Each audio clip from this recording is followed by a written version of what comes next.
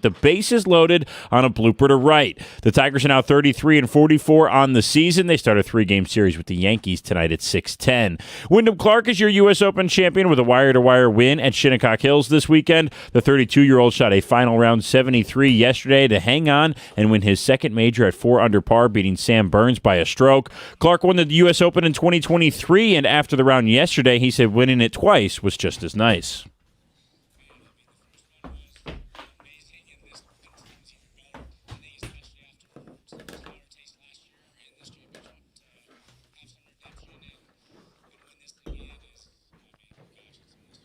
Just last week, Clark was announced as the newest name committed to playing in the Rocket Classic at Detroit Golf Club at the end of July.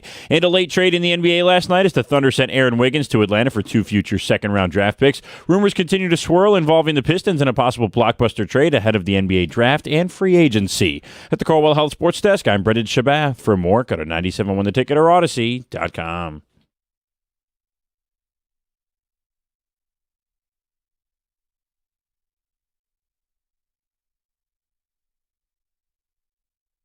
Good morning. Did you miss me?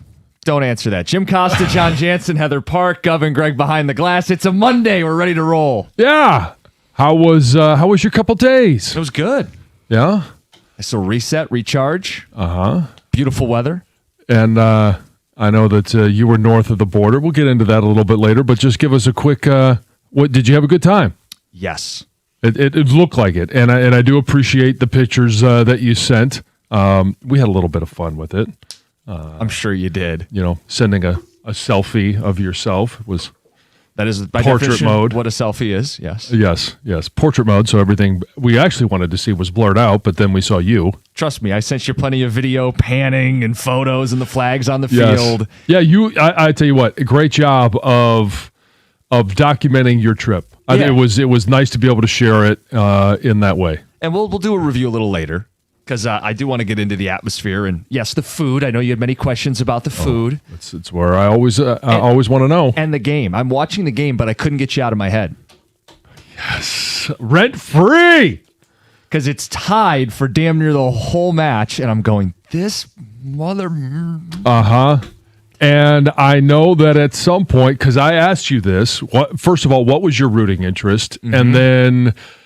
I mentioned something about your rooting interest changing throughout the course of the game. It was bizarre. Yeah, we'll talk about it. 6:18. Let's hit a couple headlines from the weekend. Tigers with the sweep. Brady Tkachuk on the move. You want to start with our team first? Yeah, let's do that. I mean, they're that team that just they let you go.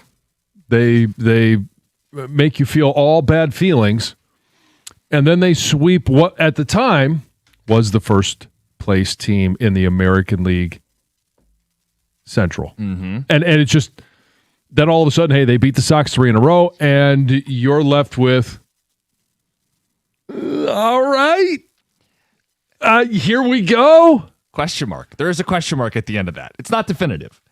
They're on a 10-game homestand, and they started it the absolute best way possible. You break out the brooms, and by the way, come from behind wins in all 3. Great crowds at the ballpark, 40,000 plus at each of the games. Not just the Scooble start, but all 3 games. And I don't know if anybody else had this issue. 10th inning. Yeah. The Major League Baseball app that we have on our TV, all we saw was a spinning circle. Uh-huh. And so I'm like, well, let me go to my iPad. Uh-huh. Let me go to my phone. Spinning circle. I'm like, well, maybe it's my internet. And so I was clicking on everything. Everything else was working. And then all of a sudden, I get the update on my phone. Tigers win. Oh, what? What? I missed it. I did see the 9th, which was exciting. Down to their last out, and who else? Dylan Dingler at the plate. AJ pulling the right strings, right? Well, not where I was going. Before that, 2 outs, season on the line. Not season on the line, but game on the line, and feels like season on the line every day now. Running out of, Well, it is. Running out of opportunities. Jahmai Jones is at the plate with 2 outs. Exactly who you want to have holding the bat. Yeah. But hey, credit to him. He legs out the base knock. Keeps the inning alive, game alive, and the Tigers do end up getting extra innings. Load the bases. And Matt Vierling, a little blooper. That's all it takes. If you didn't see it, have you heard the final call? Could we Yeah, I mean, I was at that point. I'm in emergency. I want to be able to hear it. So yeah, but yeah, if anybody missed it, here's the final call.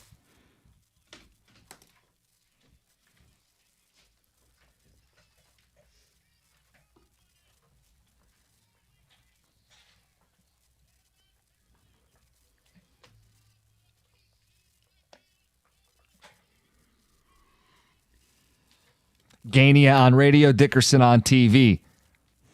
Look, you can really build this up as dramatically as you'd like. There were the quotes from Skubal before the series. Mm-hmm. We need to play better baseball or else. Then they have 3 come from behind wins against a White Sox team they had to beat, had to do it. It's dramatic. I do wonder if people are buying back in, literally bought their way into the ballpark over the weekend. We can spend a bunch of time on that. 6:35, we'll go deeper into the Tigers. Plus, Jahmai Jones addressed being booed, and Verlander did not pitch on Sunday. I know that was a great disappointment for you, for me, and many Tiger fans out there. There is a lot to discuss with our baseball team. Certainly is, and we'll get into it more. But that was obviously big news locally here, big news nationally. Brady Tkachuk on the move. The Tkachuks teaming up in Florida. Who could have seen it coming? It's. I do go back to when Brady was on that podcast with his dad and his brother, and they were ripping the Ottawa coaching staff, his dad was. And it was like, oh, no, Brady's going to want out. And he flat denied it and called it a lie. About that. This was in the works. He gave a 4-team list. Sound familiar? It included Florida and Vegas and Minnesota. Sound familiar?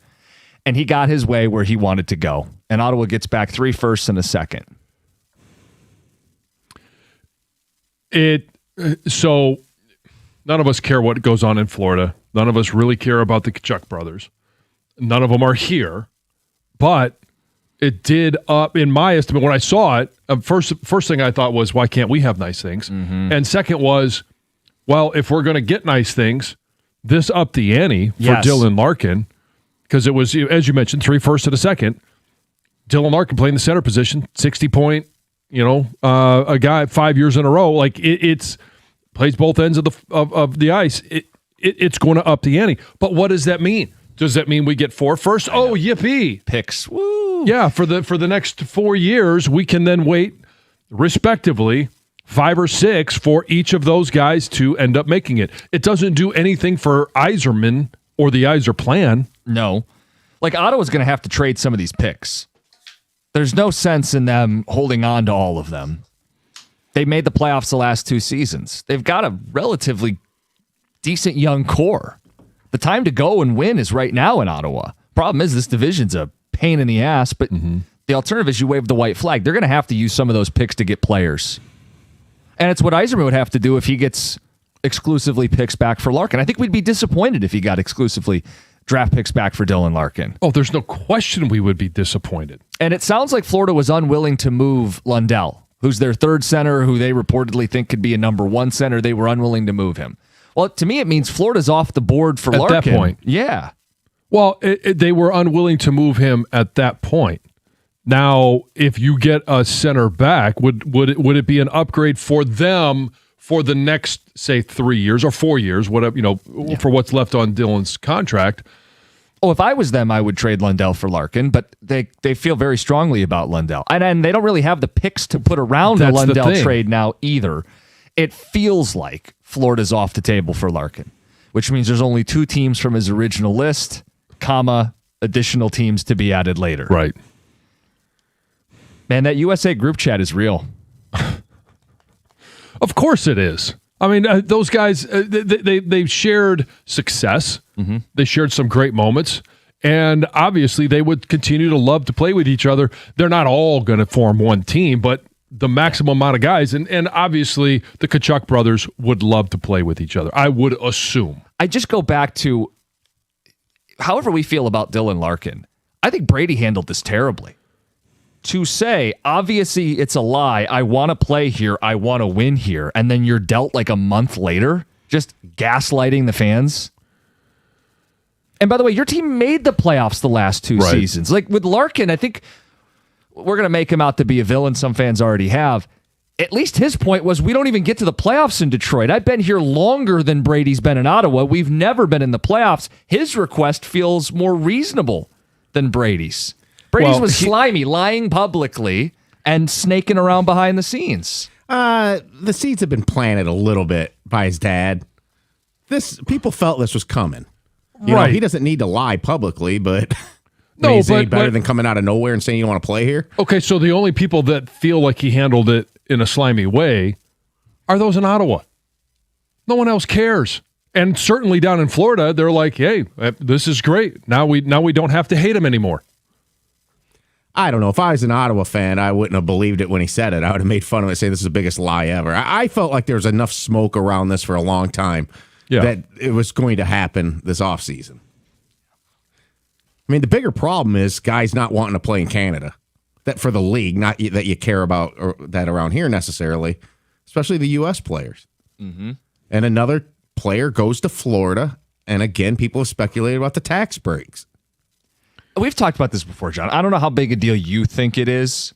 You obviously played pro sports and had to deal with the taxes of being a professional athlete. But the only thing I would say is Florida had preferential taxes 15 years ago. Right. And the Florida Panthers were not a dynasty 15 years ago. Well, NHL players don't make what other sports make. So every dime counts. It sure does. And if you are, if you don't care where it is that you play, and it's simply, I want to maximize my earning potential, then those states do become influential in your decision-making process.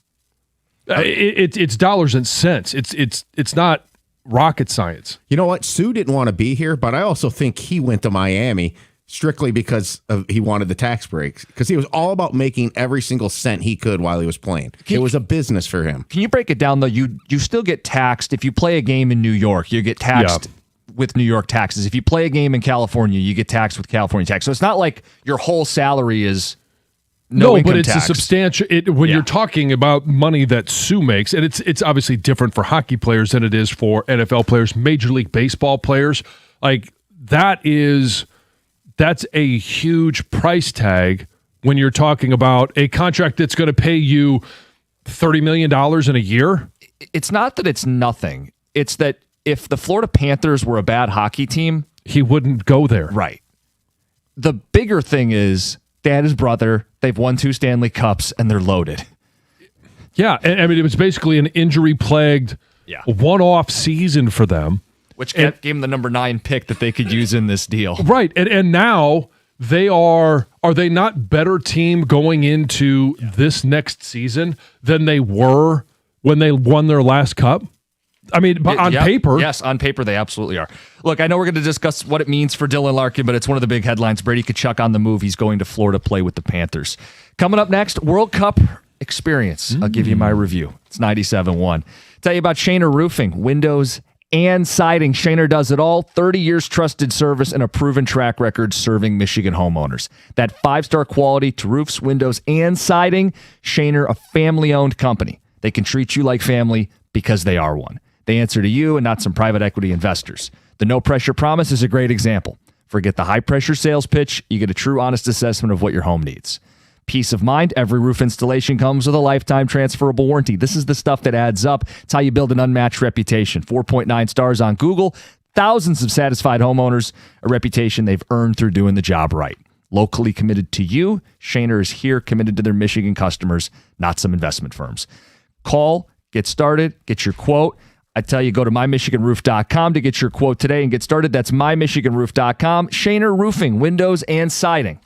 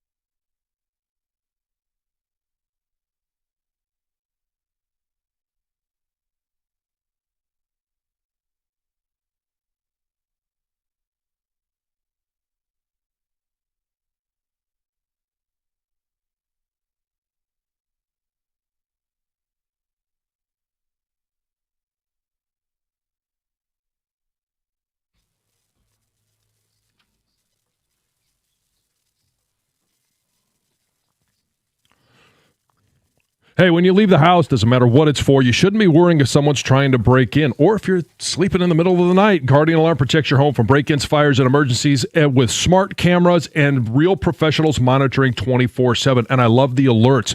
Since they installed it in my home, anything happens out of the norm, I get an alert. I can check the cameras. Maybe it's Ellie getting home after a late game or Jack. It's been perfect for our family. This summer, score big with security system for your home.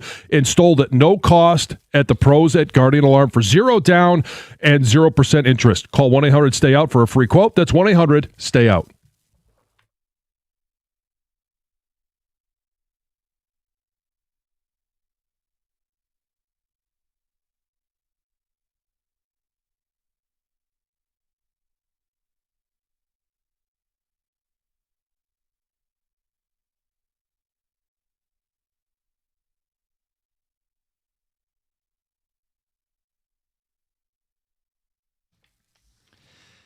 Tigers are the sweep over the weekend, break out the brooms, beat the White Sox, come from behind wins, great crowds. We'll get to it at 6:35.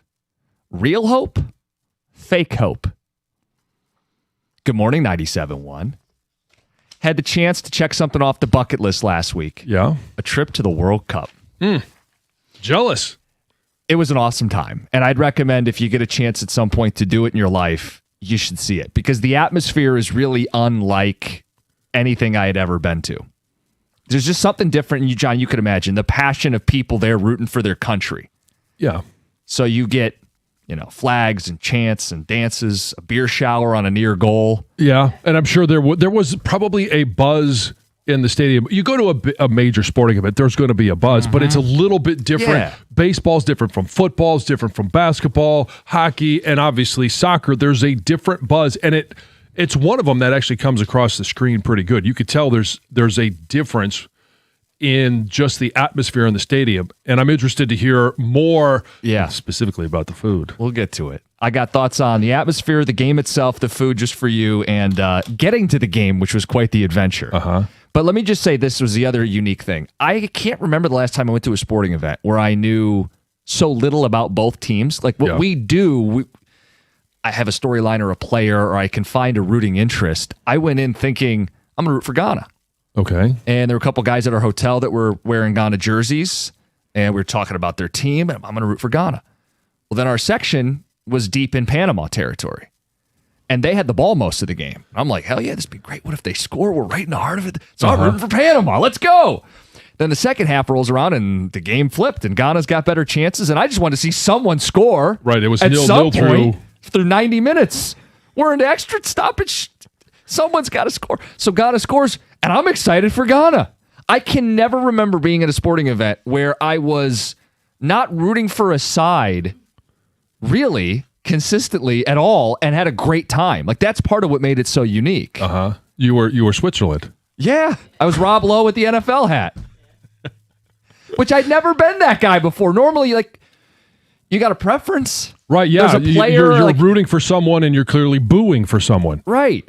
You go to an NFL game, or you're watching an NFL game on Sunday, the Lions aren't playing. You typically have a side you'd rather win, and it doesn't change midway through. So let me ask you this, because my major gripe with watching soccer is the fact that you can get 90 minutes into a game and it's 0-0. Was there any time throughout the course of that where you're like, man, do I really want to stay to the end? This is boring. Was there always that constant buzz? I think there's a big difference being there than if it doesn't always translate on TV to, hey, they're just passing in the midfield. The game feels faster when you're there because you see the ground they're making up. The depth perception is better in person. And we were in a section that was standing most of the game. So it wasn't like, and you knew one play could decide the game. Both teams are in a group where they're probably not going to advance. They need to win this game. You can't play back and play for a draw. So no, I didn't feel like, well, this yawn, boring. Yeah. Because you're in the heart of it. So let me just start there. The atmosphere, I give a 5 out of 5. 5 stars. The flags, the chants, the dancing. Panama had a goal that I thought was a goal, but hit the other side of the net, the far side of the net. But the fans thought they scored. So beers flying up in the air. Yeah. And everybody's partying. And even before the game, they are celebrating the intros, the flags being put on the field. All of it was unlike any experience I'd ever seen. So the atmosphere gets a 5 stars. The game itself, I would give 3. Okay. The real possibility of a tie, you in my head as you went all that way to watch a 0-0 tie. The worst kind of tie. Because I told you if I was going to see a tie, give me 2-2. Right. Each team scores a couple goals and we're there's a celebrating. little back and forth. 0-0 for 90 minutes. Now, it gets 3 because at least we got a thrilling finish. Yeah. Maybe 3.5 stars. The food, 1 star. Oh. It was hot dogs, chicken tenders, French fries, popcorn. They did have poutine. Yeah. Did you get some? I did not get poutine. And I'll so tell you, disappointed in you. The combination of Canada prices and World Cup prices. Yeah. I got 2 beers, a hot dog, and chips. You want to guess what it ran me? Well, we talked about it because you sent us that picture.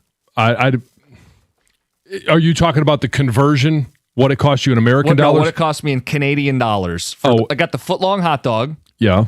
2 beers, and it came with chips. I'm guessing it cost you $65. I'll go 40. Greg? 55? Heather? 50. $77. Yes. Oh my gosh. But in when you all of a sudden, hey, you put the conversion in there, it's about $50. Yeah, exactly. And these were the big beers. Right. Of course. Why would you go with the small beer? Right. So 1 star. It's generic. So it was was like high school stadium food. So did you use cash or Card. Oh no, use card. You get the best rate. and was there a conversion? What did? Yeah, it does it. It does it for you. Yeah. So you look at your statement, and it will only show up as what it cost you in American dollars. Okay. Yeah. So it wasn't 77 US. Right. But still, the Yeah. sticker Did you shock look if I and got see a what it was? I could do it right now if you'd like. Well, I do mean, it live on so the that's air. what it was when I was up fishing in Canada. It was, you pay the outfitter and they charge you the Canadian dollars, but you use your credit card and it does the conversion for you. And you typically get the best rate because they're not going to be up on whatever it is, and they're going to err on the side of, well, we want more money. And then the last thing I wanted to note was getting to the game. So we didn't stay in downtown Toronto, understandably. Yeah. We were in Mississauga, which is 15 miles That's just not bad. outside. Yeah, good compromise. It took over 2 hours to get from the hotel the 15 miles to the stadium. So they recommended you want to shuttle to the airport because then you can get on public transit easier. And then you'll take a train or a tram and then into a train, and then you're going to be right there at the stadium. Yeah. We left just after 4. We got in our seats at 6:30. But And leaving the game, don't even get me started. and so, yeah, no one wants a 2-hour commute if you're only 15 miles away. Right. I understand that. But everybody was going to the same destination. Yeah, you definitely picked up people along the way, and it made it feel kind of like The build-up. Yeah, there's a little bit of a build-up there. we get right off at that train stop, and you've got a flock of people in the Ghana jerseys, and they're playing drums, and they're singing and dancing, and immediately you're into the World Cup. Yeah. I had a great time. People, if you get a chance to do it, take advantage of it. Let's get to Heather with the news. This news is brought to you by Fusion Energy. Well, tonight is the night. It's the big night. The 68th annual Ford Fireworks will be taking place tonight, and the Detroit Police Department is gearing up for the city's big show. They're ready. They're prepared. They say every member of the department will be working to ensure everyone has a safe and fun time. And if you are headed down, make sure you plan ahead. So the best places to watch are the city's designated viewing areas. You've got Hart Plaza, Spirit Plaza, Belle Isle, and new this year is the Irma Henderson Park. So those are the designated viewing areas. And you're going to want to get there early because once they reach capacity, no They're one else is closed. getting in there. Right. They close. So make sure you know where you want to go. Check out road closures because there's going to be a lot down there. There's going to be heavy traffic, changes in parking throughout the day. So take a look at that. They say taking DDOT, the People Mover, or the Q Line is one of the easiest ways to get around downtown. Also, remember that there is that special curfew in effect tonight for minors from 8 p.m. until 6 a.m. Tuesday morning. Other things to know, there will be several riverfront parks, trails, all closed, and there will be a security screening at each of the official viewing areas. I don't have a list in front of me. It says you can go online and check out a list of prohibited items before you go. Have you guys been down there before for the fireworks? I have, but it was a long time ago. I was young. Oh, okay. Yeah, I was probably down there 7 or 8 years ago with a couple of the kids. It's always a great event down there. Jim, have you been there? I haven't been. Oh, of course. You don't do anything What's Michigan. Bronner's? Yep. I shouldn't be surprised. So, unfortunately, it has happened again, you guys. Just one day after an e-bike rider was killed in Ferndale. Yeah. An 87-year-old man riding an e-bike in Grand Blanc was also killed in a crash. This was Friday afternoon. This man was riding an e-bike, died after crashing into a car attempting to pass the bike. So they say as the car began to pass the e-bike, the man on the bike turned left in front of the vehicle. Oh. Crash, rushed to the hospital in critical condition, later passed away from his injuries. And like I said, the crash came one day after a 33-year-old rider was killed in Ferndale on Woodward. When you were gone, I feel like we had several of these e-bike stories. Yes.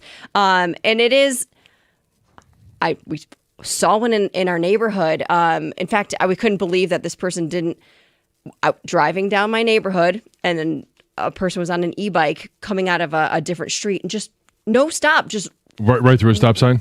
Right in front of me. Yeah. And even we were all together and I was like, oh my gosh, like, thank goodness it's only 25 in a subdivision, but I couldn't believe that this person didn't stop, and they weren't, you don't have to wear a helmet, but I was like, oh my gosh. Yeah. Older man, and I thought I was going to hit him. Anyway. You don't have the same safety if you're driving a car. So, I mean, you got to act like you have something to lose. Be safe.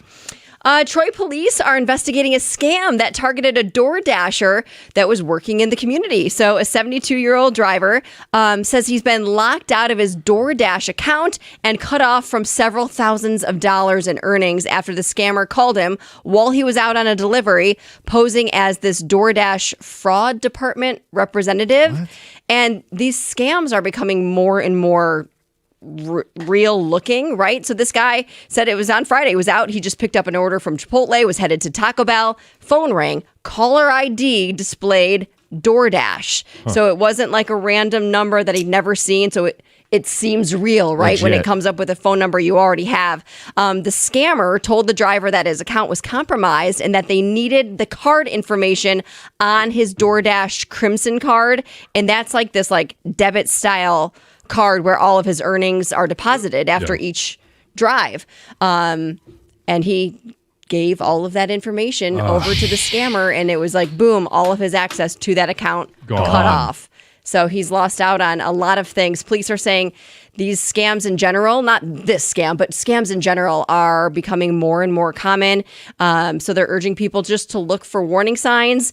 They say slow down on these phone calls, verify information independently, talk to somebody you trust, and then run the information by them before you give away personal information to anyone over the phone. And you said thousands of dollars. Yeah, he'd been door dashing for 5 years. So, I mean, this was not his first time. Yeah. No. It's Heather with the news. By the way, charge me $55. Okay. US. So Greg was right. Of course he was. Right, yes. No U.S. surprise. dollars, yes. That wasn't the question, but yes. Yeah, that's true. That's true. Hey, everybody's feeling good about the Tigers after this weekend. Is it real hope? Is it fake hope? We'll get to Jahmai Jones. He addressed being booed over the weekend. And Justin Verlander on what's going on. He didn't start. It's 97.1. Hey, if you're thinking about a new truck this month, you and I both know Ram Truck should be right there at the top of the list. And I'm in the process of getting mine right now. The Ram Truck lease deals at every Metro Detroit Ram dealer are exceptional. I've seen a Ram side by side with other trucks. I've driven a Ram, and I'm currently driving a Ram. For power, there's really no comparison. You can choose from Ram's legendary 5.7 Hemi V8, or if you like the Hurricane and it excites you, you got two choices. The 420 horsepower version, that's mine. They also have the high output 540 horsepower Hurricane engine. Why would you trust any full-size pickup at any price with only a 4-cylinder engine? Trust me, you pull off the lot and you're going to instantly be disappointed. Plus, the full-size Ram 1500 is built right here in Sterling Heights. Ram has a 5-link coil suspension. All it's going to take is one test drive, and you're going to feel how much smoother a Ram is for comfort. Just go sit in a Ram. and you're going to feel the difference. Right now, lease payments on a new Ram truck at every Metro Detroit Ram dealer are phenomenal. So are their financing offers for well-qualified buyers. All you got to do is pull into your Metro Detroit Ram dealer today and tell them I sent you.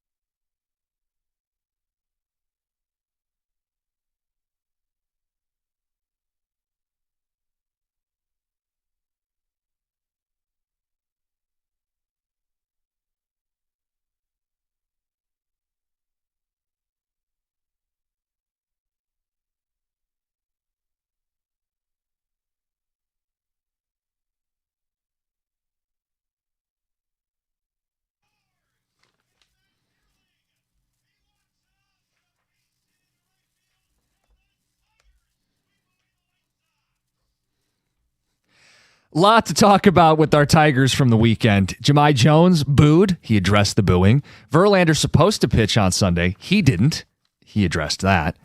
And, John, we have to address a sweep. How does it have you feeling? Well, I mean, anytime you sweep a team, especially a Chicago team, you feel good. That's about where it ends for me. In the moment, you feel good. I'm excited that they won. They're still 11 back of 500. They're still 7.5 back of the division. I think it's 5 in the wild card. And so have they made up any ground in the last, the 12 games that we had talked about? Well, let me break it down for you like this. The key number is 11. On June 11th, they were 11 games back.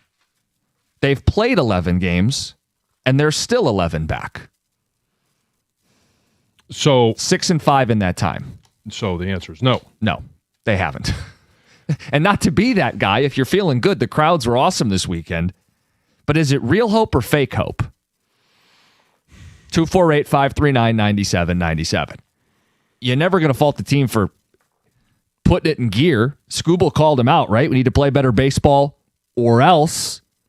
3 wins, all come from behind, dramatics, a walk-off, awesome crowds. What does it lead to? And I think right now it's still fake hope. Yes, it is fake hope. And again, it's great that they won. We should celebrate the fact that they won. It's a 3-game series sweep. Since June, they've won more series than they've lost. Yeah. But the question is, in the big picture, every time I bring this up to someone, they're like, well, it's a long season. Yes, that is correct. But I'm not sure if you go every 12-game stretch and you only pick up 1 game. They didn't even pick up a game in this stretch. What does that actually mean? Because if you go back in history and you say, okay, well, has anybody ever won the division with a losing record? The answer is no. In a 162-game season that's not been strike-shortened or the pandemic season, has anybody made the postseason with a losing record? And it's happened twice, but both of them were, I think it was 71. It was the Kansas City Royals because it was a strike-shortened season. And then it was, I forget who the team was in 2020, maybe the Houston Astros. Yeah. That had it was a 60-game season. Yeah. They had a losing record, but there were 16 teams in the postseason. So no, it's you have to get back to 500. Everybody looks at, well, it's only 5 in the wild card. It's only 7.5 in the American League. There's only a couple of teams that are over 500. Like, no, you're still going to have to get back to 500 if you're going to historically make the postseason. To your point, the final wild card spot in the American League right now is 1 game under, and it's the Toronto Blue Jays. And, John, I have a feeling they're going to want to add the trade deadline. You know what I mean? You're going to have to get to 500. They're 11 under. If they're just going to yo-yo around, win a series, lose a series, win 2, lose 2, take a sweep, lose, it's going nowhere, and they're going to run out of time because you're going to get to the deadline, and then you got to do what's right. So right now, the final wild card spot is Toronto, and you would think, well, Detroit's only 5 back. They got to be nipping at their heels. No, there's still the A's, Twins, Rangers, Orioles, and Astros, all within 2 games of that playoff spot, all in a better position than the Detroit Tigers. I think people, if you're a Tiger optimist or you just can't help but believe in your baseball team, you use that 5 games, but I'll tell you, there's more than 5 teams that you got to topple along the way. Yeah. And it's just, it's exciting that they won 3 in a row.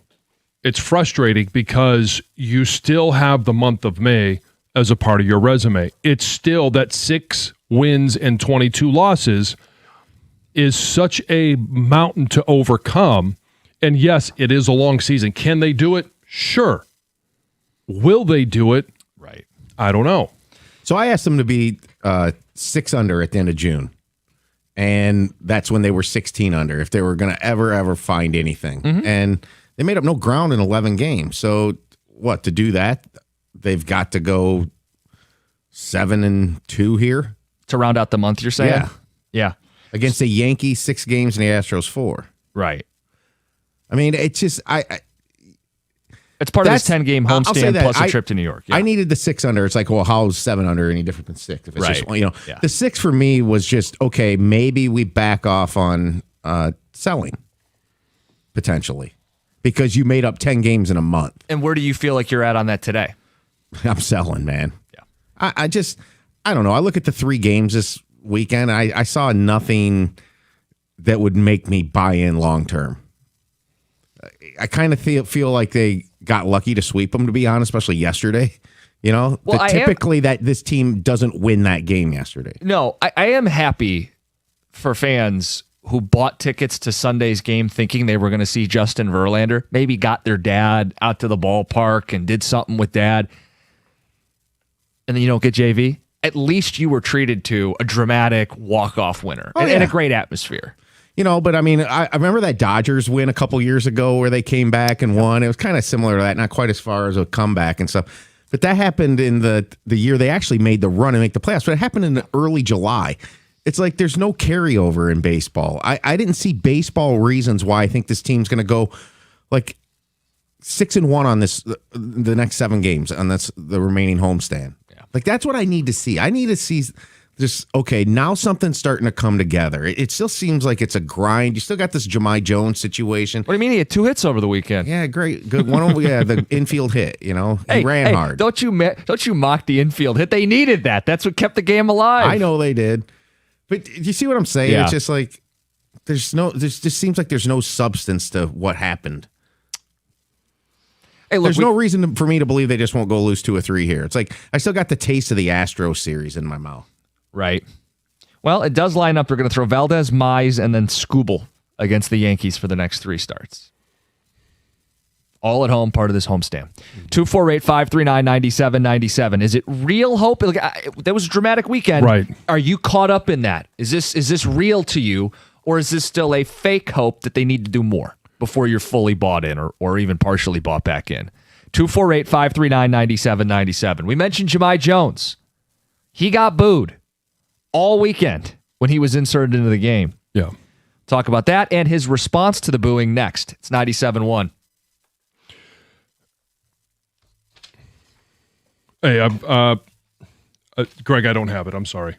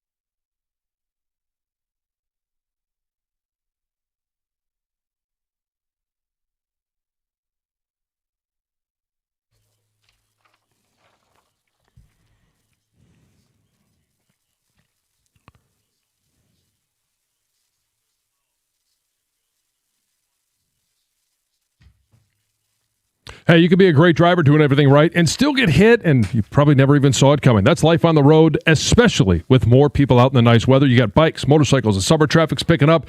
If you're injured, all you got to do is give David Feminini a call and the accident response team. They're going to help you right away, and David will fight to get you what you deserve. When you're in an accident, get the right team in your corner. Give them a call at 855-65-CRASH. That's 855-65-CRASH, or on the web at getdavidgetpaid.com.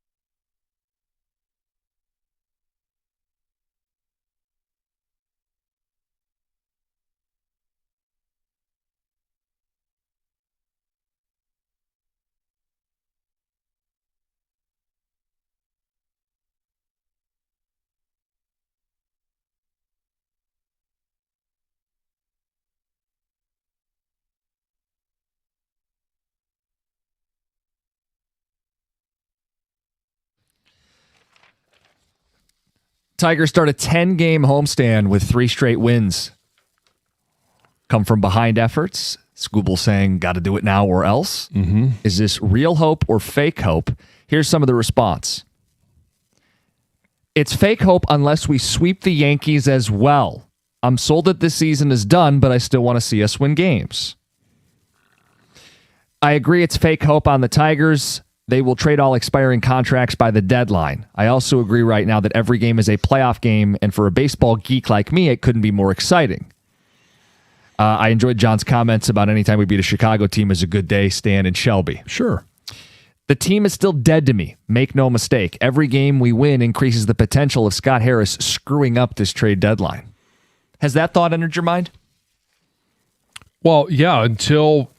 Like if they win enough to keep Skubal, but not enough to actually challenge for anything meaningful. Oh, okay. So, same thing that we've been talking about. All right. So, get out your dead horse. Let's kick him a little bit. I got the walleye button. Scott Harris is going to be forced to do something.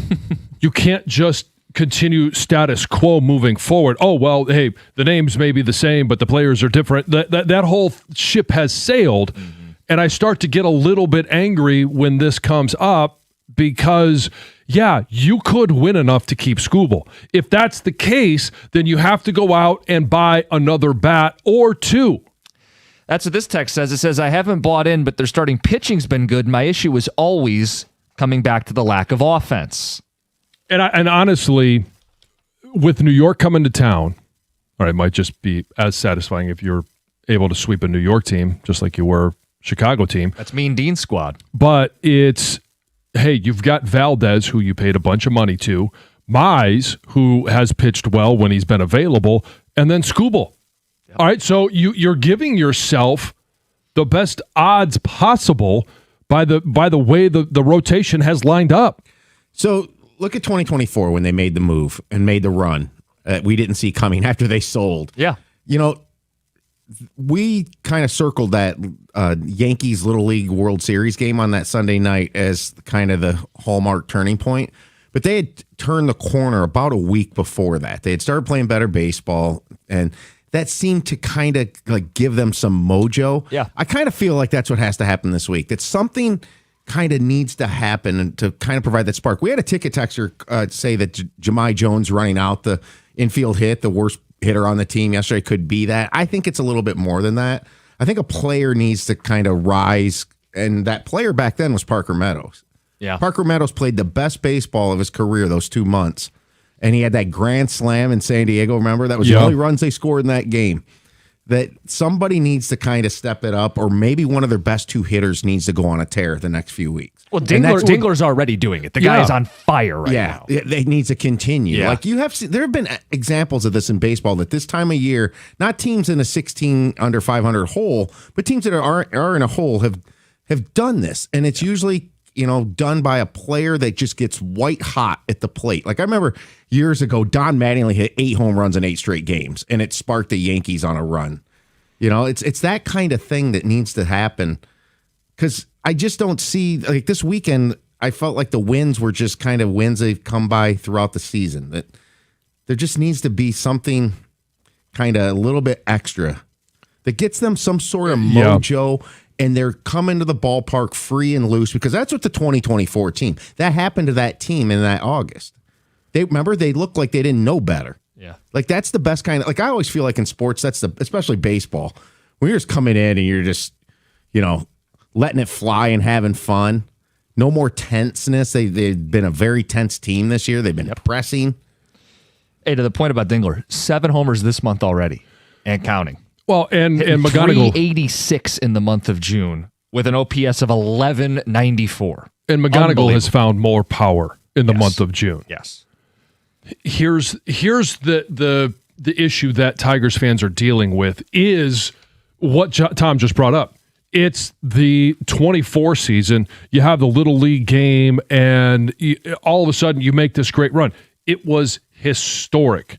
And then last year, you're on the other side of that coin where you lose the division in an epic, historic bad run. And those 2 things have happened all of, twice now in the last 100 years. Yeah. So to think it's going to happen a third year in a row, unlikely. I just don't think that's like, okay, the game has changed and there's a lot of things that are different, but I just don't believe that you're going to have 3 historic ends to seasons.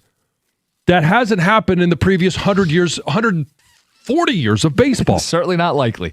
We did get this text, Troy in Woodhaven. Jahmai Jones legging out that single could be the spark this team needs to get their swagger back, especially considering he's facing his old team, the Yankees, in the next series. If they're going to keep pinch hitting him, he needs to perform. He had 2 hits over the weekend. John, he was also greeted with boos each time he came up to the plate. Understandable. By the home fans. So here's what Jahmai had to say about it.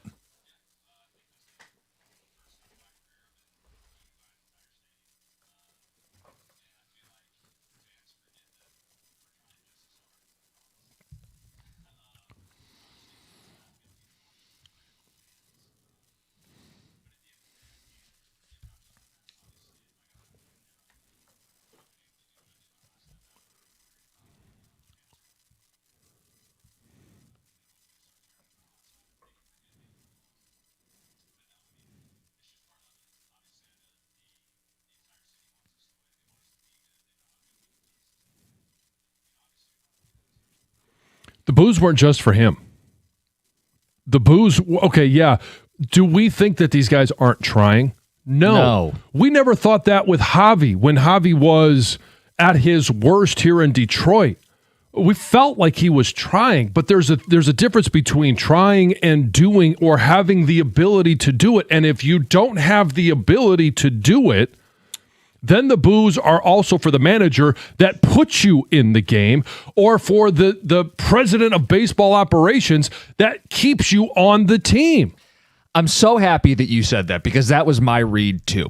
I can't speak for every person that booed at Comerica Park this weekend, but I think it was more about the decision from AJ to put him in than it was a boo directed at Jahmai personally. And I'd be fine if you want to boo him. A guy's not hitting. I mean, it's all fair game. But I think it was more about booing the decision to keep putting him in the game or the fact that he's even on the roster.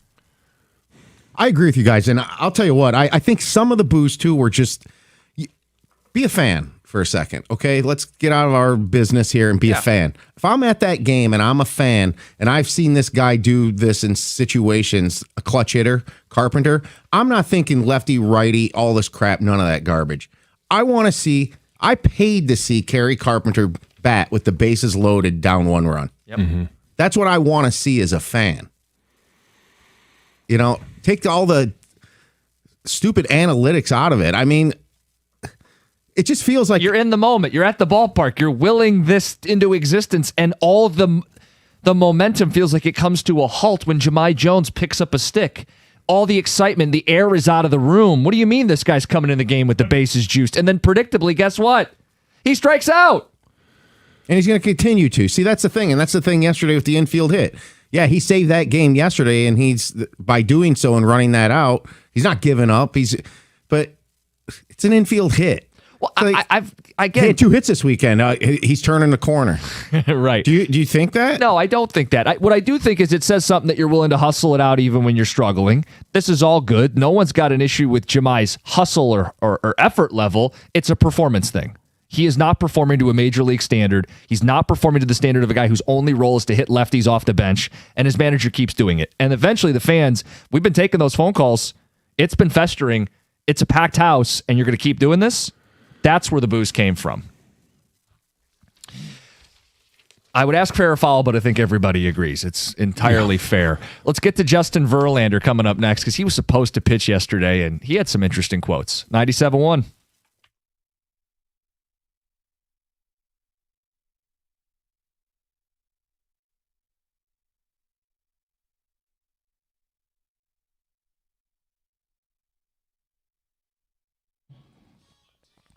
Brought to you by Northville Lumber. The Tigers won a thriller over the White Sox yesterday, 5-4 in extra innings. They tied the game in the 9th on an RBI single from Dylan Dingler. In the 10th, Torkelson tied it again with an RBI knock after Chicago took the lead in the top of the inning. Then Matt Vierling came to the plate with the bases loaded.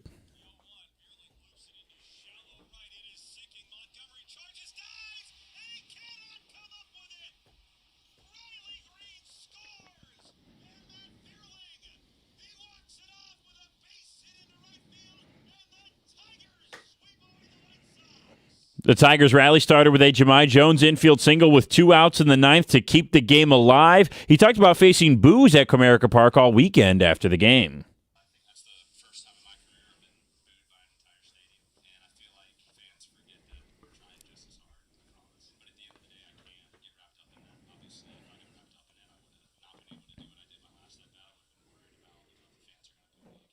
Tigers start a 3-game series with the Yankees tonight. Wyndham Clark won the U.S. Open for the second time yesterday after missing the cut at Oakmont last year and getting fined for damaging the locker room. Clark bounced back for the wire-to-wire win. Thanks to a 30-foot birdie putt on hole 16, he edged out Sam Burns by a stroke as he finished at 4 under par for the week. On Monday last week, it was announced that Clark will be participating in the Rocket Classic at Detroit Golf Club next month. At the Corwell Health Sports Desk, I'm Brendan Shabath. For more, go to 971theticket or Odyssey.com.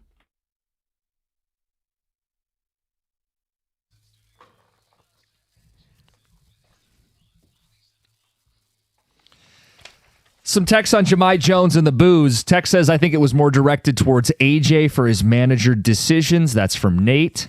I was at the game Saturday. We were not booing Jones. We were booing Hinch for his decision to pinch hit him early in the game especially. And a lot of people are highlighting that 4th inning bases loaded. Boos were for AJ, pinch hitting for Carpenter. One said the boos were classless. He's not Javi Baez. I was at the game and it was classless by our fans. You're right. He's not Javi. His OPS is worse than Javi's ever was. Right. I don't know where he's looking up at where Javi was. Some of Javi's boos and treatment were the money. Yes. I mean, sure. This is the worst guy on the team. But, like, booing is part of sports. Not you guys anymore. know my stance on it. Like, booing is part of sports. It's how you voice your displeasure as a fan. It's not right personal. They didn't dox him and put his address on billboards. Like, they just booed him. Right. And normally I am on the opposite side of that argument from you. Not this time. It is, and no one's going to sit there and say, oh, well, I can't believe he pinch hit him for Zach McKinstry. He is looking up at Zach McKinstry, but they're not far off of the same level. But McKinstry yesterday was finding some rhythm. He was 2 for 2. But it's the fact that he keeps putting him in there. And if you're booing AJ for that, I'm not going to sit there and say that's wrong. No, because of the decision, but it's got to be directed at Scott Harris too.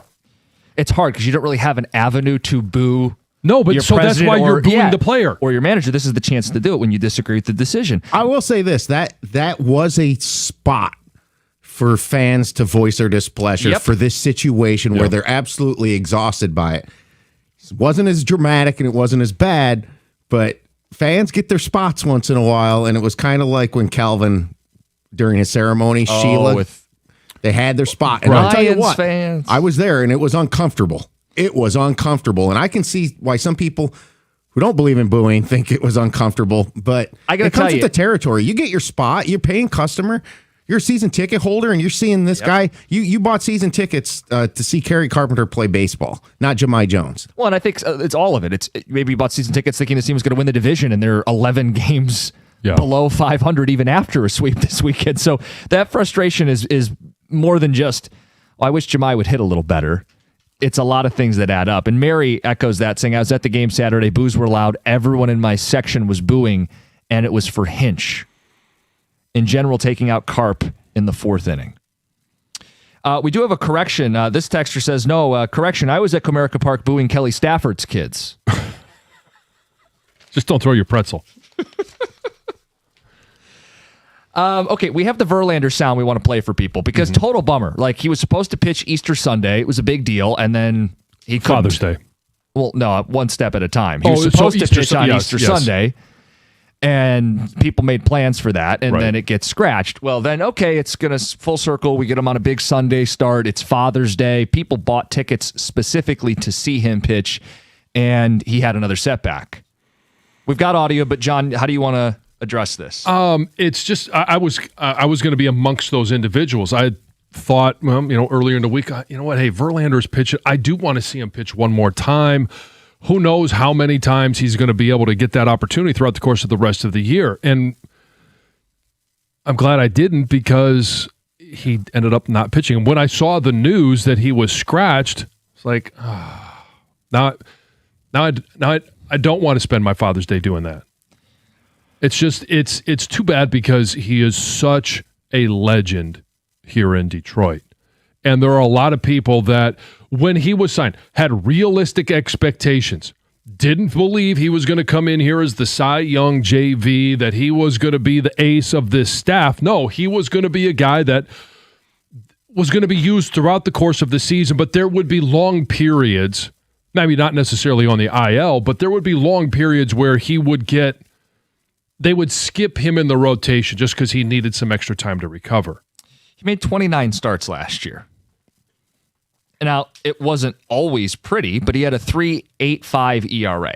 I feel like our expectations were, can we get some of that? Right. And we haven't. And I think it hurts a little more because there was this nostalgia bomb ready to go off at the ballpark as soon as he walks out with Eminem playing and takes the baseball in the Old English D, wearing the 35. I still want to see it. And it's, John, I don't know if we are at this point. I really don't. The next time they announce it, I'm still not going to believe it until he has the ball in his hand. No, same-day sales are going to go through the roof because you just want to make sure that he's going to be on the mound before. If that's why you're buying the ticket to go to the game, then you're going to wait until the day of the game because you have no idea whether he's going to be scratched 2 days before, a day before, a week before. And he was pretty honest about it when he spoke. Greg, can we play that for people? Verlander on where he's at.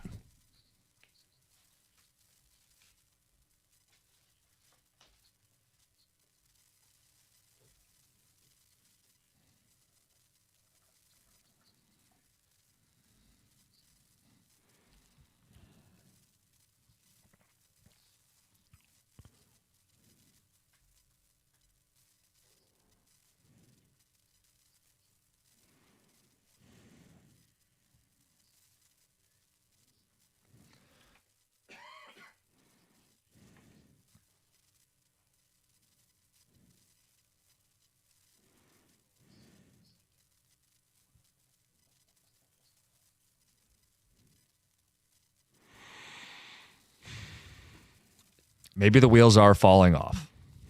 Also, about the note that his son just turned 1, it would have been great for him to throw on Father's Day. I know he has a daughter, but with the son's first Father's Day. Yeah, and I can 100% appreciate and respect that he wants to get every pitch, every inning, every opportunity out of the gifts that he was given at birth, and he's worked so hard to develop. And is it one more start? Is it 4 or 5? Like, no one knows that number. It might be 0. I think I at least speak for myself. I want him to get one more start at home to have that moment, and then I'm good. Their rotation's been strong this season. Yep. There's not been a dire need for him. I certainly don't want to see him dying on the vine, but I do want to see one more. A little bit of a full circle moment of closure, give him a proper send-off, show the city up, can show up and show out and support him. Beyond that, I'm good. I mean, I think everybody is probably, especially with his comments, he wants to be able to contribute. He's going to fight to the end of the season. It's not like, hey, well, the Tigers and I have a decision to make. Am I going to retire tomorrow? No. It feels like he's going to fight all the way to the end, and we can appreciate that because he's not Framber Valdez, where you gave him this giant contract and he's just underperforming. Yeah, most of the money's deferred. I'm not faulting anybody for the deal. Well, take the name off this and take the emotion out of it, and it's Alex Cobb all over again. He hasn't pitched. Well, Cobb didn't pitch in a single game. Right. I mean, it's. You want to say it's Kenta Maeda? Your strategy was to go get a fifth starter, a veteran arm, same concept as Cobb, that could contribute to winning and helping you this season. Thank God Troy Melton has came in and looked like an ace. I mean, I do want to see him pitch one more time for sentimental reasons. I also don't want to see him get rocked in that appearance and it look like it and have an last ugly memory of him as a pitcher. So that's an interesting way of putting it. Knowing that that's on the table. Are you cool if he never pitches here again? I would be. Okay. I'm not going to lose sleep over this. I was excited about it when they did it, but it's changed. Yeah. I mean, a hammy just pops up out of nowhere. Sounds to me like you're not going out there because you might get rocked. I don't think he's afraid to get rocked. I don't. He not in his BP and Toledo people were saying he looks done. Cook. Well, yeah. Look, I know how many homers did he give up in that last start as a mud hen. So, but you want to see that? My heart does. I don't want to see that. My heart doesn't want to see that. My heart wants to see 35 on the mound one last time at Comerica Park. Yeah. But that would not be pretty if that played out. But didn't he say leading into this last start, like, it's just not going to be perfect and they wanted to rip the Band-Aid off or something to that effect? Yeah. And he just, it's that time. It's go time. Whether it's never going to be 100%. So 43 with a bad hip and all kinds of things popping up. I do think he wants to go out there for better or worse. And if he gets tattooed, so be it. Yeah. And I mean, do I want to see him be up there and give up 4 home runs? No.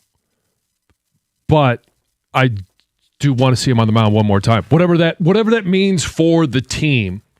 And maybe it doesn't give them the best shot to win that day. But doesn't it feel like this is kind of coming to if the team doesn't get back into it, you're more tolerant of him coming out and just seeing? Sure, because I mean, he wasn't part at fault for going 6-22 in May. No. I know people have thoughts on Verlander. We'll make some room for you. 248-539-9797. Phones and texts. Later in the hour, we got to talk about Brady Tkachuk on the move and what it means for Dylan Larkin. We'll get to that at 7:35. And there may be a soccer fever taking over this great nation. 2 wins already in the World Cup. Locked it up. Full play. Some people are talking, are they good enough to win the whole thing? I already told you they were. You were first. It's 97-1.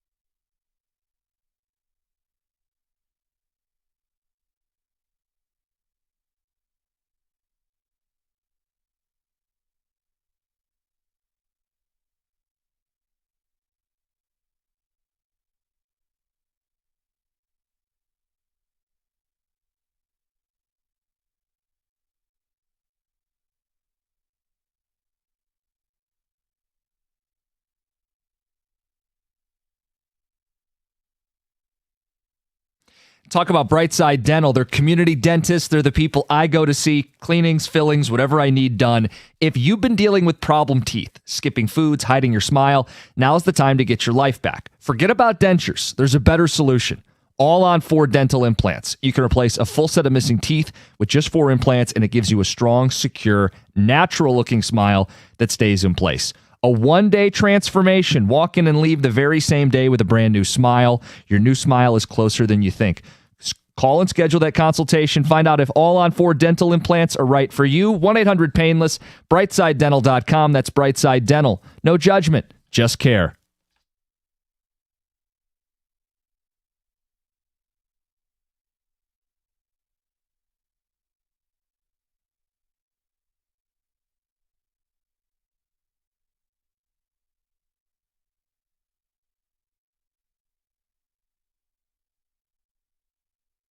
Couple texts on Verlander. Have to love JV. He's a straight shooter.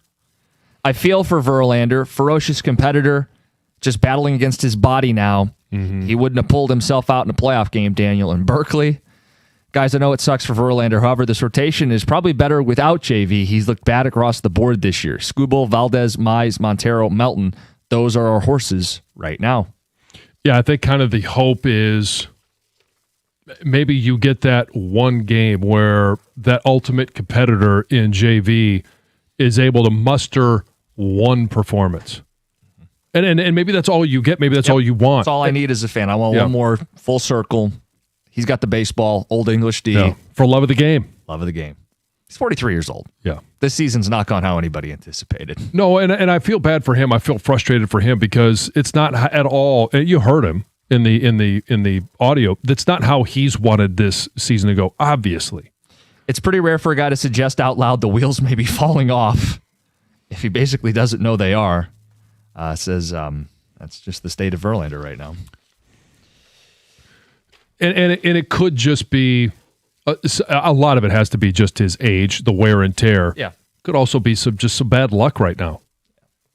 And that's, I think, what a lot of people are just hoping for. It's just, hey, he pulled a hammy at the wrong time. Well, the reports are his velocity speed's down, and he's had 2 lower body problems, which is where you get some of your power. Yep. Yeah. From the hips, the turning, the thrust, the strength in your hamstrings.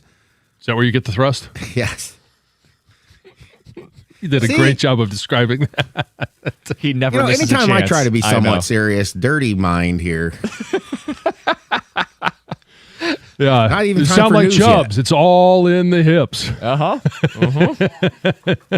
Power. All right, at 7:35, we're talking Brady Tkachuk. He's on the move to Florida. What does it mean for Dylan Larkin? I think it means Dylan Larkin's no trade list includes only one team now, Florida. No, we'll get into it. Yeah. U.S. Soccer, bit of a buzz building for this team. Yeah, 2-0. Here we go. And it's been 2 really good performances. Now, I know the second half in that last game was not a thing of beauty, but the first half was very similar to the first half we saw in the first game. 2 wins, the most they've had in any World Cup since 1930. It also ties the 2002 World Cup. It's the most wins they've ever had in a single World Cup. And I think they've looked the part, right? Even without their best player, Pulisic, they win going away and they possess the ball most of the match. There's starting to be this buzz. And how good is this U.S. soccer team? Until they're truly tested against another world power, we're not going to know. But on the Fox desk, Zlatan Ibrahimovic was asked if the U.S. can win the entire World Cup.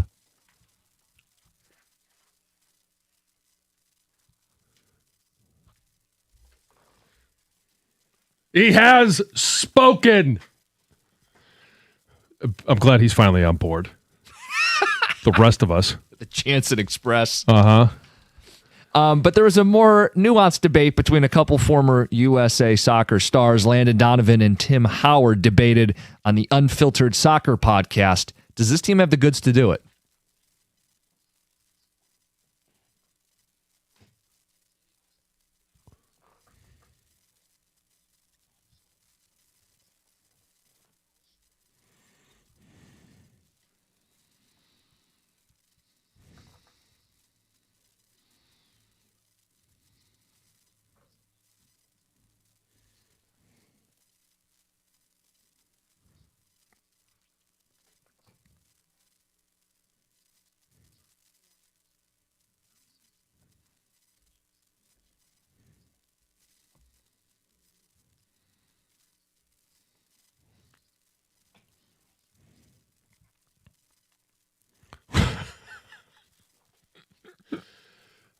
I mean, yeah, okay. I'll go back to, was it Donovan that was saying it's couldn't they? Yes. Donovan's the first voice. Howard's the second voice. So can they? Yes. Is it likely? No. He was honest there. Yes. 100%. Can they? Sure, they're going to play the games. Could there be a miracle on the pitch? Could you imagine? Sure, there could be. Is it likely? I think all of us are sitting there going, is it likely? No. But we're along for the ride. If you take a peek at the way this is setting up, they're going to advance out of the group, and they're most likely going to face Bosnia, which is favorable for the U.S., and then I think right now they would most likely face Czechia, Egypt. I mean, it does set up for them to get a couple wins in the knockout round, build momentum, get to, as they talk, the round of 16, and you're playing on your home soil. Yeah. You're playing with a little momentum. This is a young group. This is how it's supposed to happen, though, as they enter their prime. This is supposed to be a team that could make some noise. So let me ask this question, and I'm asking this to our soccer nerds out there as well. They're playing Turkey on Thursday night. Turkey's out. The U.S. is in. What can be gained by them winning, or what could be lost if they lost, other than just momentum? I think seeding. That's what I'm curious. Is like, does it affect who they play I don't in know, the round of because 16? If they've already won the group, I don't know. I would imagine it could still impact seeding. Yeah. So if that's the case, I mean, do they then, like, it comes down to the decisions, right? And this is Stoney. Like, why are your starters playing in this game where it's meaningless, right? Is this a meaningless soccer game? I'm gonna say no. Okay. Is it simply just momentum? You want to keep that? Well, I think there's something for those good feelings, the confidence rolling, because not only that, it's going to be at 10 o'clock on Thursday night. Yeah, I mean. So, John, you compared it to what Team USA did in hockey, Miracle on Ice. You call it the Miracle on the pitch. Sure. I'm not a soccer nerd. I would think the soccer nerds would say, and I think I kind of read into this what Tim Howard said there. Okay, there's more than one Russia. Yeah. That the whole thing about the Miracle on Ice was you had a one-game scenario where you had this powerhouse team, but there weren't other powerhouses. I believe in soccer, you've got 3 to 4 powerhouses in this tournament that you just don't see a way of getting through that unless maybe you catch a break and one of them gets upset earlier.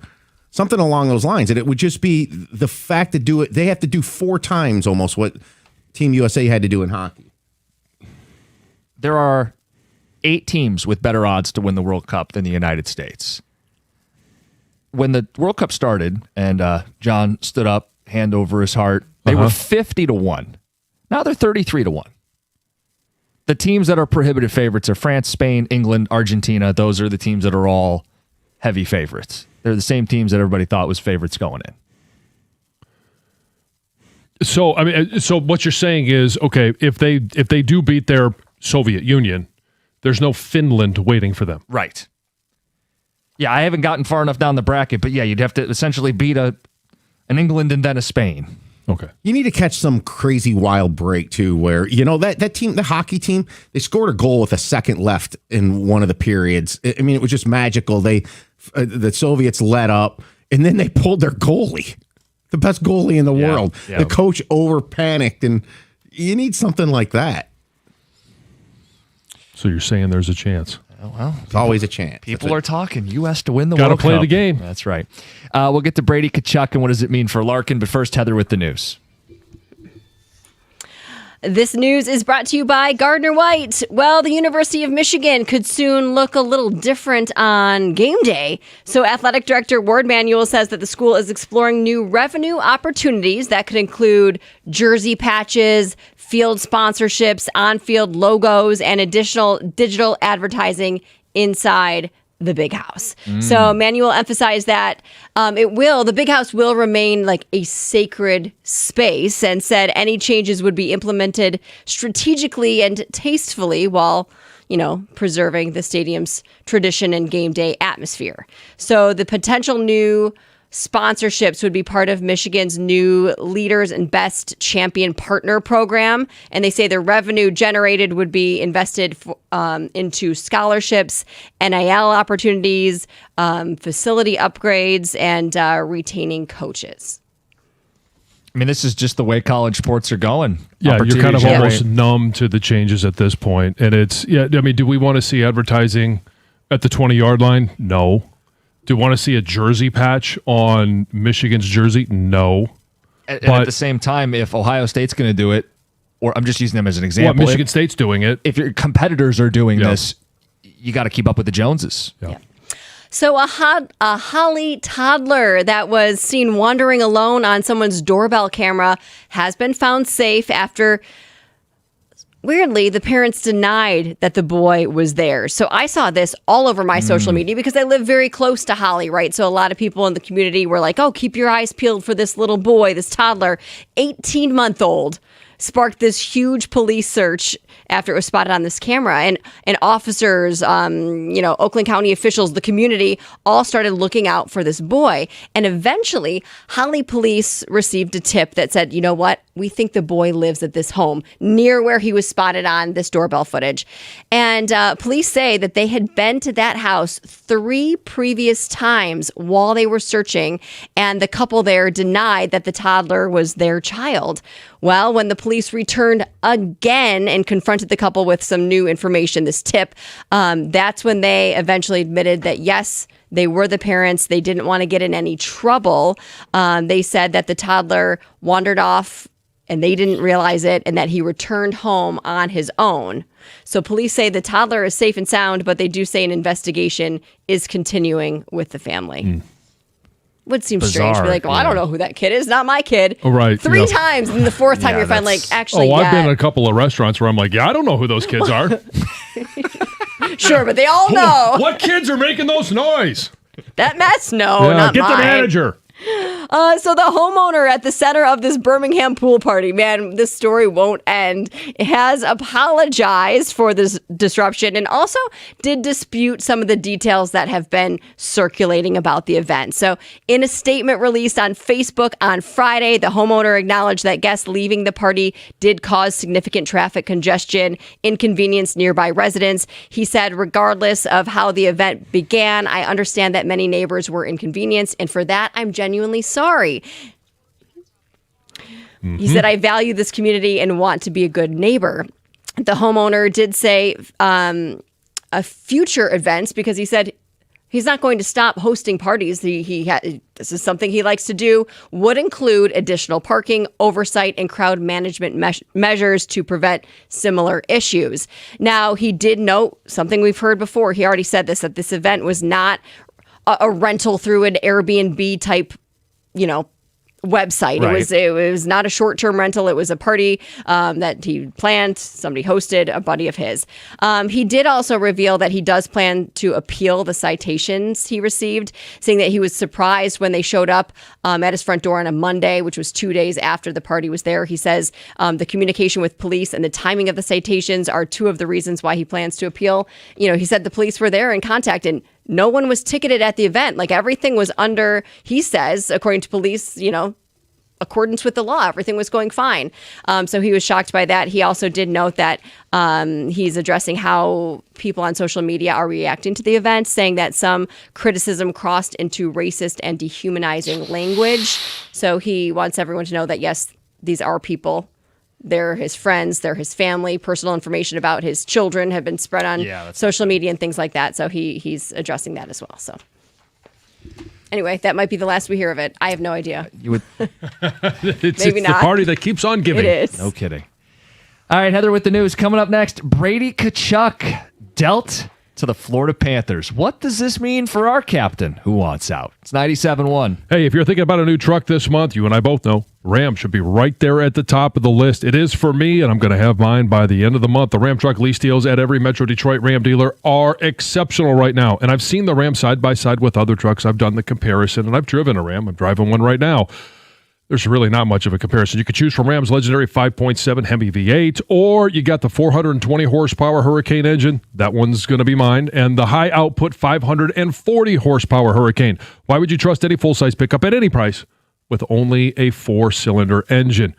You can't tow with it, can't work with it, can't play with it. Plus, the full-size Ram 1500 is built right here in Sterling Heights. Ram has a 5-link coil suspension. All it's going to take is one test drive, and you're going to feel how much smoother a Ram is. And do me a favor, for comfort, just go sit in a Ram, and trust me, you'll feel the difference. Right now, the lease payments on a new Ram truck at every Metro Detroit Ram dealer are phenomenal. So are their financing offers for well-qualified buyers. All you got to do is pull into your Metro Detroit Ram dealer today and tell them I sent you.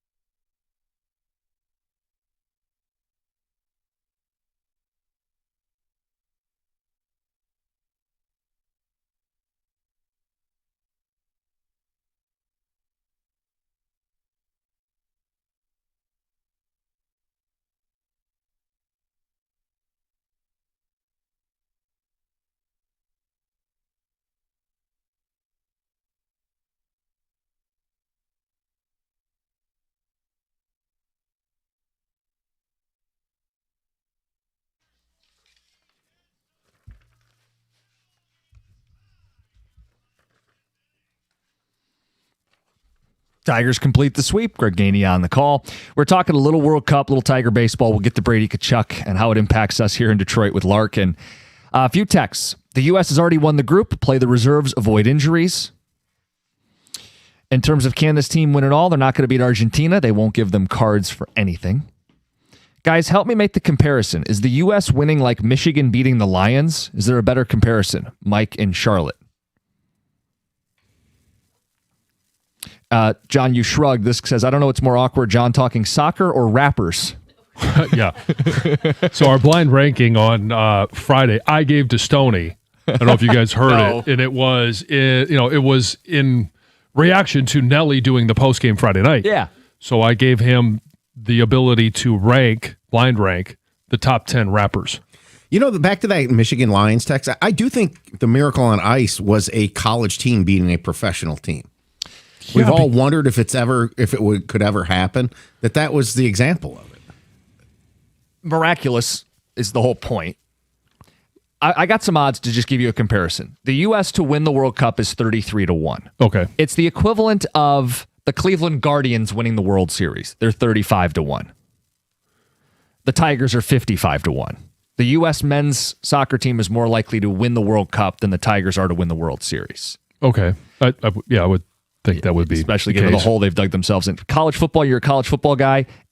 Odds, Ole Miss is 30-1. Oklahoma and USC are 35-1. Similar odds to U.S. soccer winning it all. Okay. And in the NFL, there's not a team that's 30 or 35-1. The closest would be the Bears winning the Super Bowl at 27-1. Bears slightly more likely to win the Super Bowl than our soccer team is to win the World Cup. The Hammond Bears? The Hammond Bears. And in hockey, it would be like the Utah Mammoth winning the Stanley Cup. Maybe with their new player, Dylan Larkin. Where is this going? So Brady Tkachuk gets dealt yesterday, and you could see this coming from a mile away. He gets to play with his brother, and he could deny that this was always a consideration. But come on now. His no-trade list included Florida, Vegas, and Minnesota. Sound familiar? Right. He goes for 3 firsts and a second. So it does set some sort of market. Yeah. How does this impact us here in Detroit? Obviously, Dylan Larkin, it's what does he draw then? In comparison of picks, is it 3 firsts, 3 seconds? Because it's going to be more than what Florida had to give up for Brady Tkachuk. You're getting more with Dylan Larkin, and the center position is a more coveted position. Say Tom wants to fight about who the better player is, but yeah, the argument for Larkin is more goals and more points over the last 2 years than Brady. Brady had 55 and 59 points the last 2 seasons. So Larkin more productive, plays the center of the ice, kills penalties. Brady doesn't. No, Tkachuk had a 60-game season in there. It's a little fudged numbers. Healthy, everybody's killing Larkin because he can't stay healthy. Right. Look, it's a fine line debate on who is the better player. I actually think it's the position you need. That's who you would trade for. Florida didn't need centers. They needed a forward, right? Mm-hmm. But it also brings some of their physicality and grit that the style they play with. That's why so many Red Wing fans wanted Brady Tkachuk. Yeah. Look, I also think if they were picking between the two, the fact that the brother plays on the team already may have tipped the scales in addition to them preferring a winger. I think this takes Florida off the table for Larkin. Oh, yeah. They're reportedly unwilling to move Lundell. They just gutted themselves of all draft capital. That's not going to happen now. Larkin's not going to Florida. We can say that? I think, yes. It's the odds are greater than 33-1. Yeah, barring, I suppose they could use a third team. I just don't feel like they're really on the table. Or it's going to have to be, which we would want, actual NHL-ready players. Yeah. I don't know that they're willing to give up that many NHL-ready players for Dylan Larkin. Like, they're in the go-for-it-again mode. So, it's... Are you only going to get back draft capital? That's the bigger question is, if that's the case, then, okay, for Dylan Larkin and for the future of the Wings, but we're talking, 4, 5, 6 years down the road? Maybe it sets them on a better path. But at that point, it doesn't do any favors for Steve Yzerman. No, if we got back the Ottawa return, we'd be bummed.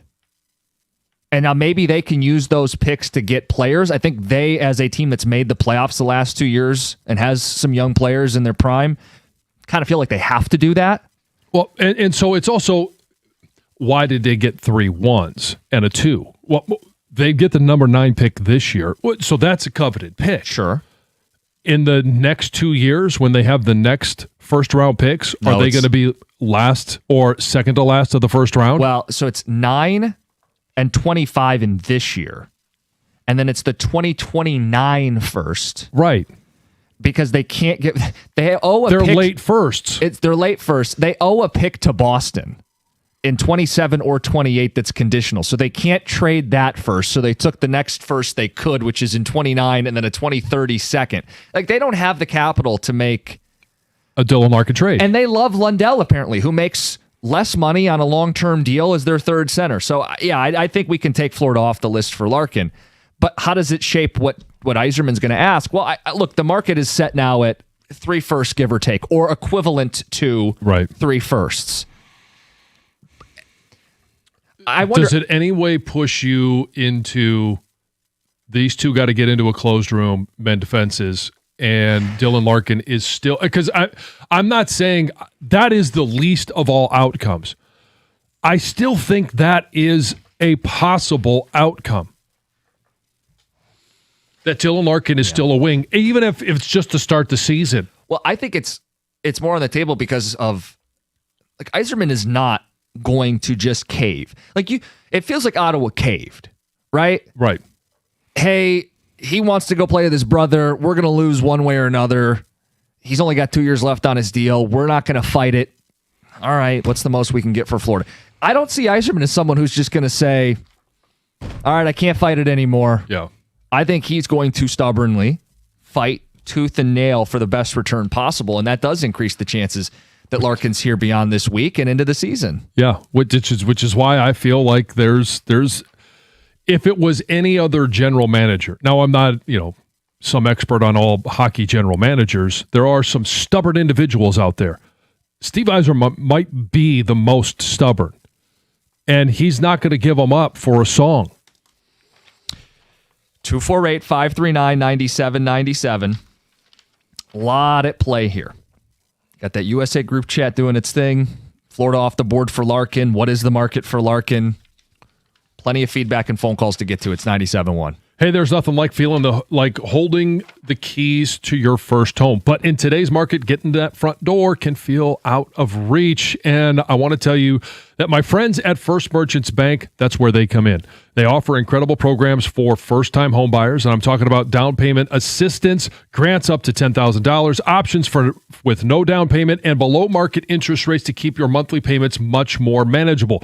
And since 1893, they've been the dependable choice for neighbors just like you and me.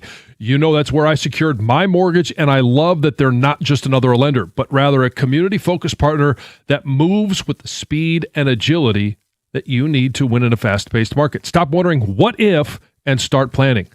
They offer free mortgage consultations to help you map out your journey. Contact my friends over at First Merchants Bank today to get started. First Merchants Bank, helping you prosper. Member FDIC, equal housing lender. All you got to do is visit firstmerchants.com to learn more.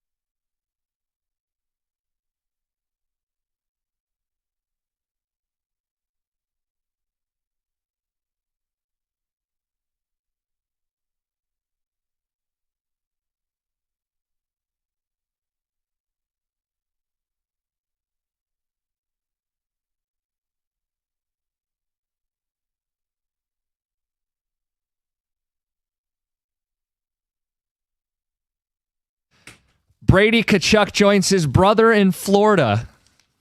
Panthers going for it, giving up 3 firsts and a second. Ottawa, I don't know, made the playoffs last couple years. They're at the mercy of a player who wants out. Their captain's gone. Let's get to Jay in White Lake. Of course, we want to know how this impacts Dylan Larkin. What do you think? Hey, boys. How are you? Good. So, a couple of points. One, I think Florida they made a smart move. There's still the physicality that you have to look at that makes teams stronger. You know, the Red Wings, they've had like a 7-Eleven sign open for business in the corners for the last few years. Nobody's afraid to go in and dig out the puck when they're playing the Red Wings because we don't have any punching power. And I think having the Tkachuk brothers together, I think Florida's smart enough to understand they're going to feed off of each other. Yep. And they're going to punish everybody that wants to go in the corner. Think about it. It's not just the two Tkachuks. It's Barkov down the middle is as tough-nosed a defensive center in hockey. They also had Brad Marchand and Sam Bennett. They got a lot of sandpaper in that lineup. Well, Marchand's just all he's going to do is lick guys' faces because that's, what he does. But Larkin, I don't think the Florida thing was ever going to happen. I really think that it's going to be Minnesota in the end. I think he and Quinn Hughes want to play together. I think he's going to play behind Quinn Hughes. And I say behind because wherever Larkin goes, he's not going to be a 1C. He's, you put him in Minnesota, he's going to be your second or third liner. They're not going to replace McCarron with Larkin. They're not going to. Wherever he goes, I think he's not going to be the superstar center, and I think that's better for him because I think the weight of this is part of what's pulling him away. I don't agree with most of what Yzerman's doing. I really don't. I think two things can be true at the same time. I lived off of the Wings in the 90s. I was running bars in downtown Detroit, and our bread and butter was the Red Wings, and those were the glory days. And I loved Steve Yzerman as a player. I've only bought one sports jersey in my entire life, and it was an Yzerman jersey. But at the same token, I don't like him as a GM. I think he's buying used equipment all the time, and he's not. We need to make big splashes, and we're not. And it is what it is. But I think that it's good that we get Larkin out as long as, like you guys mentioned a few minutes ago, Yzerman is stubborn enough to force something really good on this deal. Larkin's marketable. He is, but not as a number one guy. Well, he'll be the number one center in Minnesota if you're right. I mean, they don't have a number one center. He'll be on their top line and play big minutes down the middle for Minnesota. That's part of why I think they're desperate to get him. I think McCarron would be ahead of him. McCarron? You think so? I do. I do. Are you thinking of someone else? Because McCarron, Hartman, maybe. I don't know. No, their leading center was Joel Eriksson-Ek, who had 19 goals last season in 70 games, and he's a good middle forward. Second or third line guy. Larkin will be their number one center if they pull it off. And I know but he's not a number 1C. Well, he would be for them, and they were a 100-point team. Right. And they have good structure around him in that world. And no one cares if he goes wherever he is and he fits better as a second. If it's good for Dylan Larkin.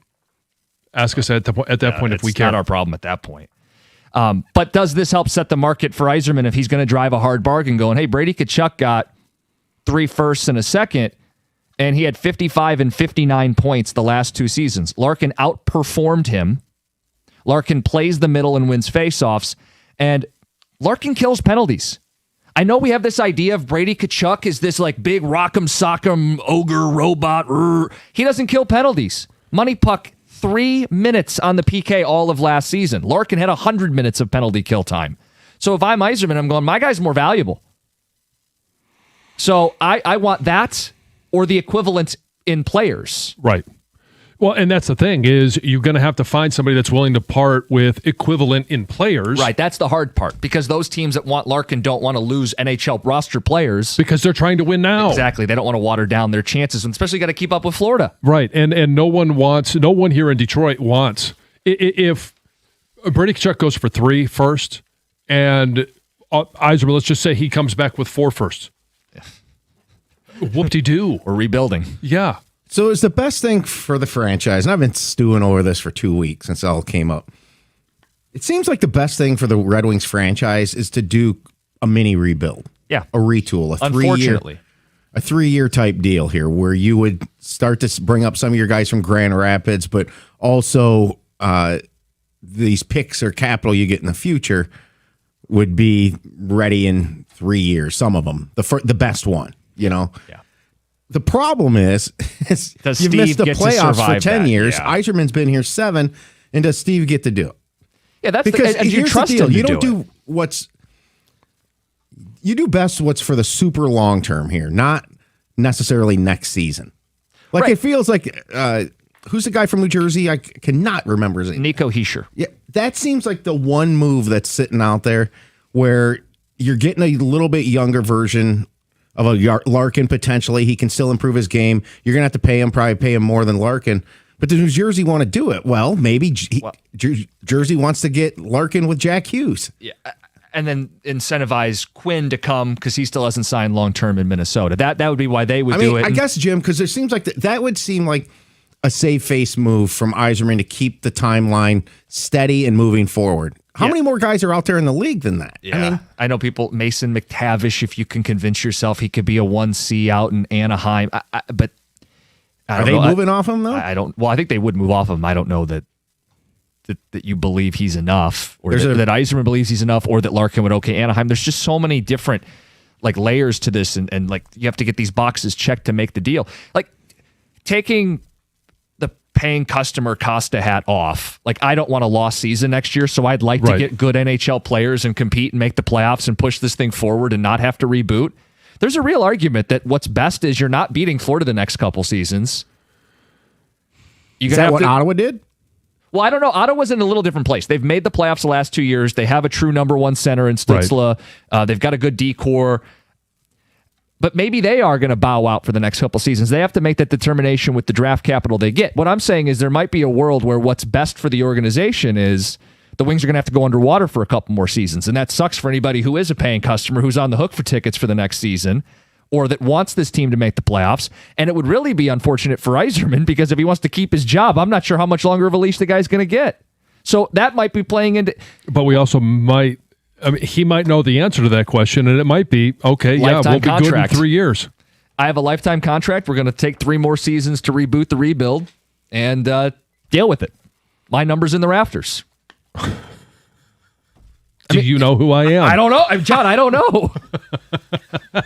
I mean, if he made a move that Ottawa made, would that not be what he'd be saying? Hey, I know you don't think I deserve more time, but it's the best deal, and I'm going to be here for the long haul. Which is, then it goes to, is the best thing for the Wings to go on a quote-unquote mini rebuild, or however you want to say it, just rebuild, or is Yzerman going to do something that's best for him and the win now version? And that's harder to pull off, which is why this could come to a grinding halt. The draft is this week. Brady is a big domino, but it doesn't mean another move's happening today. If they're doing a future move, I'm calling the Sharks, and I want the number 2 pick. And it starts with that. Got some good feedback coming in on this. 248-539-9797. It's a great thing that Brady's trade happened now. I don't think Larkin will fetch 3 firsts and a second, but it's not far off, and it raises his value, which gives Yzerman some power back, gives him a chance to buy. We'll get more feedback next, 97.1.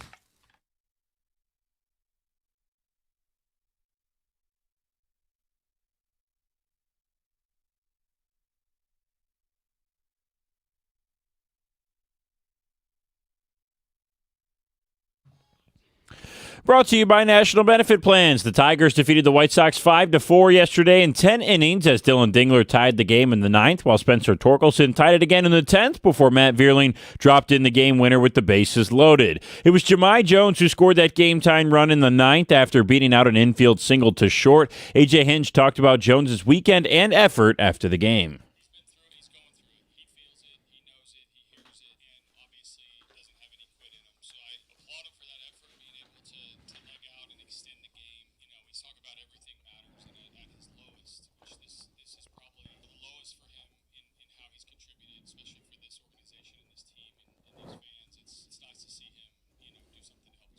Jones is now 7 for 64 since April 25th on the season. He will look to add to that total tonight when the Tigers take on the Yankees at 6:10 from Comerica Park right here on 97.1.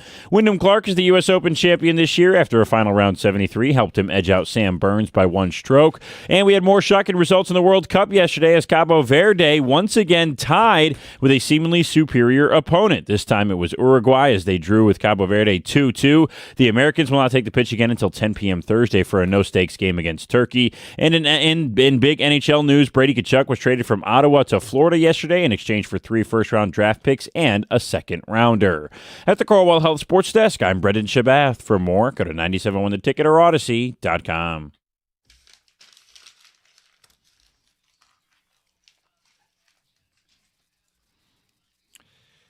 A few more texts trickling in on Larkin, this Brady Tkachuk trade down to Florida. Want to read those? We'll get into the Tigers this hour. A sweep over the weekend. Packed ballpark Friday, Saturday, and Sunday. Come from behind wins dramatic, right? Scoop will set the tone. We have to start winning or else. Dramatic wins over the weekend. Mm-hmm. We'll get to it at 8:35. Is this real hope or fake hope? 8:35. And I'd like to touch on this soccer fever that may or may not be taking over. But let's wrap up the Larkin talk. 3 firsts would be great for Larkin, but are we making moves for Yzerman's future or the Wings' future? We need as much young talent as possible. We're not a player or 2 away. We do need a rebuild. Keith and Frazier. Tkachuk to the Panthers feels very NBA. Hockey might be losing its edge here. I don't like this at all. I didn't feel that way when I saw the trade. I just saw a team making a move that had the value of being a 2-time Stanley Cup, having an injury-plagued season, getting the number 9 overall pick, and then being able to market that to their advantage. And his brother's there. It's a place he would okay a trade to. It was the perfect move for Florida to make. And what I don't want to do is be a hockey hypocrite, because I think some Red Wing fans got to be careful. It was fun when we were doing it. When we went out and added Hull and Robitaille and Hasek to a team that already had a bunch of Hall of Famers. It was okay when we were hoarding all the great players. Right. But it's not okay when Florida does it. It just stings more because we used to be that team. Well, and somebody's finding a way to do it, just not us. And our guys been here long enough. That's what stings the most. Yeah, our guys been here long enough. And our standing in the league feels like it hasn't been this low since he was drafted. I mean, the last time the Red Wing image was this poor in the league was probably prior to 1983 when Steve Yzerman was drafted. And I just, in my mind, I keep going back to, is there a world where Dylan Larkin's still on the roster, and this is the impetus, the motivating factor for Steve Yzerman to go out and make a big move, not including Dylan Larkin, but to complement Dylan Larkin. To placate him, to satisfy him, to also win hockey games. Yeah. I don't think that's going to happen. I don't know. Maybe it's toothpaste back in the tube. Hard to do. It is. It can't be done, though. I would prefer to keep Larkin because I don't think you're going to get fair market for him. Like, even if you get draft picks, you're just re-rolling the dice on this. Right. And if they're Florida picks or good team picks, they're going to be late. Yeah, and I don't think it'll be Florida picks. I think they're going to keep Lundell, and they don't really have any more picks left. Yeah, they're all tied up or gone. Anyway, soccer fever. Are you feeling it? So on Friday, messaged some buddies and said, you guys want to get together and hang out and watch a game? And there were some bars in Detroit, and Campus Martius looked incredible. Bar we went to was spotty, but I know Campus Martius was packed. Yeah. People were feeling it. USA chants. The team is looking good. Are you catching soccer fever. Because it's one thing to have the World Cup going on. It's another thing for our team to actually be pretty good. And like, John, I don't think we're the same team we've been where we sit back on our heels and play defense and hope for a counterattack. That's the biggest difference to me is we have the ball. Right. We pressure it. We have it. We have a real coach, real tactics, real talent, young players who've come up through the pipeline and are in their prime. It feels like we have a real soccer team. We play with the ball. We have it, and we have chances and possession. So I'm gearing up for it. I'm geeked up. I am, and it's kind of like we're in this lull right now because they've already won their group. They're moving on, and I've tried to do a little bit of research. It doesn't seem like there is really anything at stake for Thursday night. Plus, the game here locally is going to be at 10 o'clock.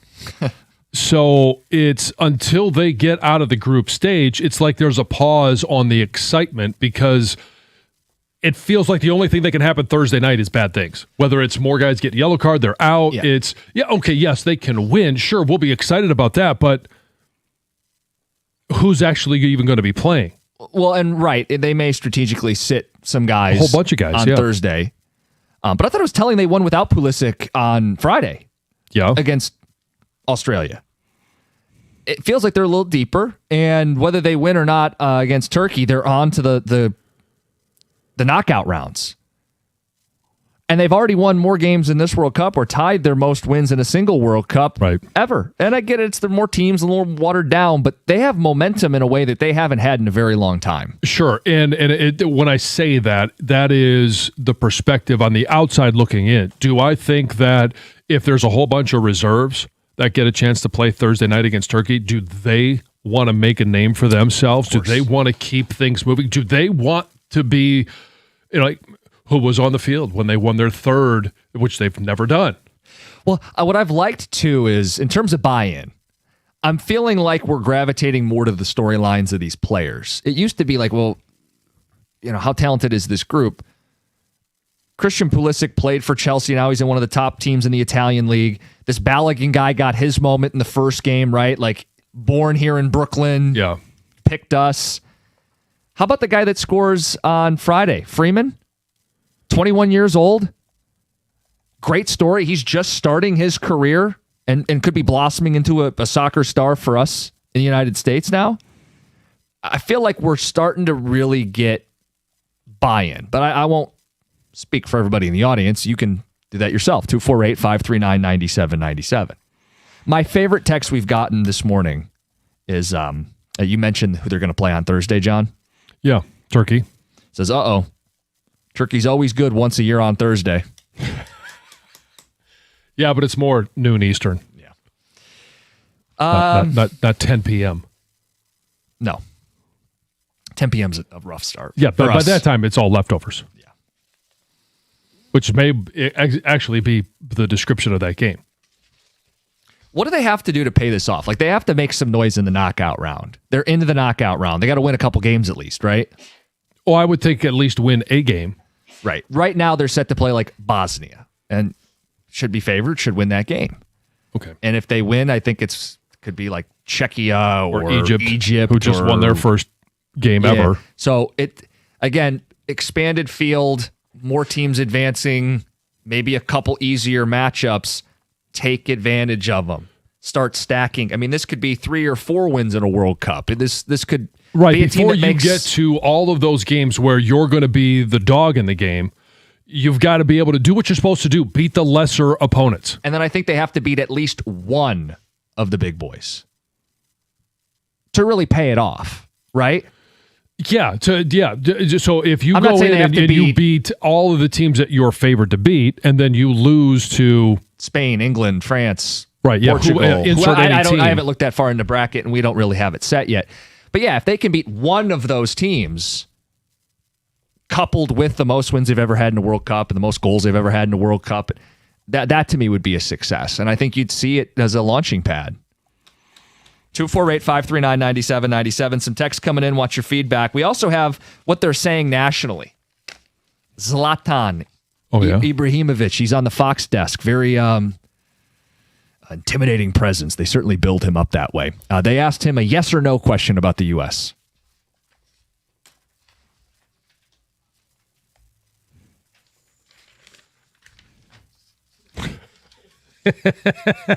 Zlatan has spoken. Like he's some sort of like all-knowing. Yes. Yeah, the authority on, and certainly he knows more than any of us. Right. He says they can win the World Cup. Well, they're going to play the game. Anytime you play the game, you have to say yes, they can. At the same time, if you had asked people, they didn't they not qualify for a World Cup like a decade ago? Correct. Yeah, like they've come a long way to where we're answering yes, they can. We weren't saying yes, they can win a World Cup 10 years ago. Right. Or even 4 years ago. Or even 4 years ago. Text says, I watched the World Cup on Friday at home. I was cheering my head off, yelling USA with the windows open, feeling it. There you go. If teams USA and UK are both alive, they could face each other on the 4th of July for the 250th anniversary of us declaring our independence. Mm-hmm. Which would be awesome. Great storyline. Just as I start getting soccer fever, a player either flops after they're barely touched or they writhe on the ground like they're dying. And then they get up and sprint 10 seconds later. Yeah. It's Court in a car. There was a moment on Wednesday last week at the World Cup. I think it was a Panama player goes down, and I'm like, oh boy, are they gonna? Yeah, they're gonna have to bring the card out for him. I didn't see what happened. He's down.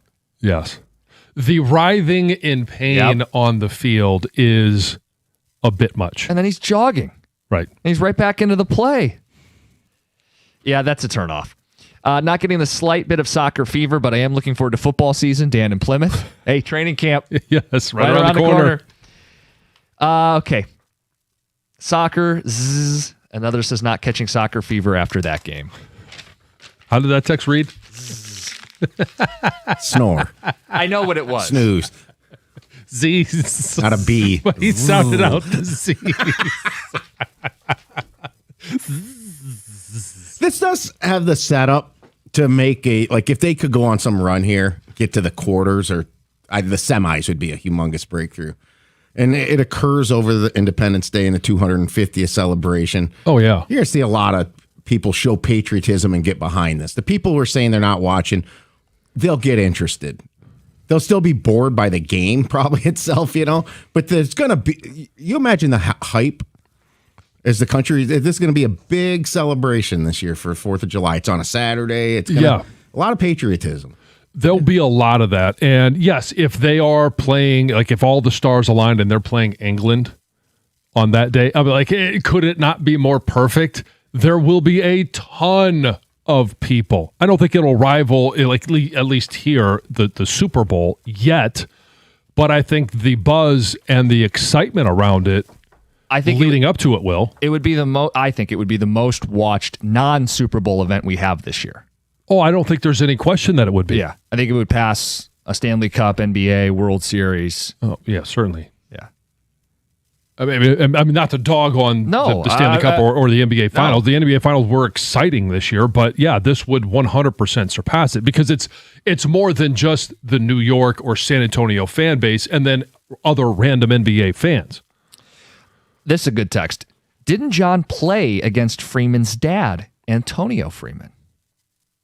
I did. Yes, that's his kid. Oh, okay. Alex Freeman. His dad was an NFL player. Great.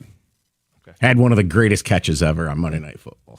Remember that? The one laying down and ball bobbled and fell in his hands. That's crazy. Did Costa just make up a country, Czechia? No, that is what it's called now. Oh. The Czech Republic is now Czechia, apparently. Well, I know. Is it Czechia or Czechia? I thought it was Czechia. Maybe it's Czechia. Like Frambler? Well, hold on. It was Czech Republic. I don't know. Go spell the way they spell Turkey. Czechia. If it's Czech Republic, that's why I did that, because then it would just be... And what's with the turkey thing? All of a sudden, for my whole life, it was Turkey, and now it's Turkey, eh? Yeah, how are they spelling it? T-U with the two dots above it. R-K-I-Y-E. So I think the Czechia thing, you're thinking of Chechnya, which is just north of Georgia. Right. In Europe, not... I was going to say. I was thinking of Chechnya. Geography. All right, 248-539-9797. Want to know about buy-in? I can share a couple stories from the World Cup next. 97.1.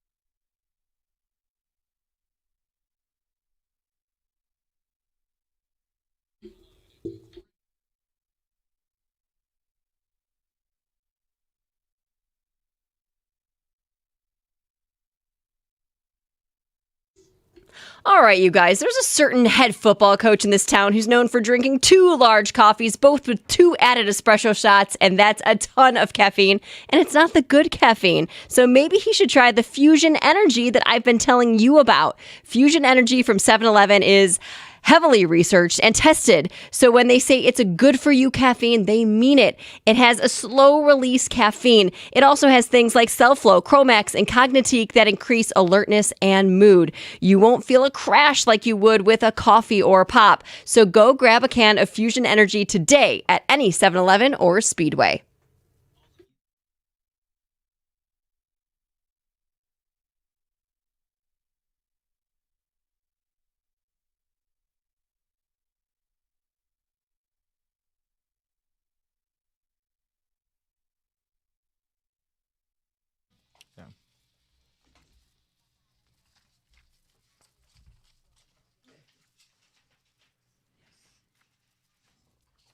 Can and will are 2 different things, but I can't imagine people would answer that yes at any time in their life. The O2 team made it as far as a U.S. team has made it. I think this team's better. Are we getting a little bit of World Cup soccer fever here? I mentioned Campus Martius was packed for the game on Friday. Spotty and maybe some other bars around town. Curious if people are buying in a real way and where this team could ultimately go. I'm not going to tell you they're winning the World Cup.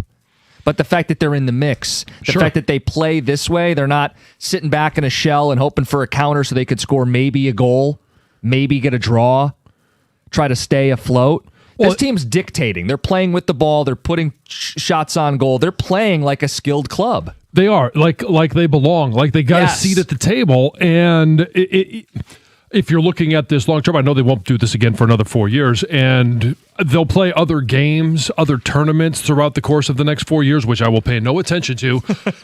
But it feels like a springboard to what could be a regular occurrence for this team, not just a one-off. Once the World Cup is over, soccer goes in the junk drawer until the next World Cup. Unnamed texter. No, I'm not feeling it. Soccer still sucks. Haven't watched a minute of it. Alfredo in Dearborn Heights. But you guys are a lot of fun. We just talked about how watched this team is going to be in the knockout round, especially if they draw England. Tex points out they can't play England on the 4th now, based on how the brackets are breaking up. Do you think the U.S. soccer team will surpass the Olympics for USA hockey this year? Well, not in terms of accomplishments. I don't think they're going to win it all, but in terms of like attention, maybe.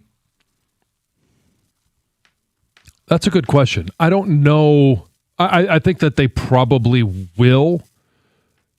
And I don't know is it just making the knockout round? It seems like a bigger step than the men's team winning gold. Well, they've made the knockout. No, round. it's not a bigger accomplishment. That's not what I'm talking about. And maybe I'm not saying it well. It's just the fact that I think there were some people that believed that USA Hockey could win gold. Obviously, they did. Right. I think to have some sort of equal, you'd have to... Got to beat one of the big boys. You got to beat a big boy to get to the semis. Yes. I think if this team got to the semis, that would take over the country. So the semis people would get caught in it, even though they're not soccer people and they get bored by the game, that the story itself would capture people. We'll break it down. The semis would be they're one of the last 4 teams standing? Yes. See, I think if they make it to the round, I think if they make it to the round of 8 and that includes beating somebody, that would be enough. Yeah, if it sets up to where they would beat a power in the round of 16, I don't know. We don't know how it's going to break down yet. If you're beating, and when I say a power, I'm talking it's the one of the well-known soccer names. It's Brazil, Argentina, France, not France, probably they're the favorite, but no, but Germany, that would qualify. Yeah, Germany, England. Yeah, I mean France and Spain are the 2 favorites, right? Yeah, they are. England is short. Odds to win it all, too. The power of beating England in soccer, though, to get to the quarters, that would carry a significant weight around the world. Sure. Redeclaring our independence. Or they could get revenge. You think any English paper would have the cojones to put that as a headline? Revenge? Yes. No. We got to start using the metric system. Some of those soccer people, I think, would think that would be a bigger deal winning in soccer. You know what I have been pleased with? You've seen the videos of people coming over here and they love a lot of our food and culture. It has been so entertaining. That's been the most entertaining, even more so than the game. It's not baked beans on toast or whatever they eat over in England. You mean unlimited chips and salsa? My God! I have also loved people saying that they prefer Fahrenheit. Okay. Because, the European Celsius. The whole metric system. Fahrenheit makes more sense. That Fahrenheit is for people, Celsius is for water. We are people, use Fahrenheit. Okay. Can we have the imperial system just take over the world finally and just go all by miles? That's what happens if we win the World Cup. It's called soccer, and our system takes over all measurements. It's baked into the bylaws. That would be amazing. Yes. That way when I go to Canada, I won't have to try and make the conversion to kilometers per hour. How about this text? I'd rather watch Martha Stewart baste a turkey than watch soccer. Well, according to Heather, she's a smoke show. Well, there you She go. is. For her age. For her age. Yeah. Put her in a bathing suit, basted a turkey. No thanks. She looked darn good in that bathing suit, I'll tell you that. Good for her. She did. There's a lot of other women that could baste a turkey and make that 80? turkey taste a lot better. Martha Stewart's not one of them.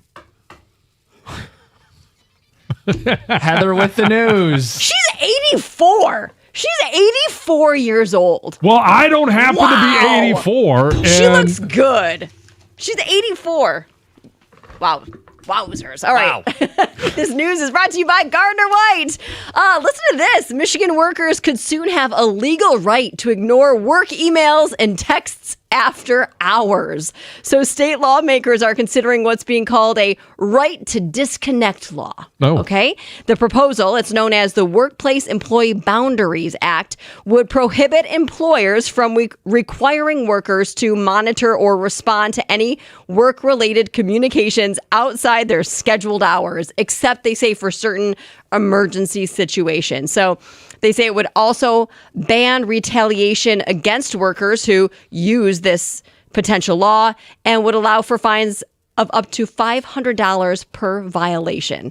So supporters of this proposed law say smartphones and remote work have really blurred the lines between work and personal life, making it harder for employees to just truly disconnect and unplug. And then critics, however, argue that this measure could create challenges for businesses that rely on flexible schedules and after-hour communications.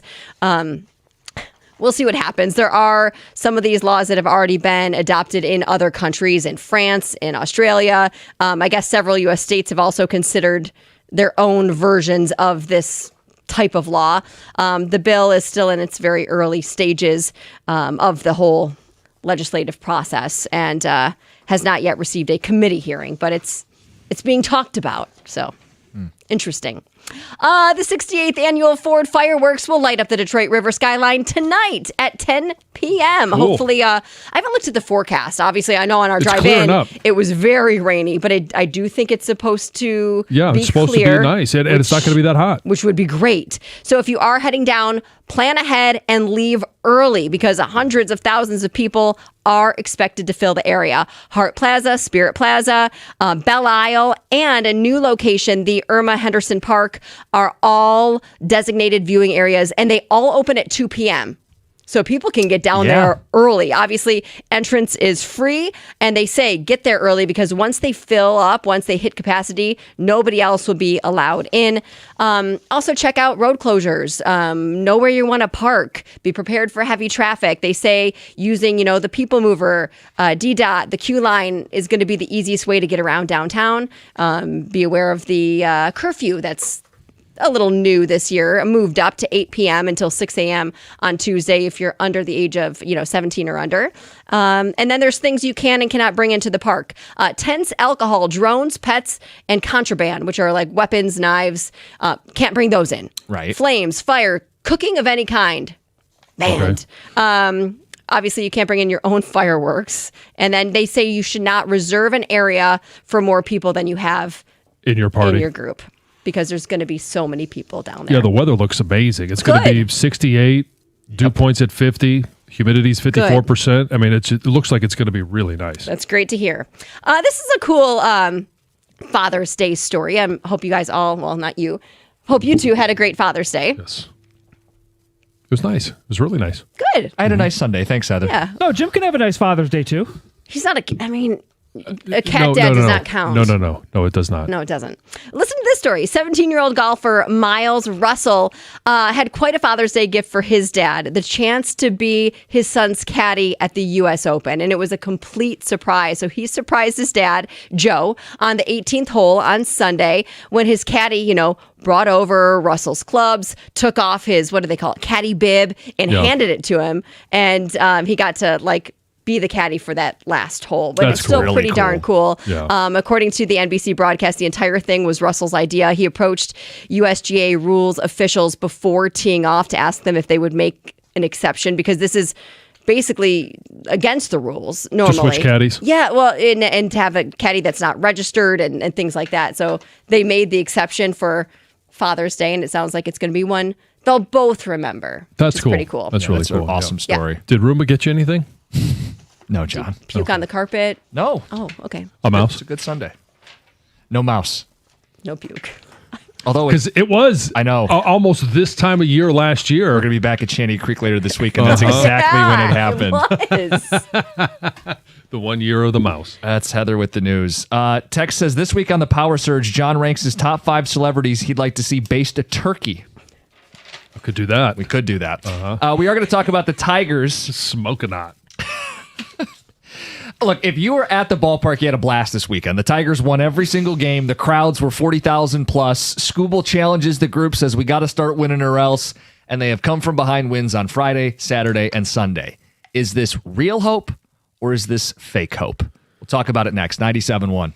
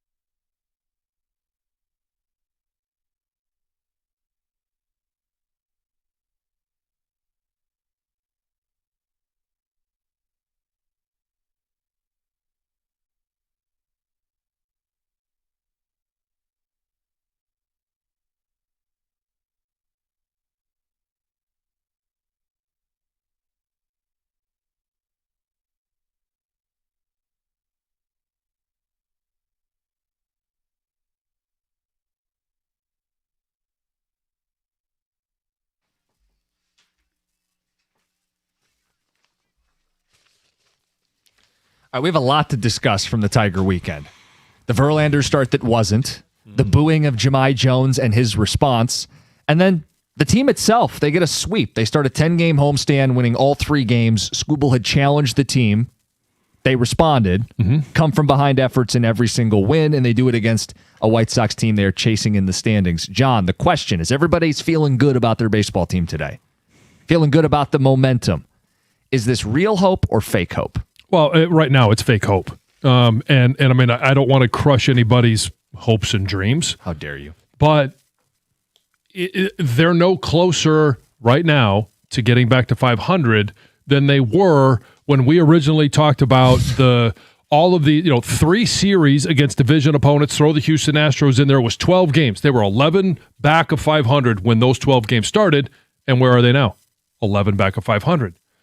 So they didn't lose any ground, but they haven't made up any as well. So they're basically in the same spot. And I know everybody's going to look at the standings and go, well, they're 7.5 back. Correct. But whether it's Cleveland, it's Chicago, and that's where you're looking at it going, well, this is such a bad division. Is there a chance, is there a world where you're looking at it going, could they possibly win this division and make the postseason sub 500? Oh, God. I mean, you have the history on that, right? I do. Okay, just a quick version. In a 162-game season, a regularly played season, no team has ever made or won a division where they've been under 500. Yeah. In 81, the Royals made the postseason with a losing record, but that was a strike-shortened season. Right, and then the COVID year. Yeah, in COVID, it was the Brewers. I said Astros earlier, my apologies. It was the Brewers that made it because it was a 60-game season and expanded playoffs. So I know the optimists are saying they're only 5 games out of the wild card, right? There's also 6 teams ahead of them. Right. And those teams are all in or within 2 games of a playoff spot. So the Tigers will have to play well, and those teams will have to slip. All of them almost. Right. Right? And will any of them add at the deadline? Like the Blue Jays are in the final spot right now. I happen to think with the investment that they've made, they were in the World Series a year ago. They're around 500, which they are right now. They'll be adding. So the Tigers have to get to 500, which is why we keep citing the 11 games under, which they are stuck at in the mud. Hey, you won 3 in a row. It's great. The problem is 5-5 in the last 10. Chase your tail. Yeah, June 11th, you were 11 under 500. June 22nd, you're 11 under 500. You made up no ground. I kind of set the bar to take this seriously, that it needed to be 6 under 500 at the end of the month. Kind of still feel that way. And that means you got to go, 6-1 here, something like that? Or what would it be 7-2 again to end the month? Yeah, with the Yankees in town, Houston, and then the Yankees again. Right, and Houston happens to be one of those teams you're chasing for a wild card spot. And they just took 2 or 3. Right, so you got 10 games, and 6 of them, 3 here, 3 there against New York, and 4 against Houston. Those first 7 games, New York and Houston are going to be at home. It's part of that 10-game homestand. You want to show me that you're serious, the Tigers, that you are serious, then you've got to win more than you lose against the Yankees, the best team right now in the American League. Mm-hmm. You get 3 of those first games at home, 3 to end this 10-game stretch that we're just talking about right now on the road in New York. And it's not just, hey, you got to win 4 of the 6. I would honestly say I think you're going to have to be 5 of 6 against the Yankees to show that you're serious about making this turnaround. Yeah, the serious has to be some ridiculous run. Right, and you can't just then get swept by Houston. Right. They're going to send Valdez tonight, then Mize, then Skubal. It's your highest paid pitchers, and Mize, who's an all-star a year ago and is a pending free agent. Like, these are the guys you want to throw. Yep. I mean, I'd rather have Melton in the mix. Sure. But or Hel Montero, the way he's pitched. Their pitching isn't the issue, though. That's the thing. They pitch well. Yeah. They just don't hit consistently.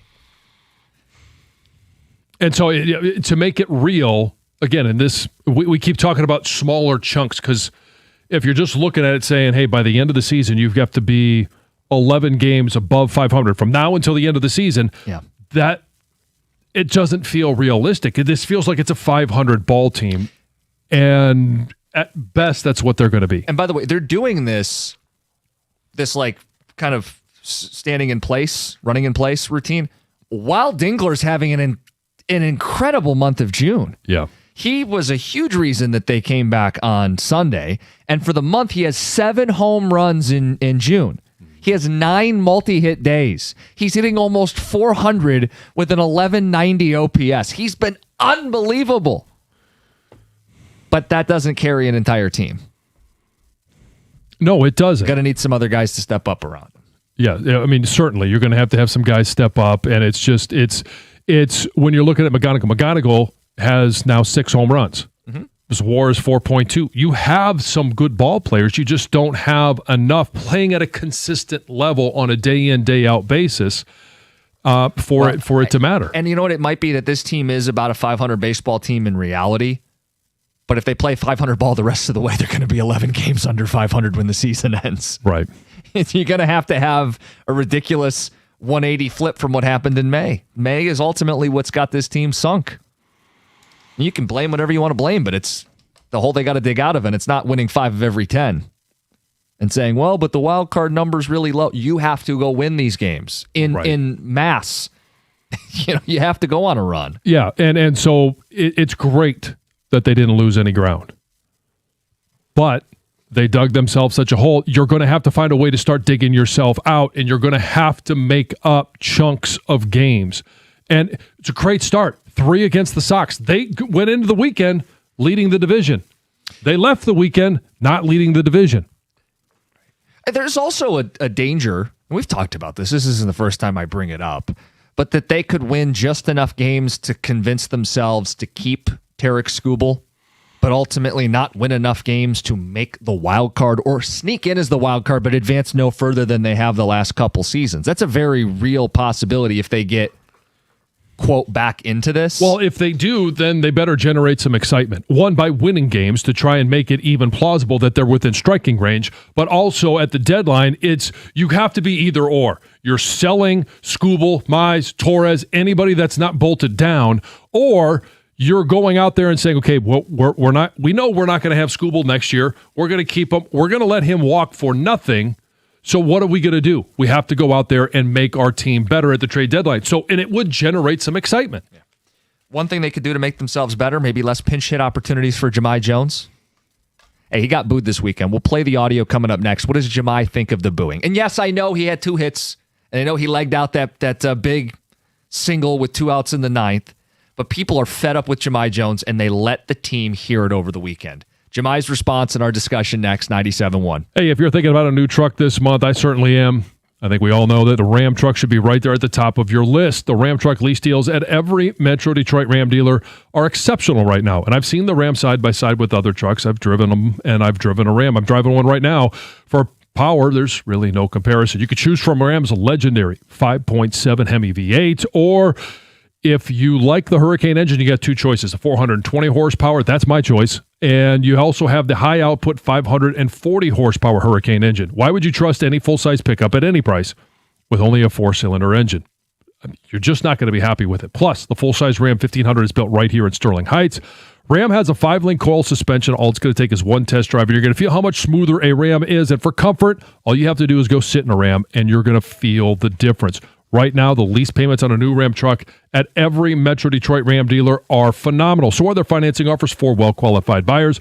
All you got to do is pull into your Metro Detroit Ram dealer today and tell them I sent you.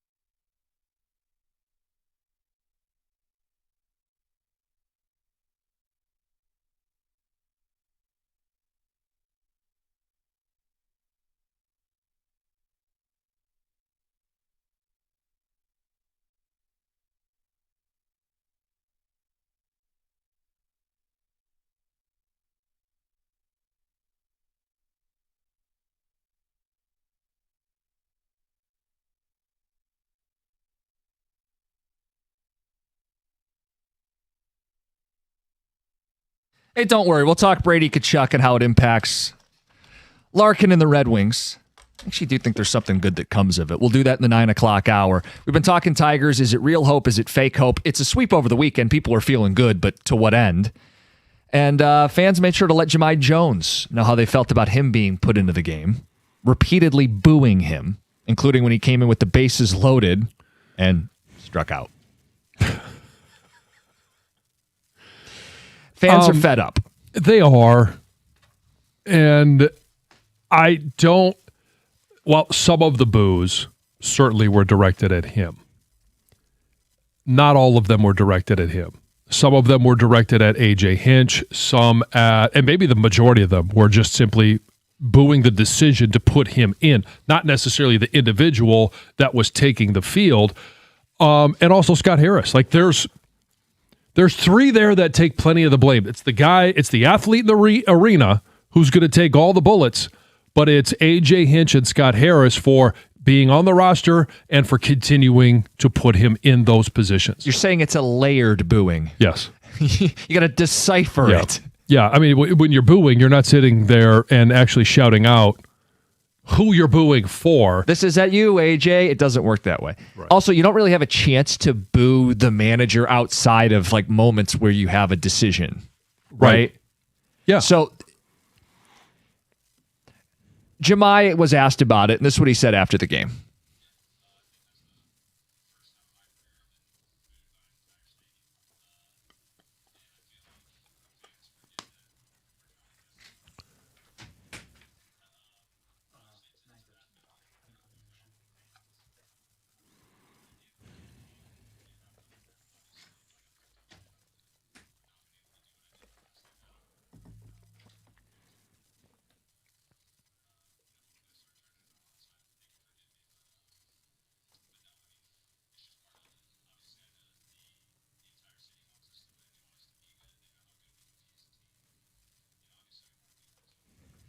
John, you're not typically the boo guy.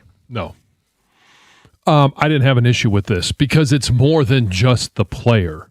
It's the player, it's the manager, it's the president of baseball operations that you're trying to send a message to. What did you make of when he says people don't realize, like, we're trying? Well, it goes back to when they were booing Javi. Like, did we think that Javi Baez was going up there not trying? He wasn't performing. He wasn't successful. But I don't think, I mean, and we heard reports of, A.J. Hinch gave him the day off and he spent the entire day in the batting cage. Like, I do believe that these guys want to hit the ball. They're trying to hit the ball. And when you watch a guy get up in the ninth inning and all of a sudden he legs out an infield hit for a single, like if he was completely defeated and said, you know what, I'm throwing my hands up, I don't care, he doesn't make that play. Right. He is trying. That's not the question. That's not what people are identifying with. They're identifying with the lack of success, and it's the lack of success in key moments. Yeah, production is what people are booing, not effort. By the way, effort is the non-negotiable. You should show up and compete every single day. Which is why I had the issue with Vierling when he was out in center field, and it was a lackadaisical play. Like, that to me is unacceptable. When you're watching Jahmai Jones, it's never been a question of, is he trying? No. Does he want it? Certainly he does. Yeah, but the defensive we're trying, it doesn't fly with me. No, the skill set's just not there anymore. Right. If you're not performing, the only reason you're on this team is as a pinch hitter. You don't play the field. You're only here to hit lefties, and you don't hit lefties. So, look, yeah, I think you're booing him if you want. I think that's fair game. You can boo a player that's not even hitting his weight.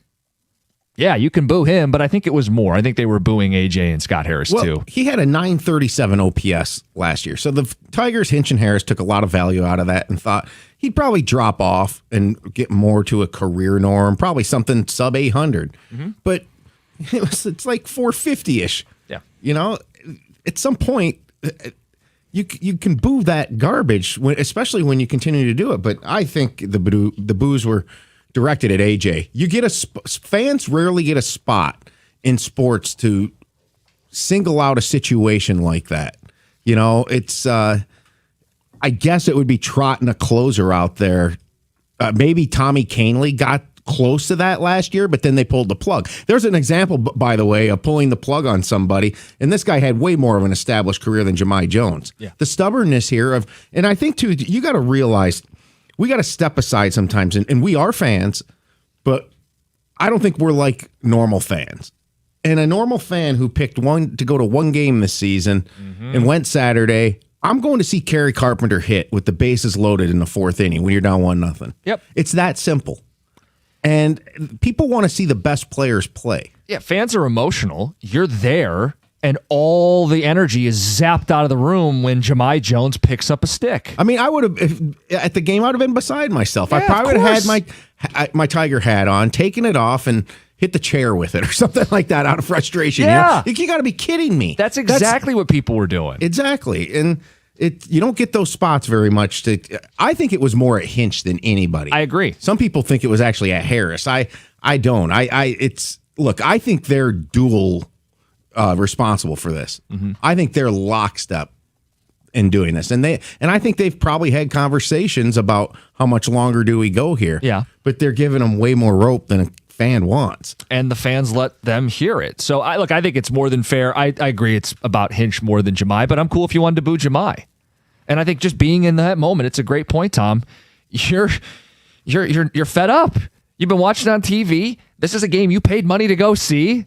What the hell is this? Now, if he hits a walk-off or something against the Yankees here, he should get a curtain call. Sure. You know, it's that's all part of the performance. game. But that's the key, is it's all performance-based. Yeah. So, yeah, look, he legs out the single. He keeps the game alive. They win the game. Good. He had 2 hits over the weekend. Going to need a hell of a lot more, especially if they're going to keep him on the team and keep using him this way.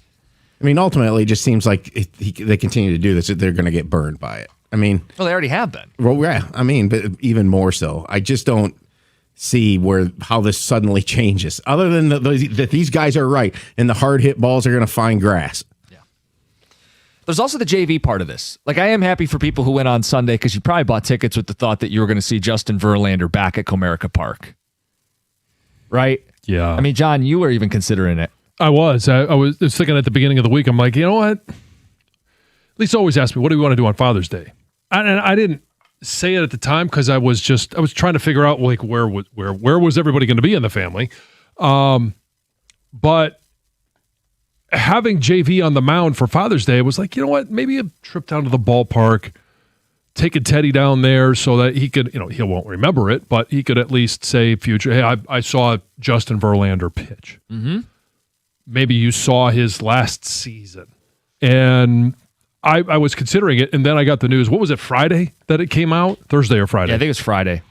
That, he had a hamstring issue and he was being scratched. It was kind of like, then obviously at that point, hey, that ship sailed. I'm not going down there on Sunday. It's not what I wanted to do on Father's Day. I wanted to go see JV. I mean, this happened earlier in the year with Easter Sunday. Right. Where he was going to make his first start as a Detroit Tiger in that uniform, in what had been a decade. Only to have a last minute, hey, he's not going to have a baseball.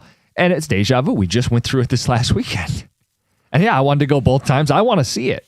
Yeah. I don't know that he has very much left to give at this point. He's getting hit up in AAA. His body's failing him. He's 43 years old. I just want him to have that farewell moment, especially in what feels like a lost season. To have him come out one more time, they introduce him. He gets the standing ovation. They play Eminem. He's got the ball, number 35's on the mound, Old English D. Just for the full circle.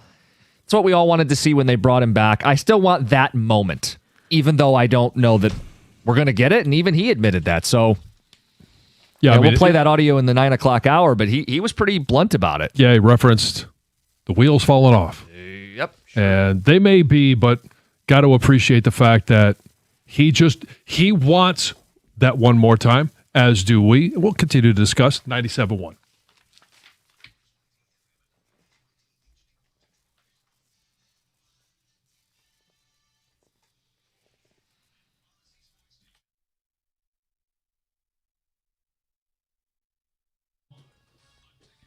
Brought to you by M&M Garage Doors. The Tigers swept the Chicago White Sox yesterday with a walk-off victory in 10 innings. Dylan Dingler had a homer in the 8th inning to bring the Tigers within a run. Then he had the game-tying RBI in the 9th to score Jahmai Jones and force extras. Matt Vierling had the winning hit in the 10th on a bloop single to right that scored Riley Green and secured the team's second series sweep since mid-April. Now the Tigers hope to continue their winning ways against the Yankees, who are in town for 3 games. New York holds the best record in the American League at 46-30 this year, despite being without Aaron Judge since May 31st. Tonight, the Tigers will send Framber Valdez to the mound against Garrett Cole for New York. Cole has been stellar after missing all of last season with an injury. He has a 2.57 ERA in 5 starts with 24 strikeouts and only 8 walks. First pitch is at 6:10 tonight instead of 6:40 because of the fireworks in downtown Detroit. You can hear our pregame show here on 97.1 at 5:45. There are 4 World Cup games today on match day 12. Lionel Messi and Argentina are first against Austria at 1 o'clock. France and Iraq hit the pitch in Philly at 5 o'clock this evening. Norway and Senegal are at 8 o'clock in New Jersey. And the night ends with Jordan and Algeria at 11 p.m. from Levi Stadium in Santa Clara. Team USA next plays on Thursday in a no-stakes game against Turkey at 10 o'clock from SoFi Stadium out in California. At the Corwell Health Sports Desk, I'm Brendan Shabath. For more, go to 97.1 The Ticket or Odyssey.com.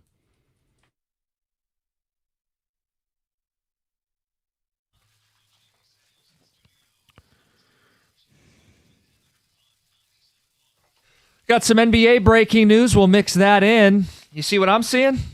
Yeah. We'll see if it actually happens. Okay. We've heard a lot of those rumors. By the NBA draft, which is what, Tuesday? Yeah.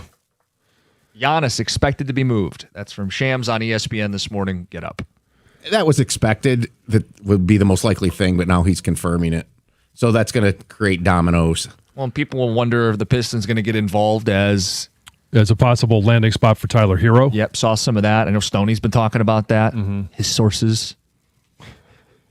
Stoney sources. I'll support that if it happens, but would like to other moves to happen instead. What are they giving up to help facilitate Giannis to an Eastern Conference contender?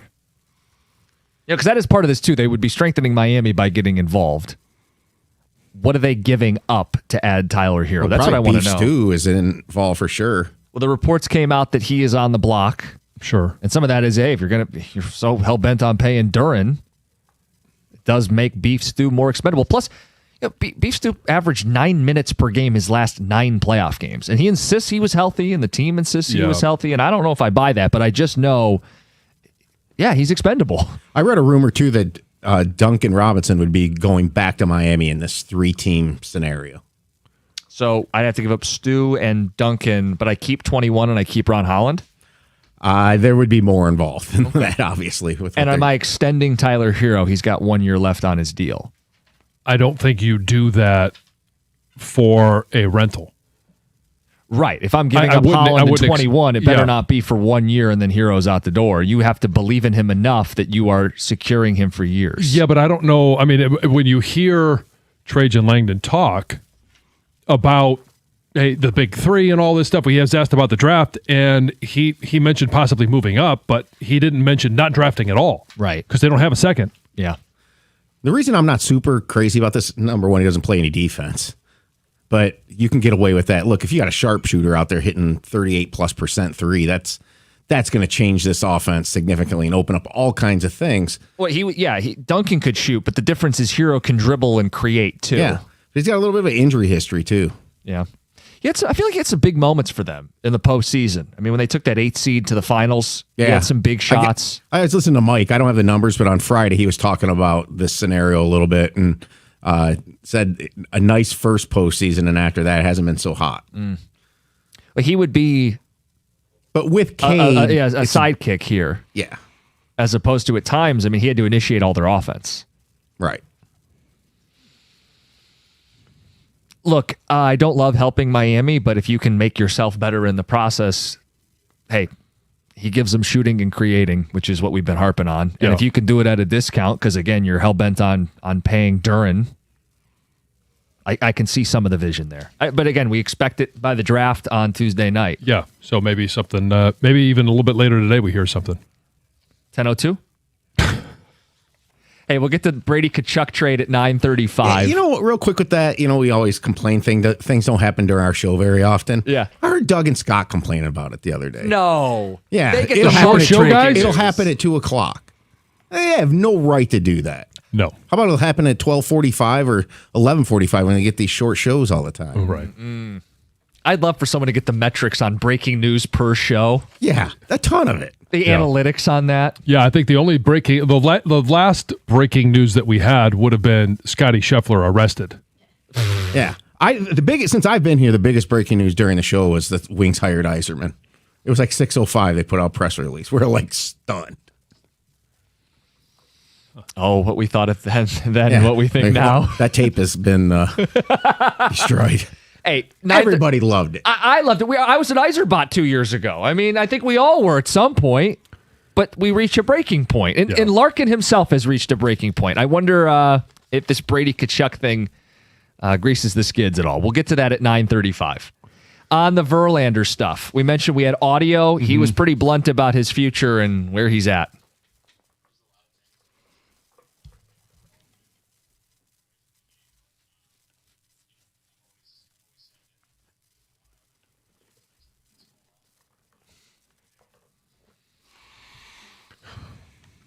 It certainly would be unfortunate because we wanted him to be a part of a playoff run. And like his team last year, when didn't start the year off great, finished the season with 13 really good starts. And we thought, well, if that's what we're looking for, hey, you let him do whatever he has to do at the beginning of the season. And maybe it's a start here and he misses a couple in the rotation. Then there's another start. Like, that's what was the hope. And then by the end of the season, hey, full go, steam ahead. And all of a sudden, we've got a great rotation going into the postseason. Well, every time he's been up to start, he's been scratched. And I don't think our expectations were out of whack when they brought him in. He had pitched and started 29 games the previous season. Yeah. I mean, the guy's good for double-digit starts, and I felt like we were going to get a little bit of a boost. You can never have enough starting pitching, innings, all that. He had a 3.85 ERA last season. But I never thought this guy was going to be the savior. No. He just wanted to see him contribute, and he hasn't been able to contribute. No, he was... He wasn't even considered when free agency opened up. This was a Reese Olson injury reinforcement. Yeah, this was okay. Reese Olson happens, and we've got to go out and find somebody to fill some starts. That was JV. Yeah, and it hasn't been that case. I did mention, hey, I wanted to go see him pitch for Father's Day, and it just didn't come to fruition. There was a lot of people that bought tickets for Easter, a lot of people that bought tickets for Father's Day, and that was their sole reason. Yep.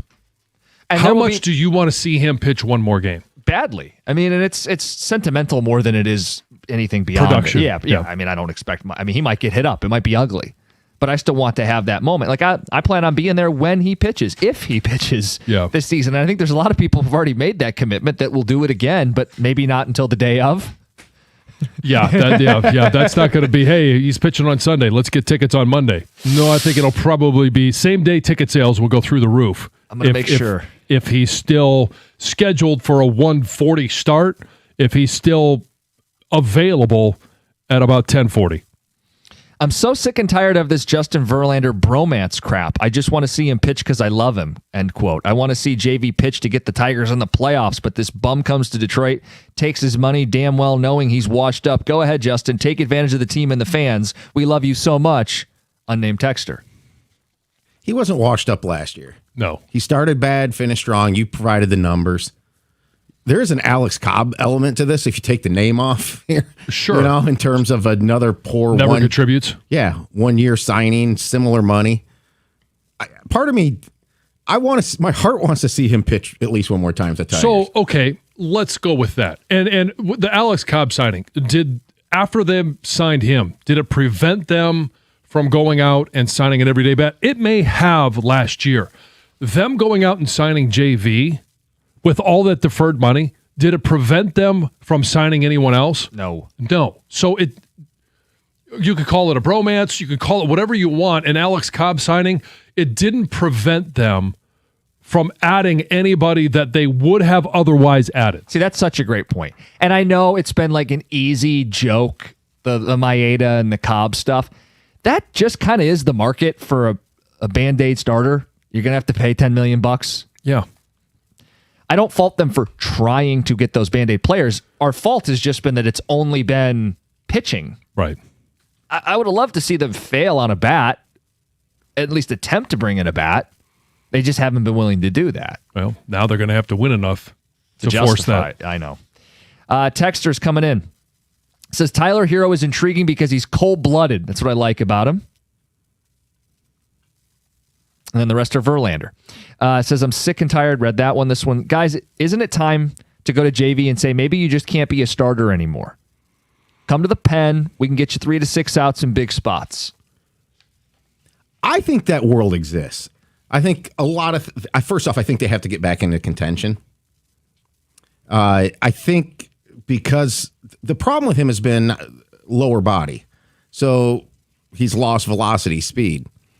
He hasn't looked good in his BP sessions, all that good. He got roughed up in Toledo. Like, I think because his velocity's down, and now the hammy. I mean, you're getting part of your power from down there, you know. And if you don't have to go 5 or 6 innings, can you crank up the velo to get 3 outs? Exactly. And typically, you see that when guys end up going to the bullpen, is they throw harder because they don't have to, they don't have to last as long.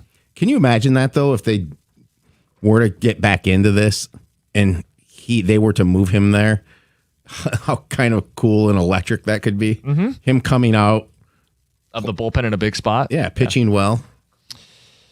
Sorry, it's not a movie. I know. We got the special package for the first time around. Got a welcome home JV shirt to go with it. But because he didn't pitch, they comped us for his next start. They got the email for free tickets, and then 2 days later, he was scratched again. Talk about a nightmare. So the only question I have about him possibly moving to the bullpen, it sounds in theory like, hey, we only need you to get 3 outs. We only need you to get 6 outs or face 6 batters, whatever that might be. If he's having a hard time warming up and getting injured in the lead up to a start, what makes you believe that a bullpen warm up is going to be enough for a 43-year-old body to get warmed up and be effective? John, it's a good point. I don't know the answer. I don't think anybody knows the answer at this point. Yeah. I mean, he had said he's just not going to be perfect anymore.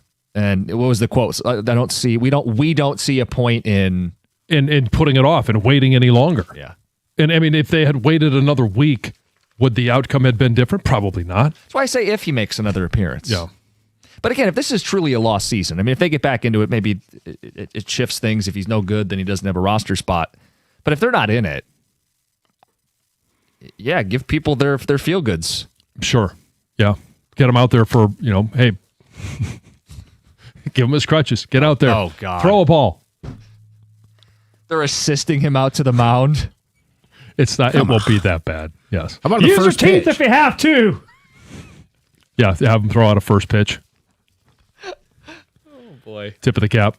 Yeah. Instead of, hey, that's the parting ways. If he can't pitch, have him do that. Yeah. Would you pay just to go see him throw the first pitch? I think people would, yeah. I mean, hell, people have paid to not see him pitch twice this season. Okay, 9:35. We talked Brady Tkachuk, Dylan Larkin, the latest in the National Hockey League. We could mix in a little bit of the World Cup stories from my trip next. Let's do that. We've been putting that off. We'll get to that next. It's 97.1. If you've been thinking about upgrading your ride, I'm going to tell you about Moran Chevrolet. Check out Moran, Michigan's #1 selling Chevy dealer. That's 2 years in a row. They've got the Silverado, the 2026 Silverado 4x4 crew cab with the V8 engine. Can haul all your summer toys, or these gas prices are killing everybody. Check out the 2026 Trax. And if your current vehicle situation needs attention, Moran offers free loaner cars with scheduled certified service appointments. Shop online, moranexpress.com, or stop by. They're on Gratiot, just north of 15 Mile in Clinton Township. That's Moran Chevrolet, where you always get the best price, period. Chevrolet. Together, let's drive.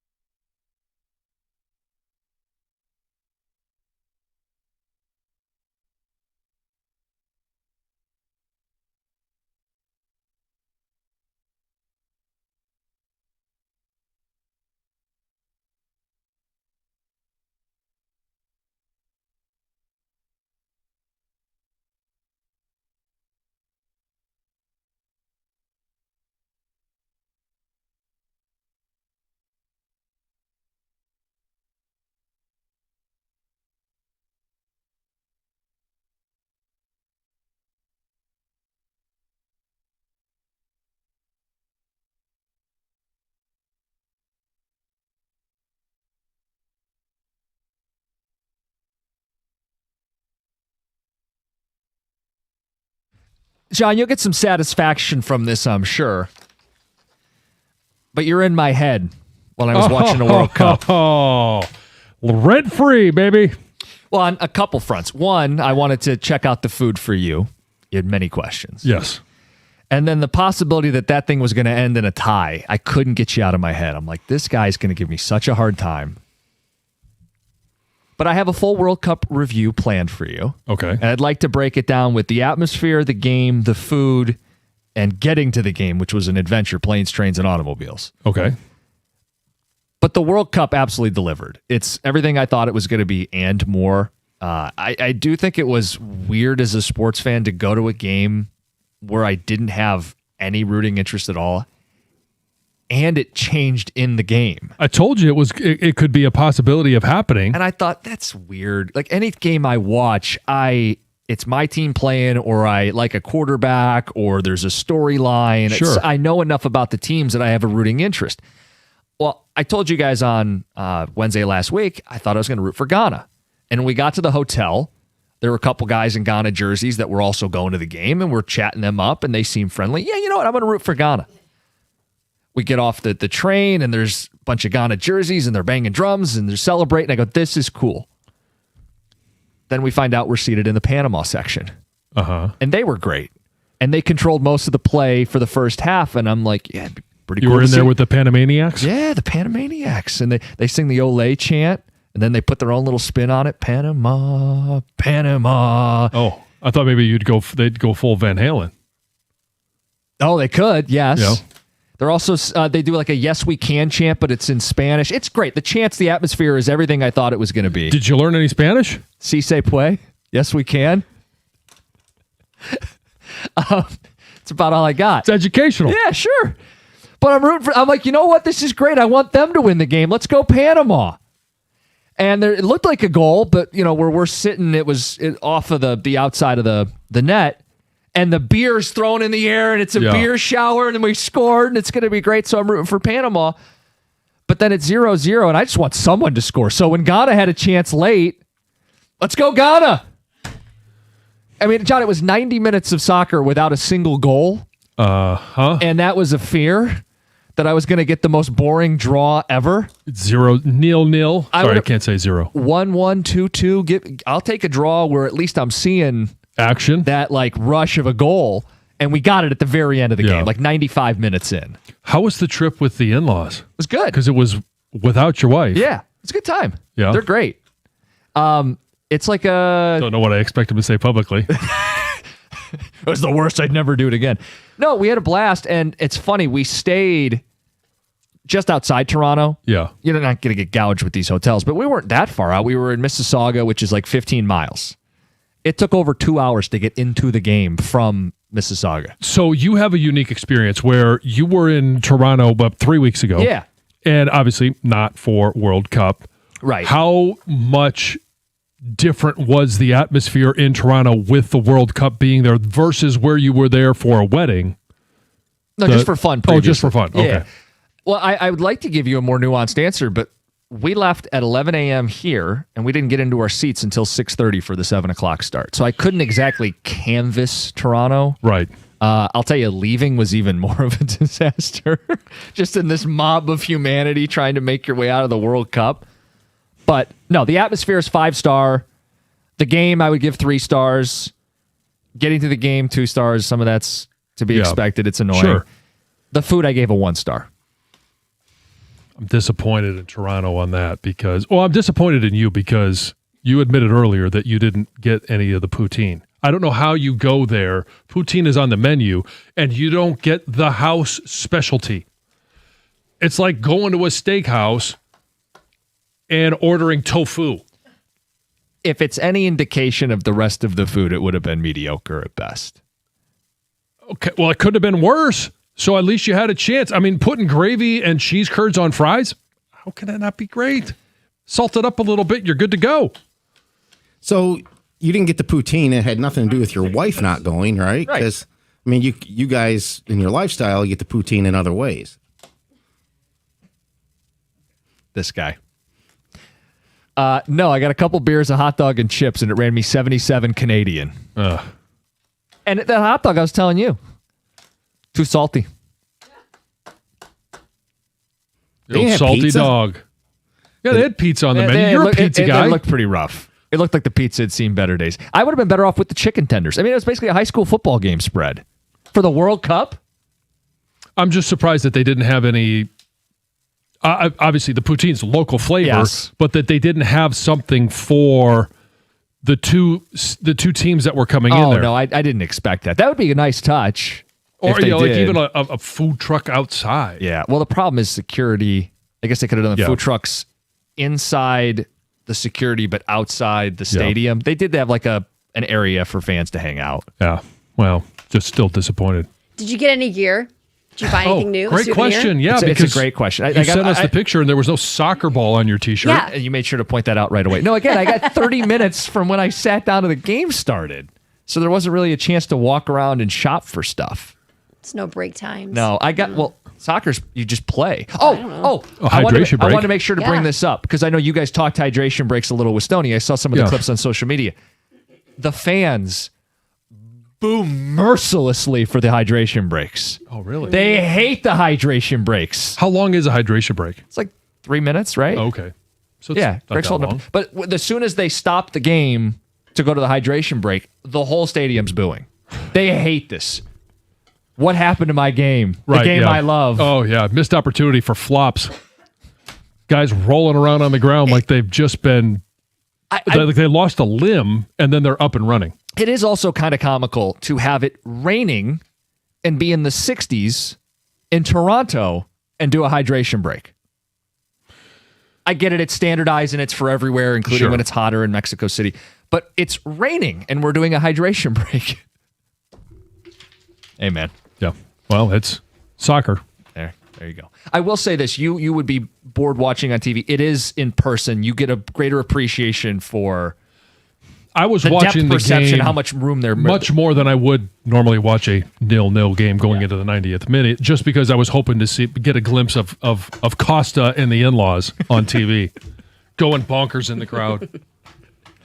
Sorry to disappoint. Yeah, You needed to get Rico Beard on it. He's got the connections with FS1. that's right. We'll get to Larkin. We'll get to Brady Tkachuk. First, Heather with the news.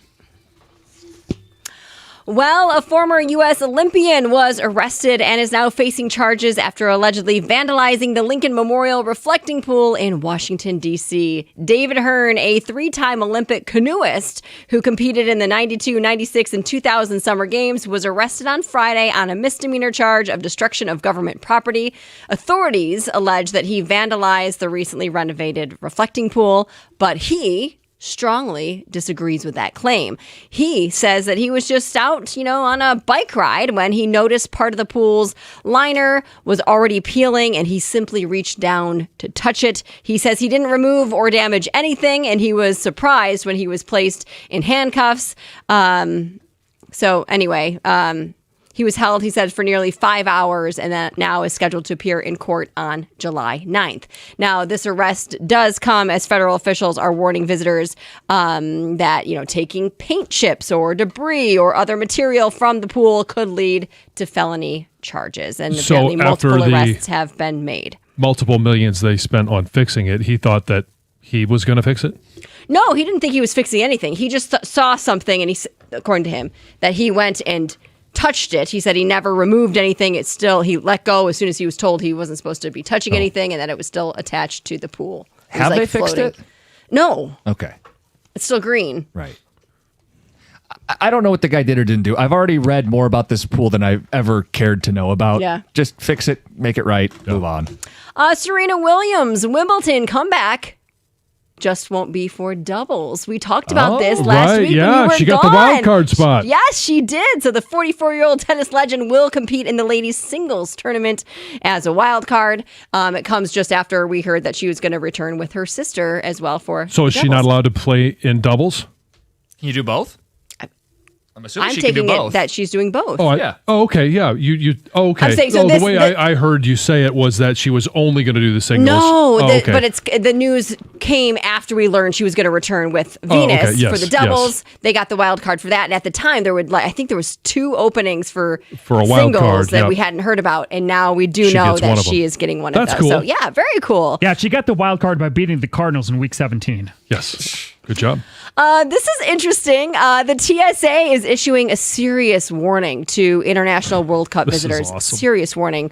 Do not pack ranch dressing in your carry-on luggage. So as the World Cup brings millions of international visitors to the United States, we talked about this. Many fans are really trying out American staples, and apparently they are just discovering ranch dressing. and they want to bring it back home. So one European wrote on social media, "Why did no one tell me about ranch sauce and that it's like crack? Europe, we need ranch ASAP." So now also on social media, the TSA wrote, "If you're visiting for a very large sporting event and you happen to discover ranch while you're here, please pack it in your checked bag on the way home." They're reminding visitors of the 3.4 ounce liquid Yes. rule.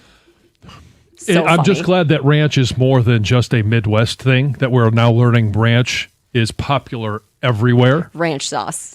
Yes, ranch sauce. Yes. Ranch yeah. sauce. Also, it also sounds like some of these World Cup tourists, not being rude, but aren't familiar with our customs and tipping.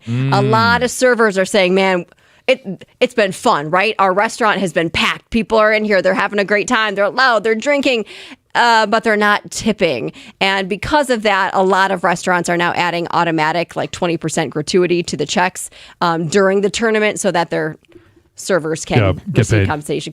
And they said that. They're like, people aren't being rude. Right, They're they not just- doing they it. just don't tip They in just, Europe. Exactly. It's And not they're not standard. used to the customs, and they don't really know how it works. One server said that people are actually asking, like, what am I supposed to do? Like, how do I calculate this? What is this?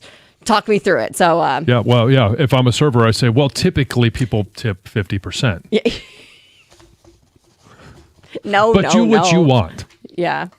You could be rude if you'd like to tip less, but I think the service has been adequate. Just double it. Yeah. Heather with the news. All right, coming up next, Brady Kachuk joining his brother in Florida. Saw that coming. What does this mean for Dylan Larkin, 97.1?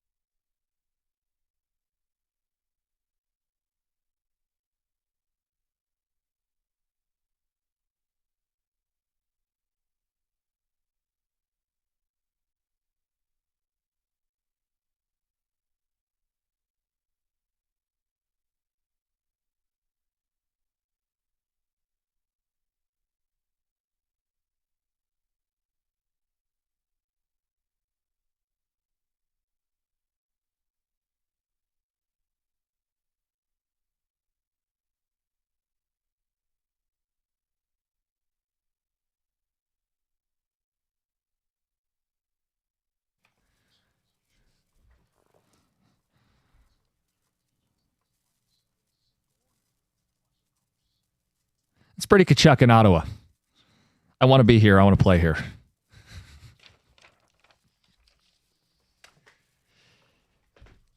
Well, he lied. He's not going to have to worry about it. No, but he's gaslighting everybody. Like, you're on a podcast with your brother and your dad, and they're bad-mouthing Ottawa, and everybody's connecting the dots. You're going to want out. No, I don't know where that's coming from. I want to be here. All right, then you slither and snake your way out of town. Does anybody outside of Ottawa care? No. Probably not. Excuse me, I got hiccups. Hey, you good over there? Yeah, just got a hiccup. But we care about how it impacts us. So here's what I would say. Brady Tkachuk going for 3 firsts and a second should be a good thing for the Red Wings. Should be. Yeah. Well, it ups the price that you're going to be able to get. It ups the return for what you're going to be able to get back for Dylan Larkin. So Brady Tkachuk, I know we make him out to be the greatest hockey player of all time. He had 55 and 59 points the last 2 seasons. Less than Dylan Larkin.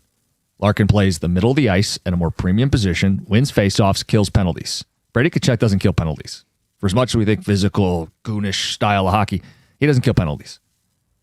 Larkin has 5 years of control on a friendly contract. Brady has 2, and you're going to have to redo that deal and pay him more. Larkin should go for more than Brady.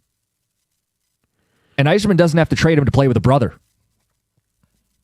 So I think this is good. Now, I don't want to just get back a bunch of draft picks, but if you can get the equivalent of 3 firsts and change for Dylan Larkin, that bodes well for the Red Wings. It does bode well for the Red Wings, but it all depends on what your time frame is. When are you going to be back to being a successful postseason team? Or hell, just a successful regular season team that allows you to go to the postseason. Is this a rebuild because all you're going to get back is draft picks, or are there players that Steve Yzerman is going to be able to pluck away from another team that makes you better going into next year? I don't think anybody's going to answer that as well. That last scenario is what's going to happen. Yeah. Can we say Florida's off the board now? Feels like it. Yeah, they have no more draft capital. Plus, I just don't see them parting ways with multiple NHL-ready players. So reporting was they didn't want to move Lundell, who's their 24-year-old third center. They view him as like a 1C player, and he signed, I think, for 4 more years at a good price. They didn't want to move him in the Brady Tkachuk deal. I can't imagine they're looking to move him, period. And again, they don't have the first to add to a deal to get something done with Detroit. So I think Florida's off the table. So you have Vegas, Minnesota, and of the original 3 left, whoever else he's willing to approve. And it is frustrating because if you're just going to get picks back, yeah, you're looking at no matter where the picks are, because you're not going to get the number 1 overall pick. And if you're picking 6, 7 later, like, what does that even mean for... And we've been doing that. Yeah, this team. Or for Yzerman's ability to select somebody that will develop into a star. Just break it down this way. The Red Wings, I believe, have made 4 picks in the top 10. Sound right? Yeah. Raymond, Seider, Kasper, Danielson? Yes. I mean... Mo Seider. Yeah, I mean, Seider's the star. So he's the one. Yeah, he's the star of the group. And Raymond's a good player too, but the idea that this is going to turn into a super 1C center, probably not. Well, and like we mentioned the whole Giannis news. Like, he's going to be dealt before the draft. That's Tuesday night for the NBA. The NHL draft is Friday. And so what do we think that if Yzerman is going to generate some type of trade with draft picks, you would want it to include a draft pick this year, wouldn't you? Right. I missed Edvinsson, by the way. This is another top 10 pick. They have 5 top 10 picks on the team.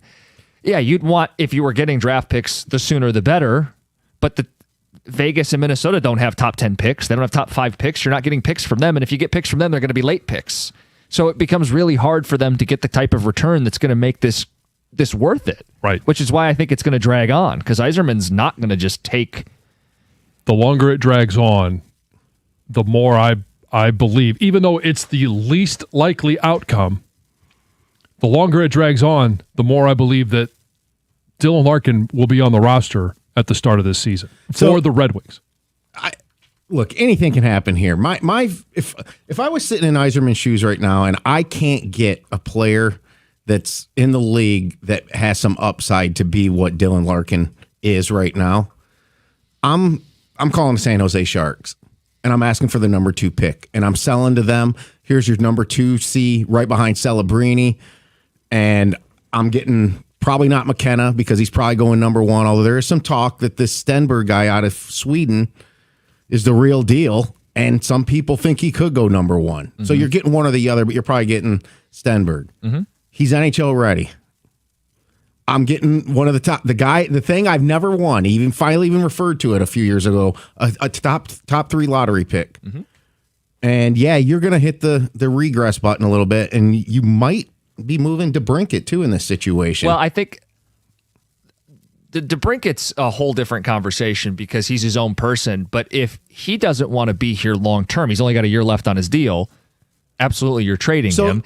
Or alternatively, he just doesn't see this as a place that he can win at. You got to get something for him. If you're not planning on competing in the next couple of years, he's absolutely someone you'd trade. I mean, he'd fit in with the Swedes here. No, all kidding aside, they do like their Swedes, right? So, look, to me, this would be the move that and I'm doing a hard sell here because I'm not believing every word I say. I'm looking at it from the Yzerman perspective. This is kind of the retool move. It's the high pick this year and getting somebody in that's got some hype around them and it is NHL ready. And you're kind of selling, look, we might take a little step back a year or two, and that's hard to sell to the fan base, but it's better than a 5-year rebuild, right? Right. Now, the teams at the top of the draft are who? Toronto's 1. San Jose's 2. And 3 is... I'd have to look. Chicago's in there. Does Larkin want to go to any of these places? Because this all sounds good, but as soon as Larkin says, I'm not playing in San Jose, the deal's dead. A few little fires out there when this Larkin stuff happened that San Jose could be interested. He's not on the list. But the sell to him is Celebrini. Vancouver's 3, Chicago's 4, the Rangers are 5. Yeah, he'd have to approve it, though. Well, and maybe the choice is you go to San Jose or you stay here in Detroit. Right. If he doesn't approve it, do you think we'd find out real quick? Yeah, because you want to apply the pressure, right? I mean, he doesn't want to go play with one of the youngest, brightest stars. Some people think he has McDavid potential in Celebrini. Yeah. Yeah, I think if he doesn't approve a location or a destination, it's going to come out because then it puts pressure on him. Sure. It's like, well, how bad did you really want to leave? So if this happened, the Wings would get other stuff too, other picks probably. How would you feel? You're the hardcore Red Wing fan.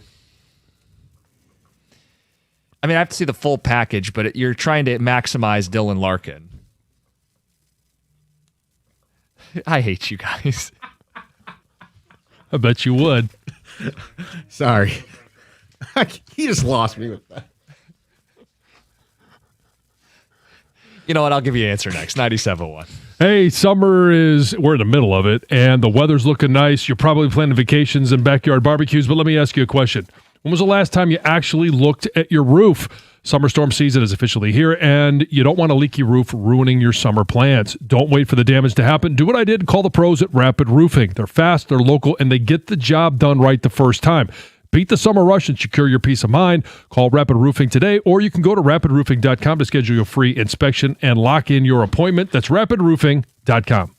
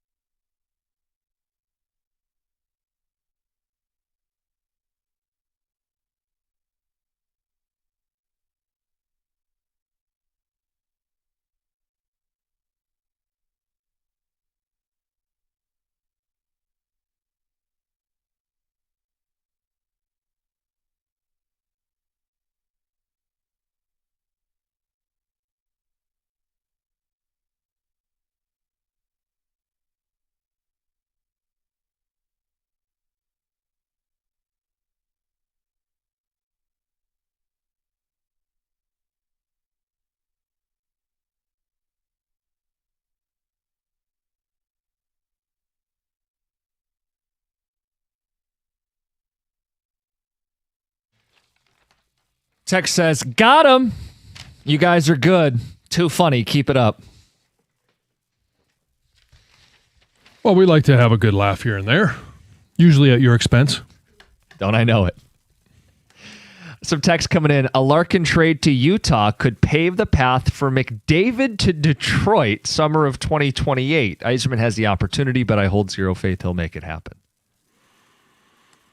So in this scenario, Larkin is approving being traded to Utah. We're getting a bunch of young players who are blossoming a couple years from now, just in time for McDavid to pick us over everybody else in the sport. I want whatever this guy's got. Yeah. Says F them picks. Grand Rapids is full of picks. Get two guys ready to play. Gary in Birmingham. Okay.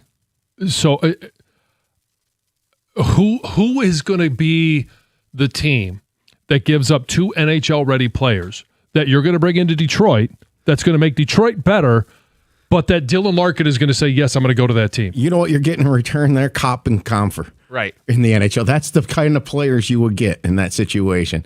That's thinking you can build a just solid team around each other with no stars, basically, other than Seider, and win. Tie the two together. People are going to talk Scooble more if this Tigers team doesn't get red hot.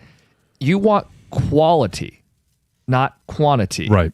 So if there's a high-end prospect that you're getting back for Scooble or a guy that you think can be a number one center in the NHL for Larkin, I'd prioritize that more than getting, quote, major league ready guys or NHL roster guys if they're just filler. If they're like, if I'm getting guys who could be the third line center on a mediocre hockey team, you can keep them.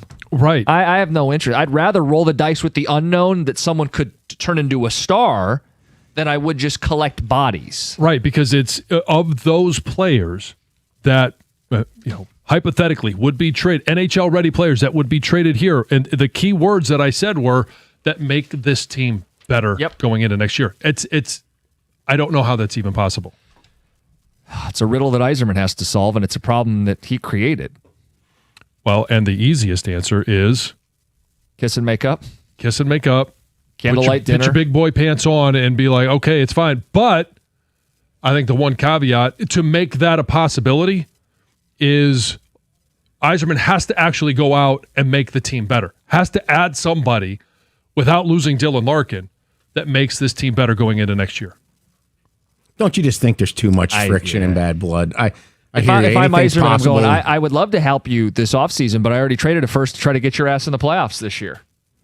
I'm sure there's a degree of animosity that is there. I mean, we've been told a frosty relationship. And you've put me in a real tough spot now if I'm Yzerman, in that the draft is this week. Free agency is going to start in early July. I want to know what the hell my hockey team's going to look like. And I'm being held hostage by this no trade clause, which I gave Dylan Larkin. It's my own fault.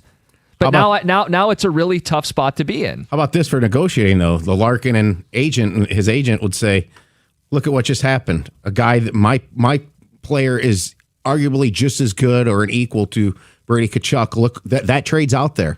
Okay, yeah, okay, but Florida's off the list, but you can make a deal with the other two. You traded him to where he wanted to go. Yeah, why can't you do good by Larkin? This text says F Larkin. He put us in this position, trade him wherever we want, and if he doesn't want to, he gets to stay here. To a point, do you want a player who doesn't want to be here? Well, again, this is why I said you got to put your big boy pants on. So you didn't answer the San Jose thing because we got off the rails there. Yeah, what I don't want to do is pretend I've watched this Swedish player to know. I'm not pretending. I'm taking what you read on him. None of us has watched him play. He's not a center, right? He's a winger. He is a winger. He's projected to be an 80 to 90 point a season guy.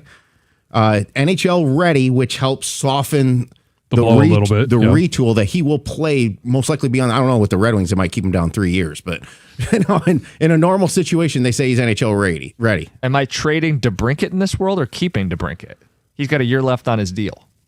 I think, and I'm collecting a bunch of wingers as it is, right? I got Raymond, I got Stenberg. I think what I would Carter do is Bear coming up and MBN coming up. I think I would probably keep DeBrincat unless I was blown away, and then wait till the deadline. Sure. See if you're competing. Yeah. Maybe even sooner in the deadline. They're just so who's your bad. center? Yeah, I say they're so bad up the middle, and there's not a path to add those guys. Right? Is there a way to get Trocheck with this playing out?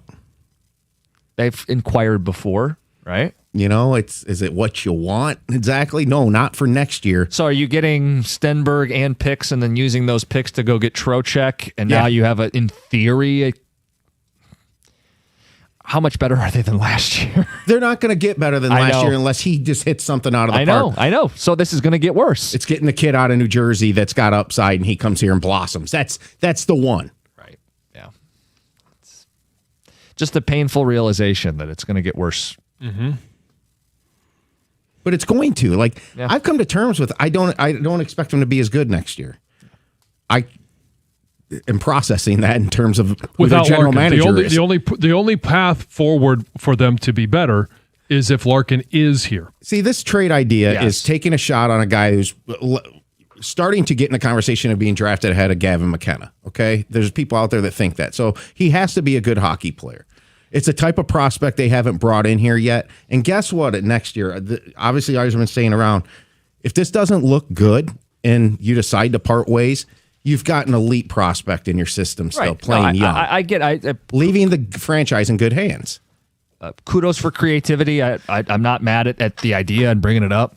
You talk about just processing that this is going to go that way. Like, I'm going to be processing it in monthly installments starting soon. That's my problem, nobody else's.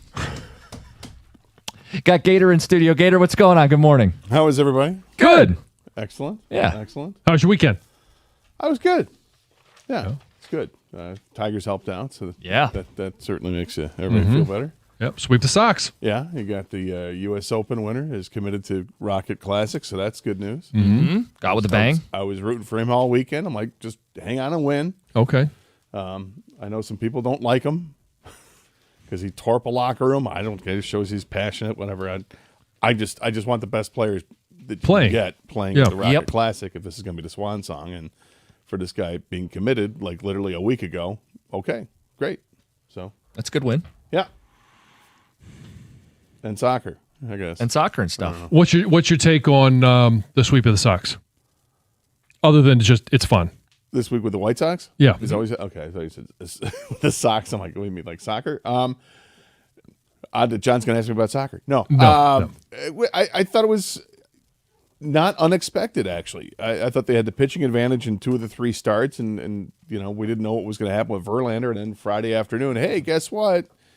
Unfortunately, he's out for a couple, 3 more weeks. We don't know. But Montero slides right back in there and did a great job with it. So it's encouraging. If nothing else, it's encouraging. When this team is healthy, you can see this is a different baseball team.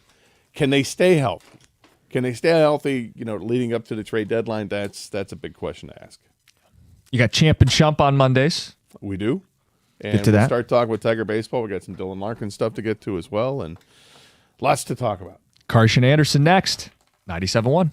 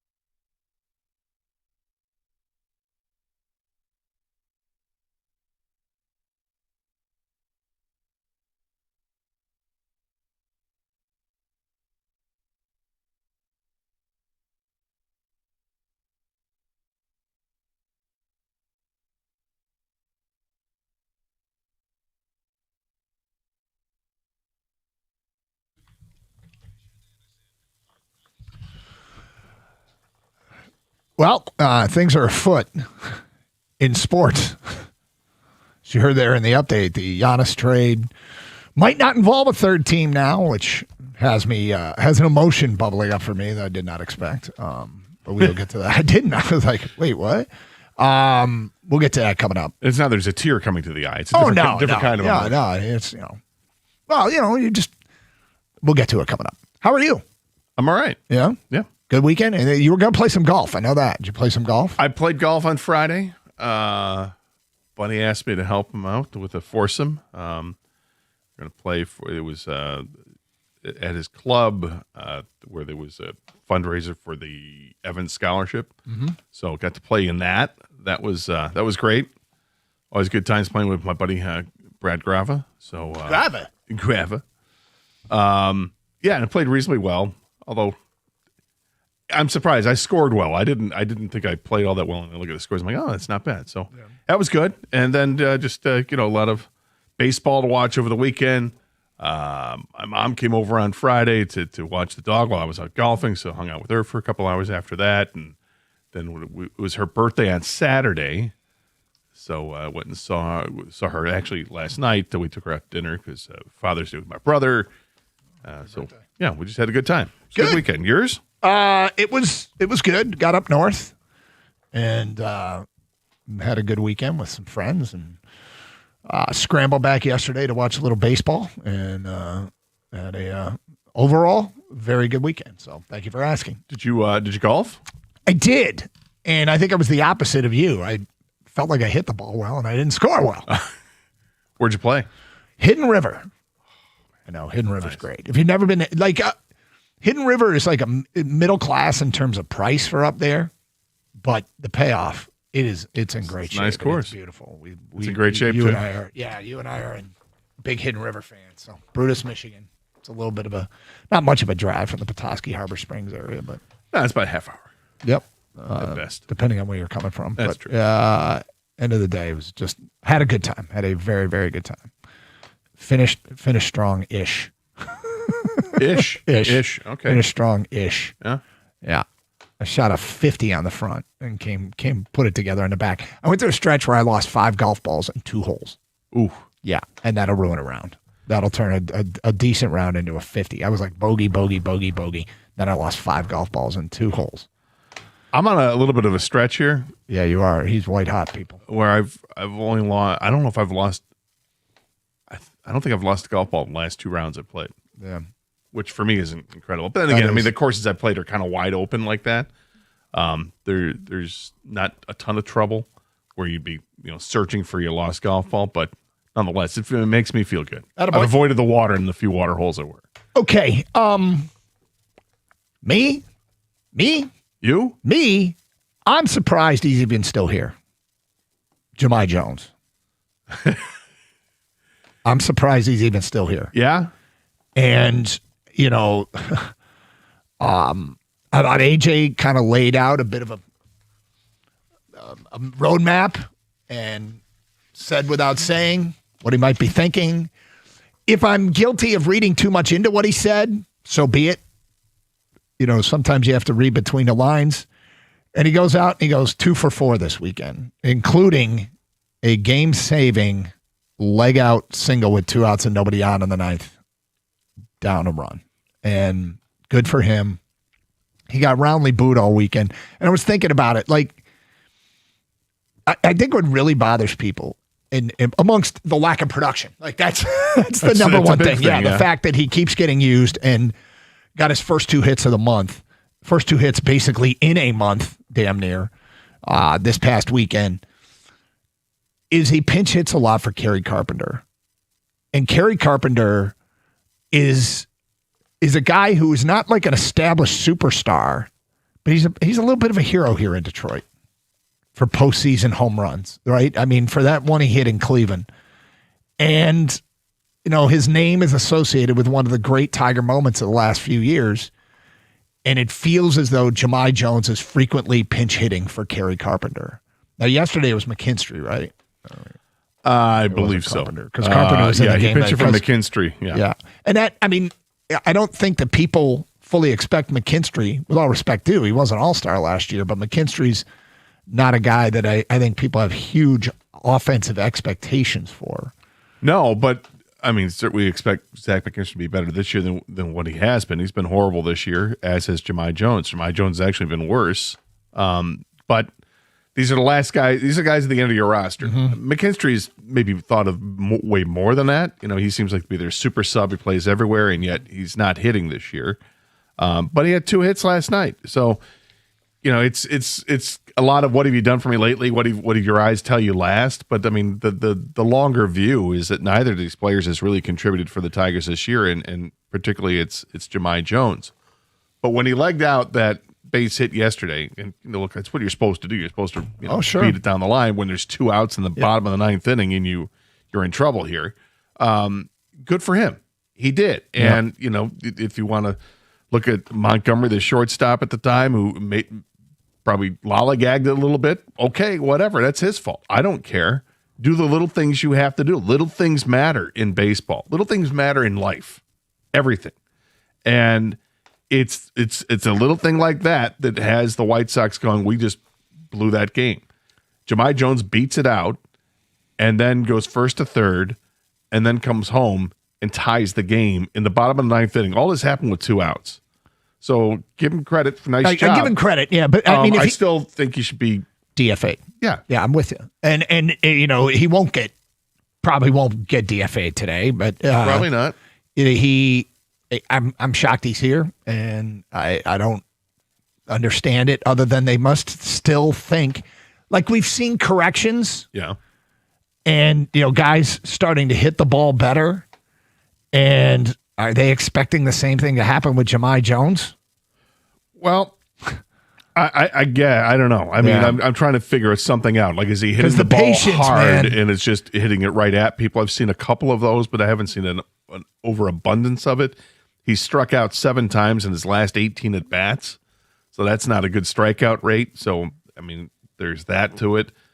He's only drawn 2 walks during that time, but it's 18 at bats. It's not a terrible walk rate, I guess. But you're waiting for him to. What they're waiting for is to see what they saw last year, because he was so damn good last year with an OPS well over 900 against lefties. That's what they're waiting to see. They think he's the same player. But as we're going on this season, you know, it's been a minute. You know, it's 89 at bats for him. Most of those are leveraged against lefties. I think he's only got like 15 at bats against right-handed pitching, where I don't think he might have 1 hit, I think. But it's only 89 at bats, but it's 89 at bats. All right, we're getting into it. He's a pinch hitter only, and he's hitting 146 overall. It's slightly better against left-handed pitching, but it's still well below 200, and his OPS is pathetic. I want him to be successful. I would love for him to go out and, you know, every time he comes up, you got a chance to see him put it in the gap or draw a walk or whatever the case, or have a productive out at least. But it hasn't been the case. And I'm not sure why they're so reluctant to promote somebody from Toledo for the same role. I'm just looking for a guy who's going to hit left-handed pitching, man. That's it. I don't need somebody to come up and be a superstar player. I'm not looking I don't need to promote one of the top prospects just for this role. And I can see down the road where there's a path for Max Clark, who's heating up. The Max Clark might get a chance to play with the big club at some point. We'll see. But it's these other guys they have. They've got a bunch of these outfielders that have great OPS against left-handed pitching. And I don't think any of them are necessarily thought of as being the future of the Detroit Tigers. So I'm not sure why they're doing what they're doing, other than I think they're being maybe stubborn at this point. Like, and they're telling themselves this: we've seen it before, we know it's going to happen, or we think it's maybe not. No, we think it's going to happen. It's going to click for him. He just needs a little bit more time. But I mean, this is this runway with Jahmai Jones staying with the Tigers. This runway is as long as that runway in Fast and Furious movie, where they were fighting on the plane. On the runway as it's ready to take off. And that was like a 15-minute scene. No runway is that long, except for maybe Jahmai Jones's runway. Yeah, it's a great analogy, even though I didn't see the movie. But to describe that runway, it's a plane going down a runway for 15 minutes. It's like forever, man. It's like at least a 10. Well, the battle plays itself out. That's fantastic. Well, that's a great analogy for what the runway Jahmai Jones has had. But he got roundly booed. The fans voiced their displeasure, and Jahmai talked about it afterwards, and it was interesting to hear what he had to say. We'll play it for you. And also, I mean, one of the questions is, are you even booing Jahmai? Are you booing A.J. Hinch? Are you booing Scott Harris? 248-539-9797. We'll have an update from the Dylan Larkin Trade Center News Aggregate Blitz Thingy News Desk. That's coming up a little bit later on. Additionally, the Giannis trade might not involve Detroit as a third team at all. That's the latest reporting from Shams, and we'll get into that as our show continues on a Monday. Oh, yeah, Champ and Chump. We do it every Monday. Who should be considered the champ and chump of the weekend? We'll have our nominations today at 10:35. Hey, you injured? Call Sam. Get the firm you'll trust on your side. I've known the Bernstein family for years, and they've been fighting for Michigan clients to get results that they deserve. Get the Bernstein advantage. 1-800-CALL-SAM.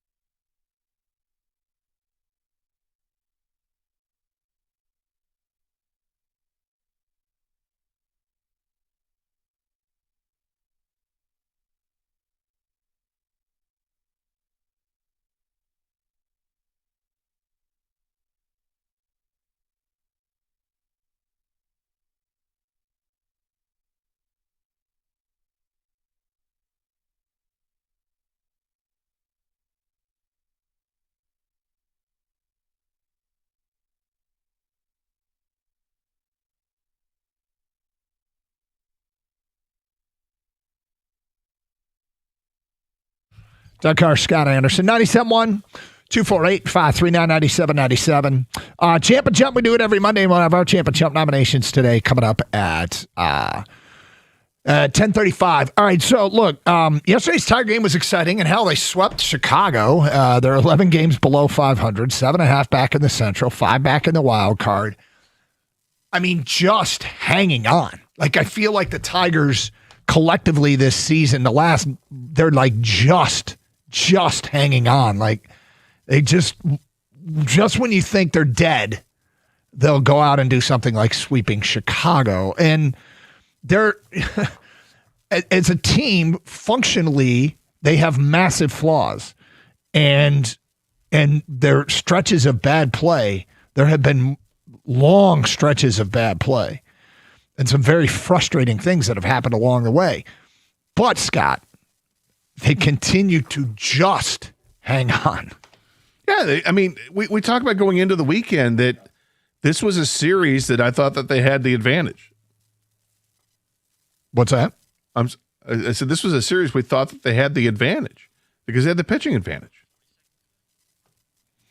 Well, and they did get some good pitching, and we'll get to that in a second, the pitching side of it. But, yeah, I mean, the Skubal performance on Friday was pretty damn good.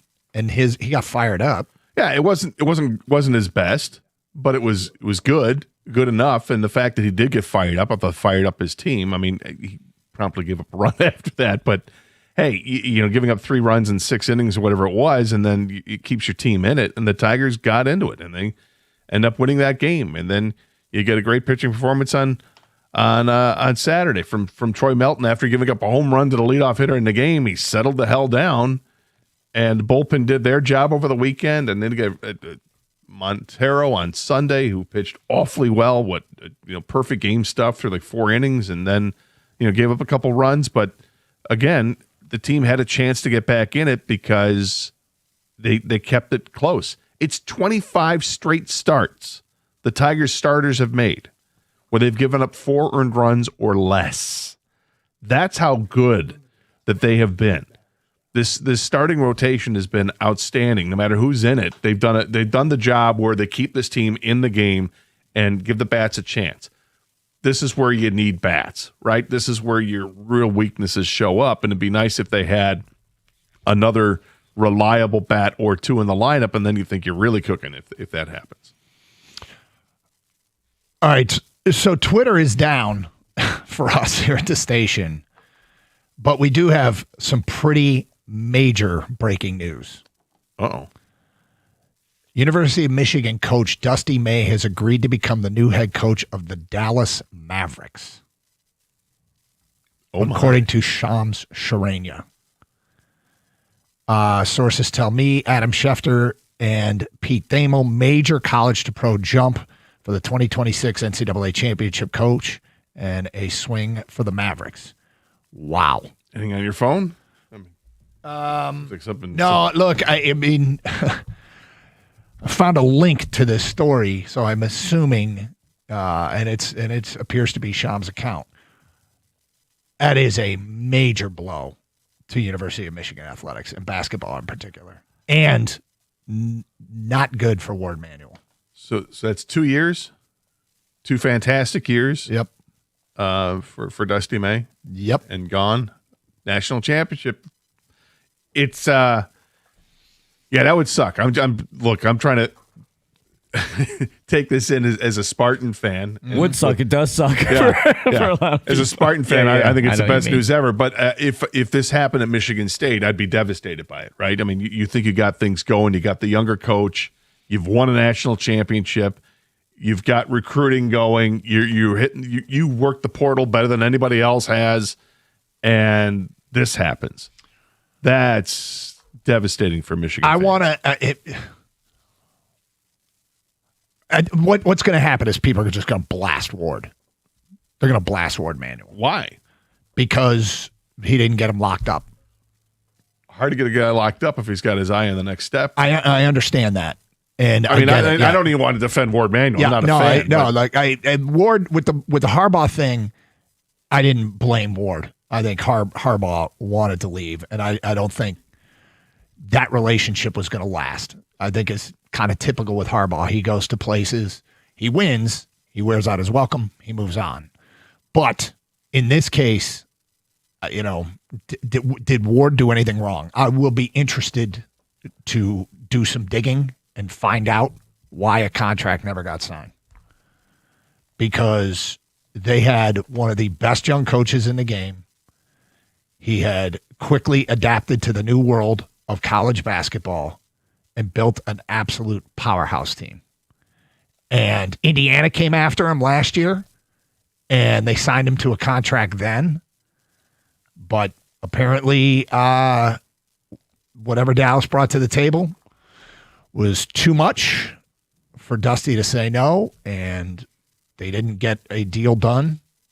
If one was on the table or not, I was told that there was going to be a new contract.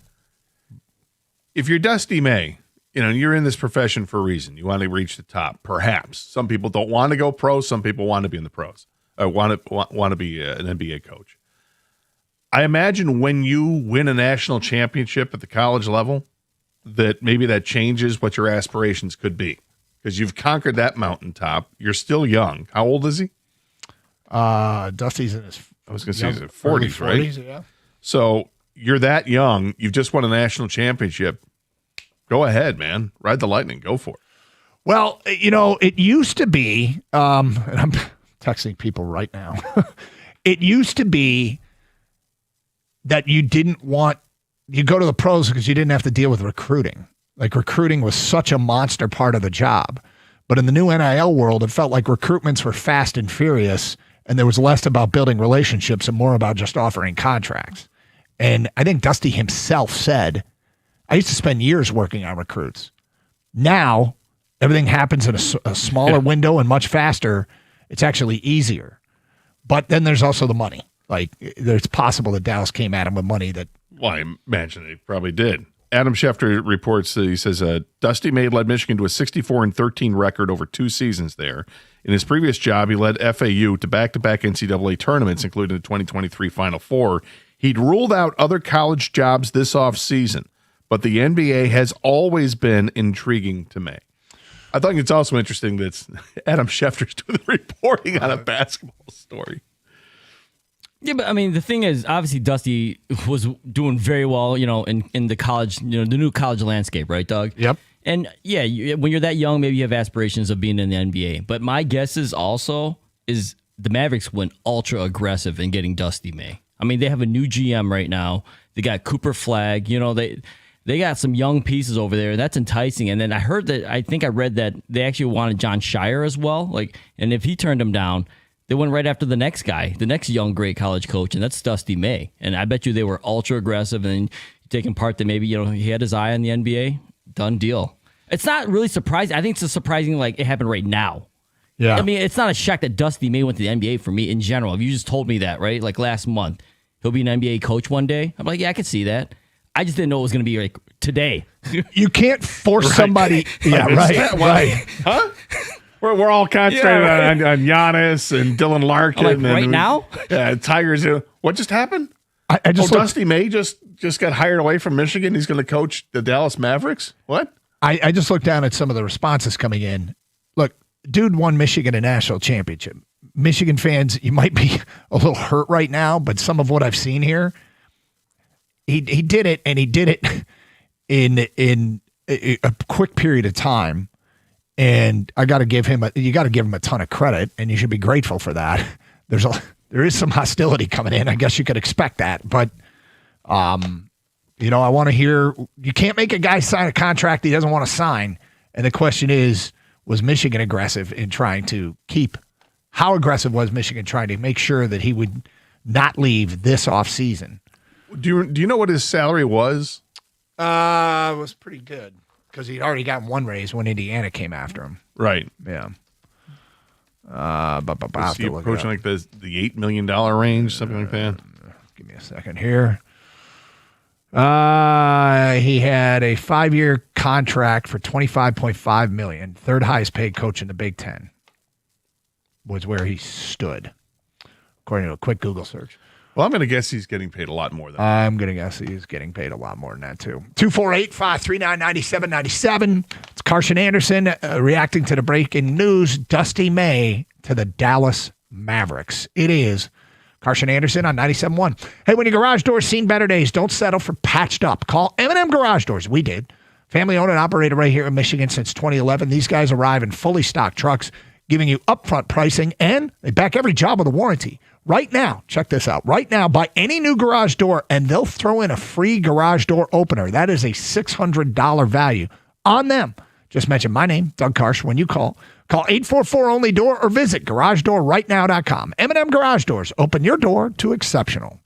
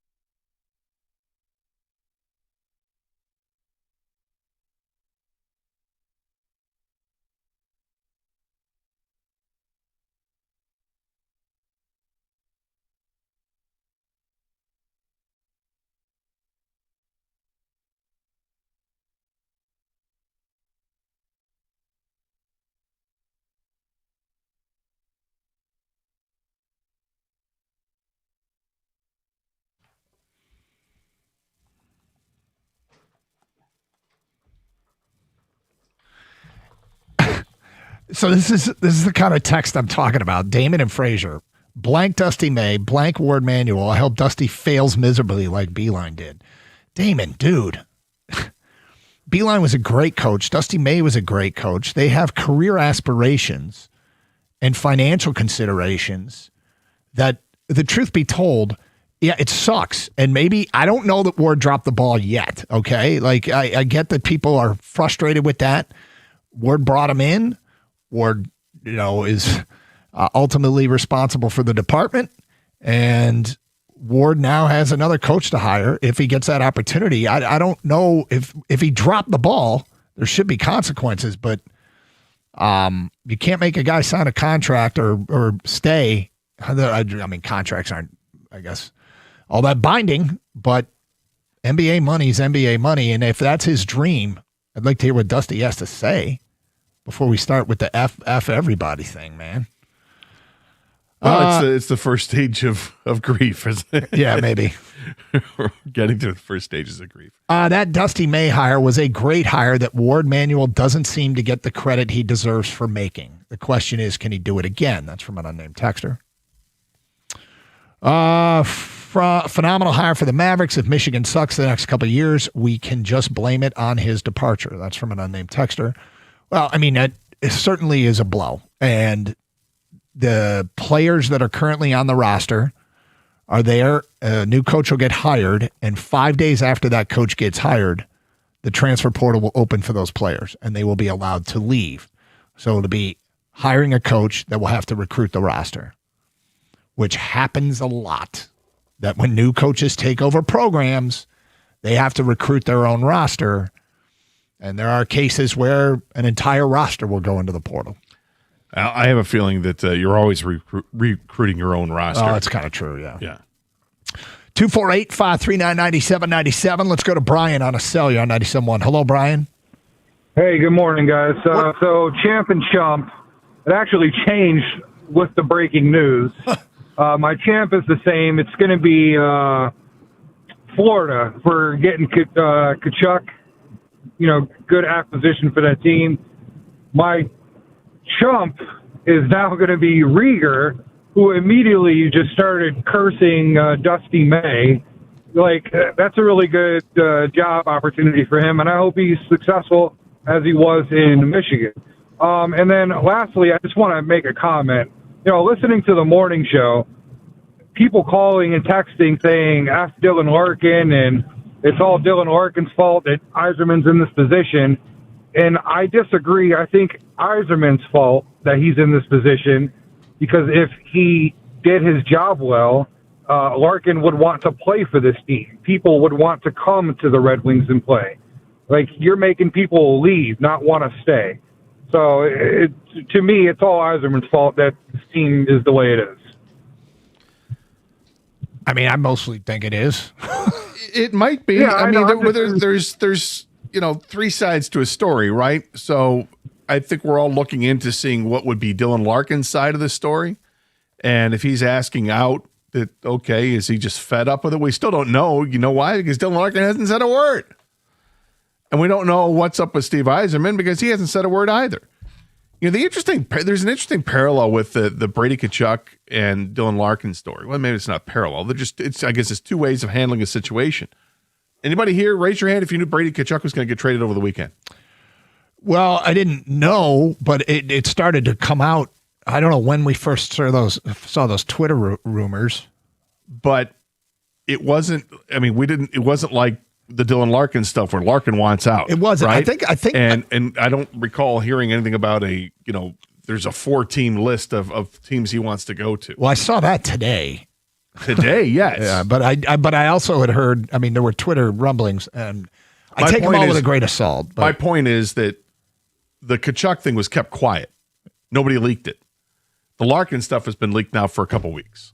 Yeah. Right? And it's a different way of handling a situation. And, what they got what, three first-round picks and a second-round pick. So they got is draft capital out of it, albeit 3 first-round picks is pretty good draft capital. But I don't think the Red Wings are looking for just draft capital. Let's get to our Champ and Chump nominations. My champ of the weekend is dads everywhere. Being a father is incredibly rewarding, and it's also a ton of hard work. And Father's Day yesterday, wanted to honor all the dads who out there doing that tough work to help bring up the next generation. Dads everywhere, my champ. I give the champ to Wyndham Clark. He won the U.S. Open going wire to wire despite leaving the door open for competition after seeing a 6-stroke lead dwindle to just 1. But that was enough to hang on and win, and hopefully he honors his commitment to the Rocket Classic as the reigning U.S. Open champ, and I imagine that his world golf ranking will jump significantly. I think it was in the 30s, and I imagine it's going to jump significantly, maybe even hopefully top 10. My chump of the weekend, it's changed in the last 10 minutes. People need to take a deep breath. There's a lot of F Ward and F Dusty May coming in right now. And why don't we just calm down, see what happened, see if Dusty had told Ward this has always been my dream and Ward knew it all along, or see if Ward did anything wrong or Dusty did anything wrong before we start saying blank everybody. I've learned my lesson in jumping to quick conclusions. Okay. My chump, the dreaded own goal. There have been at least 8 of them so far at the World Cup, and it's so demoralizing to be on the losing end of one of those in a sport where goals are really hard to come by. We'll take them. You know, the United States benefited from that against Australia. The first goal of the game was an own goal, but it's crazy how many of them there have already been here in the World Cup. They suck. And I always feel terrible for the person who did it because it can happen when you're defending in front of your own goal. Hence the name. 248-539-9797. Get your champ and chump votes in. And we had a busy show, and in the middle of it, Dusty May. It is announced that he will be taking the Dallas Mavericks job, and we'll have news on his replacement by 2 p.m. I'm joking. For some reason, it's our show standard. From Bear Slays on Twitch, Michigan fans, let's stop showing our asses. We have nothing but immense love and respect for Dusty May. He brought us a championship and assembled arguably one of the greatest college basketball teams of all time. I'm very sad, but wish him nothing but the best. Yeah, look, you can't get mad at somebody if they're, well, I guess you can get mad at them. It's unfair, in my opinion, for somebody to get mad at somebody who's chasing their dream. If this is his dream, if this is what he always wanted, you should be allowed to chase your dreams. Now, does it suck? Sure it sucks. Well, I get where people are upset. The people are upset because there's a contract and he's not honoring the contract. He's jumping out of it to go elsewhere. That's the part that really sucks. Yeah, it's weird because I guess I give him a pass on that because he's not the first and he won't be the last. This happens all the time. Yeah. There are buyouts and contracts and they'll have to pay whatever buyout it is. But, after last year and Indiana came at him and they locked him up with a new, more Dusty May friendly contract and one with a bigger buyout. But NBA money's a little different, right? Yes. 248-539-9797. So now it's what's next for Michigan, and I will tell you, I'm not sure. I guess you got to see what members of his staff go with. Do you go the interim route? Is Yaxel in play now for the Mavericks in the lottery? It could be. I doubt. I mean, Dusty's just getting there. He's not even officially their coach yet, so I don't know if they ready for the draft tomorrow. Cramming. Yeah, right. So who do you want? What? I'm just looking for a place to live, man. Gator, as a Spartan, is there a part of you that like, damn, we don't get to beat them? You know what I mean? No. Like, all right, so you're more just like, thank God, good riddance, or I'm not thank God. I'm just okay. See ya. I don't like the athletic director there, and if this is something that's just more evidence for him that he's going to be on his way out, then okay, I can bring a smile on my face. But that's just me personally. Professionally, I can keep it in check. Too. Yeah, I can keep this in check, and it's. But I mean, what do you think about Spartan Nation? Like the majority. Oh, Michigan State fans are they're laughing. I think is what it is to see it happen to Michigan. So, like everything else, see what happens next. The exodus of people from our state universities here is actually concerning. None Special here now says, just look at it this way, Michigan fans. Buyout money means you can buy more players that you wouldn't have come without NIL. Tom says, I can get mad at everybody in Michigan's leadership group for allowing Dusty to leave the locker room celebration without an extension. Oh, I'm sorry. In Michigan's leadership group for allowing Dusty to leave the locker room celebration without an extension. 248-539-9797. Thug Aim says, Doug, you know that Larkin's going to get traded at 201 today, right? It's Carson Anderson, 97.1.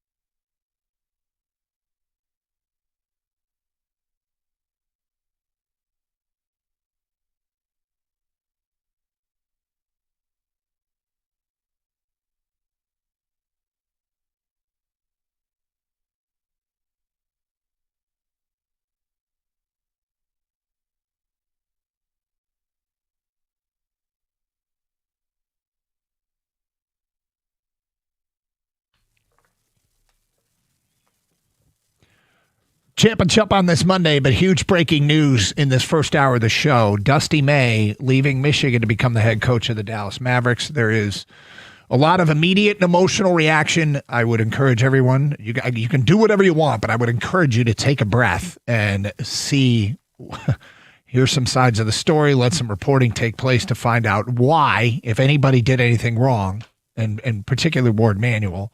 And it won't be just, getting Ward's side of this. There'll be all kinds of people that I'll get a chance to talk to find out if he did indeed drop the ball in any way, and in which case, this is a pretty bad failure. But at the end of the day, let's wait and see. You can't make somebody sign a contract that they don't want to sign if you are offering a new deal. And you also are up against, look, when Michigan lost John Beilein to the Cavs, I remember there being, even in failure, Beilein was going to make so much money if it didn't work out that it was almost too good for him to say no. And so, and believe it or not, you might not believe it, but the fact is the Michigan Athletic Department does have budget restraints. They have programs that they're trying to keep alive. They have NIL deals now, and it's not endless cash coming in. There are budget. You can scoff at that and say they got all the money they want. Whenever I talk to people in athletics, they say, well, we can't afford this or we can't afford that. And there are budget restraints. All athletic departments have some budget restrictions, but 248-539-9797. I would recommend take a deep breath before the F this guy, F that guy text coming in. And they're coming in for both Ward and Dusty right now. You could say it sucks because it does if you're a Michigan fan. This absolutely sucks. But wherever you want to direct your anger at, I don't know if you have to. I don't know. It has to be anger. No. 248-539-9797. Bill in Ann Arbor. Hello, Bill. Good morning, gentlemen. What's up? What really troubles me, I have literally moved away from college athletics almost altogether. I bet I didn't watch 5 minutes of the NCAA. The University of Michigan offers a man millions of dollars. He goes to people's homes, often in the most deprived areas of the cities, promising their mothers that they're going to guide these kids to a future, teach them responsibility and manhood. And then you get up and walk out the door. U of M is one of the leading academic institutions and top law schools in the country. And if they can't write a contract without an escape clause, I question somebody. I'm not sure those are legal. Bill, I'm not sure those are legal. Oh, you mean with Dusty, not with you were talking about players. Are you talking about players or talking about Dusty? No, the coaches. Okay. These coaches are signing and walking and signing and walking and pledging their allegiance to a university while they do it and then leave. And what do they leave? They leave behind a bunch of young kids that signed on to their sales pitch and then walk out the door so they could teach young kids that they don't need to really stand up to any commitment they make in life. All you got to do is just milk them for more money. Well, and it's a different world. Like you said, you don't like college athletics the way it is right now. It's completely different than what it was 10 years ago. So these kids now have the financial wherewithal because now they're signing contracts themselves, and they're doing the exact same thing. They're getting up and leaving after 1 year and transferring to another school.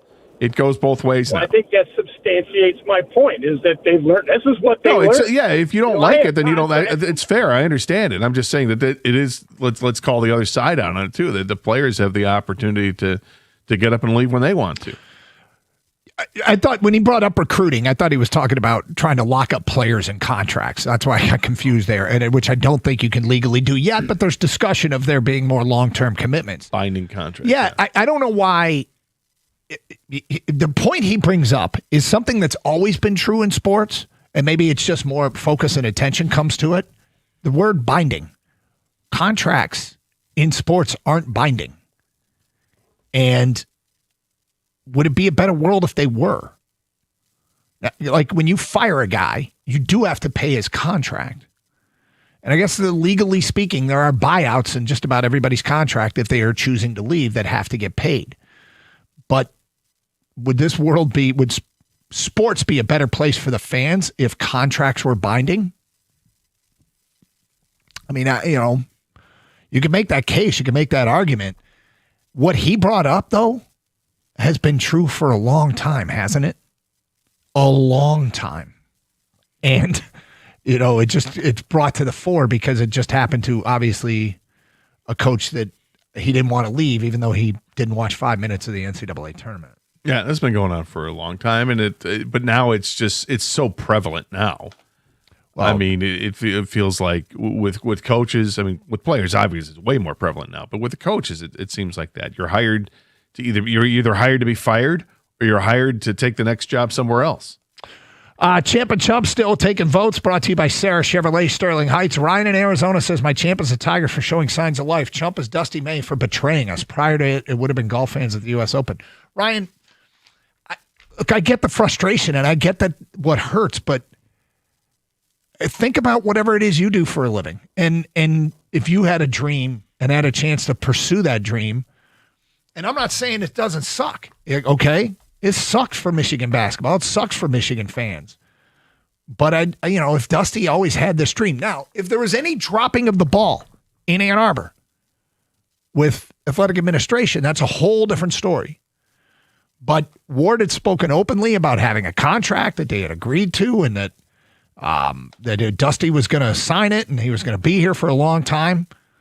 And if he just never signed it or never wanted to leave the possibility open to follow a dream, which I assume this is. I probably shouldn't.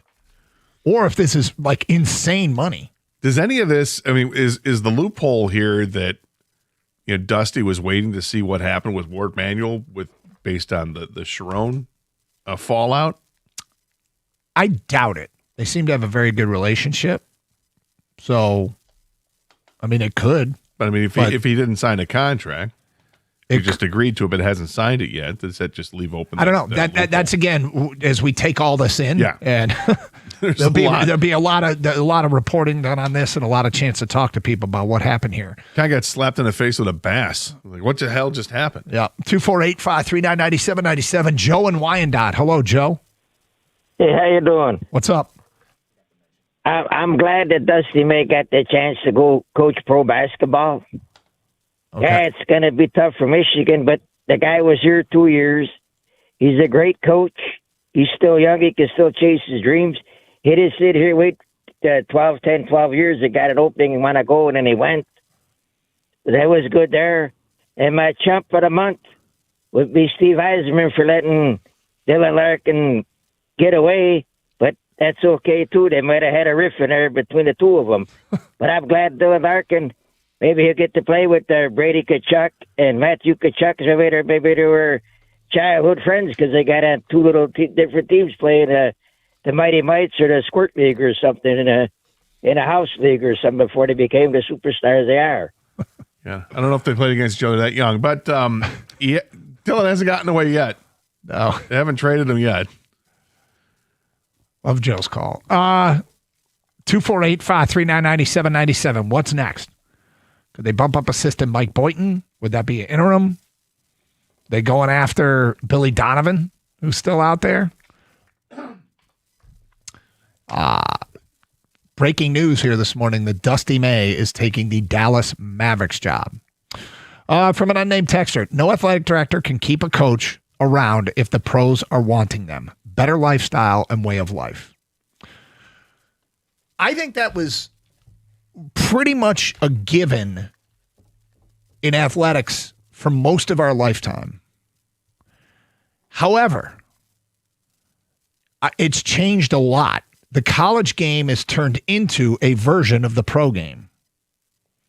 And I got to see if I can find it somewhere, but I have a recollection of Dusty recently talking about the difference of recruiting then versus now, and how then you'd put years into recruiting an individual, building a relationship, going back to early in their high school, had to be identified and those roots put down to build relationships early in players' high school careers. Now recruiting is like speed dating, especially if you're recruiting out of the portal, because everything's got to happen in this small window, and it happens very, very fast. Well, and if you're a big-time program like Duke, North Carolina, Michigan State, you're trying to recruit these 5-star kids to come, knowing that they're probably just going to be there for a year. And the point being, those frustrations and challenges for college coaches in the past aren't as much anymore, it appears. And so when you say better lifestyle and way of life, I think that line is getting blurred, and it's not quite the same as it used to be. And I'm not sure it's a better lifestyle or way of life. Seasons are both pretty long. The NBA season is longer. But the money, I mean, typically NBA teams can pay more than college programs can. Oh, yeah. So a lot more. Yep. 248-539-9797. All right, Michigan fans, Dusty May leaving for the Dallas Mavericks job. What's your thoughts on that? In the meantime, Champ and Chump still coming in. We have a Dylan Larkin Trade Center news aggregate blitz thingy news desk update coming up in the 11 o'clock hour, most likely. Busy day just got busier. 97.1.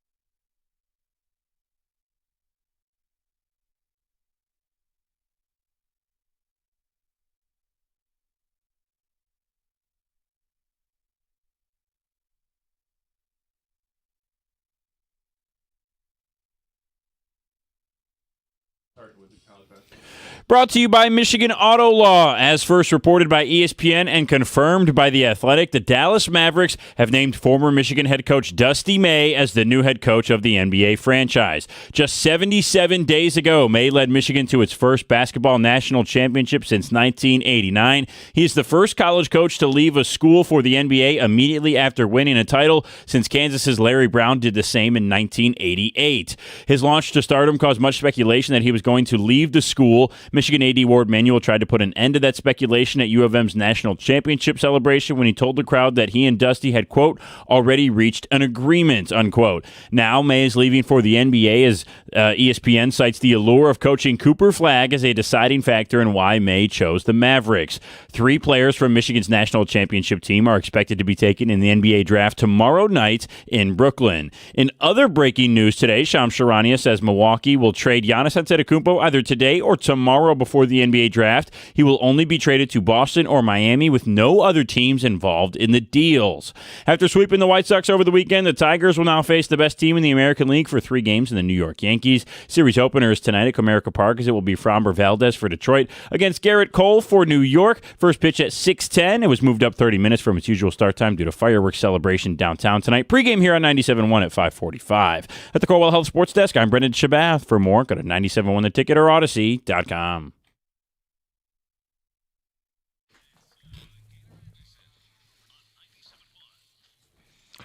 Okay. Just starting to dig on this breaking story that Dusty May is leaving Michigan to take the Mavericks job, as you just heard in the update. This is perhaps a little bit more insight that I can provide. Dusty May has told people that he is fed up with the state of college basketball and college athletics. And that is a big reason why he's making this jump. I don't think that would surprise anybody at all.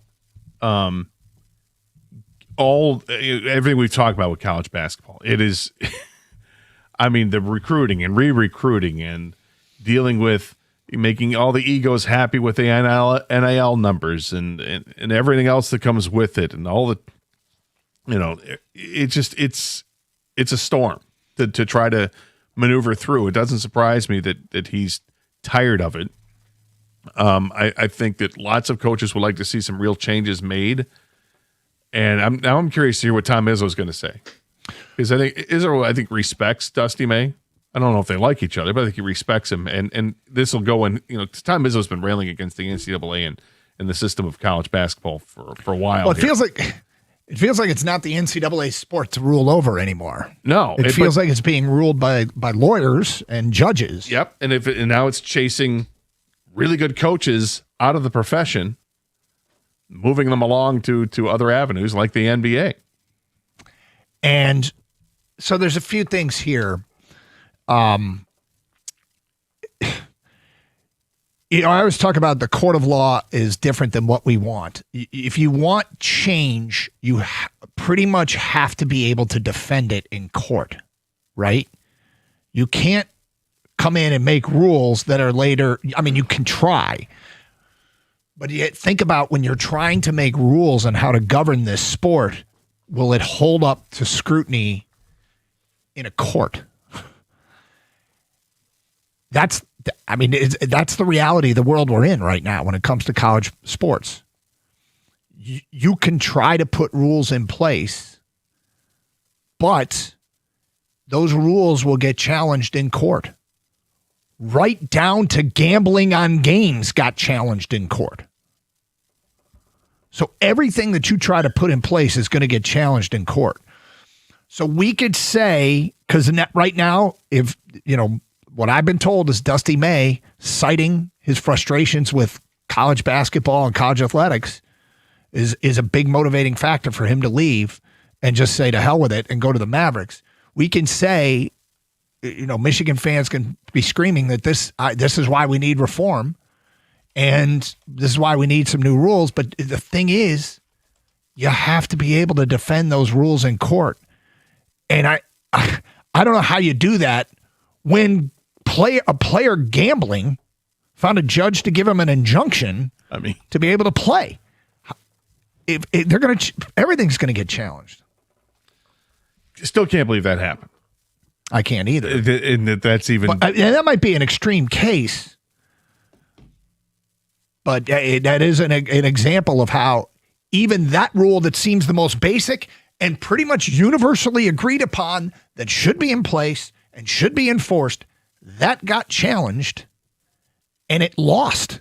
Even Gronk know that messed up. I mean, obviously, college athletics has changed dramatically in the last 5-10 years or so. And I don't doubt that maybe, what you're hearing, Doug, is Dusty May got fed up with the college system and how everything's working. A lot of coaches have spoken out about that. But honestly, that's the easy button if you want to go to the NBA and not look like a bad guy. This thing that's going on in college sports sucks. I'm going to take the NBA job because anyone can say that and no one would blame them. Even if in your heart you're like, I wanted to coach the NBA the whole time. Like, it's the NBA, man. They got Cooper Flag. It's the Mavericks. I was just going to say, at they least huge dollars, and then you want to really piss them off? Take the Indiana gig, right? I mean, that's where you get pissed when a coach goes from college to college. Watching, if you're an Ole Miss fan, seeing Lane Kiffin go to LSU, you're pissed. But if Lane Kiffin went from Ole Miss to the New York Jets, I don't know if you'd be all that pissed. You understand it. So this is. I mean, it's not. I don't know if this is going to be the norm because there's only 30 jobs in the NBA, so it's not easy to get one of those jobs. So Nick Saban cited the same thing when he stepped away. And you're right, Kang. It is sort of the easy button. I'm not blaming anybody here. It's the system that's driving me away. And now Saban is out there screaming about reform. In the college game, he's a big advocate for some sort of reform.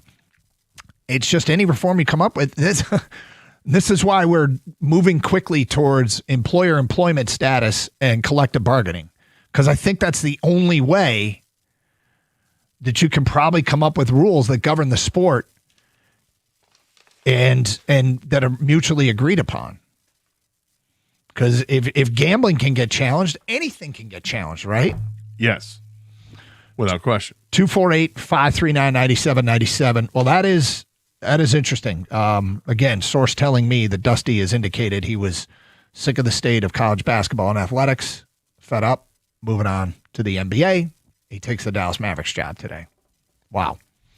248-539-9797. We always loved Dusty May for the couple years he gave us. Not happy, but don't blame him either. That's from an unnamed texter. From Matt in Royal Oak, college athletics sucks now, and M is leading the way. Nothing but mercenaries. As a Spartan fan, I'm glad to see May go, but on the other hand, I want to see the Spartans kick his pompous blank. Dusty got a national championship. Let me say it again for the slow ones out there. Dusty got Michigan a national championship. We love Dusty and wish him the best. That's from Greg in Woodhaven. 248-539-9797. Let's go to Bill in Canton. You're next on 97.1. Hello, Bill. Hey, guys. I got this notice on my phone, and it absolutely ruined my day. I thought he was going to be here a long time, but I understand the whole ramifications of it. I understand that he's fed up with the college game. So am I. But, dude, I thought he was going to be here for a long time because I actually love Dusty May, the way he coached, the way he recruited players. My only thing now, who they're going to get, all these players want to play for Dusty, and now he's not going to be here, so what's going to happen with that? So it's like, I know the portal is canceled, but... Well, no. So when a new coach gets hired, Gator, you just saw this rule? Yeah. When a new coach is hired, there's a 15-day window that opens up 5 days after the new coach is hired. So they can't go into the portal until 5 days after a new coach is hired.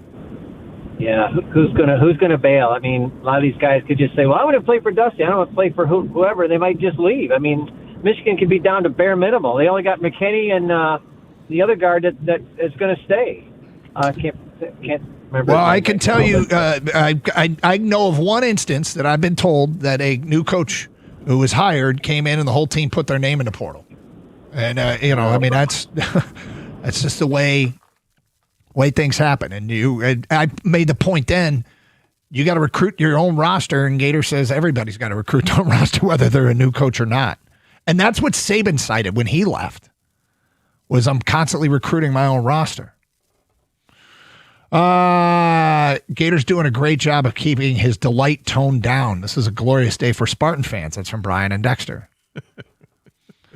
Champ Dusty May won my favorite team a national championship and went on to bigger and better things. Good for him. Chump Dusty May won my favorite team a national championship and left us high and dry. I can have both feelings. That's from Jared and Woodhaven. I think a lot of people feel that way, right? Yep. You want it because you don't want to completely dump on the guy because he brought you a national championship. At the same time, you're like, yeah, you were here 2 years. We got excited thinking there were going to be multiple national championship runs, and now it's one and done.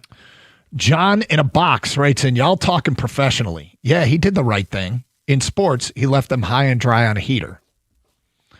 Next text, Doug, I think the frustration stems from Dusty saying I wasn't going anywhere. He wasn't going anywhere, sorry. If he was honest from the outset that he would like to coach in the NBA, then I think fans would be more understanding. I don't know if there's ever an appropriate time when you're the coach at a college program that's trying to recruit to say, ultimately, my goal is to get to the NBA. But for now, I'm committed to this place. I mean, think about that. What if any coach at the collegiate level said what you just suggested? If he were honest in the first place. Isn't that kind of like what college players do, basically, though? They're there to, like, the top-notch college players obviously want to play in the NBA. We're only here until it's time for me to go. Whether it's 1 year or 4 years.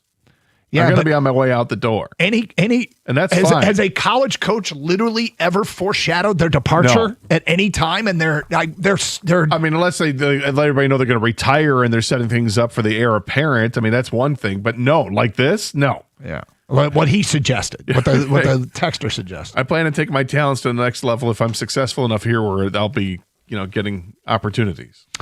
All right, so 248-539-9797. People still reacting to this. There is some interesting things going on in the NHL as it pertains to Dylan Larkin. We'll touch on that today at 11:30. Breaking news today, Dusty May telling people frustration over college athletics and basketball is the big reason why he is taking the Dallas Mavericks job. Breaking this morning. It is Carson Anderson here on 97.1. Looking to upgrade your outdoor space? Builders First Source has you covered. With 4 Metro Detroit locations, they specialize in top-quality composite decking and brands that you trust, like Trex, TimberTech, and AZEK. So whether you're a DIY enthusiast or you need a certified installer, their expert team will help you build the perfect deck that stands the test of time. Visit one of their locations today in Lapeer, Auburn Hills, Clinton Township, or Shelby Township, and discover why Builders First Source is your go-to for decking.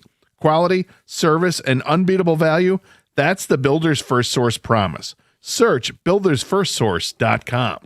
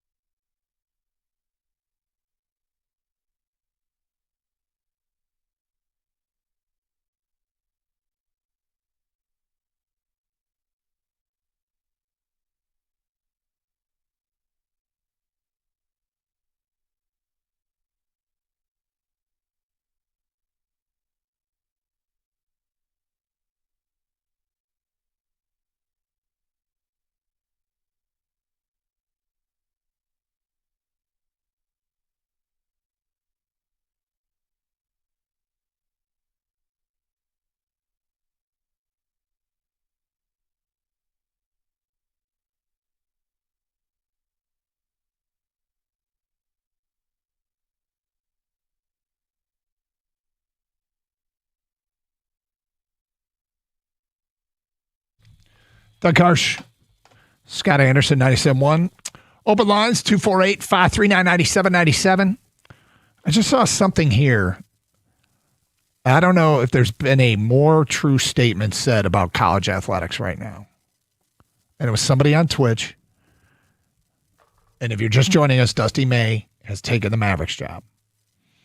The source I talked to said he's telling people he's fed up with the state of college athletics, which is interesting because I don't know that anybody adapted to the new state of college athletics quite as well as Dusty May did, but it is a reason that a source told me he said he's leaving. FBG25 on Twitch just tweeted us, everyone is a rental. And that's pretty true now.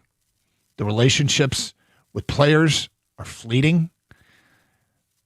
The relationship with this coach was fleeting. The relationship with Michigan State's AD was fleeting. The relationship with Michigan State's president was fleeting.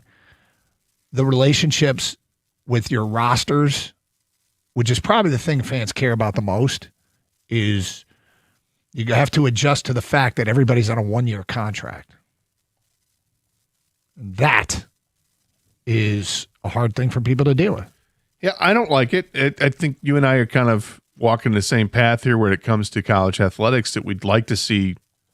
I mean, if the NIL, obviously the NIL world here is to stay. So why not come up with a system where you can actually have contracts where they are binding and 2-year deals? Mm-hmm. Because the year-to-year thing is ridiculous. It's seemingly ridiculous. And is 2 years, is that really restricting somebody? I mean, if you've got these NIL contracts, they're big contracts.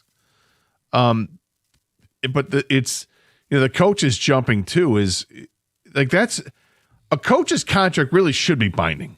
It feels like it should be, and yet they're not. They all come with buyouts. So all the colleges and universities, they know that. They know it going into it, that it's like that. But are things going to change?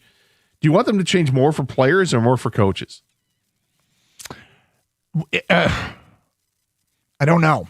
That's a great question, because I agree with you.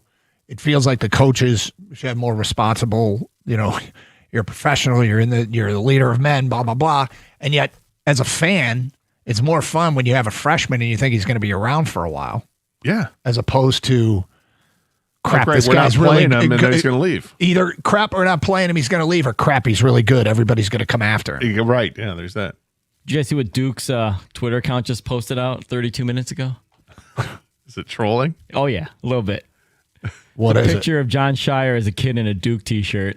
Basically, like, he's Duke for life. You know what I mean? Like, always will be. Yeah. Always has been. Well, I would say we'll see about that. Recruited by Coach K, played for Coach K. Well, I mean, are the days of Izzo done? Like, is John Shire going to be an Izzo? Like, or would you find that really hard to believe? I know it's way early, but I don't know. I think the way that money is flying around now, I think some universities will be able to, they can hang on to their guys. And for a school like Duke, which is a basketball school, and they've got big time alumni, I'm sure they'll find ways to hang on to guys they really want to hang on to. But is Izzo a bit of a dinosaur? I think he might be. It doesn't mean it's a bad thing that he's out of touch. It just means that he's really old school. Yeah, I'm not even talking the mentality. Just one college coach staying at a program for a decade plus, Is that a dying breed? Izzo's definitely a dinosaur. It is a dying breed. I'll give you a perfect example where it's a dying breed. It's the football coach at Michigan. Looked like he was going to stay forever at Utah. Why would he leave? He built that program up. Well, they ushered him out. Well, that's what I'm saying. This is like it goes both ways on it. It's like we would have thought forever that Whittingham was going to stay there. A perfect marriage. Apparently, it wasn't. He left because they didn't want him anymore. Yeah, that was a weird deal with a coach in waiting, and they wanted the new. It's all messed I don't know up. the exact details, but that was a case where private equity might have bought the Utah Athletic Department and wanted them to make a change, which is a real sentence I just spit out. Right, private equity, right? Yeah, a whole other, the lure of, some $500 million or whatever it is that the private equity firms are willing to invest as long as they get to, have naming rights and stuff. It's crazy. 248-539-9797. Dusty did his job. Natty, do you want 10 years in the top 10 or a national championship? Wishing him luck. We'd take the Lions winning one Super Bowl and losing forever after that. That's from an unnamed texter. Dusty May made his whole career in the transfer portal and NIL deals, and now he's going to leave crying about how bad the system is in athletics. Yeah, I mean, he might, just because he was good at it doesn't mean he likes it. Maybe there were some challenges that have come up recently that we don't know about yet. That's possible. At the end of the day, he did adapt very well to it. And I know exactly what I mean. That's the question. If it's running this guy off, if he really sincerely means it, you have to remember too, though, as Kang said, one of the easy buttons, this is, hey, I'm not blaming anyone. I'm pointing at the machine. It's the machine's fault. And I think coaches that, just want to let people know, hey, it's not you. Yeah. Well, but it's fair to consider. Okay, until the numbers come out of what the contract is with Dallas, you can do that. But then when those numbers come out and it's a 5-year, $50 million deal, and it's worth twice as much as what he was getting in Michigan, then you can say, okay, you may point the machine, but the real machine is the ATM because you just got paid. Let's go to Terrence in Detroit. You're next. Hello, Terrence. Doug Gator, how's it going, fellas? What's up? Two quick things. One, it was a no-brainer. I mean, when you think about it, the number of college opportunities to NBA is just a lot to a little. So I would have taken it. I don't see why anybody wouldn't have taken it, especially if I got to deal with contract disputes and players getting paid and talking to disgruntled agents. Why not do that at the highest level, right? That's number one. But number two, I'm curious on how this is going to look on Ward, given that this is now the second coach following the national title that has left. So I just curious on hearing your thoughts on that. It's a great question, and there are people really mad at Ward for letting Harbaugh go. I am not personally one of them, but you can also bring up the case of Eric Bakich leaving. Bakich wanted money that Michigan could not afford to pay a baseball coach. If in the case of Harbaugh, look, Harbaugh has a way that usually at the end of his run, he's ready to go, and the place he was at is ready to say goodbye. And he did win a national championship, and it was a great moment for Michigan football. But at the end of the day, I think he was at that point where he was ready to go, and nothing Michigan could do have kept him. This one is surprising in that I think it was pretty much agreed upon verbally. We had heard that they had agreed to terms of a deal. But you can't make somebody sign a contract if they aren't willing to do so. And in Dusty's case, I want to hear how long was that contract on the table? Was Michigan pushing him? Did they go back to him and say, are you not happy with these terms? Why aren't you signing this deal that was publicly out there and said they'd agreed to terms? And what was his response? Do we need to give you more money? Do we need to lock you up? What else do you need? Did they go back to him? Do you need a pen? Here's a pen, sir.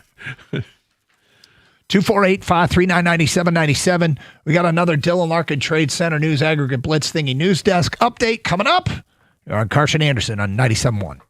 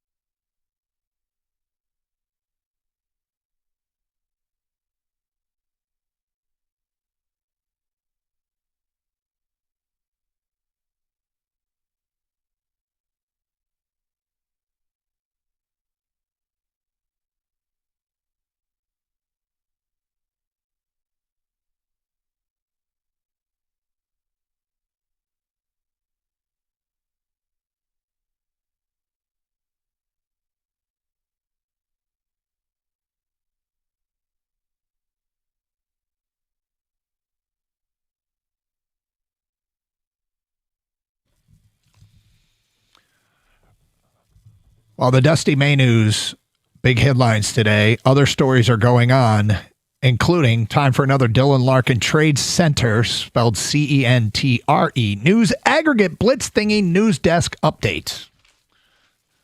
Scott, things are afoot in the National Hockey League. And we start with the Brady Tkachuk move from Ottawa to Florida for 3 first-round picks and a second-rounder. Does this set the market when it comes to a Dylan Larkin potential trade? Would you be happy with a similar return for Larkin? No, I would not be happy because I don't want just draft capital coming in return. And that's what this trade is. And I mean, it'd be nice if you can get a one of the top picks, but I don't know if Dylan Larkin is worth one of the top picks. Dylan Larkin's worth a lot. And this, what I do like about this deal is that it shows that now you've got a template at least. Okay, because Brady Tkachuk, Dylan Larkin, regardless of what fans think of Dylan Larkin here and what they might think of Brady Tkachuk, they're different players. And Larkin provides more to your team than what Tkachuk would necessarily. Tkachuk is a big bruising force, and he's great, but he doesn't play a defensive side of hockey like Dylan does, and Dylan's very good offensively too. So looking at everything Dylan provides, I feel like you're going to get more than what Brady Tkachuk just got. So if you're Steve Yzerman, you're sitting back and you're probably pretty happy about this deal because now you're like, all right, so that's what Brady just went for. So you got to step it up. Yeah, look, I mean, would I be happy with a similar return? Actually, in theory, I would, okay, in a similar return, but probably a little bit more because Dylan Larkin's under contract for a longer time than Brady Tkachuk is. So you're getting him at a reasonable price for a longer period of time. And remember, 2 of those first-round picks are this year, 9 and 25. Now, can Detroit find a way to get 2 first-round picks? Here's the problem, though, with Yzerman running this, is that this is a trade for the future, not for the now. Like, this is a haul that you really could turn things around, but there's no immediate dividend for Steve Yzerman. There is a roundabout way to get to it, and we'll get to that later, but there's no immediate dividend coming back where you can sell, hey, we got this great young player or great young players, and he's already an embattled GM. The other thing that we just have to question is, are these picks really that valuable in the hands of Steve Yzerman, given how he has drafted?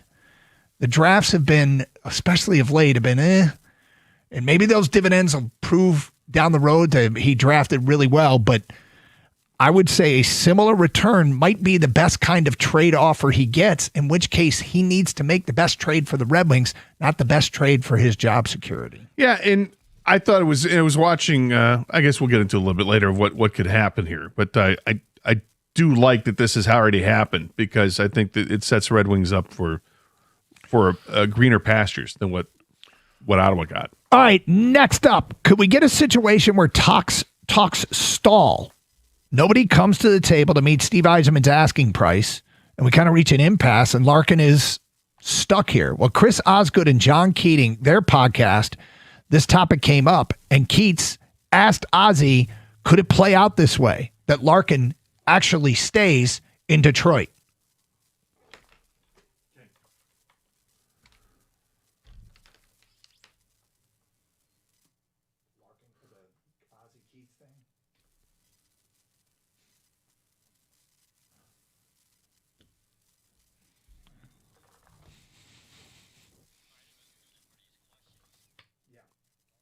And the next one, too, the Frank Saravelli.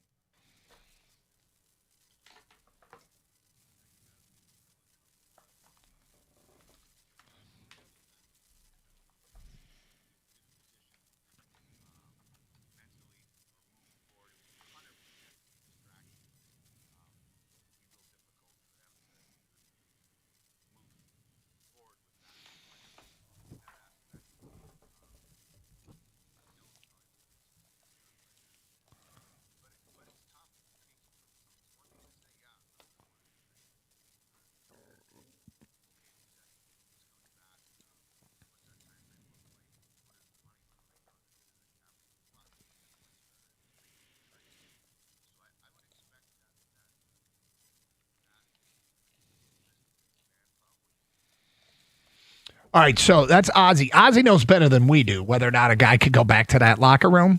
I tend to think that this is a real possibility. In spite of what Ozzy said, Ozzy, again, he probably knows better, but I don't think Yzerman's going to cave to some deal that isn't a home run. I think he's going to shop hard to find a home run deal, and if he doesn't, he can just say to Dylan, look, man, nobody's giving us what you're worth. And we're going to have to find a way to make this work until a trade offer. I'll keep trying to trade you. In the meantime, you're a Red Wing.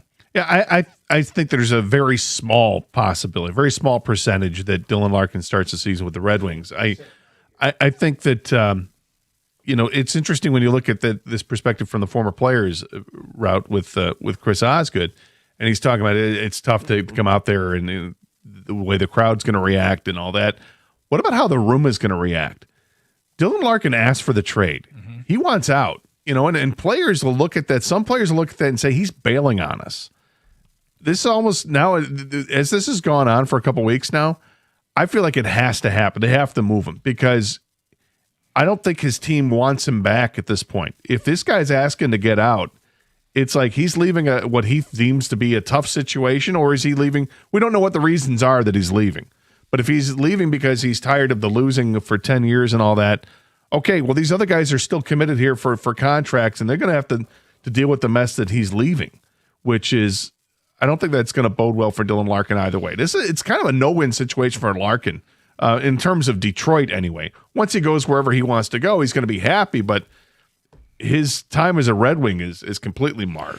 Next up, a couple of notes from the Kevin Karius show out of Edmonton. NHL insider Frank Saravelli, who's with Sportsnet, Valley Sports Broadcasts, and the Daily Faceoff.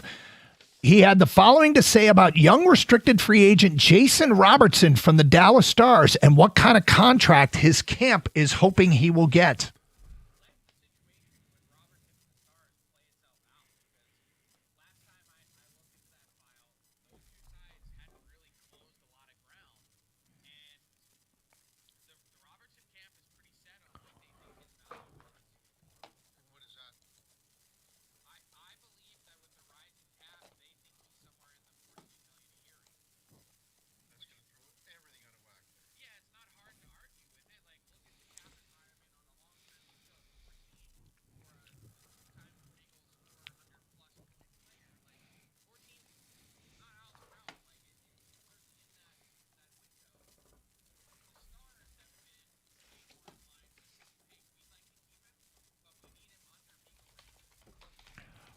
$14 million.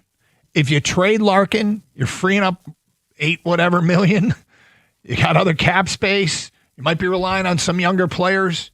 Would you want the Red Wings to get involved with young Jason Robertson, who had 45 goals last year, at $14 million? 14 seems steep, but if that's the price and you get him locked up for 7 years or something like that, and I think it could make sense, and it could look like a bargain halfway through that deal because the cap keeps going up. He's a hell of a player. This is a guy who's scored 40 goals or more 3 times in his career, including last season. He had 96 points last year. He's got a career high of 109 points back in the year, the 22-23 season. He's a great player. Local kid, too. There's reasons that you'd want to get a guy like Jason Robertson. He's a superstar player. He's like that second tier behind your McDavids and Dreisaitl's. He's in that second tier of players. He's really, really good. He'd be an upgrade over Dylan Larkin. You got to pay for that if that's what you want to pay. But it's a restricted free agent contract you'd got to do. So you're still sending something the other way, and you're paying them the money. That's the tough part. Is what do you have to send to make it happen? If they do make a trade like the Brady Tkachuk trade for just a truckload of draft picks, high draft picks, I feel like this kind of move is required. Yeah. You also then have to do this. You have to go sign this restricted free agent deal with Jason Robertson. Finally, from NHL Rumor Report, Bruce Garrioch of the Ottawa Citizens said regarding the Brady Tkachuk trade, a league executive told the Ottawa Citizen on Sunday night that they expect the Senators to use some of those assets they acquired in the trade with the Panthers to get another top 6 forward. Okay, does Larkin go to Ottawa for all those draft picks? No, because I think it's like exile. I don't think Dylan Larkin wants anything to do with Ottawa, and I would understand why. He's got his no trade clause. He's got his list of teams he wants to go to, and I would imagine Ottawa is nowhere near that list. If he has to expand the list, it's still nowhere near that list. I think where it'd be interesting. Will Burchell brought this up last night in Sportsworks. Is it still possible that he could go to Florida? Now, Florida has like $7 million in cap space, so they would have to send players coming our way, which is what the Red Wings would want anyway, what we're talking about. The thought was that the Panthers did not want to give up Anton Lundell, who's one of the young centers that they have on the team. They did not want to give him up in the Brady Tkachuk deal. Well, Tkachuk's a forward. He's not a center. Dylan Larkin is a center. Dylan Larkin's an upgrade over Anton Lundell. Could a deal be made there where you get Lundell and a couple of prospects? And Will had mentioned a couple of those prospects' names.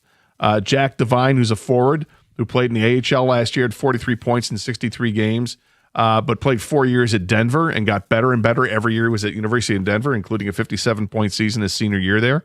And the other player is Marek Alsher, who's a defenseman, who's got some good size. He's a Czech player. He's 6'3", 205 pounds. And see if you like this scouting report on Marek Alsher.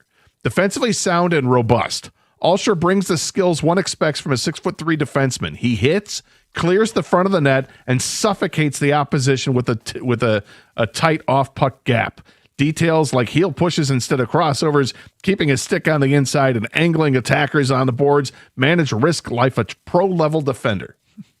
Sounds like a can't-miss guy, and they both of those players had like a handful of games they got to play in the NHL this past season. They're both ready to play in the NHL. And if you get Lundell as well, that'd be an interesting haul of players in return if you could swing it. There you go. That is the latest from the Dylan Larkin Trade Center News Aggregate Blitz Thingy News Desk update. And Gator, I think something's going to go down before the draft Thursday. That's just where I'm at. You got a hunch? It's gonna go down before the draft Thursday. Is that a hunch? It is a hunch. Okay. We'll get the phone calls and feedback coming up. It's Carson Anderson here on 97.1. Summer is right around the corner, and there's never been a better time to drive home a brand new Chevrolet from Sarah Chevrolet of Southfield. Right now, lease the all-new 2026 Chevy Silverado for just $189 a month. Need something sporty and versatile? You can get the 2026 Chevy Trailblazer for only $219 a month. Or cruise in the summer in the stylish 2026 Chevy Trax. That's just $249 a month. And every one of these incredible offers comes with just $1,999 down. Whether you need a tough truck or a family SUV or the perfect everyday ride, Sarah Chevrolet of Southfield has your summer savings waiting right now. Hurry in today, or you can shop online at sarahchevrolet.com. Sarah Chevrolet of Southfield, where great deals and great service come together at 696 and Telegraph in Southfield. They're open every Saturday. Dealer fees extra. Offers are subject to approval and availability. See dealer for complete details. And together, let's drive.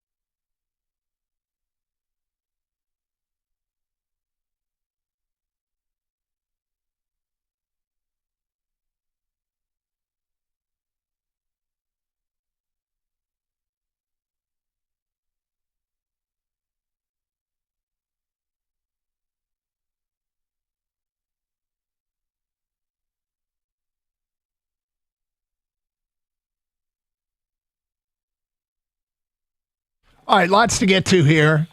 If you want to keep talking about the news, the breaking news this morning that Dusty May is leaving Michigan to take the Dallas Mavericks job. A source telling me that Dusty cited that he is fed up with the state of college athletics, which is interesting because, to be quite frank, nobody adapted probably better than Dusty May. But, whatever challenges he's talking about, it makes you wonder if there's something else that was bothering him. 248-539-9797 that we haven't heard of yet. Is there guys on his current roster? I don't know. I don't even want to speculate. It's probably not fair, but it's interesting. And as I said at the beginning of this, it's probably I'm going to wait to get more reporting on this to find out and see what I can find out on my own regarding what is at the core of this. And how did it go down with the new contract that was agreed to verbally? That Ward Manuel said publicly, we got an agreement verbally, just got to get it signed here. And why didn't it get signed?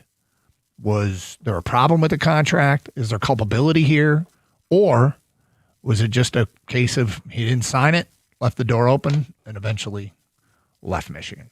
248-539-9797. Plus your reaction to any of the Larkin stuff, which is percolating. And you feel like Thursday is a bit of a deadline because that's when the NHL draft is. And if there's any draft capital involved, well, let's face it, the deal has to go down before the draft to make that draft capital matter, right? Yes, particularly if you're getting a first-round pick that you don't have.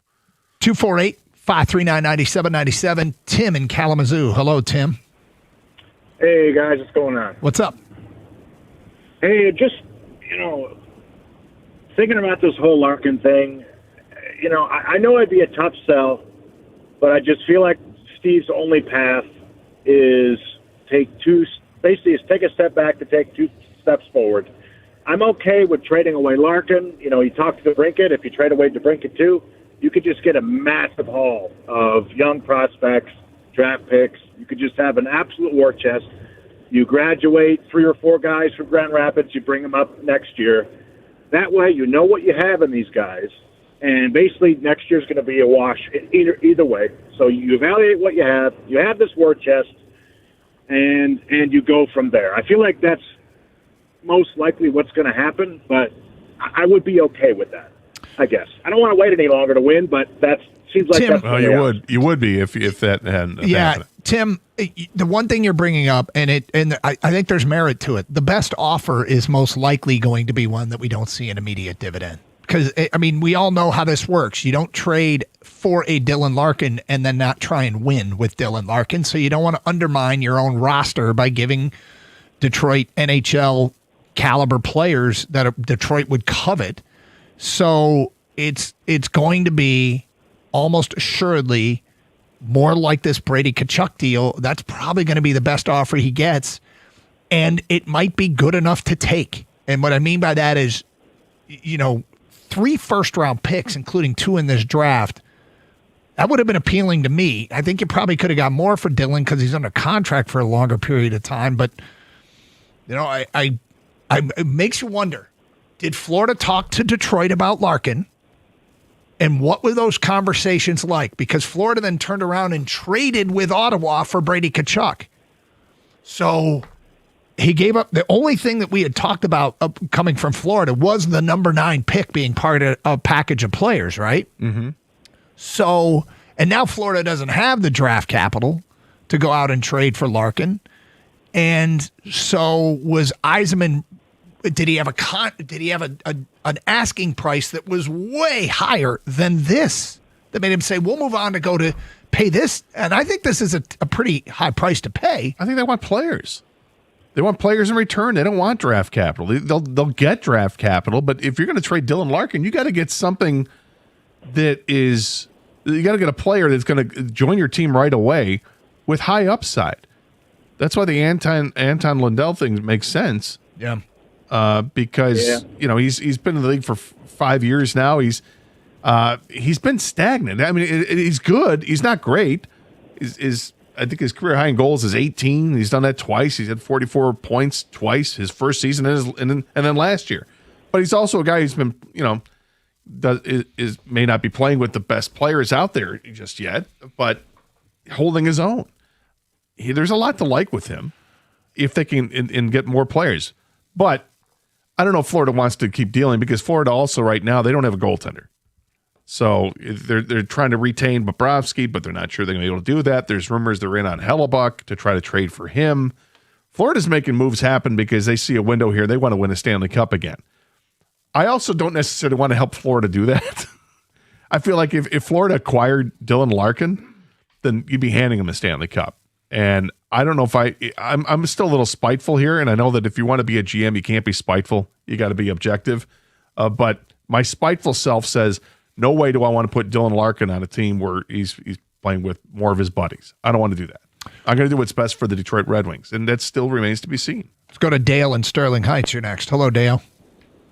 Hi, guys. Great show as always. How are you today? Thank you. Appreciate that. You're welcome. Hey, I was thinking somebody mentioned Robertson from Dallas. Well, we got a guy here that's got 41 goals in DeBrincat, right? Are they going to pay him $14 million? I kind of caught in at the end of the conversation, but are we prepared to pay DeBrincat $14 million and to keep him around, or what's going on? And these guys in Grand Rapids, are they going to be working on a pension already by the time we bring them up to start playing for us and to see them in Detroit? Well, DeBrincat's under contract for one more year. He's 2 years older. He's older than Robertson. And he's never come close to the numbers that Robert. I mean, he may have the goal scoring is there, right? But the total point package is not. I mean, he had his best season as a pro. DeBrincat did this last year with 85 points. Robertson poured in 96. And Robertson has a 100-point season under his belt as well. I like Alex DeBrincat a lot. Yeah. The crazy thing is that we may be talking about having to trade DeBrincat during the course of the year because he'll be a free agent after next year. I'm sorry? I said they may have to talk about trading DeBrincat anyway, so we'll see. Yeah. Yep. Thank you for the phone call. As far as the guys in Grand Rapids is an interesting roster. It feels like there's some older players that are really good at minor league hockey. Right. And then there's some younger players that haven't quite done enough to get the call up yet. Right.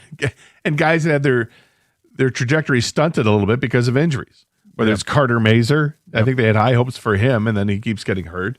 Nate Danielson, real high hopes. I mean, that's a top 5 pick, I believe, or top 10 pick, I think, in the draft. But he's been banged up with injuries. And then you've got guys you haven't seen yet, like Carter Bear, Max Plant, that they have high hopes for. Let's go to E in Detroit. You're on 97.1. Hello, E. Hey, good morning, fellas. I got a champion chump for you. My chump is Ward Manuel. I mean, here we go again. You hardball win the championship, and you don't give him a good contract, and you let him go. Dusty May get you a championship, you don't give him a contract, and you let him go. Ward Manuel need to go. The president and the powers that be need to get that AD out of here. We can't keep losing great coaches. And first off, go blue. Second, my champ is Dusty May. You guys are championship. Now he's going to get the money in Dallas. And I wish him nothing but the best and nothing but success. Well, I will tell you that I believe those situations were very different. And in the case of Jim Harbaugh definitely wanted to leave Michigan. Okay. And Dusty May, we'll wait to see how this story plays itself out. Source told me he's fed up with the state of college athletics. But, I'm not sure if I believe that. I mean, he could be. Everybody kind of is. But the one thing about it is that guy adapted better than almost anybody to the new state of college athletics. Well, I think, and look, you can tell people stuff like that if you don't want to hurt their feelings or don't want to say it's all about the money. We'll see what the money is. I suspect you're going to look at the contract that he signs with Dallas and you're going to say, well, it's a lot about the money. No. Just like Harbaugh was a lot about the money, too. I mean, Harbaugh signed a 5-year, $80 million contract with the Chargers. That's $16 million a year. That's way more than he was getting at Michigan. 248-539-9797. Champ and Chump votes get him in. As reaction comes in to Dusty May taking the Mavericks job, the latest on the NHL with the Larkin stuff. It's Carson Anderson here on 97.1.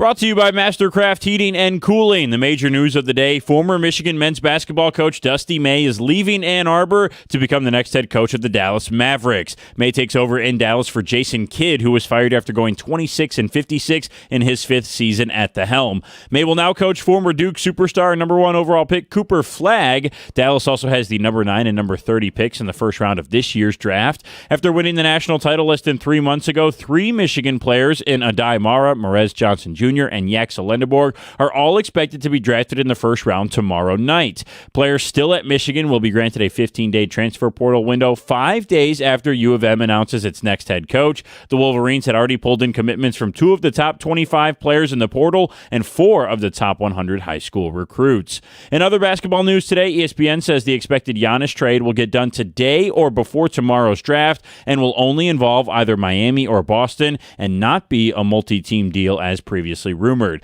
The Pistons were heavily involved in those rumors, but now appear unlikely to receive a player from Miami or Boston in the Giannis trade. Tonight, the Tigers begin their 3-game home series against the AL's best New York Yankees. The pitching matchup is Garrett Cole for New York against Framber Valdez for Detroit. First pitch was moved to 6:10 last week due to the fireworks celebration downtown tonight. Our pregame coverage here on 97.1 begins at 5:45. At the Corwell Health Sports Desk, I'm Brendan Shabath. For more, go to 97.1 The Ticket or Odyssey.com.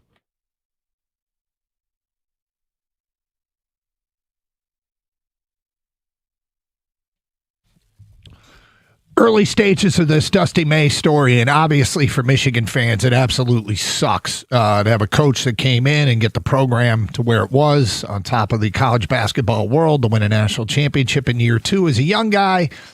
You know, it felt like you had it up and running, and it was going to be this way for a while. The roster they put together for next year is exceptionally good, but after there have been public confirmations by Ward Manuel that a contract terms had been agreed upon, apparently a new contract hadn't gotten signed. They already had ripped up one contract and signed him to a deal after Indiana made a run at him, and now the Mavericks made a run at him. Source told me that Dusty May cited that it was a growing problem with college athletics and college basketball.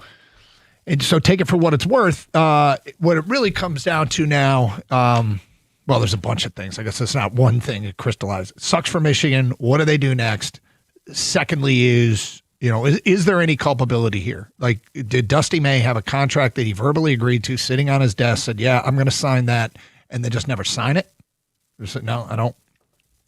And, or were there any indications that he was going to do this and there was no response from Michigan? And, again, there'll be further reporting on this. I know that people are quick to point fingers at Ward Manuel, and there's a reason why you wait to see how these things actually played themselves out. Because maybe Ward did everything he could. Dusty was either following a dream or simply could not match the money, which can happen with the professional game because they can just offer way more money. Well, it can, but I mean, how long ago did he agree to this deal to stay at Michigan? So I don't know when Ward exactly said it. And I'm going to get this Ward side of the story, but he said it a while ago. And again, the question is, why didn't it get signed?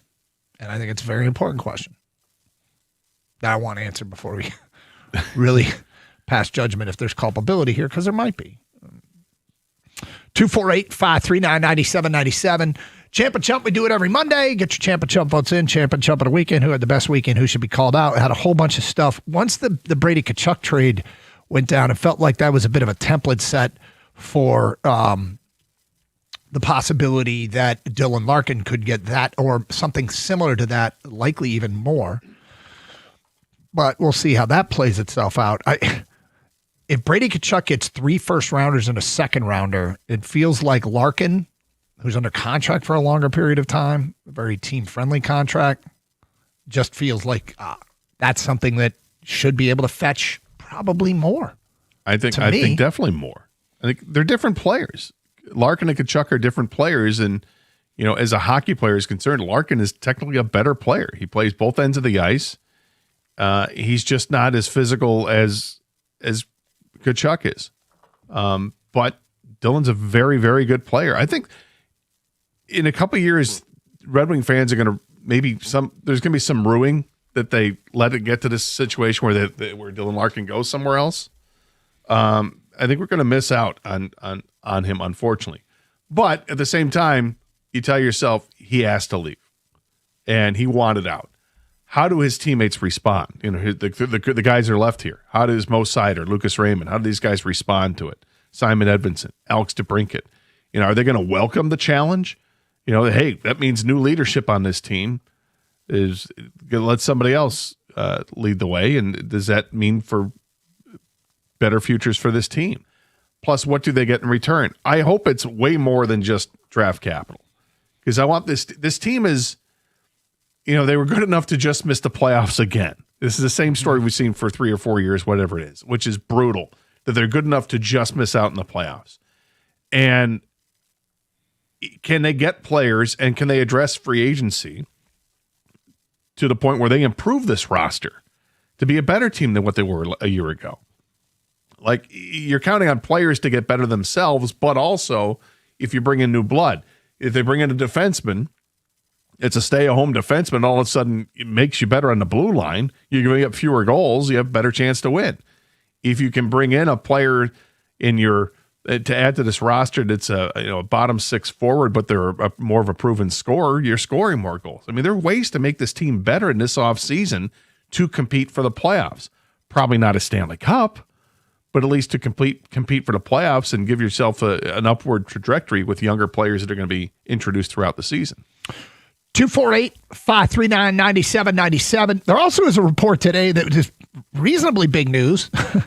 Shams Charania of ESPN said that Boston and Miami are both the two teams bidding on Giannis Antetokounmpo, and as it stood this morning, there was no third team involved, which would mean that Tyler Hero to Detroit to help facilitate this trade, which had been reported so much and rumored, and there was all kinds of talk about Tyler Hero is going to end up in Detroit. He's going to end up in Detroit. Apparently, that is now further from happening rather than closer to happening, according to Shams. So, a whole bunch going on. 248-539-9797. Let's go to William in Ann Arbor. You're on 97.1. Hello, William. Hey, Doug and Gator. I am really upset at Dusty, only because of the timing.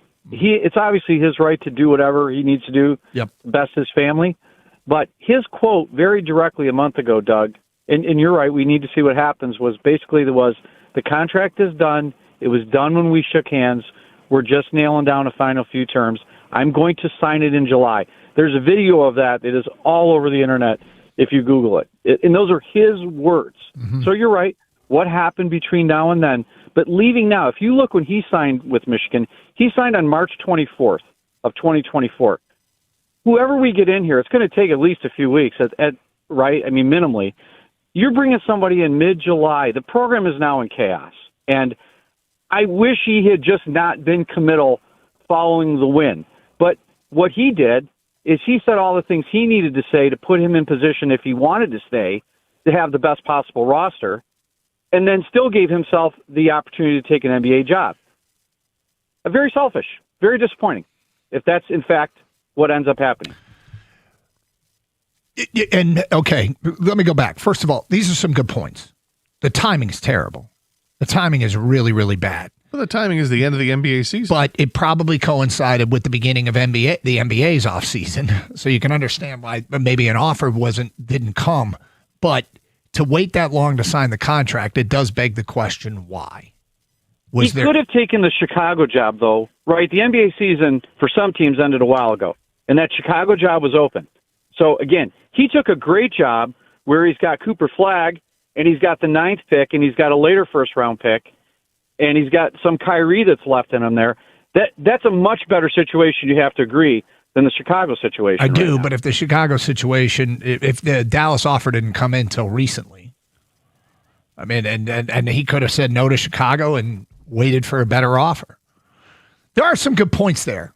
I mean, you make up some very compelling points, William, and I do want to know why the contract didn't get signed. Why a contract that was verbally agreed to. Well, if he says he's planning on signing in the middle of July, what else it does? It tells the NBA, you got some time here to make your best pitch to get me to come on board. Yep. Let's go to Steve in Northville. You're next. Hi, Steve. Hi. I got a champ and a chump, and I'm going to start out with my chump, and it's come up quite a few times today. Ward Manuel. For some reason or other, he lets a lot get away. Okay? Yep. I also want to bring up some name that hasn't come up yet. His name is Mark Cuban.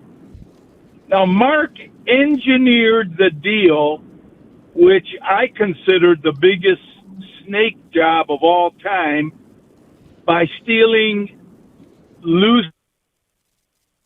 What? Steve? And whole team. Wait, we lost you there for a sec. By stealing what? Kurt Signetti. With All right, Steve, your phone's he's got killing an you. Indiana connection. He took Signetti and his whole team away from James Madison. So now he's behind the Dusty May deal, obviously, because he owns the Mavericks. He doesn't own the Mavericks. Well, he did, and I think he still has. He has some stake. He has some stake in it, but he's no longer involved in those decisions because I don't think he was too happy that Luka Doncic was traded. And as far as what happened with the Signetti thing, coaches take players with them when they leave programs like that. Right. That Is they may not Mark like Cu- it, well, but that's. I mean, is Mark Cuban a backer of Indiana athletics? Absolutely. Yes. He's Yes. unabashed about it. He's more than willing to tell you that he And he's- paid to get the quarterback He's there. going to support Indiana athletics. Huh. 248-539-9797. More of your phone calls and feedback coming up. More of your champ and chump votes. 97.1. Summer is here, and if you don't get your air conditioning tuned up this spring, you're officially playing beat the clock against the Michigan humidity. Do not wait until you're sweating through a July heat wave only to find out that your system is down. Do what I did. Call Birmingham Plumbing, Heating, and Cooling right now. Whether it's a quick AC check to keep those energy bills down or your pool boiler needs a tune-up for peak swimming season, these guys are the local pros. From hot showers to crisp living rooms, Birmingham Plumbing, Heating, and Cooling has you covered. Visit them at birminghamplumbingco.com. That's birminghamplumbingco.com. Birmingham Plumbing, Heating, and Cooling, your Metro Detroit boiler experts.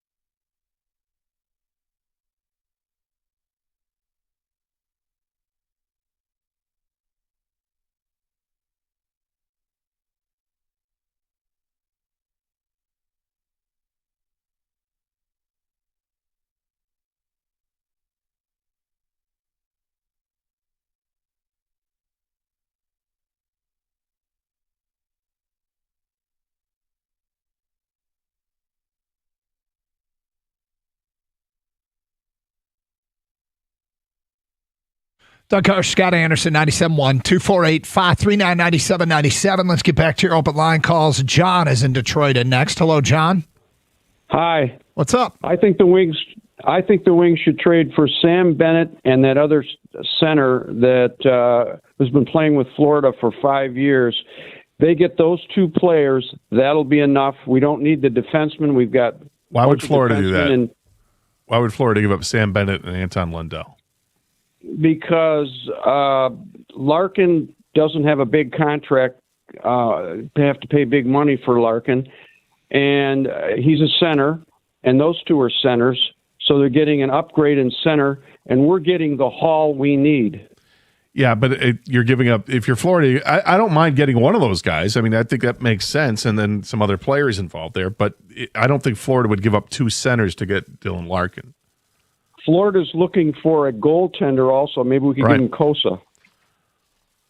Well, then are the Red Wings giving up too much to get those two players in return? Why are they looking for a goaltender? Because Bobrovsky is a free agent, I believe. Is he? Free agent this season? And they don't think they can afford to pay him. Is it a free agent this season? I believe so. Wow. I think that's a pretty good haul for the Red Wings myself.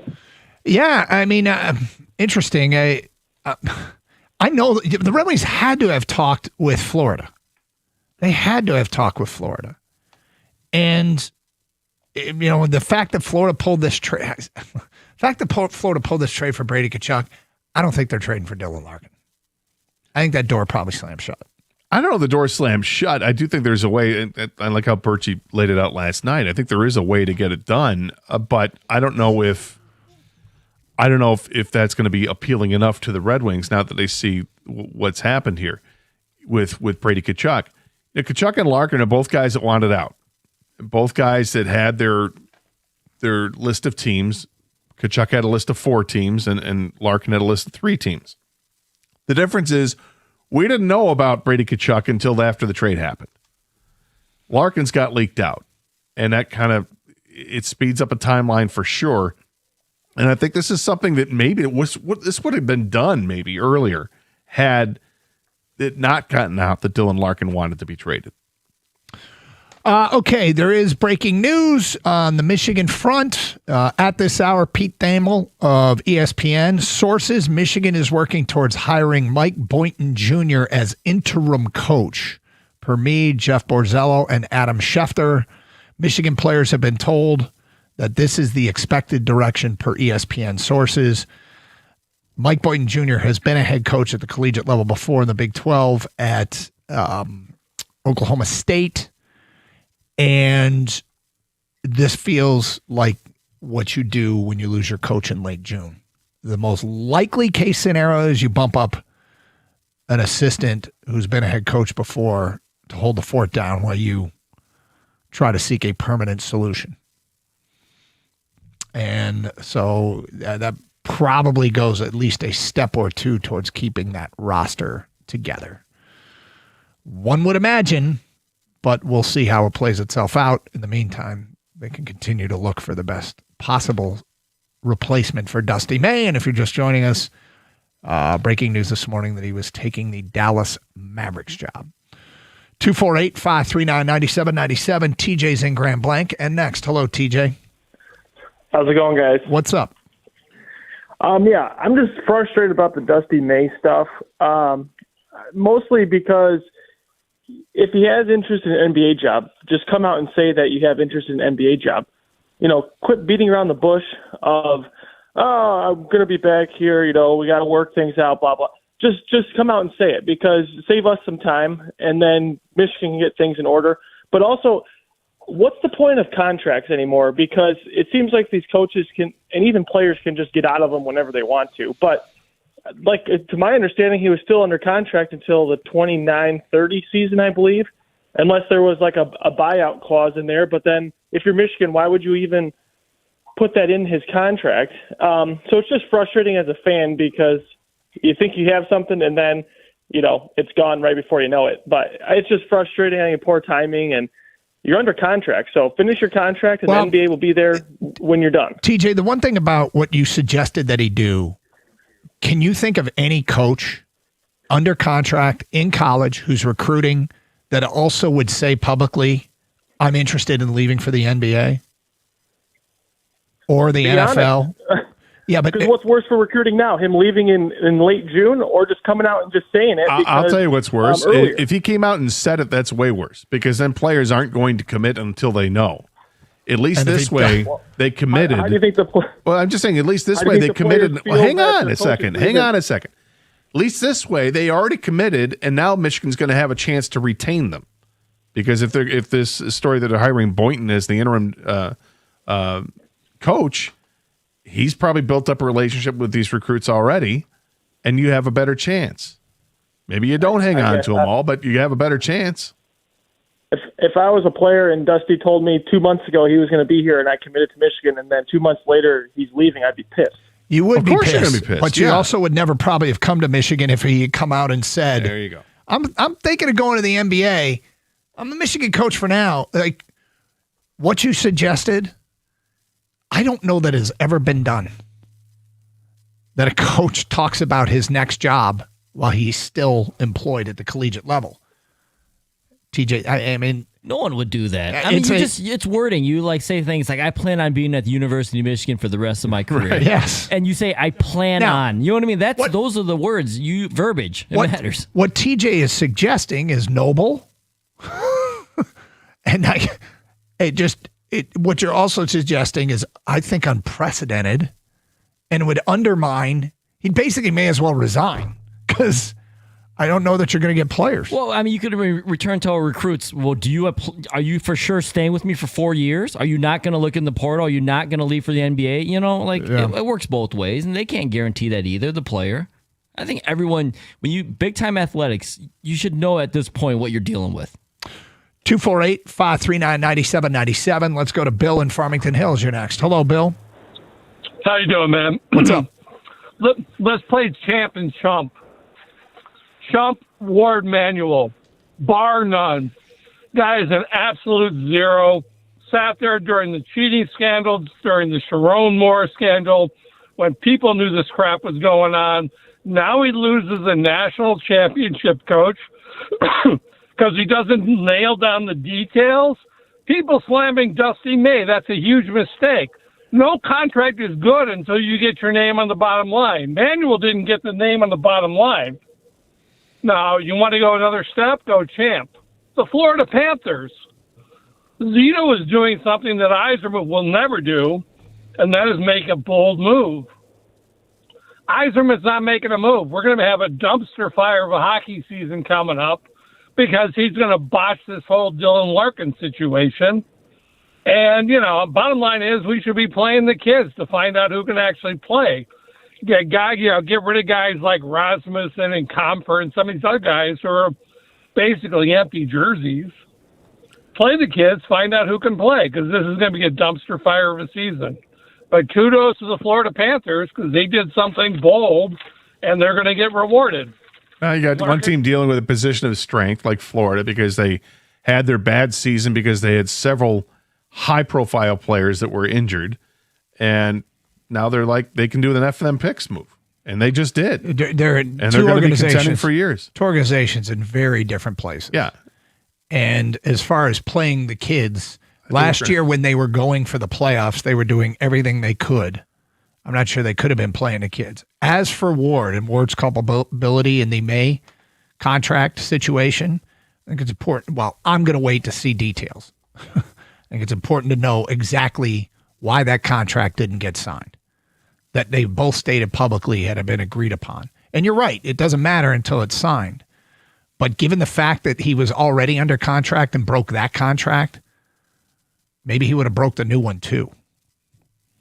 248-539-9797. Phone calls, feedback. It's Carson Anderson. Champ and Chump, get your votes in here on 97.1. Hey, I know we just made it through the weekend, but the party never stops at Twin Peaks. That's right. There may not be any basketball or hockey action, but there's 4 soccer matchups all day today, including the top 3 goal scorers in the tournament. Defending champs Argentina take to the pitch at 1, and previous Golden Boot winner Mbappe and France are on at 5. Not to mention the local baseball team back on the diamond against the Bronx Bombers at 6:10. The best part of these matinee and late games, they're happy hour from 3 to 6 and 10 to close. Monday through Thursday, they really look out for the fans with awesome deals. Talking about the $5 you call it's like Tito's Jack and Captain's, or spend more for Patron or Woodford Reserve, $7. They even offer awesome food options at those prices. Check this out. You can enjoy a shot, a beer, or a cocktail and some food all for under $20.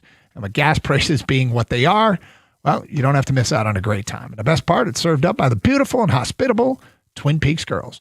Nobody does sports like Twin Peaks, period. Come see the difference today. Twin Peaks, eats, drinks, scenic views.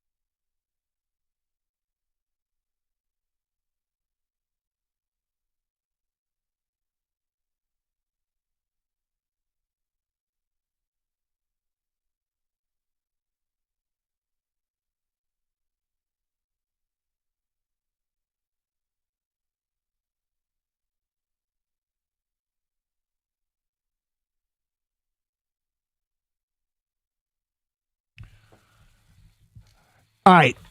Monday's Champ and Chump. Get those votes in. 248-539-9797. Let's go to Paul next on 97.1. Hello, Paul. Yes, sir. What's up? Oh, am I on? Yes, you are. Go ahead. Oh, I'm sorry. Hey, thanks for having me. It was breaking up there. Two things. The Dusty May, I talked to the call screener. Brad Galley had an interview with him on May 28th. All right.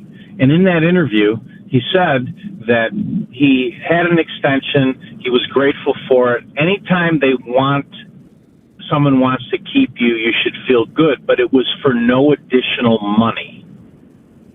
And he is listed as the third highest paid coach in the Big Ten. So, I mean, if you listen to what he said in an interview with his own words, his extension was just additional years, but at the same dollars, at least according to him, or the way he phrased it. And if that's the case, and he was not offered the ability to be the highest paid head coach in the Big Ten, then yeah, that's a failure. in my opinion, on the AD. And I'm like you, right? You got to wait to see what comes out. But that interview spoke volumes. And at the time, I was like, okay, really? No additional money? Paul, I find it hard to believe he would agree to that. Well, I listen, watch the interview. Yeah, I will. I'll go back and see it. In his own words. And then in terms of a coach, right, I understand what they're doing with this guy. That's awesome. You know, whatever. There's a guy, the coach for St. Louis, Josh Schertz. Yeah. Okay. He's very, very, very, he is an extremely good friend of Dusty. Yep. He runs the same system. They do all the same stuff. To me, I don't run an athletic department, okay? But that dude would be on frickin' speed dial, and I would be asking Dusty May for his assistance in making that happen if I'm going to bring in a guy that is very similar. And, you know, I mean, I give credit. I mean, I read this stuff, you know, from some other people who are in the know, but like, this guy is, like Dusty, extremely well liked by his players, extremely well liked by everybody around the program. And to me, I would imagine, Paul, I would imagine that Josh Schertz would be on a short list of people that they would want to contact.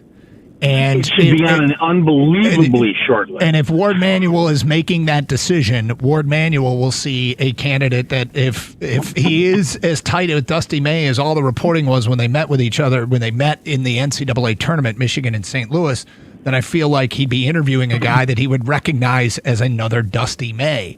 And it would feel like that would be another hire that you would want to make. As far as the contract is concerned, yeah, if there's no additional money, that feels like a vulnerability.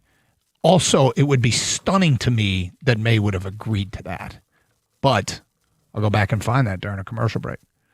248-539-9797. Let's go to Mark in Lansing. You're next. Hello, Mark. How you doing, Doug? Long time. What's up? Couple things. One, I've known Dusty May since his days at Eastern Michigan. He's brilliant as a coach, and I know the reason why he did not sign that contract were twofold. One, based on him being Dusty, which is you don't sign the contract just when you know you got one foot out the door, and then have to explain why you're leaving. So that was the personal reason why he didn't sign the contract. What? But practical. So you're saying he had one foot out the door, meaning? Well, he was. Now, strike that. He was entertaining offers from the NBA. Okay. That's what I meant by that. Okay. All right. Not that he was running from Michigan. Two, when you sign a new contract, it comes with different conditions and different terms. I would imagine, I have not seen the terms of his actual contract, but typically when it comes to these contracts, they're buyouts. If they're going to pay, and they were going to pay Dusty more money, if they're going to pay Dusty more money, and not only pay him more money, but also provide more money for his assistants. If they're going to do that, then there's going to be a consequence of that, which is typically referred to as a buyout. There would be no point in him signing a new contract with a higher buyout if he knows that he might be leaving.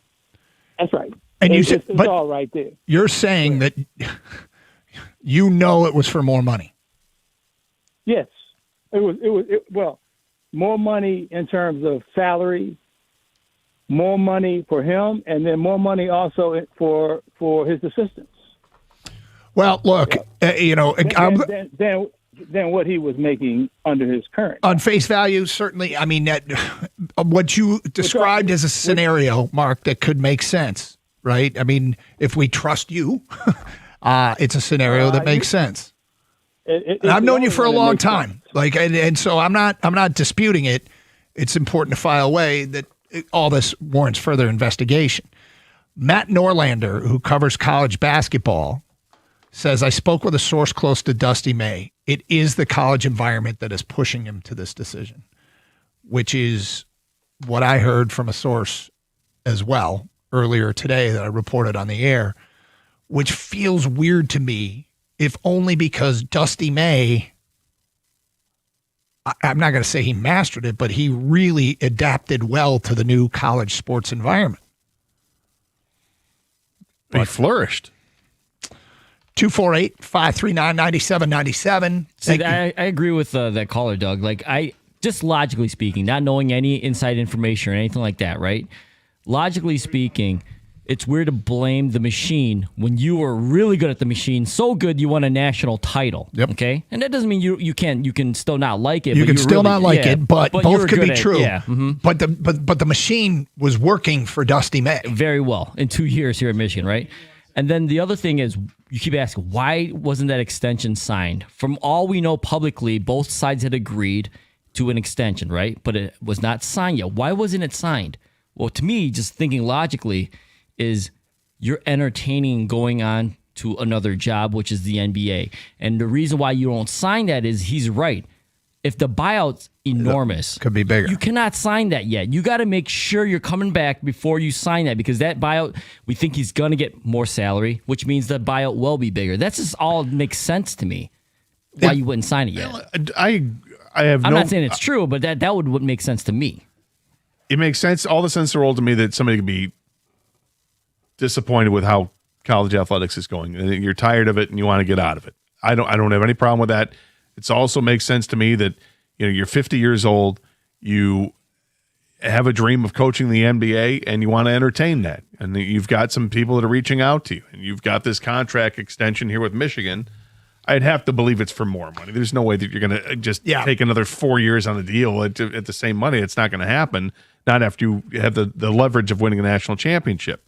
So understand that the average coach in the NBA makes about, the average contract is like $8 million a year. And you start looking down the list of coaches, and Doc Rivers is making $11 million, or was making $11 million. Tyronn Lue is $15 million with the Clippers. I would imagine Dusty May is going to make somewhere in the 10 million range, if not more. That's going to be twice as much as what he was getting. So he can say that I'm tired of the rat race that is college basketball, and it's a drain. But it's so much easier also to then you'll see the result is, I doubled my salary. I already make a great salary, and I'm doubling that. I mean, come on. It's two things. You might not want to both say be true. I'm going for the money. Yeah, you can't. Nobody likes to hear that. Yep. So you preface it by, I'm just, college basketball is really. We're speculating on a bunch of stuff here, but a lot of these, I think they a could lot of both these be things. true. Obviously, money is huge, and you could also be upset with how college basketball is going. Mm-hmm.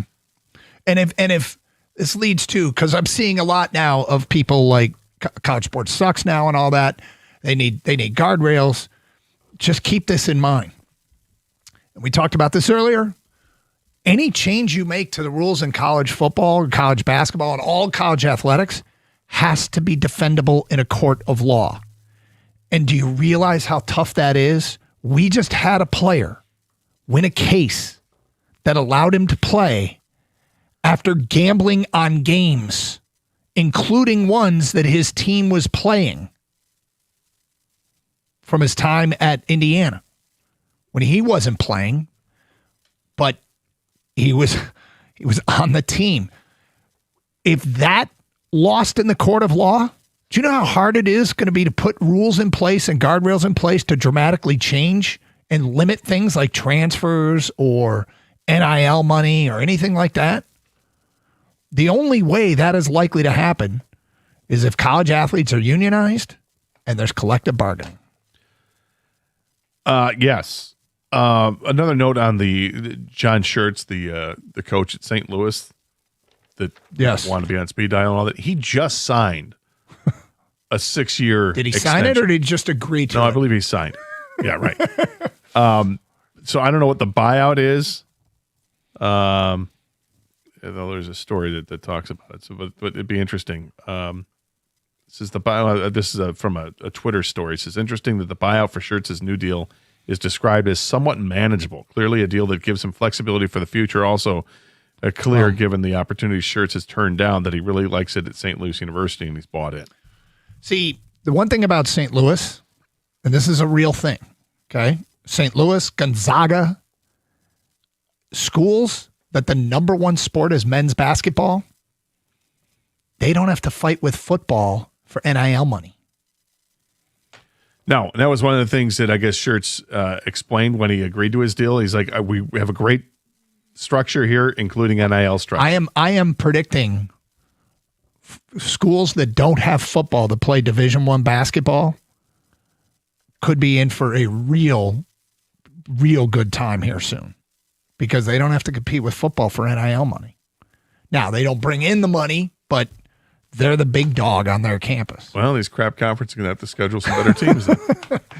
Carson Anderson, 97.1. If you're looking at your home and you're realizing that it's time for a new roof, windows, or siding, the biggest hurdle is usually finding somebody that you can actually trust. Well, that's why you need to call Shaner Roofing Windows and Siding. They've got over 30 years of service right here in Michigan. Shaner has built a reputation that's frankly unmatched, and we're talking about a 4.9-star Google rating, and that's backed by thousands of homeowners. And you don't get those kind of numbers by accident. You get them by doing the job right every single time. And because they're a local family-owned business, they skip the high-pressure sales tactics. Nope. Instead, they provide a true, honest assessment of your home's needs. And when the job is done, you're protected by a lifetime transferable warranty. While other companies are being bought out by outside investment firms, Shaner stays committed to our community. They're here to stay even when you're ready to move on. Go ahead and give them a call for quality that you can count on. It's Shaner Roofing. Visit them at mymichiganroof.com and get the 5-star treatment that your home deserves. Again, mymichiganroof.com.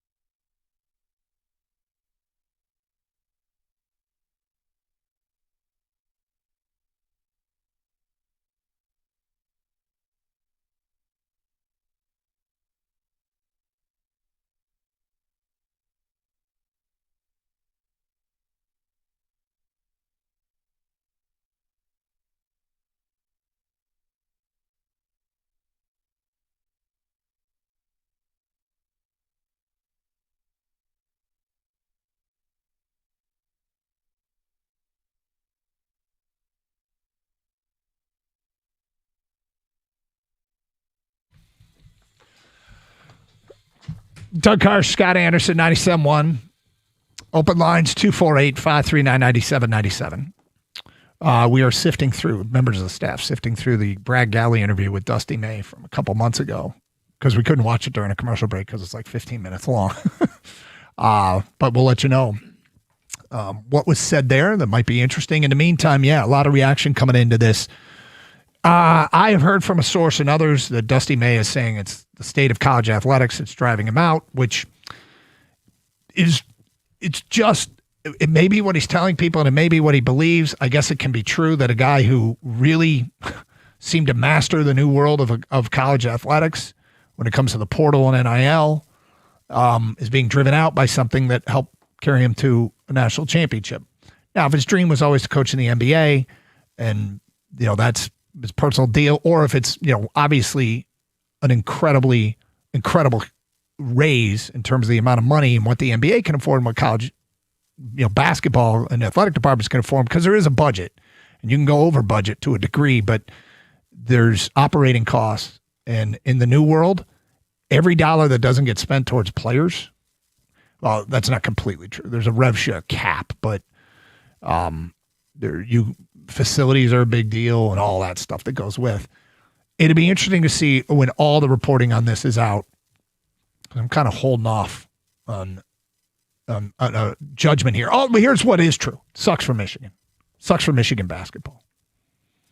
248-539-9797. Anything else to add before we get back to the phones? Nope. All right. Let's go to Bridge in Farmington Hills. You're next. Hello, Bridge. Hey, guys. What's up? Hey, I have a champ and a chump, but a quick comment on Dusty May. People putting blame on, for not having the contract not signed and stuff. I don't think that would have made a big difference. The worst thing would happen is there'd be a buyout, $5 million buyout, but, I'm sure the Mavericks can afford $5 million if they're going to pay him $50 for the coach, but anyway, so what I want to talk about is the champ. My champ is Wyndham Clark. He won under tough conditions, went wire to wire, tough competition, tough course, and had a great day. Great in the sense that he was the best out there. My champ is the U.S. Open. Your champ or your chump? Your chump? Chump. Okay. Chump, the U.S. Open. All right. Champ was Wyndham Clark. And the chump is U.S. Open because they make these courses so tough. I can understand. I don't want people, the first 40 players shooting 20 under par, in the first 2 days, but you can make them tough. But this was ridiculous. If you're 5 inches short of a hump on the green, you roll back 50 feet. And if you're 6 inches past the hump on the other side of the hole, you go past the green 50 feet. And I don't know if that's skill or just a crapshoot. So it's just making it impossible. It's like watching a football game end with a 3-2 score, and not because they were great defenses, but because there were fumbles and offsides and drop passes and stuff like that.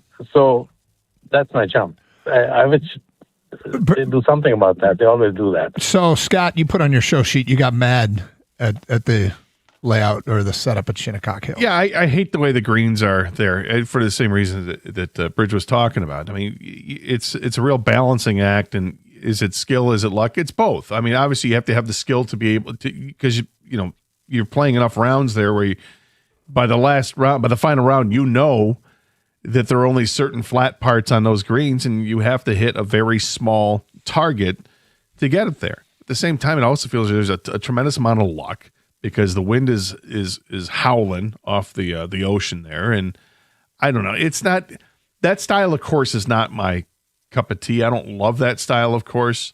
More of that link style. It's more like a European type course with that, and they go out the rough just to be as punitive as they can. And I get it. They want it to be the toughest course conditions you can be, and it's a real testament to who the best golfer in the world might be at that time, and that's great. But I still want to see guys go out there and be able to score, and you see some great shots. There's no question, some great shots, but they're overshadowed by these shots that look like they're great, and then they're not, because they just continue to roll and roll and roll and roll, and then you find yourselves 100 yards away from the hole on a shot where you started off 150 yards away from the hole.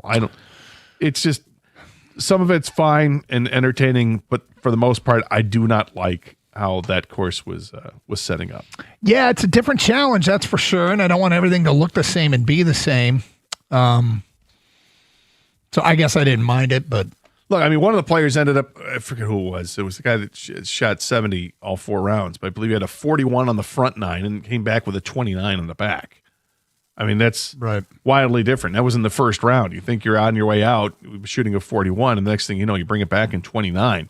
He did something right to shoot a 29. Well, didn't DJ go from like leading or being close to leading to missing the cut with 3 bad holes on day 2? Yeah. 248-539-9797. Joe is in Grosse Ile. And next, hello, Joe. Hi, guys. Well, along those lines, my champ is also Wyndham Clark for not only overcoming all of his challenges at the past U.S. Open, and he owned his mistakes, but for beating the best golf course in the country. The way they had it set up was impossible. To shoot 4 under par is a phenomenal feat for him. And my chumps are anybody who is not being honest with themselves, who 2 years ago wouldn't have said, will you take a coach with a program that's in shambles, who in 2 years will win you a national championship, and then he's going to be off and on his way to the NBA, you'd have said, sign me up in a heartbeat. So for people that are claiming to be upset with Ward Manuel or Dusty May, you know what? What he did was phenomenal. I didn't see that coming. I didn't see this last move coming either, but just be grateful for what he did and hope that the next guy can do something similar. Yeah, I mean, look, some of the calls we've gotten, some of the criticisms that are more steeped in about the timing and how the timing really is less than optimal for Michigan. I brought up some really good points, but overall, yeah, I mean, I feel guilty telling people what to do with their lives. And for a Michigan fan, and understandably so, the most important job to you in the world of basketball is the head coach at the University of Michigan. And that should be how you feel. And Michigan State fans and everybody, if you're a fan of a program, it's okay to believe that your program, the head coaching job at your program, is the most important job to you in the world. And then with somebody else who has, it's in it for the profession, you also have to understand that might not be the case for them. They may love the school and the job and all of that, but their dreams might be different than your dreams. And who are we and anyone to tell somebody you have to have the same agenda as me? And really, that's true in a lot of walks of life. It applies to non-sports issues as well. Now, you can talk about commitment and you can talk about loyalty, but you can also talk about in a contract that has a buyout, that means there's a mechanism in there for someone to leave the job. Mm-hmm. And that mechanism is put in place and can get triggered, and both sides agreed to said mechanism, and now a buyout will have to be paid. But that means that both sides agree to a contract where the door is left open for that person to leave. Well, in this case, the door was left open because he didn't sign. Well, he was under contract, and they had a new contract that had been verbally agreed to. And by the way, did we confirm in the Brad Galley interview, Bobby listened to the whole thing. Did he say, sorry to cut you off guard there, Bobby, did he say it was for no money, that his contract agreement was for no money? He didn't explicitly say that. He kind of said in general, if you receive a contract extension, even if there's no money involved, that it's appreciated that the extension happened. So he didn't say that there was. I mean, this is the University of Michigan. You're not winning a national championship and not upping your salary. And for people just flipping the radio on, we had a caller say that he said it was for no money. But, you know, that's a interesting way to put it. Doesn't matter anymore. No, it doesn't matter. Yeah. Anyway, so people are going to get mad, and that's fine.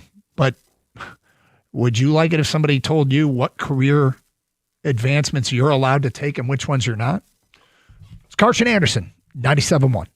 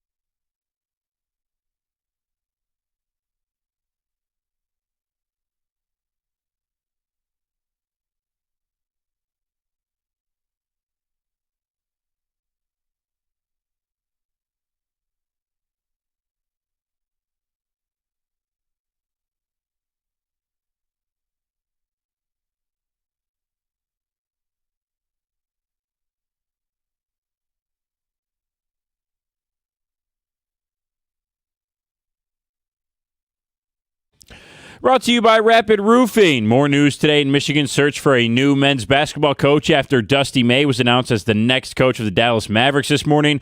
According to ESPN, Michigan is working towards making current assistant Mike Boynton Jr. the interim head coach moving forward. So much so that Pete Thamel says Michigan players have already been told that is the university's plan. 5 days after an announcement is official, those players will be granted a 15-day transfer portal window and forced to decide if they want to stay or leave Ann Arbor. If no coach is formally announced within 30 days, the 15-day window opens automatically. Based on the NCAA website, it's unclear if an interim head coach meets the requirement of an official replacement. For the national champions on Michigan's roster who left already for the NBA draft, Adai Mara, Marez Johnson Jr., and Yaxel Lendeborg, they're all expected to be selected in the first round of the NBA draft tomorrow. It starts at 8 o'clock in Brooklyn at the Barclays Center. Before that, Giannis Antetokounmpo is expected to be traded to either Boston or Miami, according to Shams Charania. He says the Buck star will be dealt in a non-multi-team deal before the draft tomorrow night. Milwaukee has to choose between Boston and Miami. The Boston offer is centered around Jaylen Brown, according to Shams, while the Miami deal is centered around future draft picks.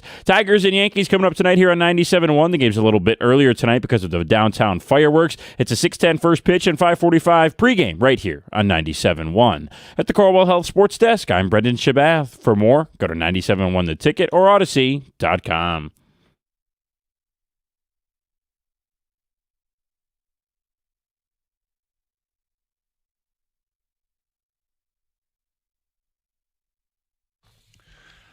All right, Carson Anderson here on 97.1. We got open lines, 248-539-9797. Tons of reaction to the Dusty May announcement that he is leaving Michigan, headed to the Dallas Mavericks. We've had discussions on all different levels of this, and obviously people reacting. Some are emotional about it, and, look, it's understandable. Sports are, fan is short for fanatic, and it's one of the things that makes it great is the passion that people have for it.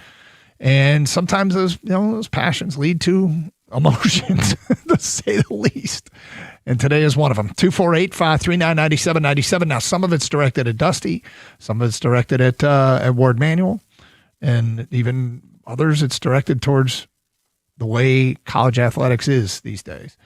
In the meantime, let's get back to your phone calls. We go to Brian in Detroit. You're next. Hello, Brian. Hey, fellas. How y'all doing today? Hi, Brian. Hey, Brian. Hey, fellas, the reason, Doug, you asked a question about winning in court. The reason they can't win in court, Doug, because the rules will always start off, how can we stop the players from moving around, and how can we slow the money down? You can't have a guy like Nick Saban go to Congress and complain about how things are run, and he's been a crook his whole, and he's been doing things, he's not a crook. He's been doing things under the table his whole career. All of a sudden, what things are being done now, he don't like. They were great when he was doing them and winning. Now that all the money is above board and they not winning, now he has a problem with it. You can't stop the players. Doug, Doug, I heard you say before, it's going to come down to the money that the players get or the transfer portal. That's the big problem in it. How you going to stop it? When the coaches can run and do whatever they want, they can be under contract and leave anytime they want to. But we want to tell the players to do it. I'm all for the players not transferring so much. They should only get one. But as far as the money part, how we going to stop the players from making money when the schools and the TVs trying to make all the money they can by adding all these extra teams to a tournament, all that type of stuff? How we going to stop that, the players, and we're not stopping other people? Did you hear when we had the director of the NCAA basketball on from Oakland Hills a couple weeks ago? And we asked him about the expansion of the tournament, and he did admit, yeah, the money matters, and this is going to lead to more money. And he was honest about it, but it's about a sustainable business model. Like if there are, because many of these are public institutions and take public money, there are Title IX requirements that have to allow for a lot of scholarships for non-revenue sports to exist, to create equal opportunities. And that's where you get into a sustainable business model that you do have to legally pay for a whole bunch of non-revenue sports.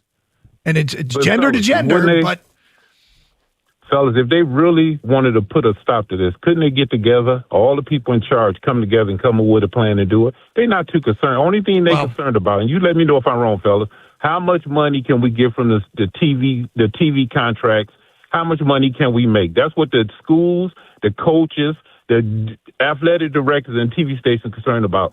We want to make money, money, money. Let's hold the players back. That ain't gonna work. That's why they go lose in court. Well, the players should be able to make as much money as they want until they start not being able to afford all the non-revenue scholarships and are in violation of federal law. Look, when you've got 3 of the 4 major sports to have a salary cap, and one of them happens to be a football league, yeah, I'm guessing that there is going to be a limit on what players can make, and I kind of think there should be. I'm not saying don't let them make money. And we've already gone past that. Yeah, they're getting paid, and they should get paid. This is the world we're living in now. However, should there be a salary cap in place for college football teams? I imagine that's exactly what they want to do, to try to control it a little bit. And how do you make that equitable with what coaches are doing? I don't know if you can. I think are there ways that you can limit coaches from taking another job so quickly? Well, I mean, that could be, the contracts are binding, that you can't break them. There are no buyouts. But again, I don't know that holds up in a court of law. Well, it does in the professional leagues, right? You don't see, like, Dan Campbell's not leaving halfway through his contract to take over the Dolphins. Yeah, there are rules against lateral moves. You can't interview for somebody else's job. I don't know, man.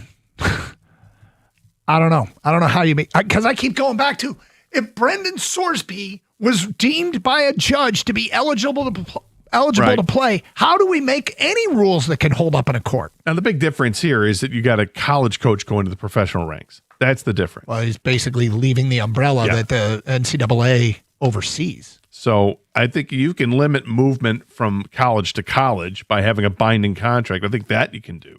Yeah. 248-539-9797. Let's go to Matt, who's next. Hello, Matt. Hey, good afternoon. How's it going? What's up? All right, champ, Dusty May. Congrats to him, mostly because I don't really care about U of M. I hate them. Go green. Chump, I'm going to change my chump because I got a phone call from my friend during the commercial. So he's flying back to Scotland, and he had 2 jugs of ranch dressing in his suitcase, and TSA seized it. So my chump is the TSA. Let the man have his ranch. Let him have his ranch dressing. Well, you got to ship it over. Was it in his checked bag or in his carry-on? Oh, it was his check. His check bag when they go through the. You can put stuff in your check bag, can't you? Not if it's over a certain number of ounces. Yeah, I think it was like a 48-ounce jug of. I guess I never tried to take. Actually, I put stuff that's pretty big in my check bag before. Like what? Shampoo. Yeah, some stuff I think they'll. Well, here's because I'll. Shampoo. You are. Don't forget the conditioner, Doug. You are funny. I know I've been busted at the airport trying to, like, when I go to Vegas, to try to bring some sunscreen with me. Yeah, it was tequila that I got across in a bag. And there was the one time I bought you tequila and had it in my carry-on, and I was like, "Oh, you dummy!" And I knew better then. I did it anyway. But thanks. Yeah, well, thanks for the gift I didn't give you. Well, you gave me a bottle of tequila one year. I did, but that was after I learned, and this is from my trips to Mexico. Yeah, put it in your checked bag, moron, not your carry-on. Which I knew. I just I had a mental Kansas. Check bag, they're going to limit the number of ounces. Champ Wyndham Clark, not a big fan of his, but you got to tip your cap to his performance through 4 days. Chump, butthurt Michigan fans bashing Dusty for leaving. Sometimes people have different aspirations and don't see the world through maize and blue lenses. Well, I don't want to chump fans for being fans and being authentic to their own feelings. I think it's important to point out why they might not be the most rational thoughts in the world, but I don't want fans to lose their fanaticism. Then our stadiums won't be packed. People won't be yelling and screaming. The parade down Woodward won't be as good. And you and I might be out of jobs. Champ is USA Soccer. Chump is Dusty May. What a smack in the face. That's from Brian in Fowlerville. Do you think that Michigan was completely caught off guard in this? I don't know. And this warrants further conversations with people on both sides to try and find out. My suspicions is they are surprised, but not totally shocked. But I think they probably, when he didn't sign the contract right away, when they quote agreed to terms, I want to know how much back. And this is, I think, important to know. Was Ward hounding him? Dude, we got this contract. Sign this contract. Because I feel like you'd be compelled as an athletic director to say, hey, look, okay, if I'm the AD, we've agreed to this contract. You've agreed to it. I've agreed to it. By you not signing this, it's making me wonder, do I need to start looking for a new head coach? Which is fine if you don't want to sign it. We can go back and revisit and make the contract. We can change the contract if you want. But I want to know if I should be looking for a new head coach to look out for the best interest of my program. And if you don't like this contract, what'll make you like it? You need an extra $1 You need more money for your staff? Like, what are we doing here? We agreed to terms. You haven't signed it. It's 2 weeks. It's 3 weeks. It's 4 weeks. That's what I want to know. What was going on during the time between they agreed to terms and today? I wonder if his agent, because his agent knows him pretty well, I'm assuming, like, hey, maybe he has NBA aspirations, right? And his agent's telling him, hey, just let you know, the Mavericks are looking at Jon Scheyer. I don't know if John's going to take the job or not, but they're, you know what I mean? They're starting to tip their toe into the college ranks here, and I could see you being a guy they call. And Dusty's like, well, I'd be interested in it. I mean, in 2018, he was coaching Florida Atlantic. 8 years later, he's going to be the coach of the Mavericks. If you told him that 8 years ago, he'd be like, hell yeah. You know, like, he's not old by any means, but he's not super young either. 49 years old. It's like, maybe now's the time to strike. Well, if I have NBA aspirations, I get to coach Cooper Flagg, I'm going to do it. And so maybe that's why, Doug, the delay for the contract signing. I'm just trying to figure out why wouldn't you have signed the extension There's yet? a lot of possibilities, yeah. And can you put ranch in a checked bag? I think there's a limit. I don't know that there is. There has to be. It's like, it's liquid, right? Yeah, It's considered unless liquid. you buy it at the airport after you've checked in. Yeah. Like a duty free? No, not duty free. Like it going to the. If they're selling ranch, do they sell ranch? If they were smart, they'd be selling ranch in Boston's I'll airport. tell you the other thing. And Kang, I think you can back me on this. I ain't buying store bought ranch. That's no. If you want to have the ranch experience you had at a restaurant, you're not getting it in a jar. Well, that's why. In a If like, so what you can do is you can buy it after you go through the check-in, right? The TSA, right? Gator, like, so you go. If they have a Jets pizza in the food court, if they did, you know what I mean? Like, Can I buy one of your drums of ranch? Yes, exactly. Then you can buy it. Those big, huge things with the pump top. Yeah. Yes. Then and it's Jets and it's great and that's great ranch. But I mean, if I'm just like you're picking not up a buying, bottle like, of Hidden Valley off the shelf at the Kroger, I think you're gonna be disappointed. Gator. These foreigners don't know the difference at this point. They Maybe think that's a all good ranch, point. you know, they're like, ranch. They don't even know the difference between ranch right now. They just think all ranch is good. They do love it. They love it. All right. Insider says something today about a trade that definitely involves Detroit. How much does it matter? We'll get to that today at 1:18 on Carson Anderson on 97.1. Hey, it's Doug Karsch for Sarah Chevrolet in Sterling Heights. Buckle up for summer markdowns on demos with less than 2,000 miles all month long. Pay just $199 a month for 24 months on a Silverado 1500 Crew Cab LT 4x4 with $999 down. $199 a month. Go now to 17.5 in Van Dyke and Sterling Heights. 87-SAY-SARAH or saysarah.com. Together, let's drive. With GM employee discount, Chevy lease loyalty in the household, 10,000 miles per year. Demo may have up to 2,000 miles plus taxes and fees with approved credit. Offer ends at the end of the month.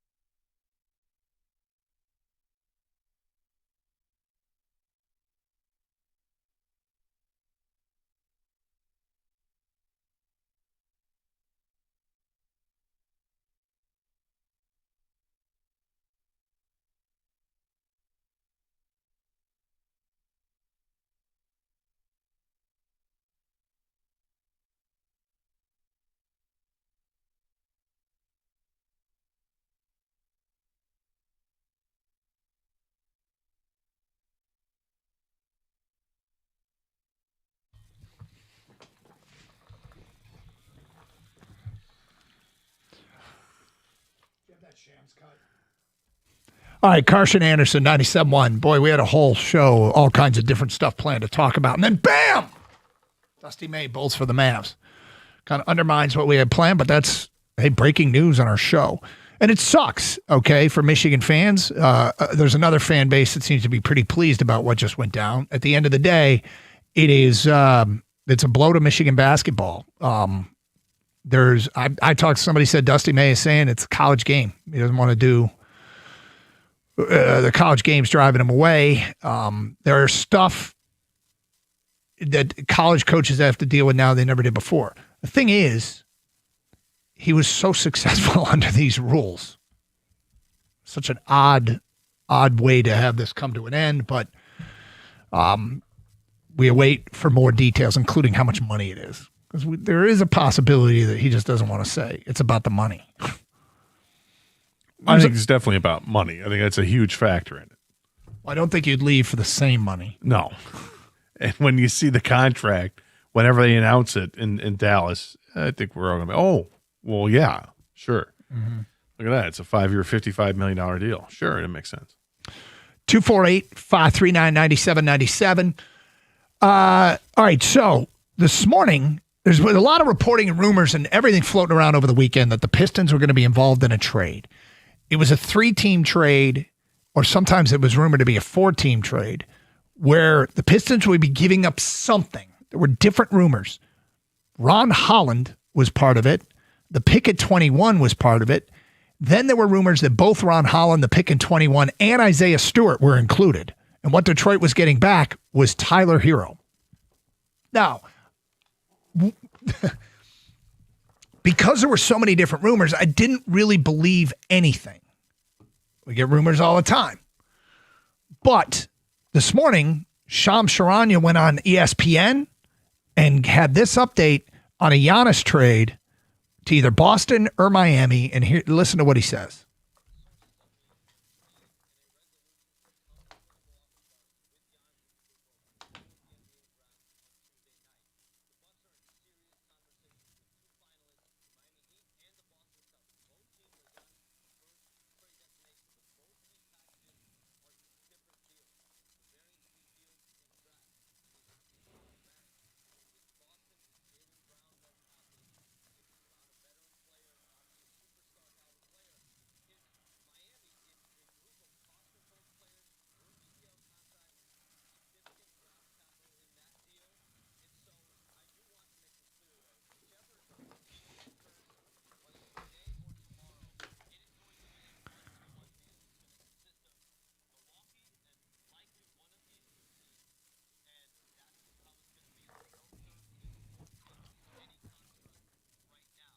Okay, that's the part that it pertains to us.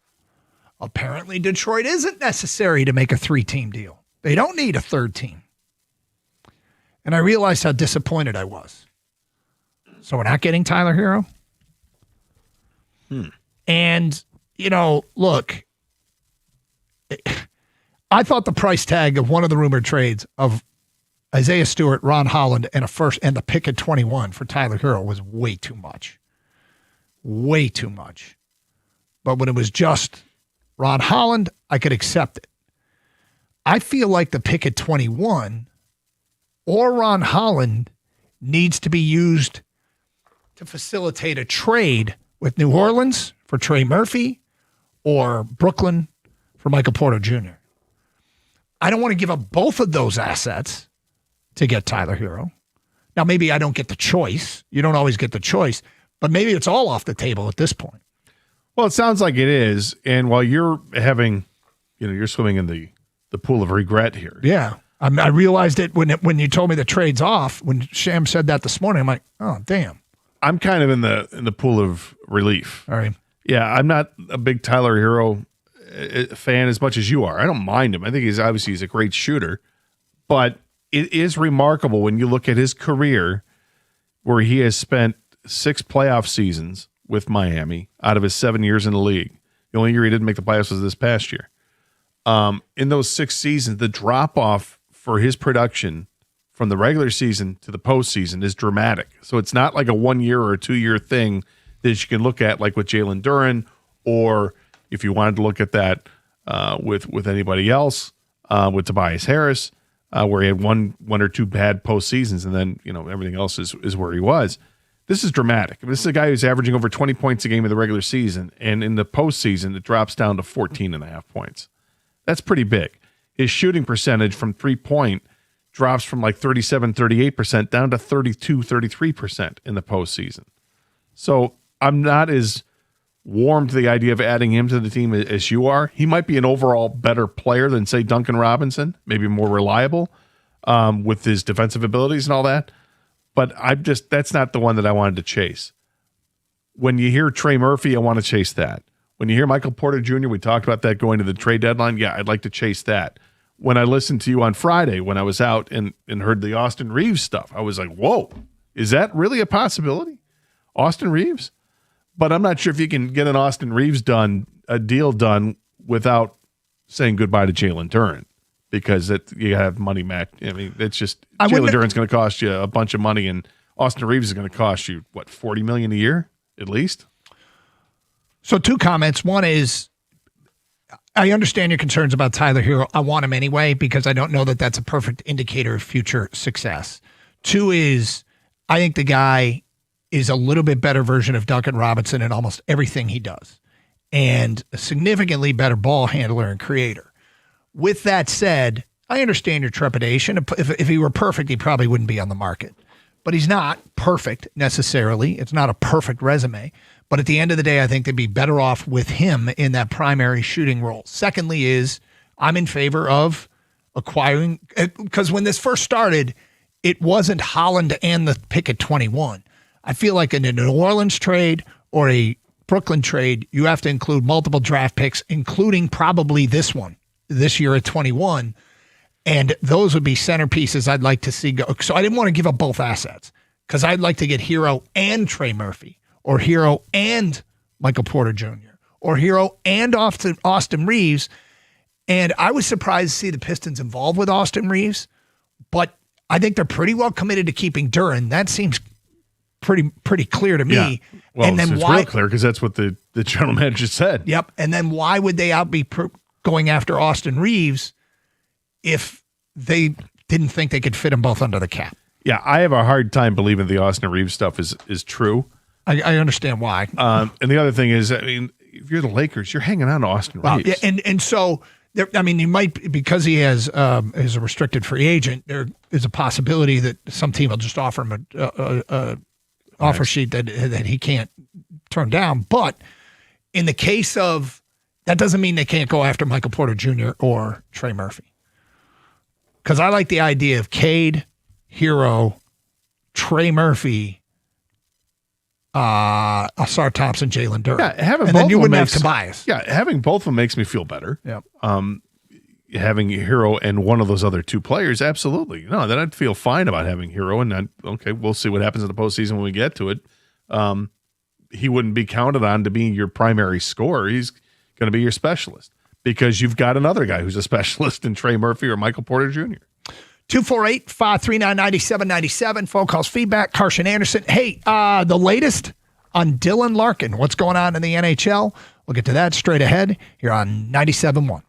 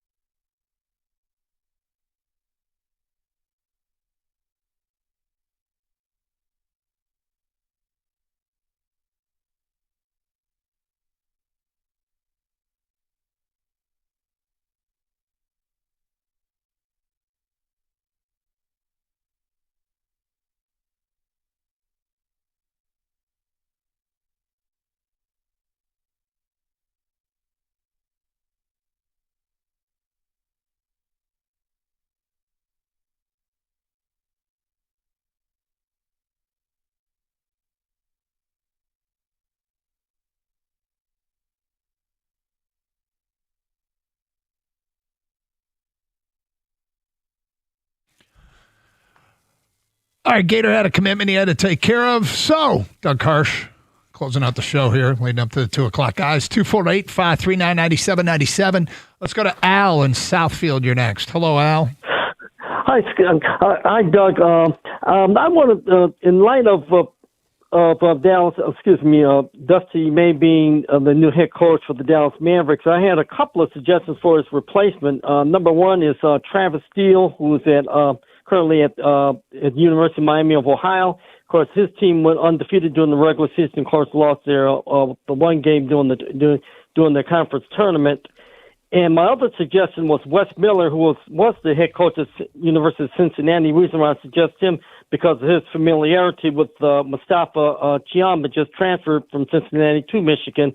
And, of course, Cincinnati pulled off a big upset against Kansas on the road which, at Fog Hallen Fieldhouse, which is not an easy place for visiting teams to win. So I'm just getting started with this, right, in terms of interesting names, certainly, to take a look at. Mike McConnell at St. Mary's is one that I think is intriguing. I think the Josh Schertz at St. Louis makes a ton of sense. And look, there's a lot of criticism, obviously, of Ward Manuel, the athletic director. Ward Manuel did indeed hire Dusty May, and Ward Manuel, yes, he did. Schertz and Dusty May were very close, had a lot of similarities. All that was documented when Michigan played St. Louis this year in March Madness. And so, if Ward interviewed one Dusty May, there'd be another guy that has a lot of similarities to him that he might, those might shine through in an interview process. But yeah, like I said, I can't really comment with any great knowledge on Steele, other than I was surprised when he got the Miami job because he hadn't exactly crushed it at Xavier.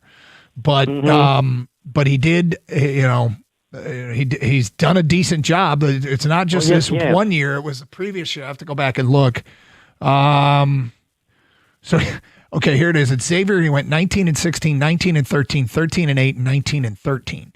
Then he gets the Miami job, goes 12-20, 15-17, and then the last 2 years, 25-9, 32-2. So you can see the rise there. My guess is, everybody is reporting that Mike Boynton is going to get the interim position right now, which will give them time to, take their time and make the best possible decision.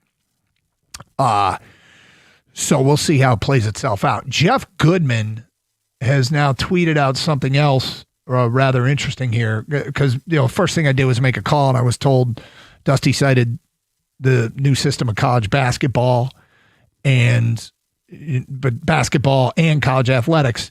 Here's Jeff Goodman, one source very close to Dusty May on the main reasons he left Michigan for the NBA. The state of college basketball not knowing what it's going to look like in a month or 5 years. And the second reason was the organization had a chance to coach Cooper Flagg. I'm going to probably throw in that the money is, I'm going to guess, rather significant in terms of the difference and what the NBA can pay and what the college game can pay. And this is the second time it's happened to Michigan. They've had a great coach in place and lost him to the league. And, there are, people believe it or not, there are some budget restrictions. Now, not as many with the revenue sports, but in an era where non-revs are just hanging on, it applies more to them than it does to college basketball. So maybe it's a moot point. Although I think even at Michigan, they'd be like, okay, we can't afford that. And in the NBA, they're going to be deeper pockets. But, we'll see as the reporting comes out. For people just joining us, I think it's important to hear why that contract that was agreed upon and spoken about publicly, why wasn't it signed? When was it supposed to be signed?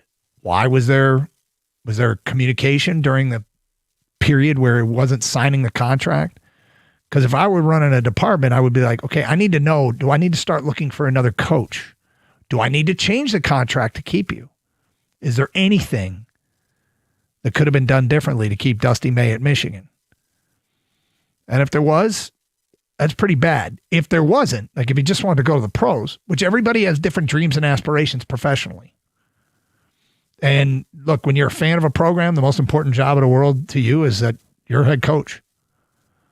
That's the coaching position you care about the most. And so it's hard to imagine somebody leaving for an opportunity that they think is better for them, but that's the reality. And they have a different agenda. When you work in the game, it's different than when you're a fan of the game. And we'll see what Michigan does next. But it's a blow. They just won a national championship, which is one of the reasons why I find some of the anger fans have. The timing's not great, no. But you'd take that trade 10 times out of 10 to have a season culminate in winning a national championship and then lose the coach who put together the roster and orchestrated the run, lose it with bad timing. Yeah, the timing sucks, but you would take that 10 times out of 10 because you get to cut down nets, and that's what you want more than anything else. So anyway, we'll see as reporting comes out on this what some of the details are. In the meantime, Rico Beard has sauntered into the studio. You know, it's funny that you say that because I would say I had a conversation, but it really wasn't much of a conversation. It was more of a one-way conversation where the person on the other line was yelling into the phone, and I was just kind of going, but, About Dusty? But, This is today? Yeah. Okay. So Rieger is livid. Yeah. So for an hour after it happened, it's just Rieger is just yelling. I'm like, You had an hour-long phone call with Jeff Rieger? yes. Wow. He had a lot to say. I'm like trying to get in there, but Jeff, and I'm like, Jeff, and maybe I'm wrong. Like, Jeff, you can't be this angry. He bought you a title, so it's that. If I told you 2 years ago, your coach will come in, he'll win you a Big Ten, he'll win a national title, and he'll leave after 2 years, you would take that deal. If the next guy does the same thing, you'll take it. You'll take the deal. He's like, he left the program in tatters. I'm like, well, maybe. Here's the thing. In modern day college athletic, Doug, there are no programs. There are teams. Well, programs don't exist anymore. As one of our people on Twitch put it, everything's for rent now. Yes. Nothing's for sale. Nothing is bought. Everything is rented. Yeah. That point guard that keeps busting you, you know what? Go offer him. Well, he'll be there next their year. name's in the portal. Yeah. Yeah. Anyway, so I assume this is going to be something you guys talk about? Yes, we'll touch upon this. Can we say that? And we'll take you all the way up to Tiger Base. So during the show, I'm sitting in studio and it's kind of isolated and there's, soundproof. And I still heard yelling out there on an Argentina goal. Was it you this time? It was not me. That was Bobby. Why was Bobby? Yeah, he witnessed history. Oh, is that what it was? He said, I don't know. Yeah, he set the most goals in World Cup history. Bobby loved it. Oh yeah, that's a huge sports moment. I loved it. No money on the game. I made a Rico bet. Really? I bet on a tie. Ah, see? Yeah. Did it win? It did. See? Saturday night, 0-0. So It was the weirdest rooting experience of my life. Doug, no, the worst one is when it's tie. Now it's 1-0. Now you flip to rooting to the other team. Yep. And now you're just like, okay, everybody, let's just play soccer and kick the ball in the middle of the field. If you Nobody get it to scored. a tie, yeah. Nobody scores. So Yeah, just punt it back and forth. now I'm team Cape Verde. Dude, it's funny. I was a fan before everybody else Yeah, you were. was. I don't want to hear that. I'm driving the bus here. Yeah, you were an early adapter to Cape Verde. So, yeah, I'm Good for driving you. the bus. Yeah, that was another result that they were celebrating after another tie yesterday. So, all right, have a great show. Stay safe, everybody, and treat each other with respect. Carson Anderson, 97.1.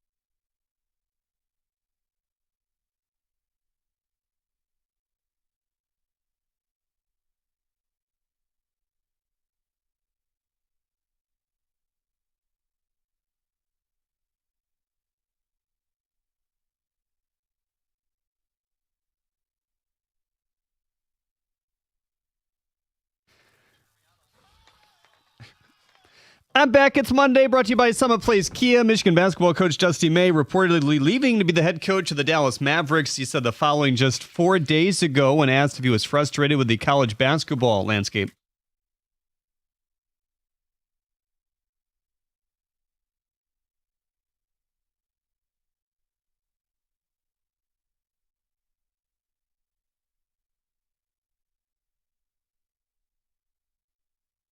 That thanks to the Field of 68 podcast, according to Tony Garcia, the Free Press University working towards hiring assistant coach Mike Boynton as their interim for the 26-27 season. Boynton spent the last 2 seasons under May. After 8 years as the head coach of Oklahoma State, the only time he made the NCAA tournament was the sole year Kate Cunningham was in uniform there. He had a 21-9 record overall. Lionel Messi has become the World Cup's all-time leading scorer, putting Argentina up 1-0 in the 39th minute earlier against Austria. The goal is his 17th. Today, also the 40-year anniversary of Diego Maradona's Hand of God goal. The Tigers start a series with the Yankees tonight. The game was pushed up to 6:10 with the fireworks downtown. Detroit coming off a sweep of the White Sox, while New York has lost 3 of their last 4, including a series loss to the Reds. Garrett Cole, Framber Valdez, the pitching matchup tonight right here on 97.1. According to Shams, the Celtics and Heat finalists for a Giannis trade.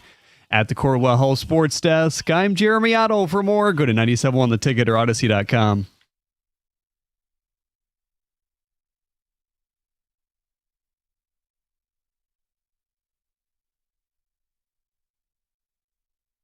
All right, let's get to business on a Monday. Here's Rico. Hello, this Michael. is your deal. This is the Field of 68. This is like, buddy, I'm not a pilot. Don't ask me to fly the plane. You are the main pilot. You're the marquee pilot. I know, but my problem is I care so little. Like, oh my God, you mean guy who never signed his extension, flirted with league and left?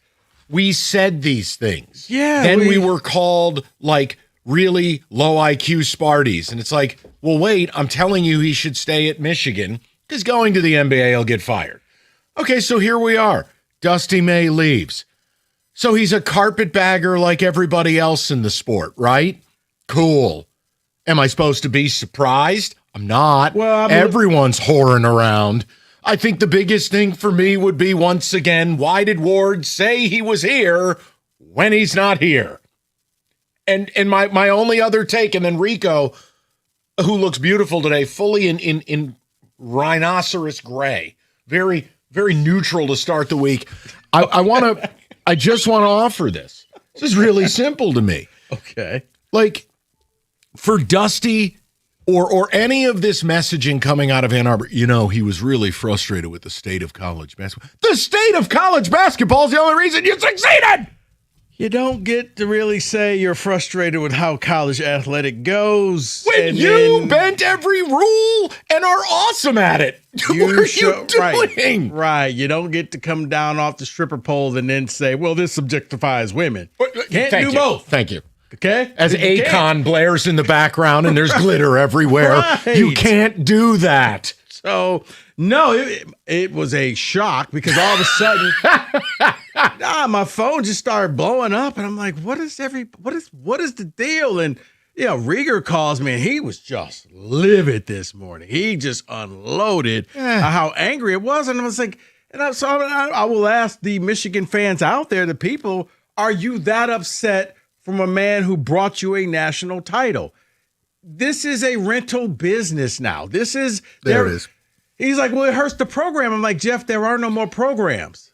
They're just teams. They're just whorehouses. They're teams. And of whores. There are teams, Mike. And then the long-standing programs, those things are ancient. They're gone. They're dead. So, everything is like week to week. Right. I'm like, I don't understand the angst, but 248-539-9797, I don't. She was a hooah. That's college hoops. That's how they should open the broadcast. Like, okay, so Dusty left. We were talking about this. Michigan's the only school where they want fans to believe it's totally normal for someone to have a contract but not have signed said contract. Right. Want to go back to Sharon, which, by the way, in hindsight, really makes you question some things? Right. It was like, oh, well, it's fine. That's just how it's done. I'm like, there were a couple of jobs that I thought, okay, Dusty would take.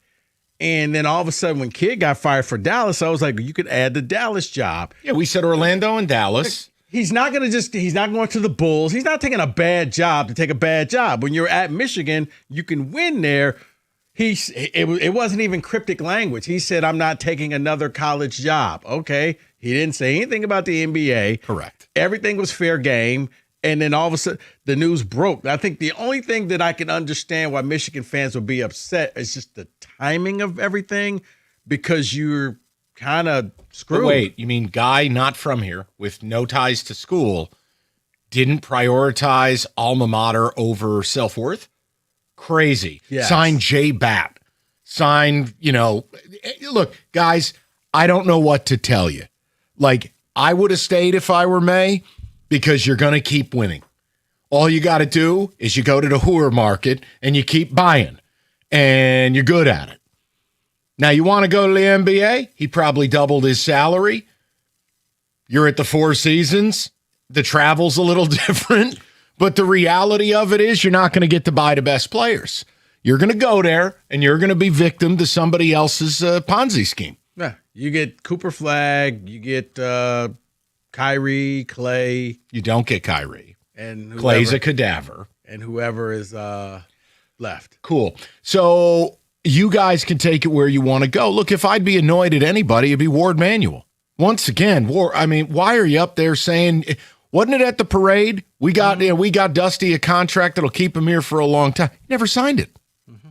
And then we did the whole thing about, guys, he didn't sign this. He's flirting with the NBA. And then, again, you called us intellectually challenged Sparties. There's a different word for it that it kind of rhymes with Bedard. I'll let you fill in the break. Well, here you go.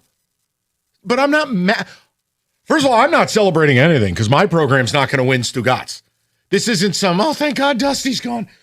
We got our own problems. We got a coach who refuses to play the game the way Dusty played it.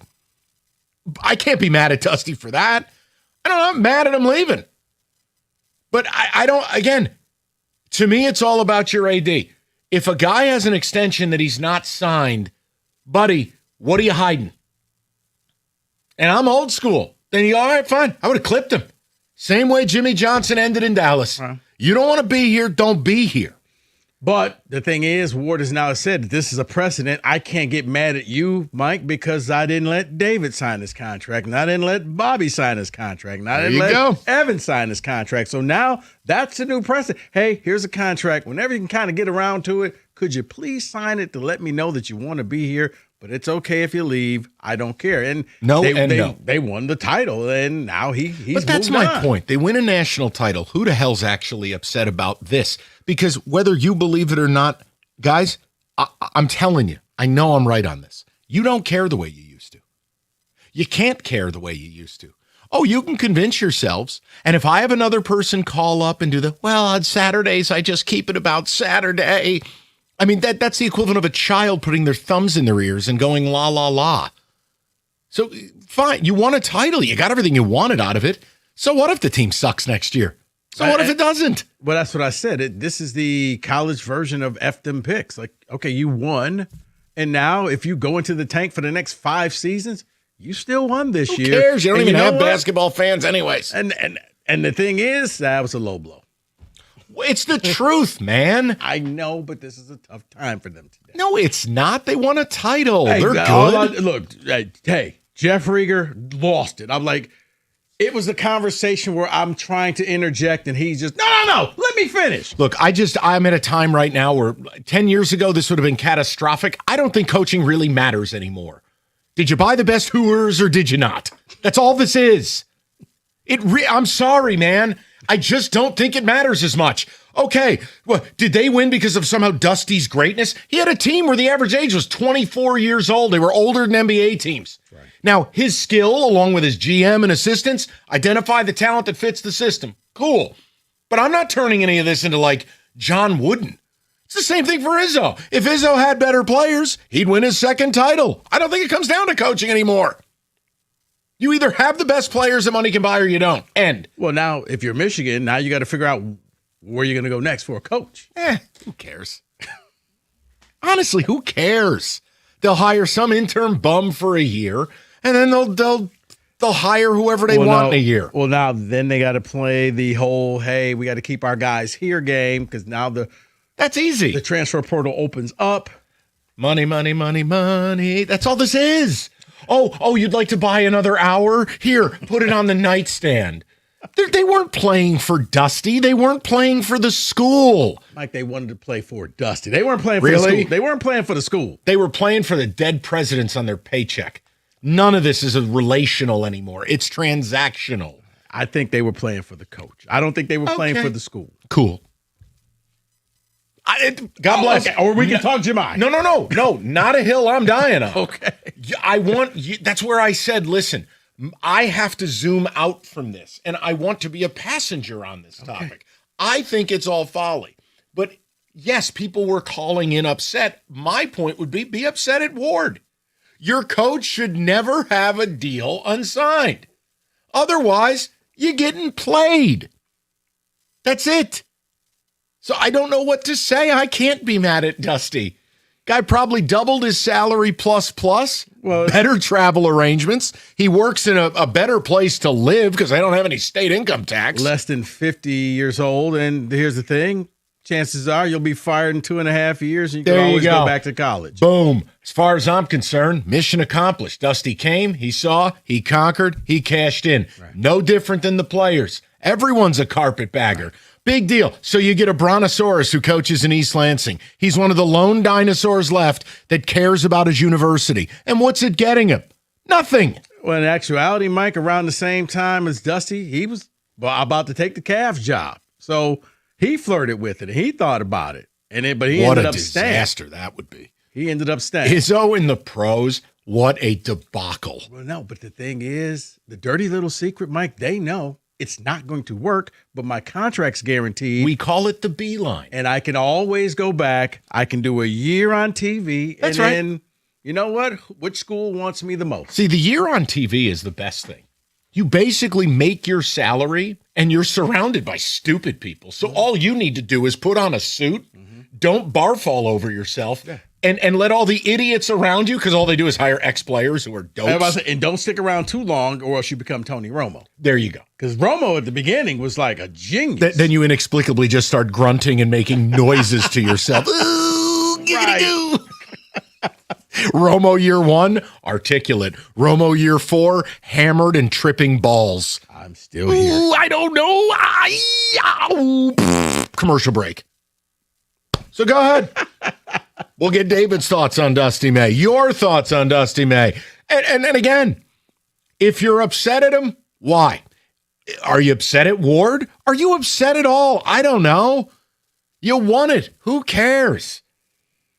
Take a breather and come back in a year. You'll hire a real coach and buy more players. I don't know. No, that's where I was at. It's like, you won the title. I don't think you really get the chance to be this upset. He didn't sign the deal. You saw it coming. But more importantly, you won a title. That's the ultimate goal. Congratulations. Call it whatever you want. You bought the best players. You got to cut down the nets.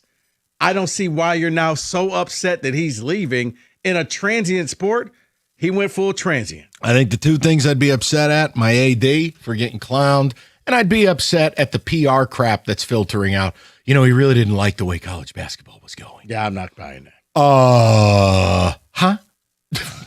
What? I'm not buying that at all.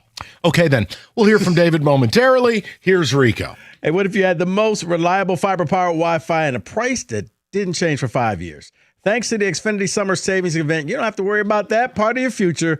Now through today, June 22nd, get gig Wi-Fi for just $50 a month for 5 years with equipment and unlimited data included, no strings and no commitments. And you can get online in minutes with the same-day Wi-Fi. You're guaranteed 5 years of Wi-Fi that'll find and fix problems even before you notice them. It's like a super intelligent Wi-Fi that keeps you protected from online threats. Plus, you could even try Xfinity Mobile free for a year. So lock in your price and unlock the possibilities during the Xfinity Summer Savings Event.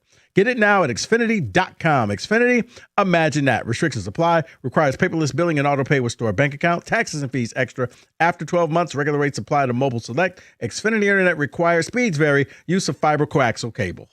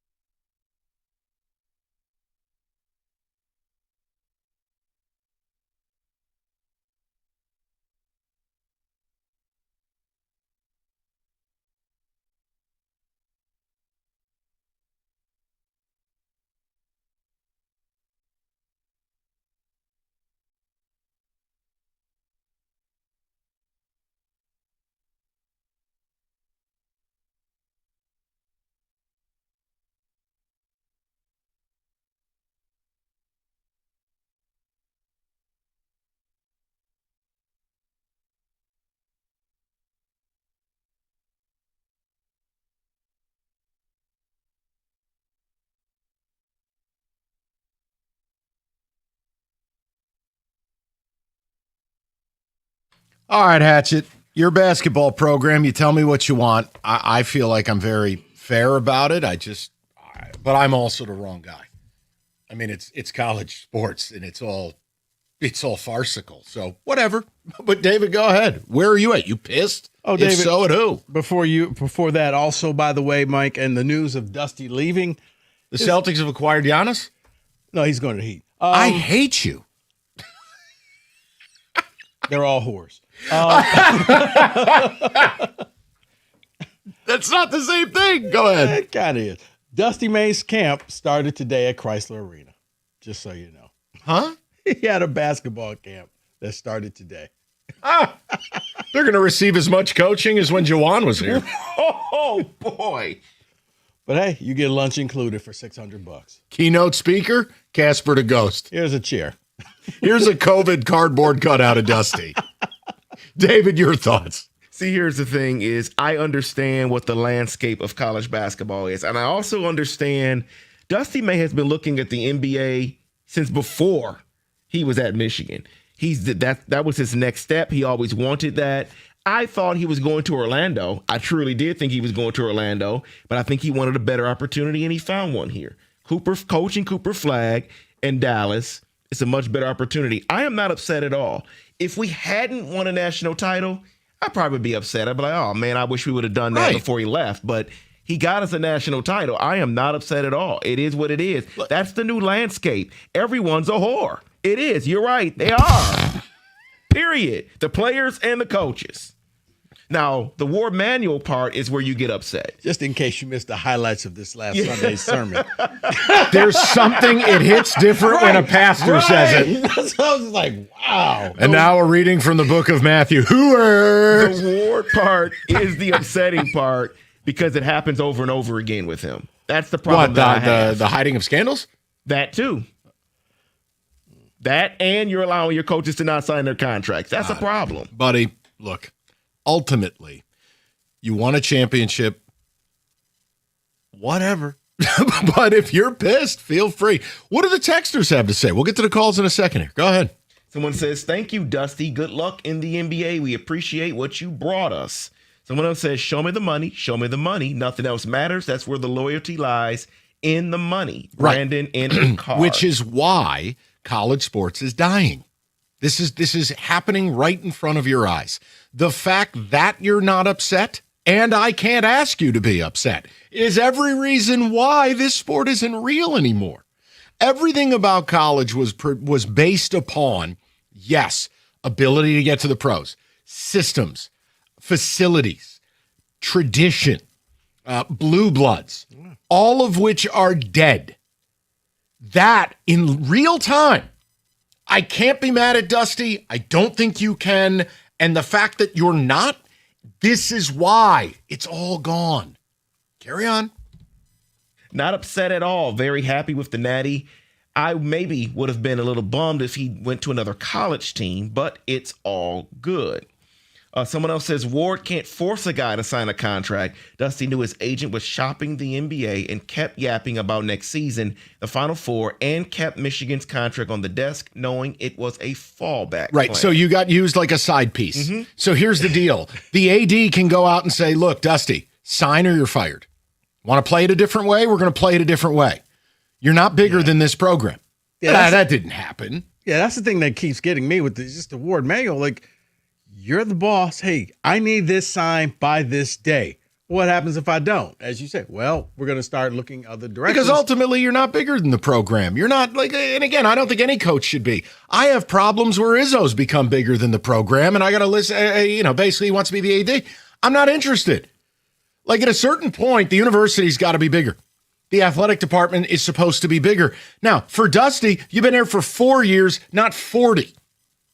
At least Izzo's put in the time that I may have disagreements with how wide-reaching it is, but at least you can somewhat understand it. If Dusty wasn't going to sign the deal, it's the AD's job to go look, sign, or find the new area code. Right. Unless Ward is going to pull a boss move and then say, you know what, I knew this was coming, and by the way, we're going to be hiring our new coach, and it's whoever. And he showed, I didn't trust Dusty in the first place. Kind of looks like Ward got caught with his pants down. Well, that was Sharon. David, one more and we'll get to the callers. We don't have pure coaches anymore. We have pimps. I had a coach leave his college job for an MBA tell me it's hard spending months recruiting kids and developing them for them to then bolt the second money is thrown at them. Yeah, but that's why you sign 23-year-olds. There is no development. They have man strength. It's like when you would play your dad in hoops and you were 12. That old man strength was indomitable. Every day you were battling Shaq. That's all you're doing. Hey, I got a 25-year-old Spaniard who puffs heaters. Bring him over. Big G was posting you down. Oh, dude, he'd back you through the garage. Come on, Mikey. Right, please. That old man strength is real. All right, let's go to Johnny. You know what I'm saying? Think of the absurdity. Your dad's 35 years old. You're 12, and he's backing you down like Kareem. Right, I'm just picturing Big G backing you down. Right? Ruthless. Ruthless. There will be no charity in here. No, none. One time I went up for a layup, he put me through the lattice. You have no idea. No easy buckets. I can hear your mouth. Be nice. Be nice to our son. We'll go to Johnny. Johnny, how you doing, buddy? Hello? Johnny. Yeah, hello? Hello again. I'm not on. You're on a radio show. What do you think I'm saying hi for my effing horoscope? Talk. He was a little nervous. There's nothing to be nervous about. And also take us off speaker. I know Bobby told you that. This ain't middays. We are not going to be nice. David is ready. I know David's ready. David. How you doing? There it is. What's up, David? Frustration, indignation, any other I word you want to come up with. I don't know. You guys are right. It's a game of nothing but whores, but it's just also at the end of the day, you did just win a national championship, and you'd actually like to see if it could. You could actually see if it could carry on for the next year, but at the end of the day, also, you know what we're doing here in college sports these days. So I find it very hard to get too upset and too angry about it because, boats and hoes. David, do you agree with what I said moments ago? Like, in real time, you're seeing why the sport's dying. Because you're not able to get upset about this. Think about the old days, David, like 6 years ago. Yeah. Your coach not signing, pulling a Bill Parcells, basically. He carried you through the draft, then left for New England. That was blasphemous. Now, we're all sitting here like, Exactly. We're like, it's just another Monday. No, you're 100% right again. It's all of the reason why I'm not like just throwing things and getting frustrated, and that's all the reason why this whole thing is a scam, quite honestly. I don't even know what we're doing anymore. Like, on one hand, I'm sitting here trying to figure out, am I not getting frustrated because I don't care about the sport anymore? Or is it because that I'm just used to seeing this happen, and I really wasn't expecting him to come back next year anyways? I'm trying to figure out which one it is, or is it C and it's all the above? Well, no, because David, No, I was going to ask you because you don't seem angry, but you seem just disappointed. Is that a fair statement? That's a very fair statement because I am disappointed because I did want to see him come back and see if they could have ran it back again. The team coming back, I thought was not on par with this year's team, but it's very close. So yeah, I wanted to see him run it back again, and I don't know, whatever you want to call me, I kind of bought into the fact that he actually did like it at Michigan. So. And that's on me. That's on nobody else. No, it's I kind of bought into it. You're fine. You want to I'm not like you, Mike, yet to the point where I've just completely thrown all the chips into the middle of the table and said, I'm done with it. I'm just going to pay attention on the outside looking in. I still want to have a little bit of fandom to it. So I'm disappointed about it, but that'll be over with by the end of the week when I sit there and probably see whoever Michigan hires, and I sit there and laugh at it because it's like, oh, you expect him to do something? Okay, David, I will say this because David, you are a good caller and you're a real college sports fan. David, even in the last 2 years of you calling, I know this is going to sound strange, but David calls anytime we talk college stuff. David, I've seen a change in you. And I'm telling you, you're going to end up where I'm at. You don't want to, but you're going to. I hear it in your voice, David. Mike, I will already admit to you, I'm probably 75 to 85% already there. That's so, right. Listen, I mean, I will leave. By now, I'll leave a seat by open now, for you. I would have. Yeah, by now I would have already gotten started on doing all of my prep work for the little show podcast thing that I do. I haven't even started it yet. Yeah, so no what purpose. does that tell you? I mean, David, please listen. It's okay. You're seeing what it is in real time, and I do think you're frustrated because you want to love it still. I went through that phase. Then you reach F it stage. That's where I'm at now.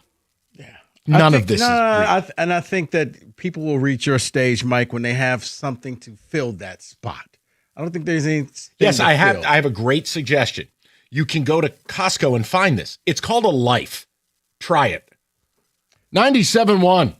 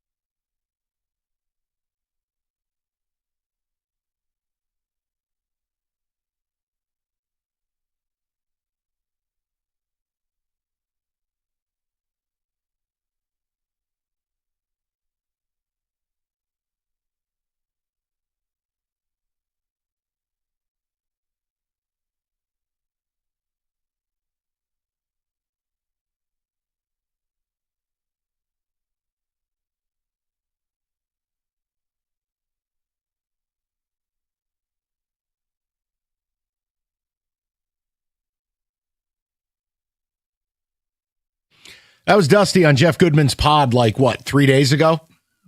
Right? Something like that. So, I mean, really? Yeah, low quality of life. You're right. You coach a kid's game, you make millions, and you play fantasy basketball. You take rich people's money and you buy players. Yeah, it's terrible. Yeah, tell that to the guy who's up on a roof today. Seriously. I think we all saw it coming. This is just as bad as the Jahmai Jones comments. No, that's not that bad. No, this was a shocker because I think most Michigan fans, you heard it in the previous caller's voice, he kind of thought that it was over. Okay, I've made it through the whole flirting with the league. Dusty May's going to come back. Oh, what do you mean? 10 o'clock happened and he's gone. He's off to Dallas. The draft is tomorrow. Smart on Dallas's part. You get him in there so he can input who he wants, but it leaves Michigan high and dry. So now you got to scramble to figure out what's going to happen next year. And I do think that some Michigan fans thought that you would have some continuity, at least from this year until next year. Even though you won the title, you wanted more. Now, I can't get to the point where Rieger was fit to be tied. And I'm like, Jeff, I get it. You're an original. You're an OG when it comes to being a fan.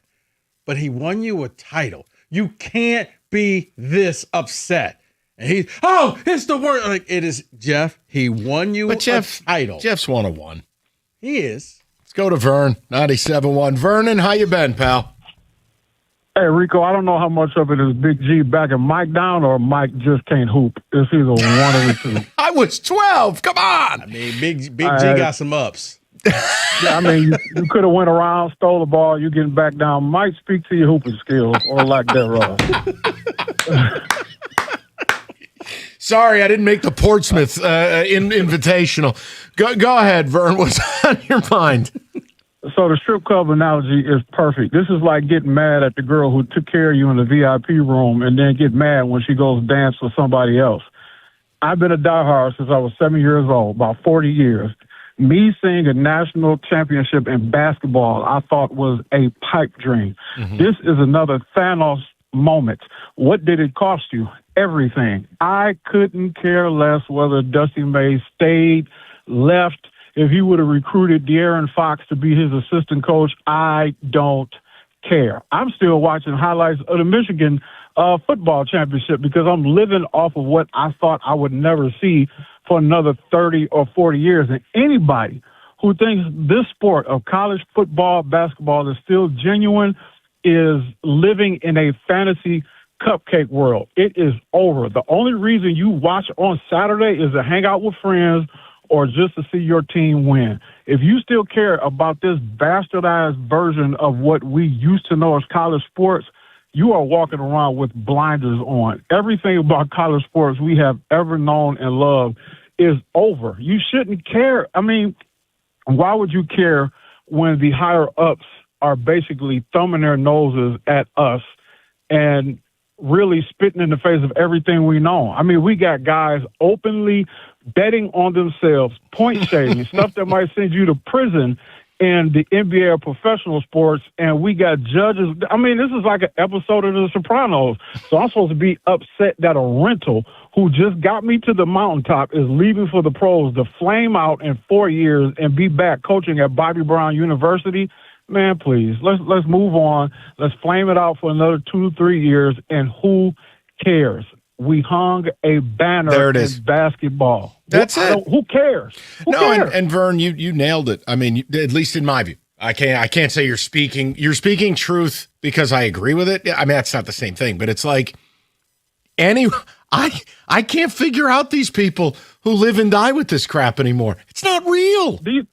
You know who these people are? You know who these people are when they say, why did this such and such sign for this much money? How much money do you really need? Are you really living in this vanilla world that everything is on the level and money doesn't rule everything in life? Are you still think people have good in them and don't care about the almighty dollar? Because people with more money want what? More money. And you think that people really care about what's under them or who they have to step on to get it? There's a level of that, but Vern, I will say it. There does come a time where athletes who already have all the damn money, you got to make some decisions to win games, or I start to question who you are. I mean, Giannis would be one of those. Like if Giannis wants to play in Miami and never win a damn thing, I actually end up thinking less of him. At this stage of your career, Giannis, take the next 24 to 36 months. Try to win that second championship and truly elevate your profile. You have the rest of your life to live anywhere you want. You could live everywhere.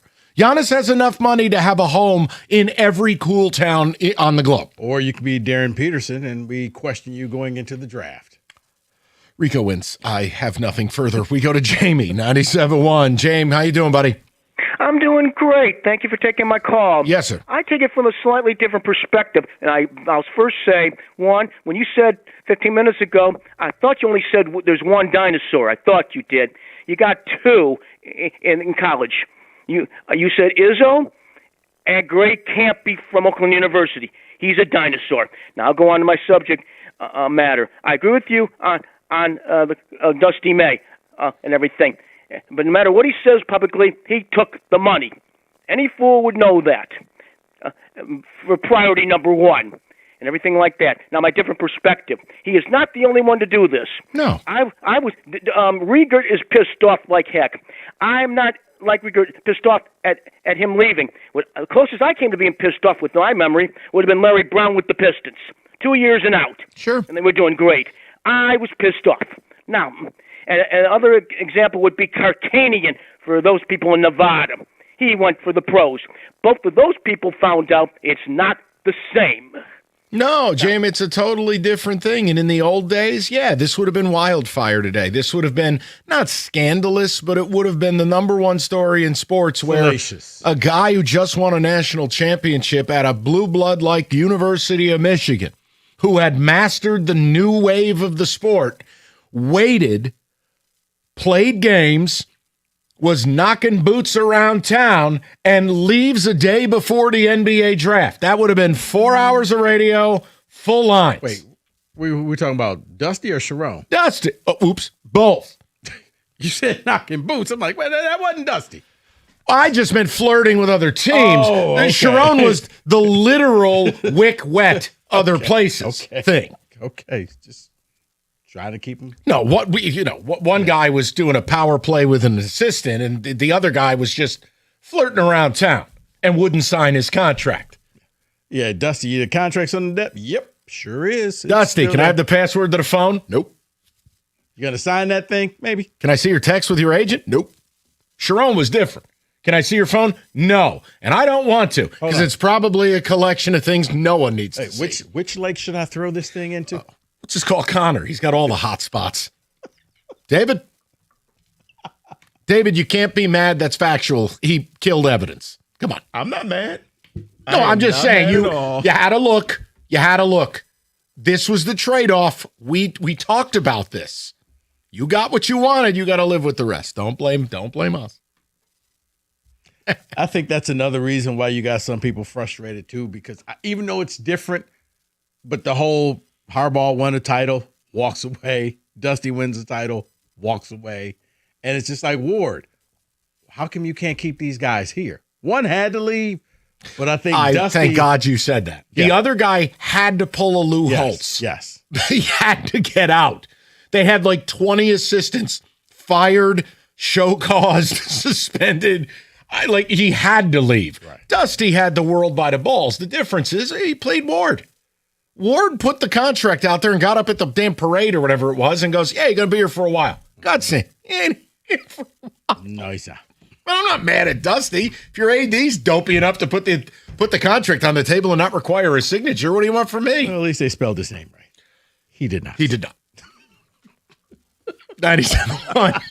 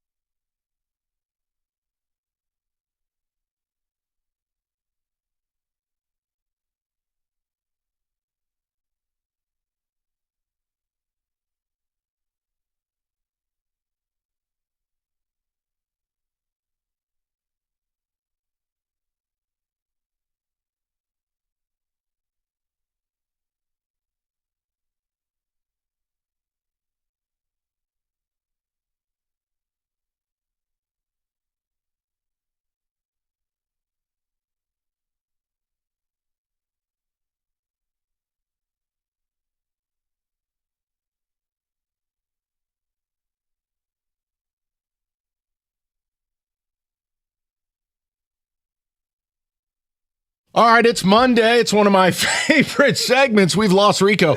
It is time for Can We Say That? Oh, boy.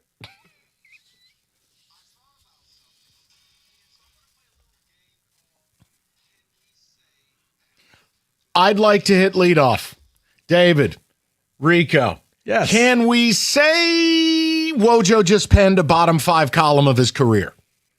Instead of writing the truth, despite sweep, Tigers must trade Skubal, he went with the patented, against all odds, Tigers of Jahmai Jones keep clawing. What on earth? Yeah, you know what, Mike? Wojo's got a job to do. He's got an audience to cater. No, the job, no, I'm going to challenge you, or as the kids say, I'd like to push back on that. Oh, you going to cancel me? Your job as a columnist is to be thought-provoking, not a ball washer for the team. Here's an idea. They swept the White Sox. By the way, I told you they would. Okay, but in all write fairness, the column that provokes thought. In all fairness, he did. Jahmai got booed all weekend. He should. So Wojo, he's terrible. So Wojo caping up for him could be considered for a ball that didn't get out of the infield. Guy didn't have a Mark Whitten 3-home run night. You know what? We can even go right into that, Mike. Can we say? Oh, God, just this town.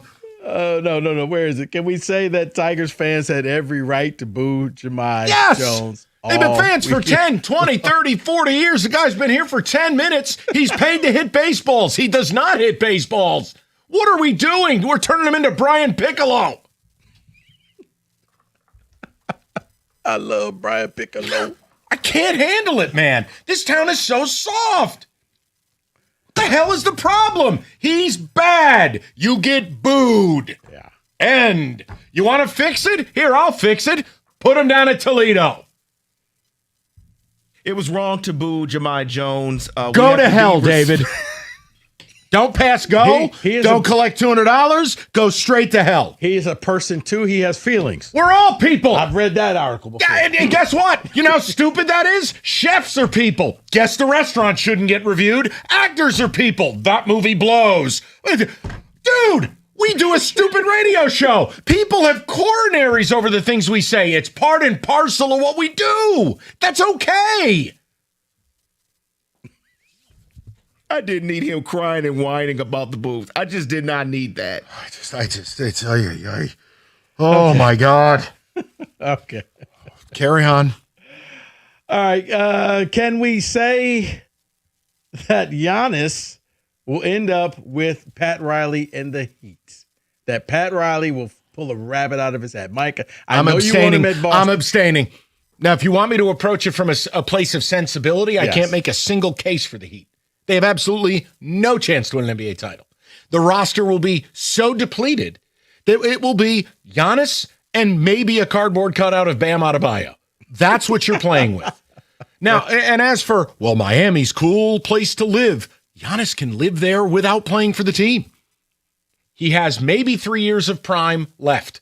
Go to Boston, try to get a second ring. You got tons of shooting, tons of spacing. It would be unbelievable. If he goes to Miami, I think less of him, and I think less of Pat Riley. Pat Riley needs to retire.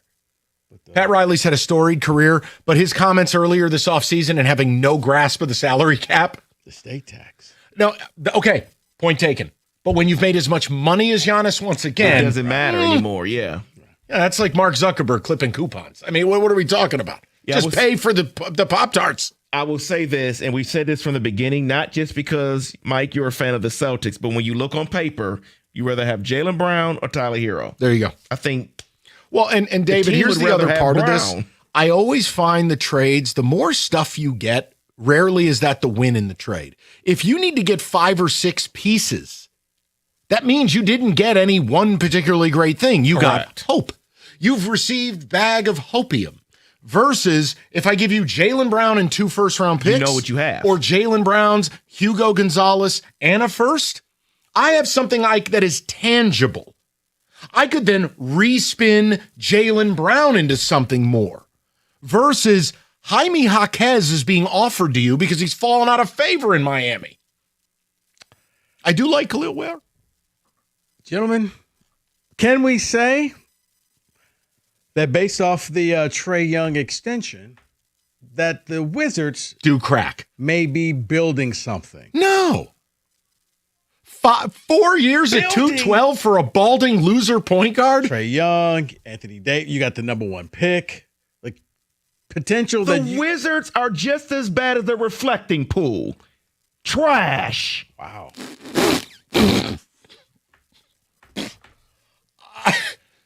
Can I just get the chair drop? Because I feel like he took it to both of us. I can't even keep up what's going on with the pool. Did it get vandalized or what? I don't know. Dude, I had better things to do this weekend. I was watching Cape Verde. You can't. Which is the same with the Wizards. You can't keep up with what they're doing. They put the wrong chemicals in there. The sun couldn't reflect off the pool. So, yeah, all of a sudden the pool heated up and the algae started growing. You hate to see it. I don't care.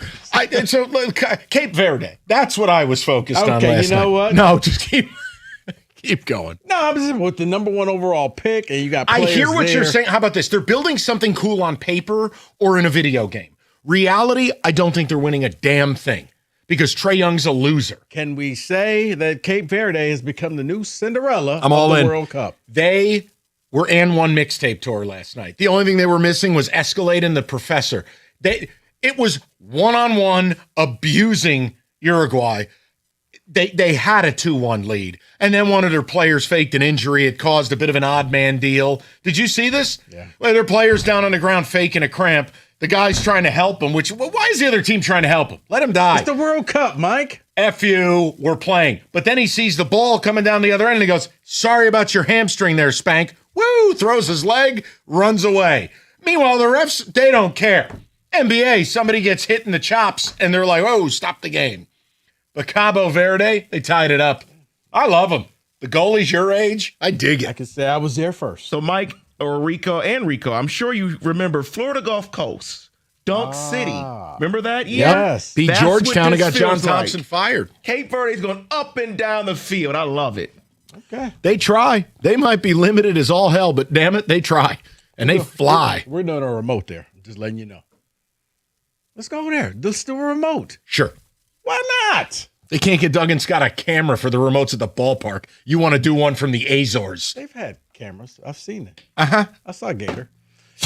Yeah, maybe not point the camera at his crotch. Might be a more formidable video. Can we say that? Part 1, 97.1.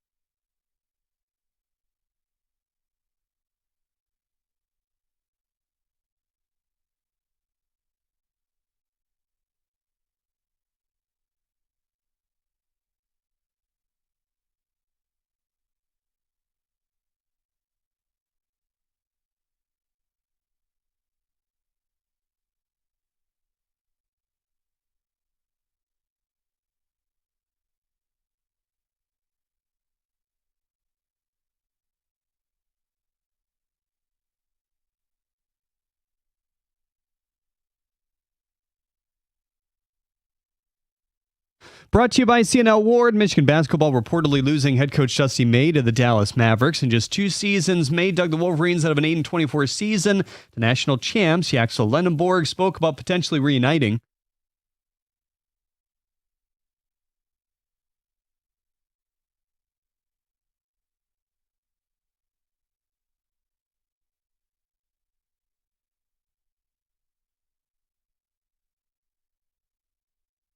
University also elevating Mike Boynton to interim head coach. Oh, let's get all the teammates back together. Matt Norlander of CBS says it's possible he could be promoted as well past the interim tag. Boynton just wrapped up his 2nd season as an assistant. The Tigers-Yankees begin a 3-game series tonight at Comerica Park. First pitch bumped up to 6:10 with the other events going on downtown. Here's A.J. Hinch's lineup. McGonigal leads off, plays 3rd. Dingler bats 2nd and catches. Carpenter hits 3rd and right. Green and left. Torkelson at 1st. Keith DHing here today in the middle. Outman, Lee, and McKinstry rounding it out. Valdez on the mound as he opposes Garrett Cole. You can hear it right here on 97.1. According to Shams, Giannis is expected to be traded before the start of the NBA draft tomorrow. The finalists are the Celtics and Heat. Trae Young intends to sign a 4-year, $212 million extension with the Wizards as well. Mike is getting a jersey. Lionel Messi has become the World Cup's all-time leading scorer, putting Argentina up 1-0 in the 39th minute. He just scored again as well. At the Corwell Health Sports Desk, I'm Jeremy Otto. For more, go to 97.1 The Ticket.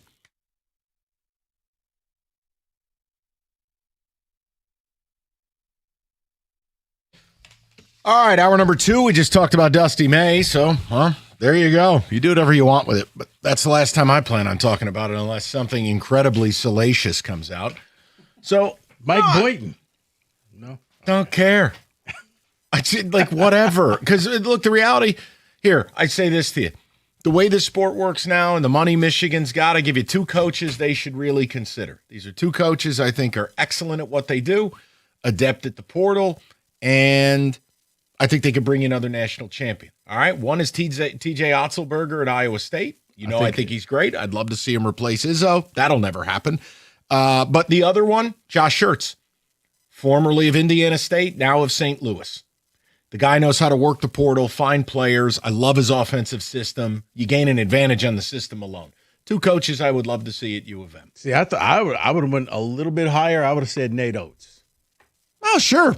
All right, why not? He's dirty enough. Go ahead. All right, so why don't we just get to business? What can I do for you? Where do you want to go here, hour 2? Do you want to talk about the Pistons who are on the clock tomorrow at 21, and I don't want them to be? Or do you want to talk about the Red Wings and one team that was on Larkin's list is no longer on that list, and kind of what waves of effect that will have? You pick. Let's do the Pistons. Okay. I don't want them picking at 21. I want to trade by now, and by the time they pick. Any big trade, by the way, that they would try to do, almost assuredly will include pick 21. There's just very rare do you get a trade of consequence where teams are willing to take completely future assets. And I remind you, this is a deep draft. This is a better draft, right? I'm not going to turn this into the 1996 draft or something, but this is a good draft. I don't want them sitting at 21 and getting better in the margins. I want that pick gone, because if they don't trade it by the draft tomorrow night, it means they're not making a big trade. So add player and swap picks is what you're saying.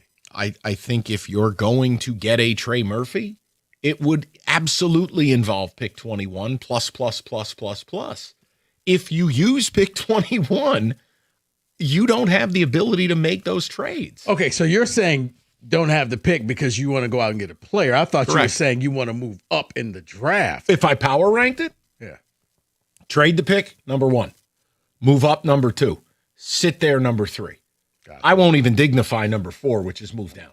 And collect a bunch of second-round picks I don't care about. Yeah, there's no point in moving. But no, I would love to know where people are at, because, look, for a while, I will say this, too. The city of Detroit probably, they probably need to kiss Boston's bare ass for saving you from Tyler Hero. Because that is just classic Detroit. This town, the minute they find out someone might come play here, they immediately will spin an old wives' tale about the player. Hey, Mike, she thinks you're cute. And next thing you know. Hey. So, like, here's Hero in a nutshell. He doesn't play D. He's a playoff gag artist. He's always hurt, and he's due a contract. Sweet. I'm not interested. Not selling my soul to do it. See, when you were seeing those 3-team trades this weekend, here's the problem. You weren't just a loading zone. You were going to be getting rid of Ron Holland, Karis LeVert, Beef Stew, picks for a rental.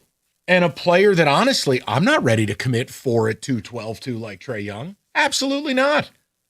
I don't want that kind of trade. I'm willing to trade those pieces, but I want a player with some term. Right. I want a Trey Murphy. I want a Markkanen. I'm not doing this just for the blessing of then being the team that pays Tyler Hero. I think the Celtics, if anything, may have saved you from Tyler Hero. I didn't want him here. It's idealistic. He's shooter, good for team. No, stop. There's more to it than this. And you can acquire shooting at a way cheaper price. That guy makes 30 plus mil and is going to be due 50 mil. And I got to pay to get it? Man, you got to do more than just shoot. Plus, his playoff numbers are ass. Plus, he's always dinged up. No defense. Forget about it. Because that's the other thing. Oh, well, we've got a sore. We can hide him. Right, the same way you hid Duncan. Oh, and by the way, do you ever plan on having Hero and Duncan on the floor at the same time? Forget about it. It's amazing you tried to hide Duncan, and I swear to God, the Cavs just kept finding him. Look, I want to know where Piston fans are at because, again, it sounds like the Giannis thing's going to happen by tomorrow. And if you plan on making a trade, because there are no free agents, let me be very clear. David Hull is the 6th best free agent in the NBA this summer. It's an egregiously bad free agent class. What trade would you pull that doesn't materially involve your first-round pick tomorrow night in a good draft? So if they don't get something done, that would worry me a little bit. Now, sure, I'm sure there's some form of deal they can make later. But the premium ones, the ones for the names that people are excited about, Rico, don't you believe it has to happen by tomorrow night? Oh, yeah. Yeah, especially unless you're planning on doing nothing for this upcoming season. Yeah, because I think the next, 48 hours or so are going to really show, or 36 hours, that's when you're going to see all the moves of people trying to move up or trying to get rid of pieces. I think you're going to find out what's going to happen to Giannis. I think it's some other people who may end up getting traded, and I would like to think that the Pistons were going to be in on somebody. So I'm with you. In the best case scenario, you're not picking tomorrow because you've already made a deal and you got a ready-made player with some term to come here and help this team get over the hump that they are. You have somebody who can actually be that second scorer to Cade Cunningham and help Duren by moving him to the number 3 spot. Yeah. No, and again, you want Giannis in Miami because Miami featuring Giannis isn't beating you. Boston featuring Giannis is. That you do not want that. I'm just happy you're not going to get strung up in a 3-team deal where you're the landing zone for the recycling that is Tyler Hero. I don't want the Pistons in that position. I want the Pistons to go get better on their own 2 feet. You don't need to be, the garbage can next to the bed for Joe Harris like we were a couple of years ago. I'll help you facilitate the deal. No, I'm tired of the Pistons being in the weird chair in the hotel room. Go and do the business. Right. If you're the 3rd team, if you're telling me that you ended up somehow with like a top 8 pick in tomorrow's draft, I can live with that along with a bunch of other garbage, but at least you have something that, I can draft this person and this person will play right away. This won't be a Ron Holland type of situation. Look, and it sounds like the Hero thing's off the board. It sounds like right now this is going to be straight business between Boston or Miami. Now, the Miami, and the only reason we're focusing on this, Giannis leaving Milwaukee kills them and going to Miami kills them too. It's kind of a 2-for-1. But what it does, look, if they're saying they don't need a facilitator in that deal, that's big because that takes away any opportunity for the Pistons to maybe gain some value. I just don't want Hero. And I brought this up to Shabbat on Friday, and I'll bring it up to you guys. Look, the Beef Stew thing, it is time to trade him. You cannot have $70 million in 3 centers. You can't do it. Beef Stew to the Celtics for Sam Hauser, That's perfection. Celtics need rim protection, can't spend big on a center. You need shooting. Sam Hauser's signed $12 million a year through 2030. He's an above-average defensive player, and he's arguably the best spot-up shooter in the league. Perfect. Makes total sense. I don't want the Pistons taking Beef Stew, having to attach him in somebody else's deal, and then I don't have the player to make my own team better. See, that's what has changed everything for me, because I was okay with getting Tyler Hero if he was, in fact, we were just a dumping ground, meaning we didn't have to trade pieces away to get him. He was just landing here, and other pieces were landing elsewhere. I was fine with that. But then when I start seeing Stewart and Ron Holland and others involved in being sent out, I'm like, no, because I still wanted to have those pieces to send out to other places. So we got Hero and then someone else. So I don't want just Hero. So what do you want tomorrow night by 10 p.m.? What is the outcome that makes you happy, that you feel you'd be able to call this radio station and go, Trajan did his job? Maybe that's the way to put it. What is it? And if you want Tyler Hero, you can call. We'll just have the very same conversation we had. What is it you like? The shooting? All right, cool. About 37%, 38%.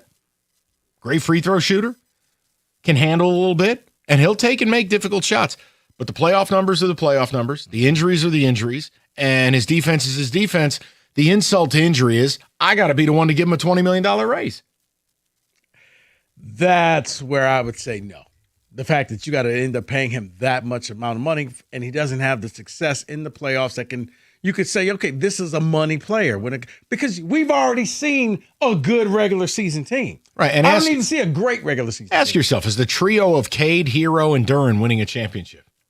Let me go down to the world headquarters and offer you a soundbite. No and no.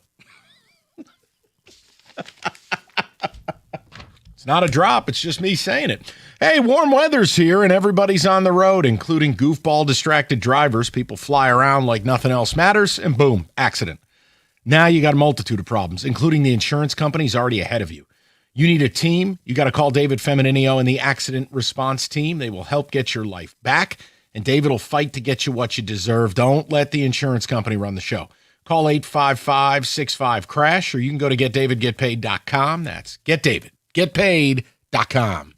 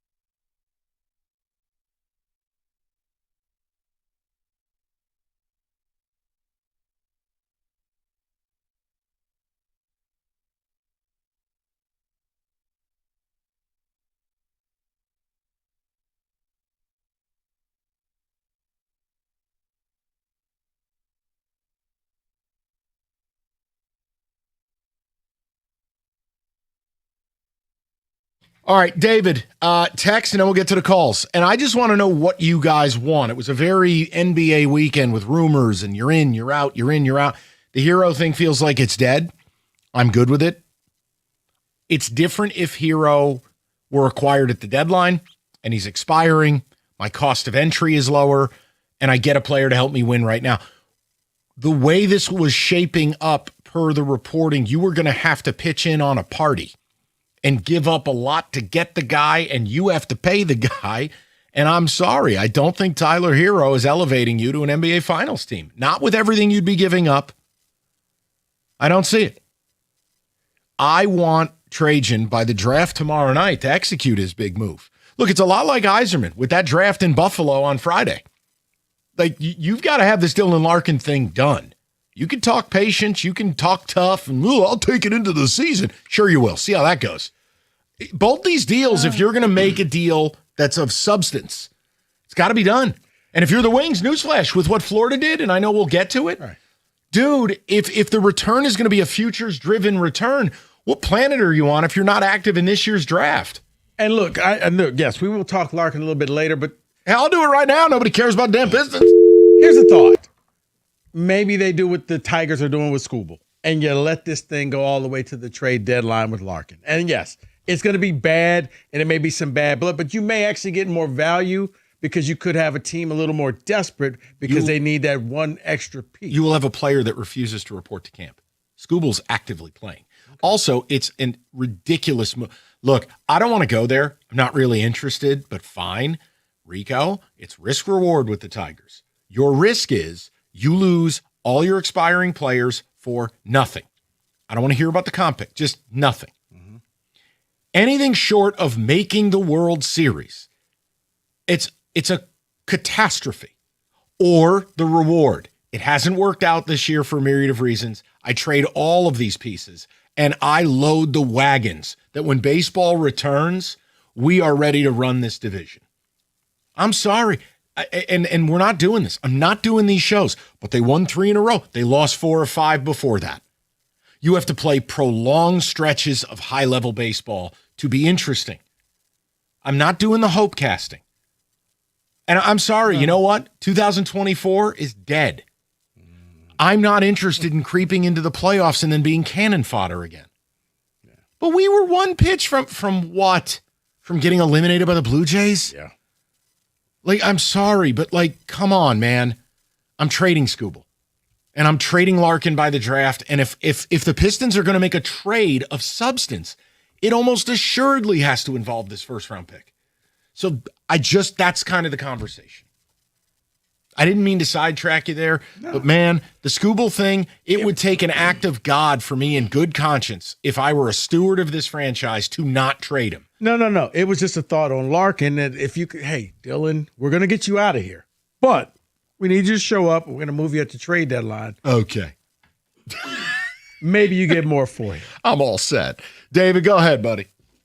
For tomorrow, it is Trey Murphy or bust from me. That is from Richard. I mean, if you're going to do a Trey Murphy deal, it's got to involve picks. And, yeah, yours tomorrow night would be the first one. I agree. Someone else says, yes, Trey Murphy coming for pick 21, Stewart and Holland. Not even close. Swap the 2028, then sign Kobe White or Rico's guy, Ayu DeSomo in free agency. You're a couple of first-round picks short on that deal with New Orleans, but sure. And why am I including Beef Stew in that deal? He is a separate asset. I can get something for him. Well, that's what someone else says. Beef Stew to whoever. Charlotte, Miami, move up and get Yaxel. That is from Tom. I've heard so many people say that this week. That's because he's one of the only players they know. You know what? I'm not being rude. It's true. Come on. That's the only reason you want him. No. But that's all. Like all weekend long, we can go up and get Gax. We can go up and get him. Or you know what? Well, now it looks like he may be going and pick 9. Who's got 9? Dallas. Oh my God! If I were a Mavs fan, I'd lose my mind. Go ahead. He should not go to 9. I think like Yaxel belongs with a team like OKC. Thank you. A ready-built contender that doesn't need a lot from him, but he's a grown-ass man and he can roll in there and give him 8 to 12 minutes a night. That's a great spot for Golden Yaxel. State. if that happens there, but I don't think that happens. Right. You but- can't just move on. It's not worth my time, honestly. But the 9. Okay. Someone says, why aren't we going after Giannis? Take a swing. Let's do something for once. Because why should we be the landing ground? He's in division. He doesn't want to be here. He's What would you 31. offer? Nothing. You don't No, have enough. your offer would be a Soar, Holland, beef stew, the Gordie Howe, the Spirit of Detroit, 4 first-round picks. It's just, guys, it's not happening. Honorary seat at the Coney. Yeah, the Motown Museum, all of it. Like, I mean, it's not happening. And it doesn't fit your timeline, respectfully. Like, you want to get a younger option. The Celtics are already up against the aprons, and they've already won a championship and played in 2 finals. That's a move This for, is their for, last for swing. them. Yeah. This is their last swing. That's it. And at the end of this, you blow the whole effing thing up and you try again. Hopefully you'll do that and you won't pull a Warriors and just keep saying, no. We once were the best team in the league. It's definitely a weird thing in Golden State that they're hanging on like Al Bundy in that Polk High, jacket. Let's go to Adam, 97.1. Adam, how you doing, buddy? Hey guys, how you doing? Good. What's on your mind, bud? Yeah, with this whole Pistons thing, I don't really normally talk Pistons, but just in the culture of the GM sphere in Detroit, it almost seems like they're going to use this pick and not make a big move this offseason. That's kind of a feeling I have, and I'm glad they're not in on the hero thing anyways, because you got to re-sign Asar. I mean, who knows about Duren? And you're going to throw 20, 25, 30 mil at hero? Yeah, no thanks. I'm good. And he's not available most games. But if they don't make this move and make a big splash, by tomorrow, they're not making a move, I don't think. They're going to use that pick. They're going to grab shooting or something. They might make a small move this offseason or two to, elevate the team a bit, but I don't know what that is going to look like. But I don't see them making a huge move this offseason if it doesn't regard this pick and picks and future picks for Trey Murphy. And I heard MPJ is potentially a move they could make. You could have had him at the trade deadline last year. What are you, Michael Porter what Jr.? are we doing? Yeah, what are we doing waiting on guys? I understand you want this, so to say, core, but Asar's, he has to get an offensive set. It's not guaranteed he's going to, become this offensive, guru and shoot threes.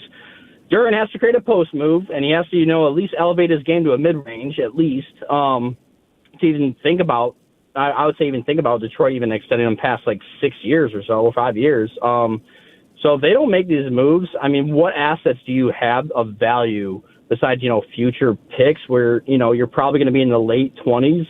Right. That's where the first round picks, it becomes a debate, because here's the other side. With the changing landscape of the NBA and the flattened lottery odds, now picks are going to, quote, start to matter more. Teams would be more reticent. Correct.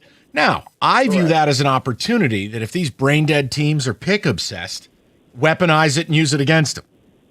Because I'm not going to sit here and play for a day that may never come.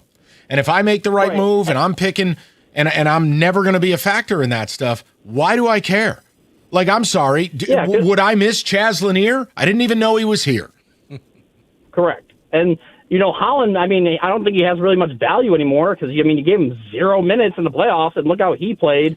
Isaiah Stewart has some value, but other than that, what other guys have value besides, a Karras coming off the bench who, he's going to, 12. You don't have any. If you're not interested in moving guys like Duren or Asor, no, you don't have premium assets. That's the problem. And that's what they'll have to do if they are going to make a big splash. You're going to have to choose who are you willing to keep and who are you willing to move on, Duren or Asar. And I'm sure it's probably going to be Duren because, Asar, it's going to be both, buddy. I like his game. Adam, I hate to break it to you, it's going to be both.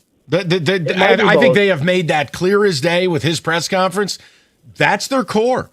Whether you believe it or not, their core is Cade, Asar, and Duren. That is from the Trajan's mouth, and not Tobias.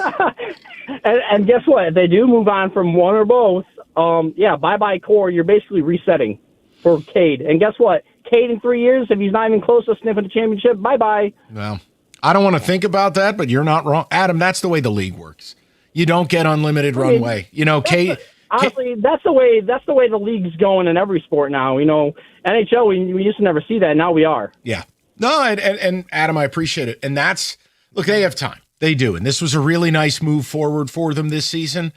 But I'm a little nervous because I pardon me, but like I can already feel this happening. We're going to have a parade down Woodward and we can all meet at the Kearns Clock when they sign Kobe White. And it's like, we're not doing that. We are not going to turn him into something impactful. No. And you're right. Yeah, it's not many lifers. It is kind of taking the role of a transient sport, kind of like college. But it's player empowerment. I mean, and again, I'm not going to doomcast this where it's like, oh, Cade's going to want it. No, you have plenty of time, and by all accounts, loves it here. He's beloved. But I want to get him a Robin. Don't sell me on Kobe White as a Robin. Like, I'm not lowering the bar here. Get someone under the age of 30 with term who can shoot the damn ball and isn't fatally flawed in other departments. Oh, but that's going to be expensive. That's your effing job. Or how about you just don't fall in love with this core, because I think everybody is telling you don't fall in love with this core. You can do better. You're not wrong. He just said it. I know. I can't change that. I know.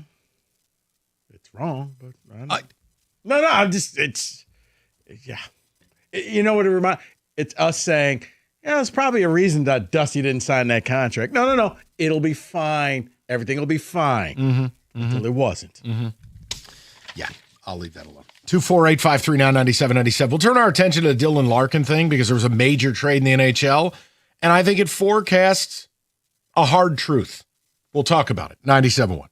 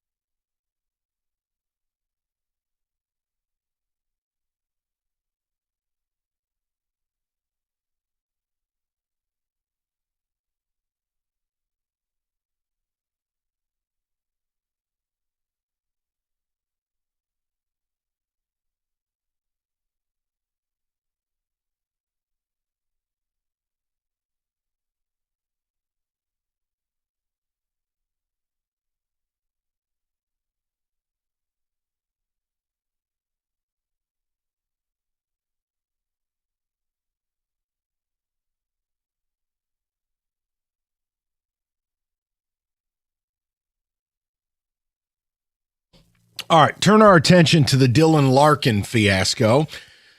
Very similar to the Pistons, you have a draft coming up end of the week in Buffalo. And last night, you saw a major trade in the NHL. And look, I think it kind of highlights a likely truth. And you don't have to like it. I'm just trying to live in reality.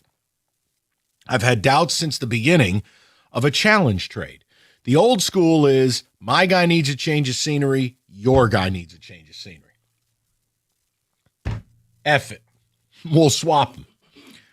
I don't think that exists. I don't think there's a first-line center, equal pay, term, etc. You know, he'd come here, plus Dylan would go there. Last night, Brady Tkachuk got dealt from Ottawa quietly. All of a sudden, boom, gone. And one of Larkin's approved landing spots was the spot for Tkachuk. But I think what came out of it that's super interesting, Ottawa didn't get the deal they wanted. Yes, they got pick 9 and 21 and a future first and a future 2. But reading the reports is they asked about Lundell. And you know what the answer is? Florida views him as a first-line center. He's 24 and makes $3 a game. Not dealing him. Now, it's immaterial if they would deal him for Larkin because now they don't have the other things to give you. So it once again strikes at a futures-driven package. Does it set a price for Larkin? Sure. But let me ask you a question as a Wings fan, as hockey elite out there. Let's say you got 3 1s and 2 2s. What the hell does that do for you? Nothing. That just means it's time to trade DeBrincat. That's not the type of deal you want. You know what it means. No, I don't. It means the rebuild of continues. the rebuild. Yeah, no. The remix I hear you. of the rebuild. But I'm asking a question to people because I don't think, and I could be very wrong, but man, I don't think Yzerman's got some great leverage that some people believe he has. This draft coming up, if this draft goes by and you haven't dealt Larkin, now the asset pool you'd be shopping in, those are all gone. Because now you could sell me, all right, Mike, we're gonna curate a package that is less about picks and more about prospects. Respect. That's plausible. I'm making a point that it's still futures driven. Not as far in the future, but yeah, they're not going to come and make an immediate impact for this team. That's my problem in all of this is I am struggling to find a way that this Larkin trade is not going to trigger a rebuild. I mean, you can fight it. You can say you don't want it. You can say that hell, tell me you disagree and then say why. But for me, the minute Larkin goes, if this is what the contenders are offering, they were never offering you a first-line center. So now, look, you might get stuff. Just make no mistake. This is a Wings team that doesn't have a top 6. So when I take arguably the best player in my top 6 and he's gone, right, I'm not going to get that back. I'm invariably worse. So I can't change we don't play in the West. And until or unless I see like, hey, even if San Jose came to the table, and I don't think this has happened in the NHL in 5-6 years, where a top 3 pick has been traded, like San Jose is the number 2 pick. And there's a center a lot of people like, this kid Malhotra. No clue. I know he's 6'3", 200. Fine. Even if you took him, he's barely, 18? That's a futures-driven package. So I want to know from you guys is, look, do you agree this has to be done by the draft in Buffalo this weekend? That's 1. 2, have you accepted my version of reality? This is going to trigger a rebuild. Or are you still holding out hope Yzerman can go Homelander and laser beam a trade here for for somehow a challenge trade? No, I don't think it has to be wrapped up by the draft, because you can go get prospects, Mike. But I've come to the realization it's still a rebuild. If you get prospects, the rebuild maybe not take as long than if you get draft picks, because you're probably tacking on another year or 2. But I think the full rebuild is there. So if you can somehow get prospects, I can live with that, but you have to just go ahead and say the quiet part out loud. The rebuild continues, and it's going to continue for a minimum of at least another 2 seasons. And before, because I was talking to Rieger earlier. Look, let me just save you some time. Nobody does offer sheets anymore. Nobody. Okay? And here's your other problem. Oh, well, Connor Bedard, you could offer sheet him. First of all, Chicago's going to match. But second of all, if you cross the 11.7 threshold AAV, you got to give up 4 first-round picks. Now, outside of being an agent of chaos, and you're just 17 pina coladas deep, and you offer Bedard 7 at 17 per just to make Chicago's head explode, you could. That's not getting us anywhere. So yes, I know Robertson could be offer sheeted. Bedard could be offer sheet. There's several guys. It's not going to happen. I mean, sure. You know what? It sounded good on paper. No, I know that. When you put that, I was like, that's actually not a bad idea. Can you imagine Yzerman out of pure spite and like Howard Hughes delusion? Bedard, 7 at the max, 20.6. And I mean, Chicago would it would be a nuclear bomb would go. Stevie, we had a deal. Nobody does this anymore. Why'd you do me like this? You paid $20 million a year and you gave up 4 first-round picks. I mean, no, I just don't want to do those phone calls. I want to keep it to the Larkin trade. And what was your reaction to Tkachuk getting traded? And look, candidly, we never liked Larkin's initial list, but Florida had a couple things to dangle with 2 1s this year. Mm-hmm. But I think it's illuminating. Lundell didn't even enter the chat there. And Ottawa was forced to just take a gift basket, a Derek Jeter gift bag of draft picks. Yeah. When I saw the Tkachuk trade, it told me exactly this is probably what you're going to get for Dylan. And Larkin's a better player. He's a center, not a winger. He's been more productive. I just want to save you from Hockey Elite getting angry. But you're going to get a bunch of prospects. You're not going to get the 1-for-1. You're not going to get somebody who can instantly come in here and become your center. It's just not going to happen. So 248-539-9797. David, would you mind a couple of texts coming through the Hockey Elite, or do you have something to add? If I'm Yzerman, Larkin isn't going to Florida, period. Pound sand, Seath, whatever, be angry. It just isn't happening. I don't care. Okay, that's fine. But once the Wambulance comes and picks you up, we have to return to real life. You can feel that way, but that's not adding to the conversation. F him. Okay. I mean, Yzerman needs to make 2 trades, trade for a bunch of picks for Larkin and then trade those picks for a superstar. And who's the superstar? Yeah, I don't think you're getting a superstar for those. Who's the player that, I mean, okay, just try again. The Larkin trade is going to trigger a rebuild, just like Thanos is. It's inevitable. It sucks, but it is reality. That is from Mike in Colorado. That's my whole point, is that the only way you can do this, this is very similar to how I view Scott Harris. If you're going to be a good steward of the organization, Larkin and Skubal, it's the same thing to me. You have to do what's right for the organization. It's not about what you want to do. It's about what you need to do. And I'm sorry, it's the same principle. I'm trading Skubal plus Mize, plus Jansen, plus McKinstry, plus anybody, Torres if he's healthy, because I want to make this organization bulletproof when baseball returns. It hasn't worked this year. And I'm not gonna take the 25% shot that I creep in and do what?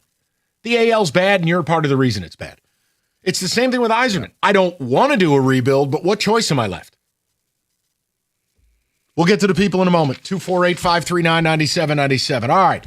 You've been thinking about upgrading your ride in time for summer. Moran Chevrolet, Michigan's #1 selling Chevy dealer 2 years in a row. And for good reason. They make car buying simple. It's just what it is. The best pricing guaranteed, and all the stock, it's there. 26 Silverado 4x4. V8, they have them. They also have the 26 Trax. They got those in spades, the Denali's as well. Also, Moran Chevrolet certified service. You go to moranexpress.com. They offer you the free loaner. Most dealers, no shot. So stop on by. It's on Gratiot, just north of 15 Mile in Clinton Township. It's Moran Chevrolet, where you always get the best price, period. Chevrolet, together, let's drive.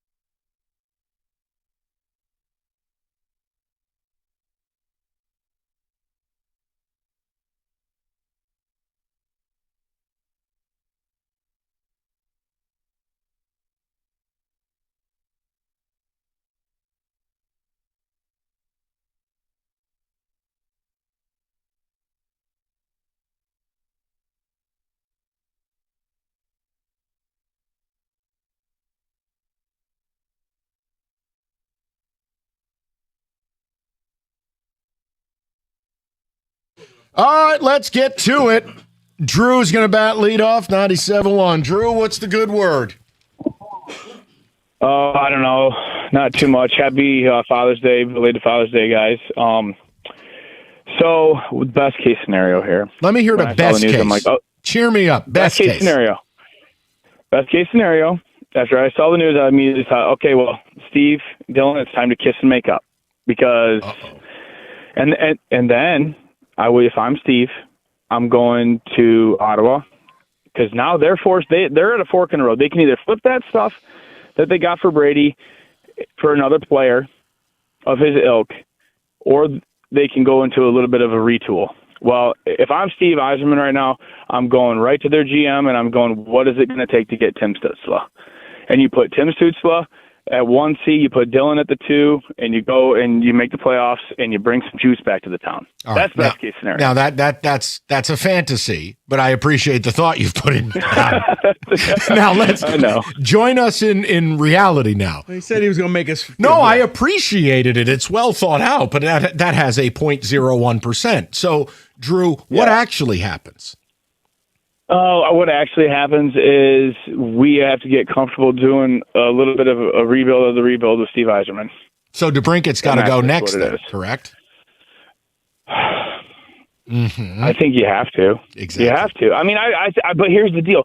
DeBrincat isn't, and I've not heard many people mention this. DeBrincat's in Detroit because his wife really likes to be here. Yeah, they're raising a family here, the whole thing. I get it, but like, Drew, no offense. So, I don't know. Does he really want to play on the Hartford Whalers for the next 3 years? I guess the question to ask would Alex would be: are you here at a reasonable rate? No. For the rest of your career?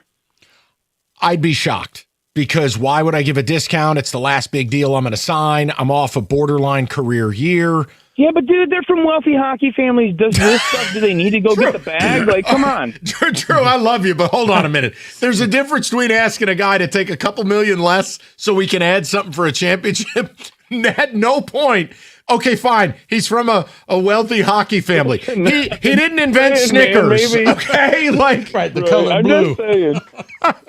Drew. There's a lot of other factors that play. As a dad and a husband, and having a young family, there's a lot of these decisions that would come into play for me. So that's kind of why I thought of that. I mean, it's like maybe Alex wants to stay here and gut out. Maybe, like, dude. When I saw Stahl come out and say, like, yeah, it's worth, basically the juice is worth the squeeze. Like, stick it out, don't be a punk and quit. I was like, come on, Dylan. Like, but there's also a difference when Carolina makes the playoffs every year.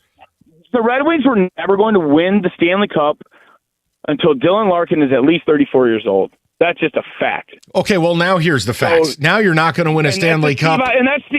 Ever. With Dylan Larkin at all. But Steve Yzerman, didn't win a cup till 33, 34? Like, come on. Like, I don't know, man. It's a frustrating situation. Drew, that's the line of the day. Hey, his grandmother was Nona Coca-Cola. Like, what? Right. The guy's going to take a discount to finish it dead last. He just traded the best player on the team. And you're not going to re-sign Kane. And by the way, the reporting is, how do you like that? That was almost saying it without saying it. Oh, Kane wants to play next year. He's just not sure he wants to play in Detroit. So you're going to be down Kane? You're going to be down Larkin? I mean, what's DeBrincat? The Fresh Prince of Bel-Air finale episode? Yeah, but does Kane come from a wealthy NHL family? Meet my grandfather, Frank Verners. Yeah, right. He's what the hell? Right. Freddie Fago. He was my uncle. Right. Independently wealthy. Right. Come on, you can't do that. Let's go Papa Better Made. Let's go to Connor, 97.1. Connor, how you doing, buddy? Good afternoon, fellas. I really don't know how to follow that up. You try. Just try. Oh, yeah. All right. Well, you guys were talking a couple weeks ago about who do you blame, and someone called in, and I remember it really well. He said, I'm Team NASA. Put them both on the rocket ship. Get them out. Yes. And that's where I stand. But, Steve spent 5-6 years trying to find a 1C. And as we sat here and said Larkin is a second line C on a championship team, there's no way you get anywhere better out of this. You have to rebuild the rebuild. And we're 25 years. We canceled our season tickets. We're out. So go ahead and rebuild the rebuild. I'll be doing other things with my time. Yeah, Connor, I respect it. And don't let anybody give you this bad fan crap and all that. Look, if you don't like the food at a restaurant, stop going. I mean, what are we doing? Yeah. I respect it. You made a decision that's right for you and your family. Connor, I don't know what to do because even if I'm getting crazy and I go, yeah, could we get San Jose on his list? Would you target the number 2 overall pick so the Yzerbots can't say you've had no lottery luck? Is that the move? Like, I don't know what to do. But do you think San Jose would do that? I can't speak to it. I don't know. I know that right now you add a Larkin as their second line center. I mean, Connor, you tell me. You got Celebrini. That to me, their timeline is now. It's time to go. I got a San Jose fan as a friend, and he said he was in. So not that he's the GM of the team, but no, I'm taking it that he is, and I'm going to make a few phone calls. I think your friend needs to make Connor, because you understand where we're arriving at. I don't know how this ends well. I don't know how this ends where you get a bunch of great stuff that you can even tread water. But we're going to find out. It's got to be done by the draft. There's no world this can carry through summer. That's crazy. No, because Mike, he may go the prospect route. So yes, you're correct. It should be done before Friday. But Steve's been on his own timeline for the last couple of years. He doesn't do what we want him to do. All right. Now listen, Julian, we're going to go to you. You got 2 minutes. It can't be one of these long monologues, my brother. So let's hit it. Or not. He's not even there. All right, we'll go to the texts. I tried. David. Text comes in from Scott and Carlton that says, Mike, all Steve needs to do is trade a washing machine, cop, 24th pick, a corpse of Gordie Howe. Bingo, bango, we have Connor McDavid here in Detroit. Exactly. I love it. Reminds me of the Rip Hamilton for Kevin Garnett shows. Correct. You remember those? We could trade Amir Johnson for Kobe. Amir Johnson. Yes, I do remember that. Yeah, you know what? You could probably get LeBron for Amir. Sure. From Keith driving home from work in Schwartz Creek, he says, never thought I would ever say this, but Steve Yzerman has completely cratered my interest in the Red Wings. I'm at the point I don't care what they do to this team. The team is toast. That's what it feels like. Now, could Yzerman rescue it? I mean, anything's possible. It's sports. But I just feel like last night was kind of an indicator of what a high-level, expensive player is going to net you. It's futures driven. And if that's the case, then DeBrincat has to go, despite one caller saying he's from a wealthy hockey family. Yes, I forgot. He's Jeff Bezos' kid. 97.1.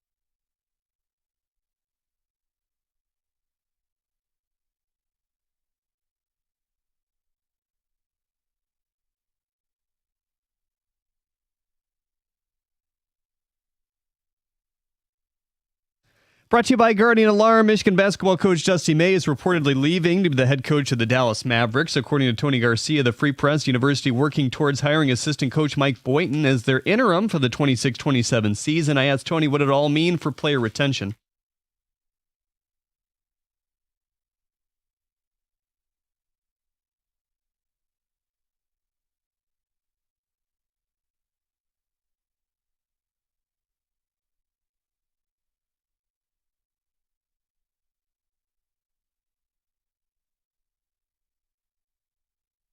Boynton has spent the last 2 seasons under May after 8 years as the head coach of Oklahoma State. The only time he made the NCAA tournament was the sole year Kate Cunningham was in uniform for him.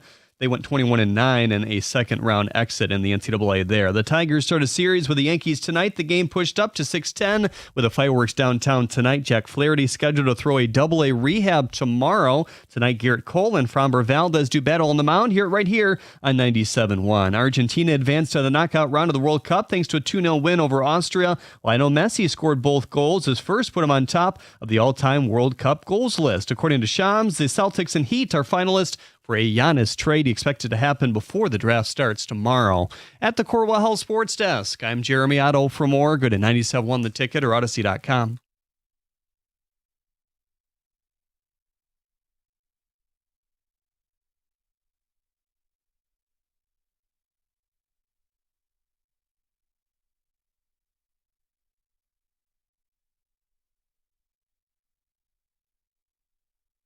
All right, it's part 2. One of my favorite segments of the week. It is Can We Say That? David.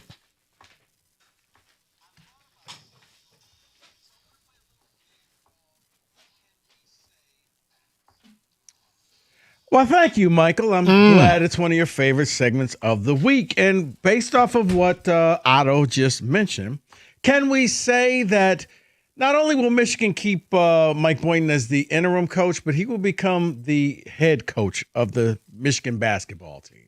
I thought he would go with Dusty. Maybe they're offering him the keys to the castle, anything you want, and they essentially pay in order to not have roster issues. But again, I never expected any players to leave because they're all escorts. As long as the money's on the nightstand, they're there. What do you think? Elliot Cadeau's going to leave? The check is signed. David, unbelievable.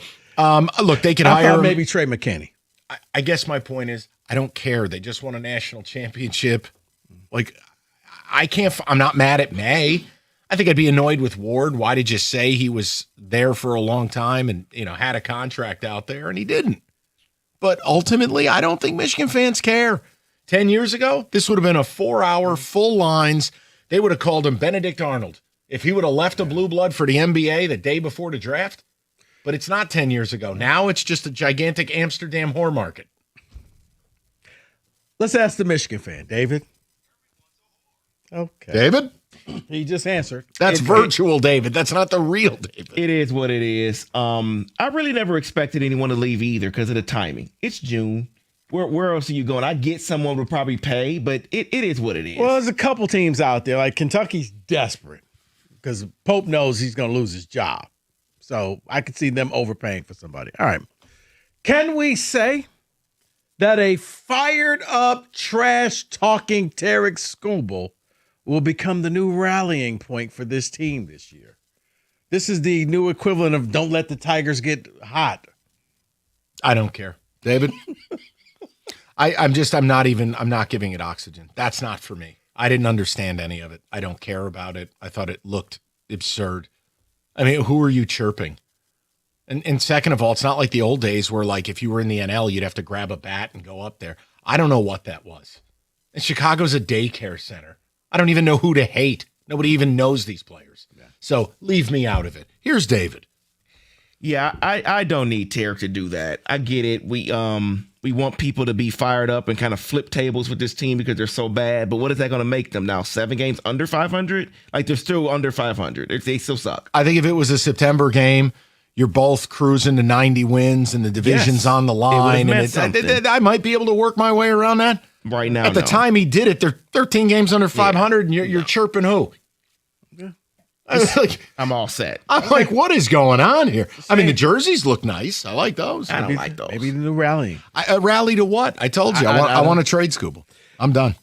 Can we say we may need to get somebody to go and do a wellness check on Brandon Ayuk, his latest video that came out, Mike?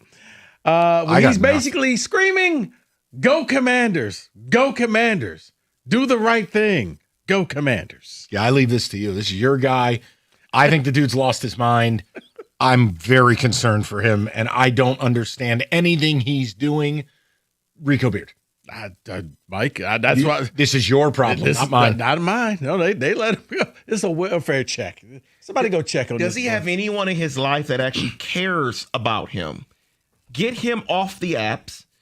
Take his phone. Do whatever you need to do. Even if I'm the Commanders and he becomes available, why would I want him? Look at all this. David, I got to agree because, I mean, in all these videos, he's just solo by himself in a robe, walking around Wayne Manor. It's like, oh, okay, maybe you want to go and check on, cousin Brandon and make sure he's okay. B.A., you good? I don't think you good. Can we say Rafael Devers needs to apologize to his manager, Tony Vitello, to all of his teammates, and to the entire management of the San Francisco Giants? That was an absurdity this weekend. He waved off the pinch runner like Roger Dorn in Major League. Refused to dap anybody up. Raffy, right. You're slow as dirt. You're down by 1. The pinch runner is there to assist everybody. Dude, I've never seen a guy sabotage.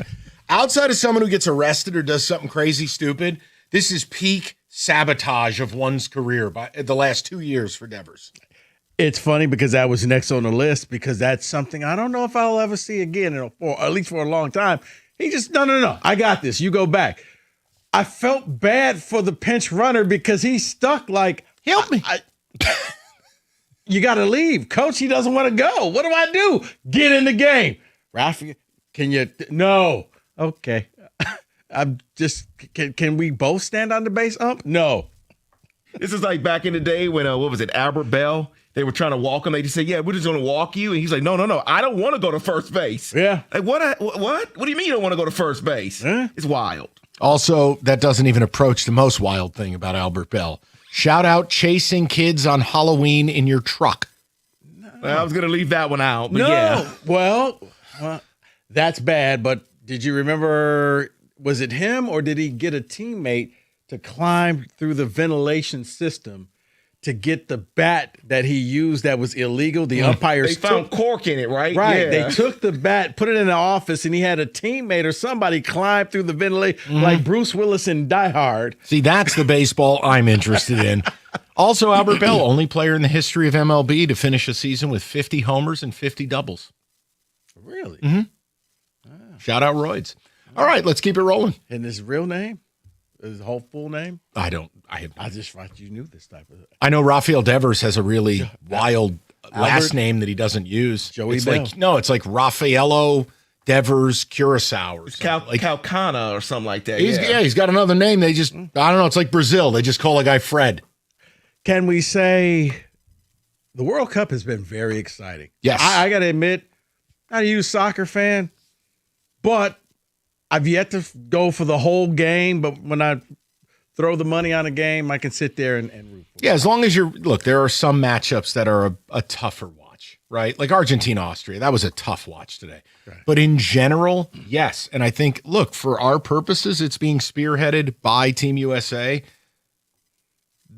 I've said this now since the start of the tournament. This is a good version. This might be the best version of Team USA in 20 some odd years. Look, Rico, I think they have a chance to become a real story. Now they're already through. I'd love to see them try to go and win this next game in a few days for no other reason than just asserting dominance and putting on a bit of a show. But I think they have real ability to get to the round of 16. I do. This is not, and look, this is the other thing. This is not a standard year in global soccer. Like, first of all, Italy's not even here. That's becoming a standard boilerplate. It's not like Germany's exceptional. Spain is not exceptional. Now, England is just the Dallas Cowboys of international soccer. They might be good, and they tell you it's coming home. Shout out 1960. France is legit. But like when you start to look at it, enough of the heavies aren't so heavy. Team USA's got a shot to make an impression, and I think, capture people's imagination a little bit. Kind of like the American League. No, this American League is dog water. Okay. There's the American League would make Cabo Verde look like France. All right. Well, you know what? Shout out Freeman for scoring on Juneteenth. Antonio Freeman's kid. Yes. Where'd he go to school? Antonio Freeman or his kid? Antonio Freeman? Don't know. Can't remember. No. 90%. 90% sure. You'd have to check me. Virginia Tech. I think he's a Hokie. Okay. Hold, please. Hold on. He is. Okay. There it is. All right. He attended Baltimore Polytech Institution first. Oh, it's Rico's high school. Southwest Detroit Lutheran Polytech Area 51. You know what? Can we say there's going to be at least 4 major trades in the NBA before the draft? I wish, but no. The NBA is basically a giant CTs. It's just, the NBA is eternal blue balls. They tell you about all these amazing things. They get Brian Windhorst up there nude on TV telling you about all the whiz bang pow. None of it happens. I want it to be true. I desperately want it to be true. I'm going to say no. I agree with him. It feels like every year where they say we're going to have the most trades in the NFL draft, and then there's like 2 trades that happen. So, yeah, it won't happen. Right, and one of them's for Theo Ratliff. Correct. Can we say, I got a couple more real quick. Yeah. Can we say MLB may be doing something right? I don't know if this is part of the new agreement, but they're eliminating the high school part of the draft. So you can't go straight from high school. All right. I'm going to be careful here because this is a way longer form discussion than you just dropping that hand grenade in our lap. I think owners they can't be serious with that because they're trying to outsource development to college. I just don't. Like NFL style. Yes. So long form answer is no. But I don't have time to go through the whole thing. We're not doing a podcast here. Okay. But I do have thoughts on that. It's just nobody cares about them. David? No, you're exactly right. It is a way to get rid of minor leagues in a similar, some form. It won't be as much because they'll all be in college. Can we say Beef Stew, Isaiah Stewart, won't be back as a Piston? 1,000% yes, will not be back. You cannot pay Duran 40 or 35. You cannot elevate Paul Reed. You cannot pay Beef Stew $16.5 million a year. And I think contenders, including the Celtics, he has value to them because, well, he's cheap. They have shooting. They do need rim protection. It's just the way of the world. And it's one of those things, again, if it wasn't a salary cap league, you keep everybody around. But I think they're telling you it's going to be Duran and Paul Reed. Maybe you draft a kid and that's it, or a veteran minimum center, just a dead body. But I think Stu can bring you a shooter. Stu can bring you something. If I'm you, I'm calling the Celtics about Sam Hauser. I'm doing what it takes. The good Hauser. The one who has played high-level basketball on an NBA championship team and only makes $13 million a year. Yeah, that one. The good Hauser. I love Hauser. I don't want to get rid of him, but if it's a true win-win for each team, if you get that's Giannis, built in a I lab. think you'll be okay. Well, my point is, if I have Giannis plus I add Beef Stew, I can forego Sam Hauser. I have enough shooting. That's true. Last one. Can we say, based off the move that Dusty May has made, that the Mavs will be drafting either Daimara or Yaxel Lindeborg? Don't care. Here's David. 9. I don't think they will. I don't think they should. I'll say it that way. I don't think they should. Well, Mike, it keeps your bet intact if Dallas takes Mara. Oh, yeah, because he's got to go to the West because somebody's going to be delusional thinking he's a Wemby stopper. Right. I'm so sick of that, by the way. Please. Hey, you know what? He needs to cut Wemby a part of his check because Wemby is about to make this cat paid. Because everybody's looking at him saying, he could be our Wemby. No, he's not. No. He can be your Eldon Campbell. He's not. He's even the new Shaq stopper. Right. He's not the Temu version of Wemby. He's just. Fun fact: NBA Finals 04. You could smell Eldon Campbell from 40 feet away with the amount of Ben Gay he was lathering in. Ask anyone who covered that series. Is that Eldon? As Ben Gay wafted through the rafters. I don't even know why. What was What? the basketball? I think it was a Pacer that was somebody was at the free throw line and he was blowing in his ear. That Lance Stevenson. Whispering sweet nothings. Lance Stevenson went wild this weekend at a Big 3 game. Yes, he did. He wanted to fight everybody. I don't know if you watched the Big 3 game, Mike. But really?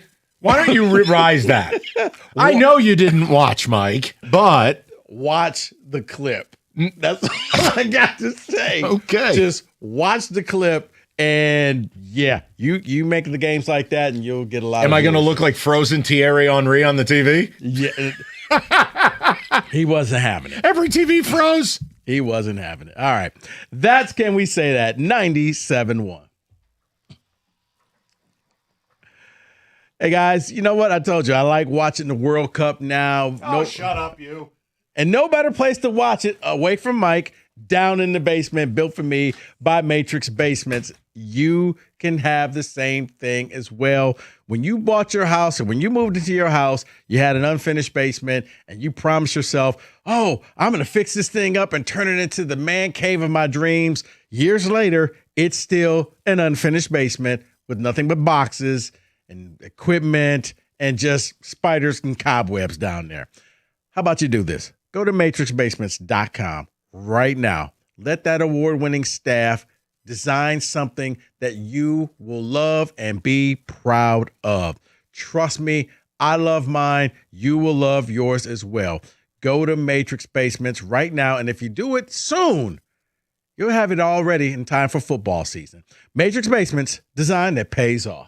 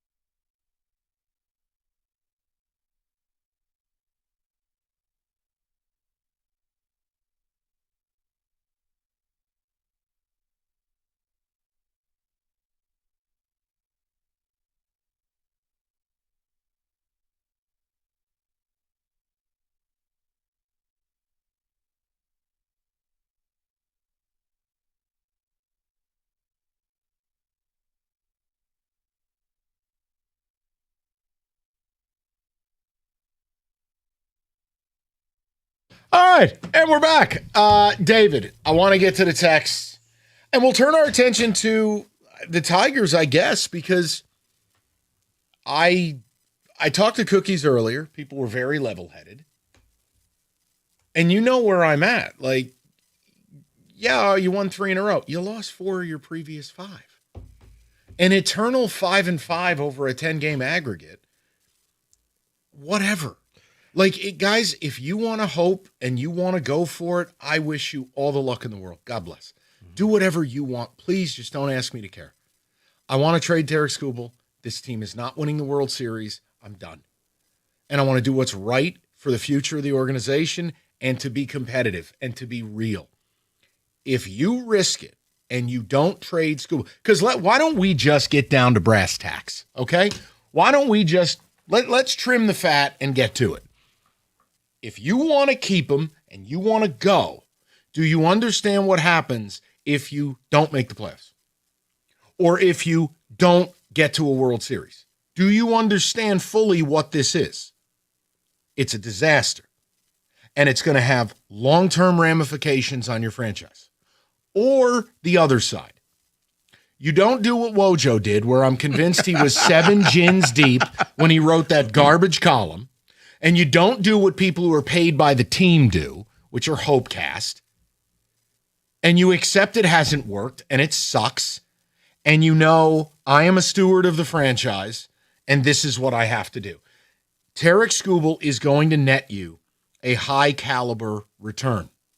And if you do your job really correctly, whether it's a Mize, a Flaherty, a Torres, a McKinstry, a Kenley Jansen, anyone who's expiring, you will then be battle prepped and ready for when baseball returns, and you will be in a far better position. So here's just where I'm at. It's June 22nd.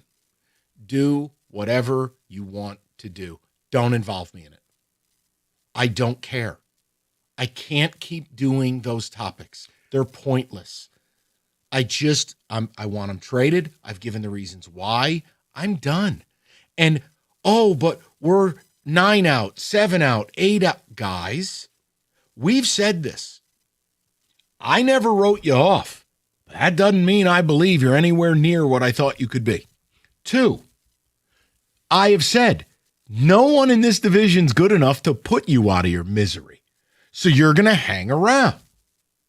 3, you were never a 100-loss team. You were never the team that we saw in May. You're also not a 100-win team. You're probably about a 500 team. Again, positive regression is real. You lost a bunch of one-score games in May. Oh, look at this. A pop-up dropped. Oh, look at this. The guy in center played it like Ray Charles. We win the game. You were due some of those breaks. Okay? Yeah. So here's the deal. Do whatever you want to do, but leave me out of it. I'd rather watch Cape Verde in the World Cup than the Tigers. Why? I don't enjoy this team. Watching the games this weekend were arduous at best. Do whatever you want. But I've made my peace with it. They could go on and screw around and get into it, flirt with it. Maybe they get in, maybe they don't. Unless you win the World Series, or at least go to a World Series. What's it for again? The job of Scott Harris is to be the caretaker of this organization and to make the choices that fans can't see, can't understand, don't want to do the hard stuff. So I can't change that you're 33 and 44. I can't alter the circumstances. I can't alter. And again, if you want to ride this out, you do whatever you want. Don't ask me to. But that's, Rico, I can't do it. Anytime they show like this pop of life, then they go to Cleveland and they get crushed. They go to Houston, lose 2 out of 3. Now we come back home. We escape the Sox 3 games in a row. You go, okay, this is interesting, right? No, because ultimately it's about long-term. Does anyone really believe they're going to the World Series? Because here's the deal I would make you. Now this is where you're lucky I don't own this team. let's say I own this team. Michael, you own the Tigers. Okay, just for 10 seconds. Okay. And I tell Scott Harris, here's the deal. I'm going to empower you to choose your own adventure, okay? If you want to keep Skubal, I'll let you keep him. But if we don't make the World Series, you're fired. Now, you trade him, you're safe. I'm an adult, you're an adult. This hasn't worked. I got more money than God. I'm not mad, Scott. Things happen. Okay. But I'm serious. Like, if you don't trade Skubal and you miss the playoffs, or let's say you don't trade him and you flame out in the ALDS, you win the wild card round. Was that a success? What did that do besides make you feel good? You hurt the organization. So I'm just telling you how I did. ALCS, you keep your job. No. You make it that far or Fired. World Series? If I didn't get the pennant and a coin flip where, let's face it, it's not a coin flip. If you play the Braves, the Dodgers, the healthy Brewers, you're not winning that series. But fine, it's baseball. Let's get wild. It's coin flippy. Cool. If you don't make the World Series, you bypassed and you will never get back what you could have for all of these things. And you can sell me comp picks, but those are, once again, years and years and years away. Rico, I'm laying it out this way because I'm being very sincere with you. The prospect of me being on jury duty the rest of the summer is very real. I actually like that more than Tiger baseball. Okay, first of all, I would rather sit there than deal with the Tigers. They are not fun to me. And their fans and the media are even worse. I'm done. Do whatever you guys want. Okay, first of all, I'm actually hoping you get a really interesting jury case. I don't know. Because I want some real Dateline type of stuff. That's what I want. Okay. Second, you're right. Even though you swept the White Sox, going 500 is not going to get you anywhere, period. You're going to have to play you're going to have to take series for the rest of the season in order to get back into where you're a playoff team. So winning a series is great, but then when you turn around and if you end up losing this series to the Yankees, back to square one. You start all over again. All that goodwill, all that good faith out of the window. And they can do whatever they want. Like, I mean, look, here, I'm a Yankee fan. I don't care about this series. I don't give a damn. Yankees are 118 runs to the good. They're making the playoff. Wake me. You know when I care as a Yankee fan right now? Wake me for the deadline. And then wake me up for the playoffs. Not interested in this crap. They can win, they can lose. It doesn't change my day. That's my whole point is like, look, you can do this hope casting. I just want to know what it's for. And are you prepared to pay the price if your gamble doesn't come to fruition? See, it's all risk reward. That's it. Mm-hmm. Are you willing to take the risk? Does the risk outweigh the reward? I would argue if you risk this and you decide to buy into the gritty Tigers are back, okay, cool. Are you willing to accept that risk far outweighs the potential reward? Versus, as much as we'd all like this team to make a run and go on and be this history-making team and win the world, I know the reward is far bigger than incurring that risk. Mm-hmm. So I leave it to you guys. Okay? And maybe this show handles it different. I'm done. I don't care. It's not a popular thing for radio hosts to say. How could you tell your audience? Because I'm honest to a fault. I don't care anymore. I am utterly exhausted by the Skubal conversations and the Tiger conversation. And frankly, this is what Scott Harris gets paid to do. Be smart. We all know what the smart move is. You make the trade. And you make this team exponentially better moving forward. Mm-hmm. But do you? I don't care. I just don't know what else to say, man. I just can't. But that Wojo column, I don't exist in the same stratosphere. It was, I can't even describe. It was just weird. It was almost unnecessary. Like, what was the end game for this column? It was something he could pull off with a BAC of 0.18. Hey, on the biggest stage in the world, FanDuel's changing the game because sometimes Rico just gave me that's a 5-minute major. You could get subbed off and your bet still, well, you'd be submarine. Not now, though. You could bet a player to score. Like tonight, Rico is all over the Norway and Senegal game, and Haaland, he's ready at plus 105. Maybe you are. I don't know. I just love Rico on soccer. Let's do. Shoot. And if he gets subbed out, whatever Viking they bring in behind him, you get that guy too. So look, it's FanDuel. Right. Matterhorn's up. FanDuel.com/Michigan to get started. 21 and up, present Michigan. Gambling problem, you call 1-800-GAMBLER. That's 1-800-GAMBLER.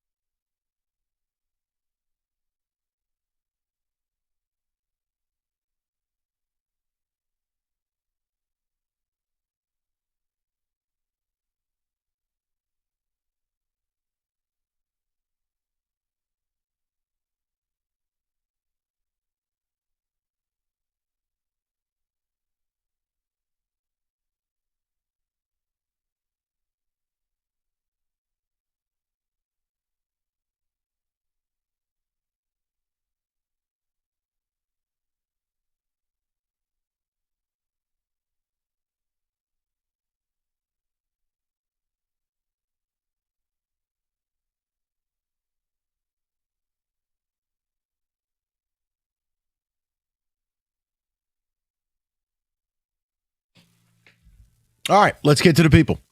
And I want to know where you're at with it. You can feel however you want. I'm not going to get dragged into this. I feel a certain way. That's it. Do whatever you want. I don't care. My life doesn't change.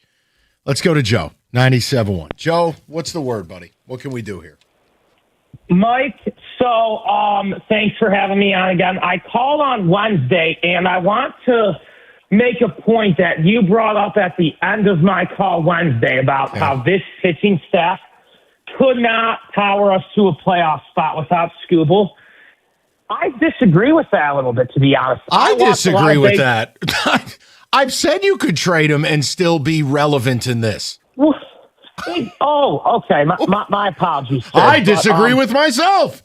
No, Valdez, Melton, Mize, Flaherty, Montero continues to perform. No, Joe, the pitching hasn't been the problem at all. Yeah, I agree with you. And think about this way. This team has no chance to win the World Series. I think a lot of the times what we do in baseball, and I think baseball fans are somewhat guilty of this more than the other three, I think we forget without a salary cap just how big of a gap there is between teams like the Dodgers and the others. Like, this isn't like hockey where you could have puck luck and win a cup, or football, an injury could happen, or even basketball, 8 different champions. This team cannot win the World Series this year. I want to build for the future, Mike. And this year, making the playoffs just to get bounced again does nothing for me. So, yes, I would trade Skubal, get a good haul, let the Dodgers pay for him because they could afford to re-sign him. That's right. And we can make the playoffs. This division blows. I can live with that, Joe. I think I'd be more interested in that, because then you kind of thread a needle. You trade Skubal, and you're going to get something that's MLB ready. Look, there's going to be a bidding war for him. And look, I think the NL specifically, if I'm the Dodgers, while I don't need him, I'm trying to play defense. I do not want him on the Brewers where it's Skubal, Mizorowski, and Harrison in the playoff series. I don't want the Braves getting a hold of him. And if I'm the Braves and Brewers, I can't let him go to the Death Star. Right. So, Joe, believe me, I'm with you in this. I'd be more interested at that point, because then I know they future-proofed. And you may laugh at this, guys. I'm more interested in watching some of the kids come up. There's nothing left for me for the part-time player thing, the Jahmai Jones thing, the McKinstry thing. And the other thing, Joe, listen, respectfully, you don't get to play the payroll game that much anymore. They have a top 12 payroll. They approached or eclipsed $200 million. It's just the money isn't spent that smart. You got $100 million in Skubal, Valdez, and Javi. And then you throw in Gleyber Torres for another 22, 23. So, look, it's very top heavy. I would be fine doing that and giving it a run. But the other problem, Rico, I guess I raised the bar this year. Is like, I don't want to make the playoffs because we're in an awful division. Is this the worst division in baseball? I could make that case very easily. I don't want to make the playoffs because of that. I want to make the playoffs because this is a badass team. Well, and let me just say this, Mike, to be fair, for anybody saying you're just being negative, if you look over my shoulder, you picked this team to go to the World Series. I know. I'm not saying that to make fun of you. No. I'll take all the slander. No, I really thought the pitching would dominate at a level, and I'm giving you the rationale. I said it then. You can go to YouTube, I'm sure, and find it. I thought the offense could be average, and we would supplement it or fix it at the deadline. Right. And that's what Wrong. I'm saying. For those saying, well, Mike, you're just being negative. No, you actually started off very positive, and the team broke you. Yeah, no. Then the data and the product. Right. I have to, I'm not going to be one of these people who just sticks to the opinion. Just, sticking up for you in case Wojo comes back and says, well, you picked them to go to the World Series. Okay. Listen. He's the king of whataboutism. You wrote a lousy column. It was lazy and idiotic. Own it. All right? Once you sober up, you'll figure it out. Call your editor, delete it. Against all odds, Tigers and Jahmai Jones claw away. You know what a columnist should write? Despite the fun, don't be blinded. You got to trade Skubal. Read my volume at DebtNews.com. That's what a columnist does. Who the hell cares about Jahmai Jones? That's the other thing. Well, only in this town does Jahmai Jones get an audience. Who cares? Nobody cares more than us. Are you kidding? The fans do. Tell the guy who's been a diehard for 40 years, you've been here for 4 minutes. Mm-hmm. Why are we even listening? He has one job to do, hit balls. The guy beats out a grounder. We turn him into Roger Hornsby. He's Hank Greenberg now because he beat out an effing ground ball. This town has got a mental illness. Oh, yeah. And when everybody rallies around that point, that's the one thing that everybody can agree upon.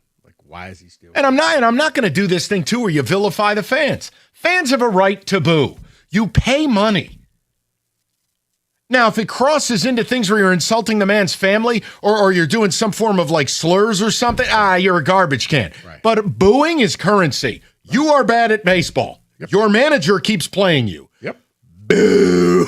That's sports. I'm with you, man. I saw that like, wow, okay, well, we're hurting his feelings. Sorry. And guess what? I don't care. Does anyone care if you rip a restaurant on Yelp? There's a human being behind that. Does anyone care when you rip a TV show? Those are, here, you rip radio shows. Newsflash, I don't care. Do whatever you need to do. It's part of the job. Here's what I heard when I he was think that talking. Guido sucks. Cool. Whatever. When Jemai was talking, this is what I heard. Wah. Wah. I heard the Charlie Brown say, wah, wah, wah, wah. I couldn't believe what I was existing in. You would have thought the guy had a 3 home run game. Powered him for the weekend. This town, man. I tell you, this town is falling apart. We love our role players in this town. No, maybe that's why you don't win anything. You ever think about that? Spank? Wow. Not you. I'm saying the average fan. Mike hitting people with garbage. This frustrates me. David, we'll get to the callers momentarily. Scooble, Flaherty, Jansen should all be traded, and we can please move Jemai Jones for a sandwich, just so AJ can stop using him as a pinch hitter. That is Matt in a car. Someone is asking you guys, what if they go 10-0, 9-1 in the next 10? I don't care. Listen, once again, you are free to do whatever you want to do. I don't think you're a bad person. I'm not mad at you. Just please, I'm not going to do this all summer. I don't care. Okay, so you get back to 500. Are we seriously massaging our beanbag over that? I would say this, David. Go 21 out of the next 30. I'll have this conversation with you. Because that's a level of basketball. I hope I have jury duty. Baseball. If I get to avoid 6 weeks of this, I don't care what kind of federal case they put me on. This is such a waste of time. What other town is a team 11 games under having this conversation? You're like a game ahead of the Royals. What do you think Kansas City radio's doing? Talking Chiefs. That's my point. I just like, why? Yeah. I don't know what planet I'm on. Fine. Let's say they get hot. What different? Do you think they're winning at all? I do not. So how does it materially change how I feel? Daiquiris in October, my friend. Okay, then, if you've been thinking about upgrading your ride for summer, go to Moran Buick GMC of Sterling Heights, one of the biggest selections of Buick GMC vehicles in the state. And whether you need the capability of a Sierra, the luxury feel of a Denali, they got you covered. And Moran offers free loaners when you schedule that certified service appointment. So your day just keeps on rolling. Moran Buick GMC of Sterling Heights, where you always get the best price, period. You can visit them online, but stop by. It's Van Dyke, just south of 18 Mile, or shop anytime at MoranExpress.com. It's Moran Buick GMC. We are professional grade.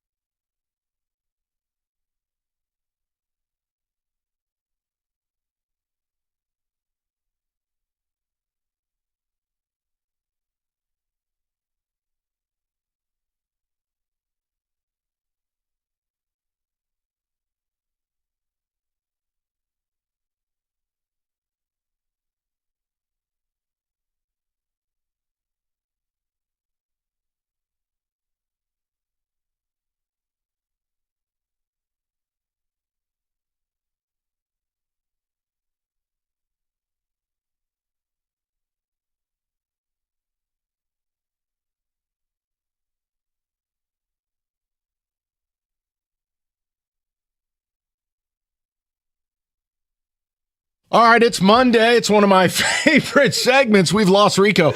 It is time for Can We Say That? Oh, boy.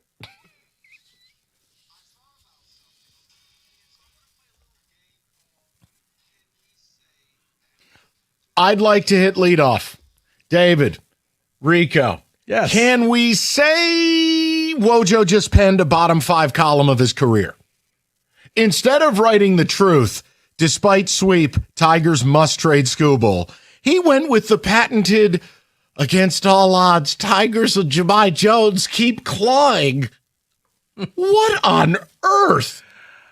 Yeah, you know what, Mike? Wojo's got a job to do. He's got an audience to cater. No, the job, no, I'm going to challenge you, or as the kids say, I'd like to push back on that. Oh, you going to cancel me? Your job as a columnist is to be thought-provoking, not a ball washer for the team.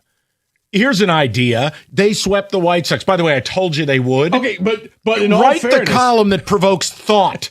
In all fairness, he did. Jahmai got booed all weekend. He should. So Wojo, he's terrible. So Wojo caping up for him could be considered for a ball that didn't get out of the infield. Guy didn't have a Mark Whitten 3-home run night. You know what? We can even go right into that, Mike. Can we say? Oh, God, just this town. No. Where is it? Can we say that Tigers fans had every right to boo Jahmai Jones? They've been fans for 10, 20, 30, 40 years. The guy's been here for 10 minutes. He's paid to hit baseballs. He does not hit baseballs. What are we doing? We're turning him into Brian Piccolo. I love Brian Piccolo.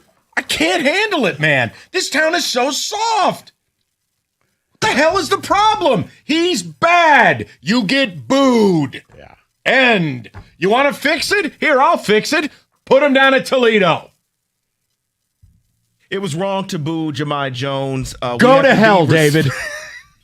Don't pass go. Don't collect $200. Go straight to hell. He is a person, too. He has feelings. We're all people. I've read that article before. Yeah, and guess what? You know how stupid that is? Chefs are people. Guess the restaurant shouldn't get reviewed. Actors are people. That movie blows. Dude, we do a stupid radio show. People have coronaries over the things we say. It's part and parcel of what we do. That's okay. I didn't need him crying and whining about the booth. I just did not need that. Oh, my God. Okay. Carry on. All right. Can we say that Giannis will end up with Pat Riley in the Heat? That Pat Riley will pull a rabbit out of his hat. Mike, I'm know abstaining. you want him at Boston. I'm abstaining. Now, if you want me to approach it from a place of sensibility, I Yes. can't make a single case for the Heat. They have absolutely no chance to win an NBA title. The roster will be so depleted that it will be Giannis and maybe a cardboard cutout of Bam Adebayo. That's what you're playing with. Now, and as for, well, Miami's cool place to live. Giannis can live there without playing for the team. He has maybe 3 years of prime left. Go to Boston, try to get a second ring. You got tons of shooting, tons of spacing. It would be unbelievable. If he goes to Miami, I think less of him, and I think less of Pat Riley. Pat Riley needs to retire. Pat Riley's had a storied career, but his comments earlier this offseason and having no grasp of the salary cap. The state tax. No, okay, point taken. But when you've made as much money as Giannis once again. It doesn't matter anymore, yeah. Yeah, that's like Mark Zuckerberg clipping coupons. I mean, what are we talking about? Yeah, Just pay for the Pop-Tarts. I will say this, and we've said this from the beginning, not just because, Mike, you're a fan of the Celtics, but when you look on paper, you rather have Jaylen Brown or Tyler Hero. There you go. I think. Well, and David, team here's would the other rather have part of this. Brown. I always find the trades, the more stuff you get, rarely is that the win in the trade. If you need to get 5 or 6 pieces, that means you didn't get any one particularly great thing. You got hope. You've received bag of hopium. Versus if I give you Jaylen Brown and 2 first-round picks. You know what you have. Or Jaylen Brown's, Hugo Gonzalez, and a first. I have something that is tangible. I could then respin Jaylen Brown into something more. Versus Jaime Jaquez is being offered to you because he's fallen out of favor in Miami. I do like Khalil Ware. Gentlemen, can we say that based off the Trae Young extension, that the Wizards do crack. May be building something. No. 4 years at 212 for a balding loser point guard? Trae Young, Anthony Davis, you got the number 1 pick. Like, potential The that Wizards are just as bad as the reflecting pool. Trash. Wow.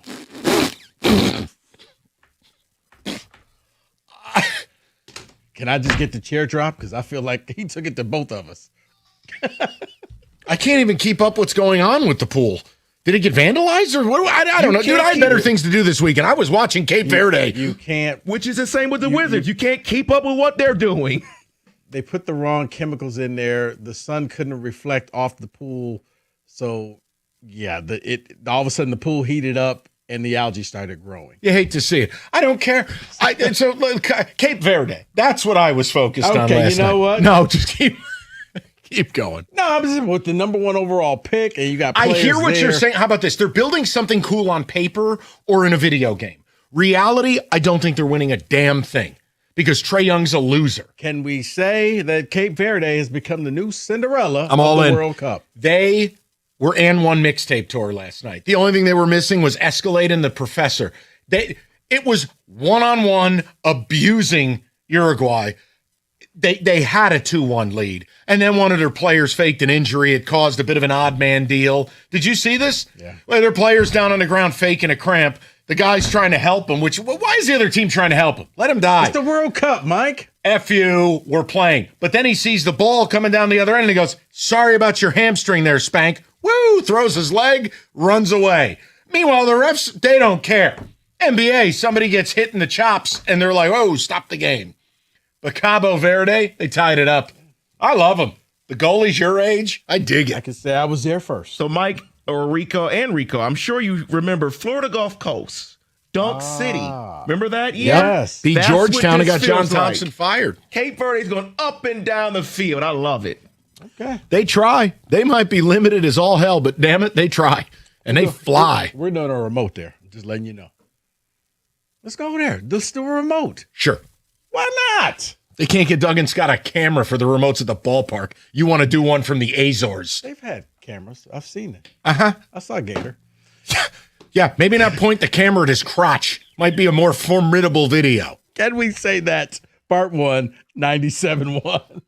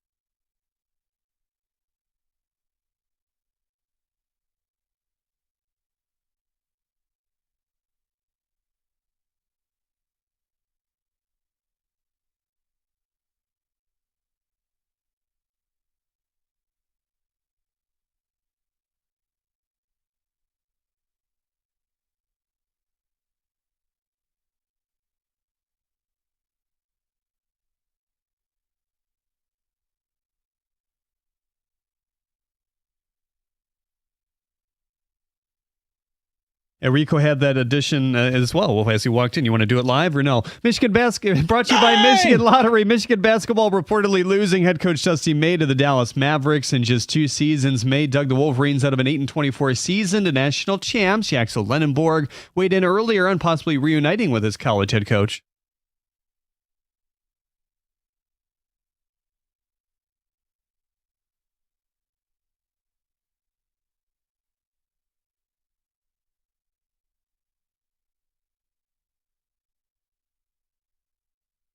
It sounds like the university elevating Mike Boynton to interim head coach. Matt Norlander of CBS says it's possible he could be promoted past the interim tag as well. Boynton just wrapped up his 2nd season as an assistant. The Tigers and Yankees beginning a 3-game series tonight at Comerica Park. First pitch bumped up to 6:10 tonight. A.J. Hinch has the following lineup. McGonigal, Dingler, Carpenter at the top. Green, Torque, and Keith in the middle. Altman, Lee, and McKinstry at the bottom. Valdez on the mound. He'll oppose Garrett Cole right here on 97.1. Jack Flaherty also set to have a rehab start tomorrow in Double-A. According to Shams, Giannis expected to be traded before the start of the NBA draft tomorrow. The finalist of the Celtics and Heat, Trae Young, intends to sign a 4-year, $212 million extension with the Wizards as well. At the Corwell Health Sports Desk, I'm Jeremy Otto. For more, go to 97.1 The Ticket or Odyssey.com.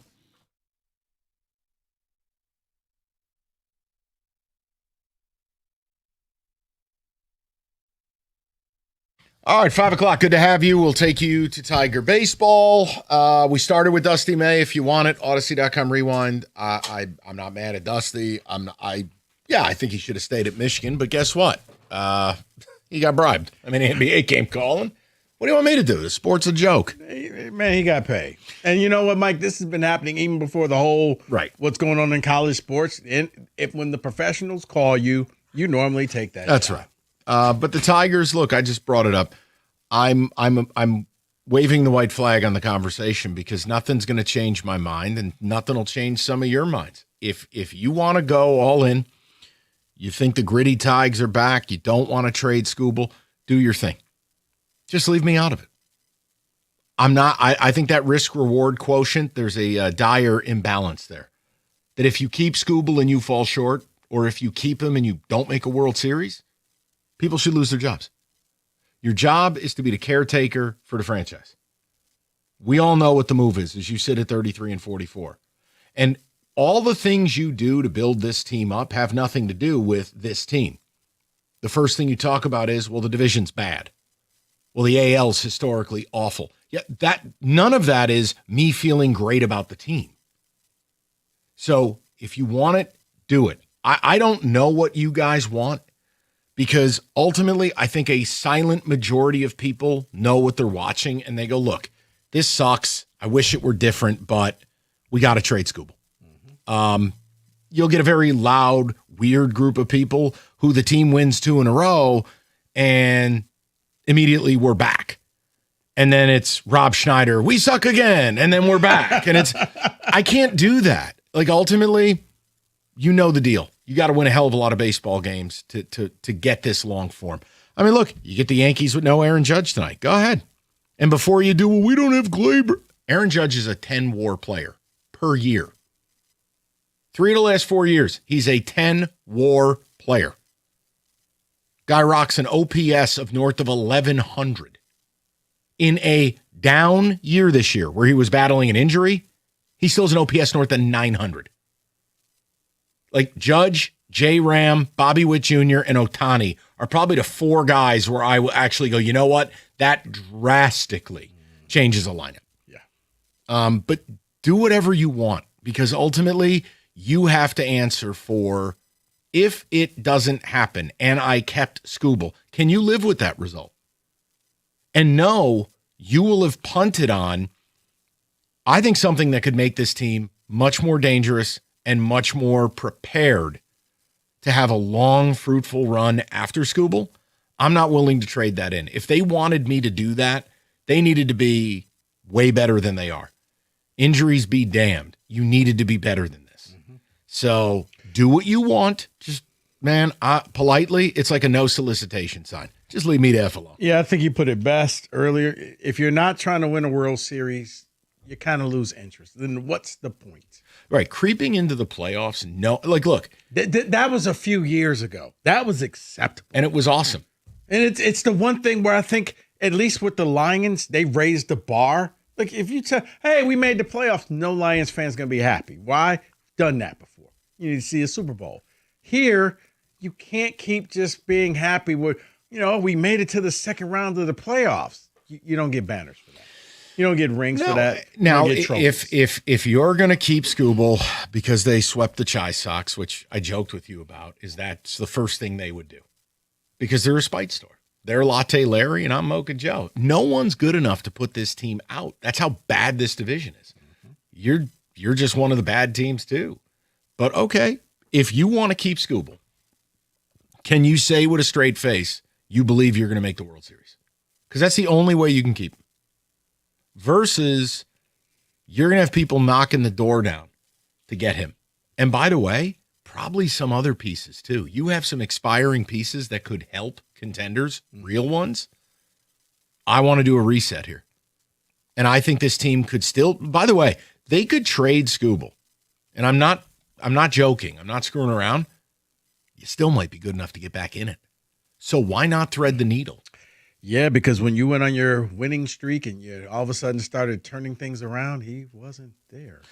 And the pitching's good. Valdez, Melton, Mize, like you have pitching. Montero's turned into a really nice story. Now, I would prefer if they would just pitch him for like 5 innings, 5 and fly, because kind of that third time through the order, I feel like there's some You're holding slippage. your breath. But that's a great development story for the franchise, and that's a guy, I would just pencil him in as my 5th starter in continuum, and I never have to worry about it. I like Montero. He throws strikes. He attacks the zone. But look, I want to know what you guys want to do. But what I'm not going to, literally, it's bad where it's like, man, if I have jury duty the rest of the summer, that beats watching this. I don't enjoy this. Now, if you like it, God bless, go do your thing. But don't try to tell me it's something it's not. I don't believe they're a World Series team.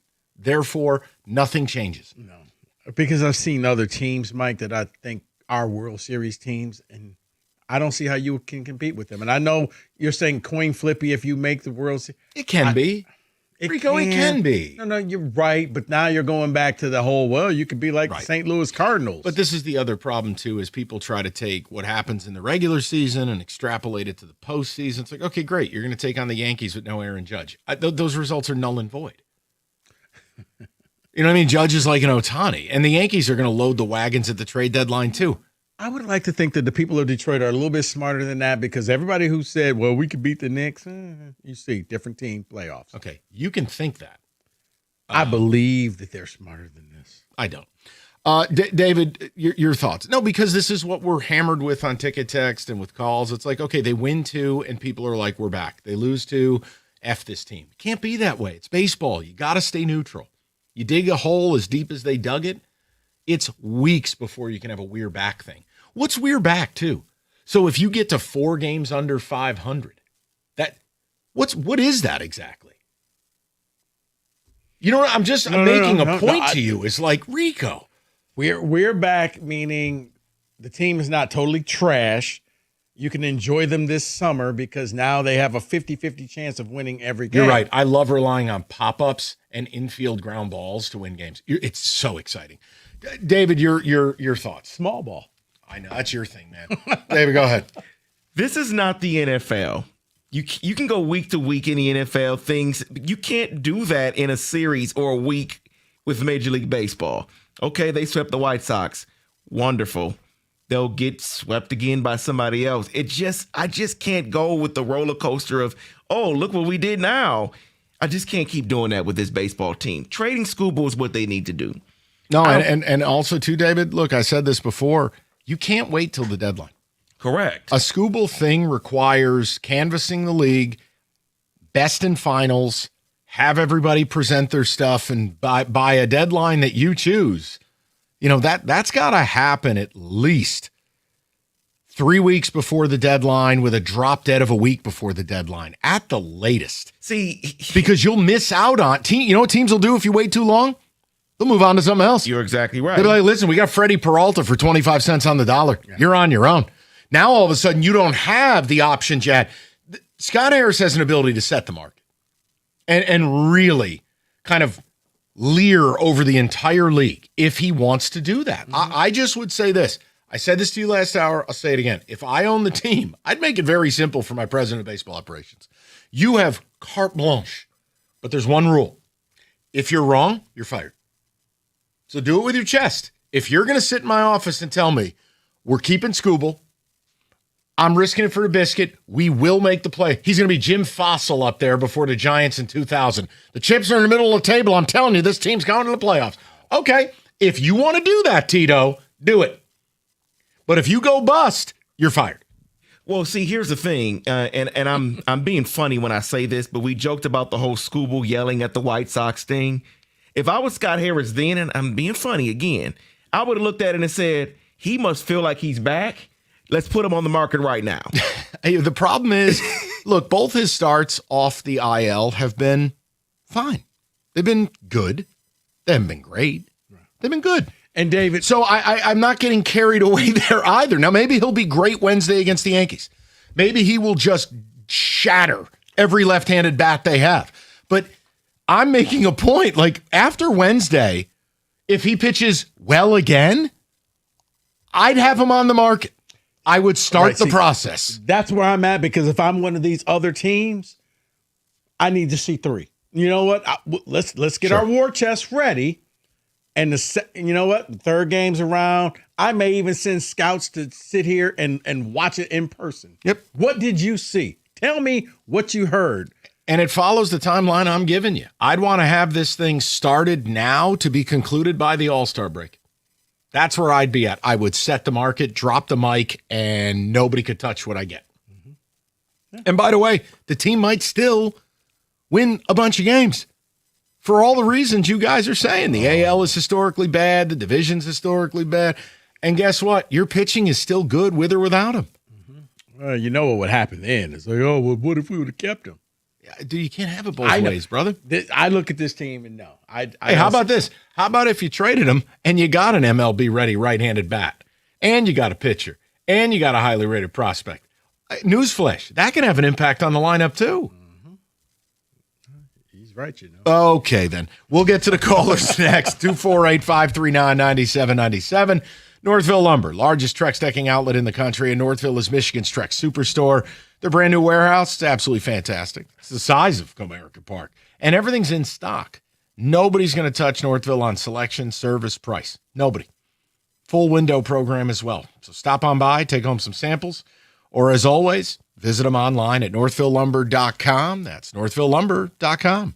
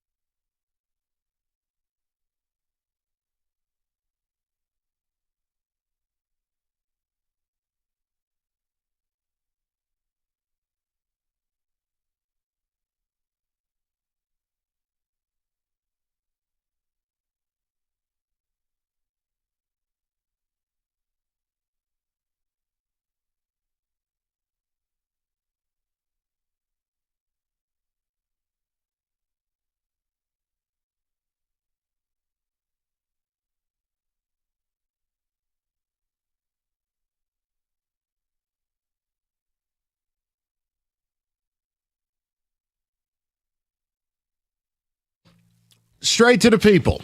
Rapping a little bit about the Tigers. We covered the Pistons, the Wings, Dusty May. It's all there, Odyssey.com. Rewind. Right now, we go to Andrew, 97.1. Andrew, how you doing, buddy? What's going on, fellas? What's now, up? my whole thing with pitching, I understand this is not the old times and so forth, but I really had a big issue with paying Scooble top money when I can't get him to go 8 innings. I believe if you get top money, I can and lock in 2, maybe 3 complete games when you're getting top money. Again, we don't have a closer. We haven't had a legitimate closer in Detroit in a long time. That's why we didn't win with Verlander when he was first here, because we had pitching, we had hitters, but we didn't have closing.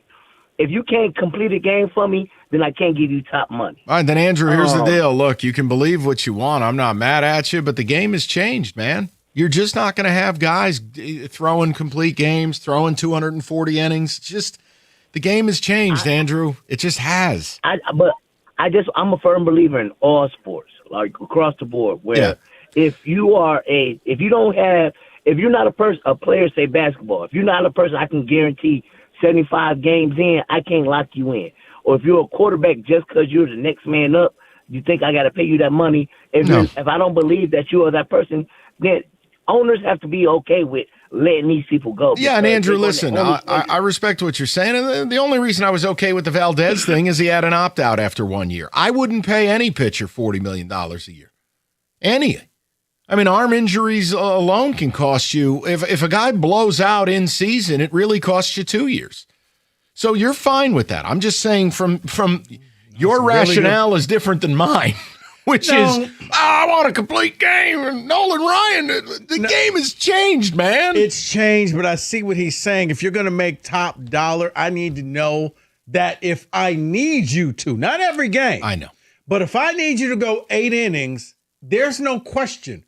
You'll go out there and you'll give me 8 great. You're out there, you're dealing. You hit inning number 7, Mike, and you're still under 80 pitches. Yeah, we're going to keep this thing going.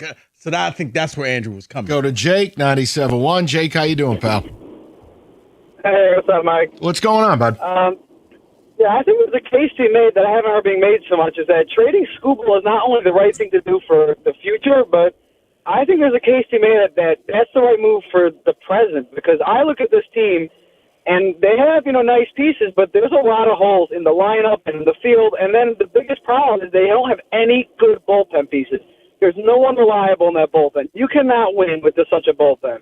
And to me, the only answer this year will be this: they actually have depth at pitching, like Olsen, Melton, Montero, Job, Valdez, Mize. They have a lot of guys there. If they get back, a good pitching prospect and some bullpen arms, and a whole treasure trove of prospects or whatever, I don't know what the package would look like exactly, but they can plug up a lot of holes, even for the very, very near future. What do you think about that? No, Jake, I think you're spot on. And again, I it's not what you want, it's what you need. I would love not to have these conversations. I just feel like, yeah, you're right. You're going to get guys under team control. You're going to add players that you don't currently have in your prospect pool. I mean, Jake, let's just be on the level. You don't have any pitching that's coming up and helping you from the farm system. It's done. And positionally, you have Max Clark. Now, Max Anderson's interesting because he doesn't have pedigree. He's kind of hit his way into being relevant, but he doesn't have the pedigree of a big prospect. You don't have any positional prospects that are remotely close. Rainier is years away, and he has like a 50% K rate. Braceno, Lorenzo, these guys are not close. Rodriguez. By adding in the right pieces that only Scooble can fetch you, I think you bridge that gap. Right. And I look, I think you could set up long-term success. Right. Starting next year. Right. And if you do this thing correctly, you can bring in a prospect that's McGonigal-like, where all of a sudden in a few years you're like, okay, this guy needs to be up in this everyday line. Yeah, I think that's I don't want to comp anyone to McGonigal because what he's doing is truly unique, but I hear you. It's a guy that you'd be like, hey, this dude's good. Yeah. What are we waiting for? Let's get him up here. And certain franchises, if the Dodgers are a team you're going to talk to, I mean, 6 of their top 10 prospects are outfielders. No, you're not getting Andy Pages. I mean, I'm sorry, but a guy who at one point was leading the team in homers and RBIs, yeah, I don't think the Dodgers are trading you that. I heard that on this station. I went, oh, my God. Dear God. What are we doing? I'm still holding out for Jesus Made. Jesus Made, but for our purpose, again, number one prospect in baseball, I don't think so. Sorry. I mean, Milwaukee is probably going to say there's no one on our major league team, and you can't have that kid. Anything else, whatever you want. Gotcha. But for David, could you imagine Jesus Made by Greater Life? Mm-hmm. Like the T-shirts would be incredible. I'm getting the T-shirt. I'm wearing it. I love it. Tiger logo on it. Free branding for the church. But what if he goes in and starts playing like Jemai? Do you boo Jesus? Yes. Jesus is getting booed. Not going anywhere near that. I'm just going to go to Tom because you two are completely out of order. Tom, how you doing, buddy? Hey, good fellas. Thanks for the call. I got to tell you, man, I stopped this Tiger bandwagon thing back in May, gave my mom the Fubo password and said, have at it. She's older. She forgets things. So, I mean, they could be on a 50-game losing streak, and she's not going to know the difference. She's just happy to watch some baseball. Me, I try to follow the team a little bit. I love to catch highlights, Dangler, McGonigal. But I think what you said was right on the money, and a couple of callers ago, too. Like, this move for Skubal could have a huge positive impact on the team right now. I mean, we all knew after the winter meetings and nothing happened with a right-handed bat that we were going to be in trouble. And sure enough, we are. Yeah, and there was one other. Let me be clear, though, ahead, too. Mike. Tom, I'm being serious with you. I have said two things. I haven't been able to write the team off like basically everybody else. Why? Part of the reasons we're seeing. I mean, this division is garbage. The other thing, Tom, I don't think they're trading Skubal. I don't think they have the chops to do it. I mean, you're talking about putting your ass in the jackpot here as a president of Baseball Ops. I don't see it.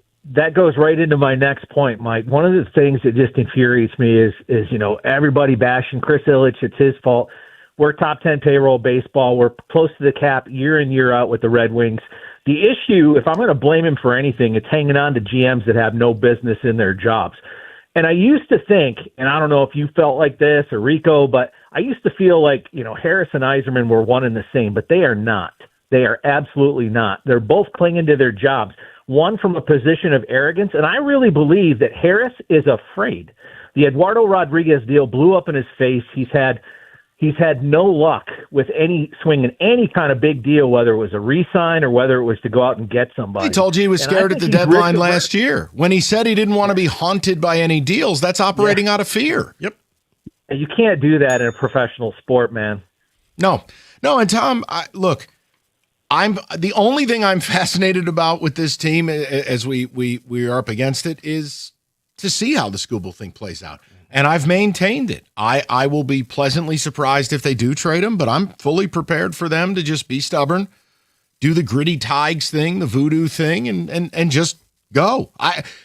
Hey man, ultimately the sun still rises. Like, what do you want me to do? I don't get to make these decisions. What I'm not going to do is repeat myself all summer. I'm also not going to overreact to every win or every loss. It's all in the aggregate with baseball. Yeah. String together a bunch of series that you've won. I'll have this conversation. One, sweeping the White Sox. After losing 4 of your previous 5, it draws you level. So now, all right, go and do it again. All of a sudden, you tell me that you just won 5 series in a row? I know. All right, we're back in business. Here's Rico, 97-1.